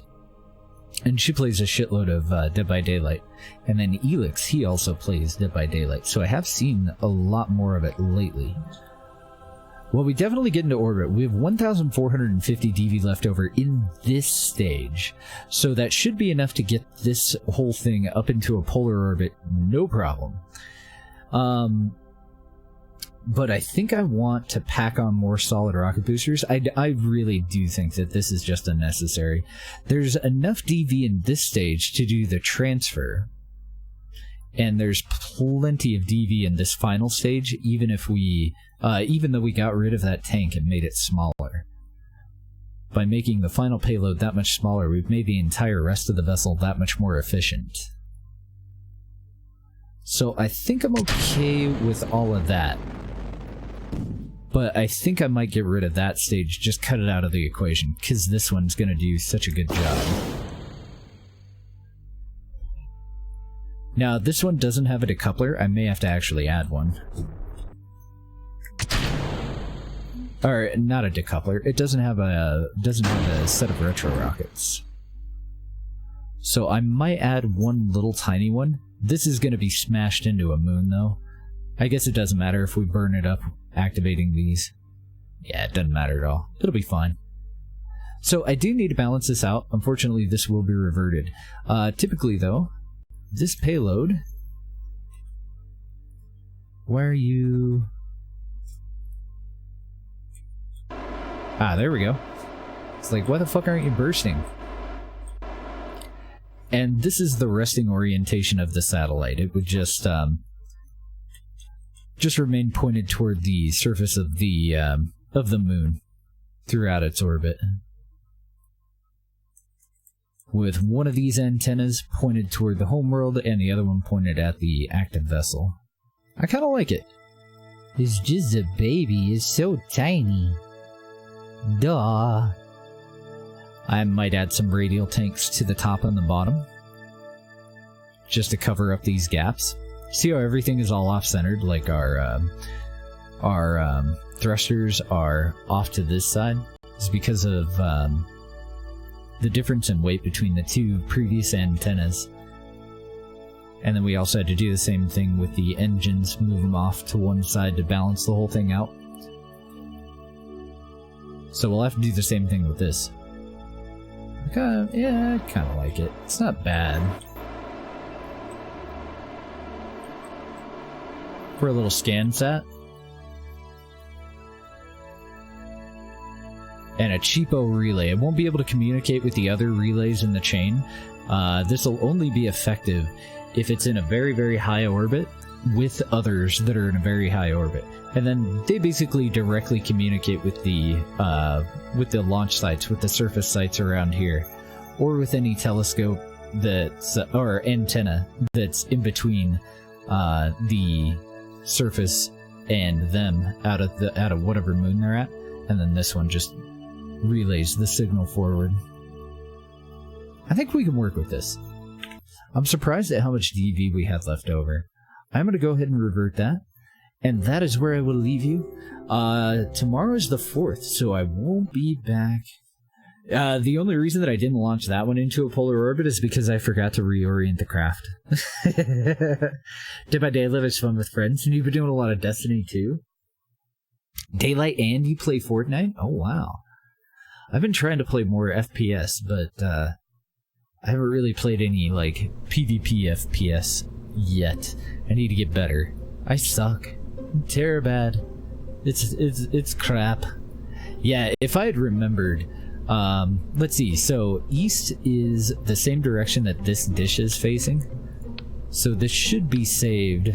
Son of a bitch. In that orientation, and then we would launch so that we nose down to the north. But I do need to pull it all apart. I need to balance it out and everything. And most importantly right now to me, I need to pee. So very bad for so long now. So, so I'm gonna call it. I'm gonna head on out. I hope you guys have a good 4th of July. The rest of you that don't celebrate, I hope you have a good Thursday. And we'll be back on Friday. Friday, Saturday, and Sunday. And then Monday and Tuesday next week, you think? Yeah? Okay. Well, Monday and Tuesday off next week. We'll probably just keep going with KSP. I don't want to drag it out into a 6-month thing, but I was kind of looking into PoE, and I don't think that it would be good for us to play a game with so much plot and so much reading, and then take a 3-day break from that. You know what I mean? It'd be like reading a chapter of a book a day, or reading a chapter of a book every 3 days. It wouldn't make sense. I think it would be hard to retain. It would be hard for people to consistently show up to each stream and to stay up to date on the storyline. I don't think that I want to do that. So for now, we're going to play KSP. I do want to cover Oxygen Not Included when it releases. I just got to figure out what fucking day it releases. I also want to play Pax Nova. So we are going to take some breaks from Kerbal Space Program and then come back to the playthrough. But I think we're going to play this for about another week. We're already on day like 13, so that would be 20 straight stream days of playing the same game. So I think we'll take a break for about 7 days. We'll come back to KSP for a little while. We'll take a break for 7 days. We'll do something else. Yeah, me too, Darth. I've never played Oxygen Not Included. I was told that I would love it. It looks like the kind of game that I would love. But I was told that it was releasing very soon before they first went and pushed back the release day. Oh, our total launch price for this is $56,000. Very cheap. And I would like to keep that very cheap. But yeah, then they kept pushing it back, pushing it back, pushing it back. But we'll try Pax Nova. We'll try quite a few games. I play a lot of simulation and strategy games. And we'll always come back to Kerbal Space Program every now and then and put about a week into it and continue on through our playthroughs with JNSQ. So, for now, because I think I'm going to end up watching a movie, we'll just save that with the proper orientation so that we can do our next test flights on Thursday when I come back to into a polar orbit. We also need to get our relay satellites up, like proper relay satellites. Or I need to reposition our telescopes so that they can work as kind of an ad hoc relay network. And I'm going to find somebody to throw a host to and hang out with tonight. I really hope the car is on. That's who I want to hang out with.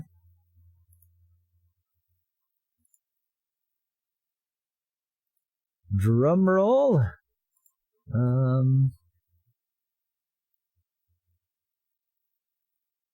Shit, I don't think he's on.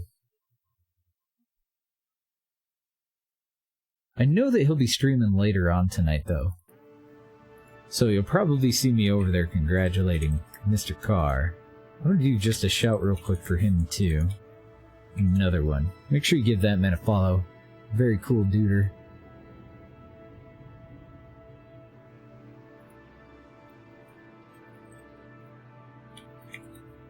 I'm gonna refresh this. Nope, he's hosting me right now. What a nice guy.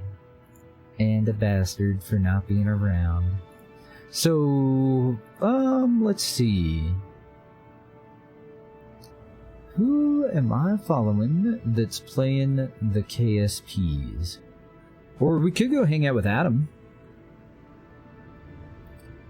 Adam's another really cool dude.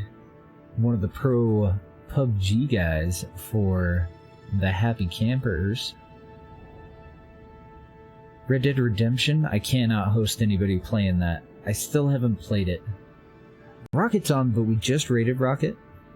Trey Guy's playing ONI. Ooh, man, we have so many cool people that we could go and hang out with. Skarul is on playing Apex. I do need to figure out how the hell you play that. Let's go hang out with Adam. He's a really cool dude. It looks like he's on break right now, so maybe we won't.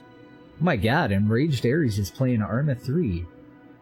I think that we're going to stream some Arma 3. There's a new Contact DLC that's coming out that turns Arma from a military simulator into a military simulator that has to do with an alien invasion of some kind. We've found aliens. So aliens and military, it's going to be fun, I think. Yeah, we're going to do a raid. Let's go say hi to Adam. He's back from his break. This is Adam from the Happy Campers. He's a really cool dude. They did really well. They did place. They are going to be going to NPL. We'll do a couple of links there, and then I'm going to throw him a host, and hopefully make it to the bathroom before I wet myself. You guys have a great night, and I will see you over in Adam's stream. Bye, guys.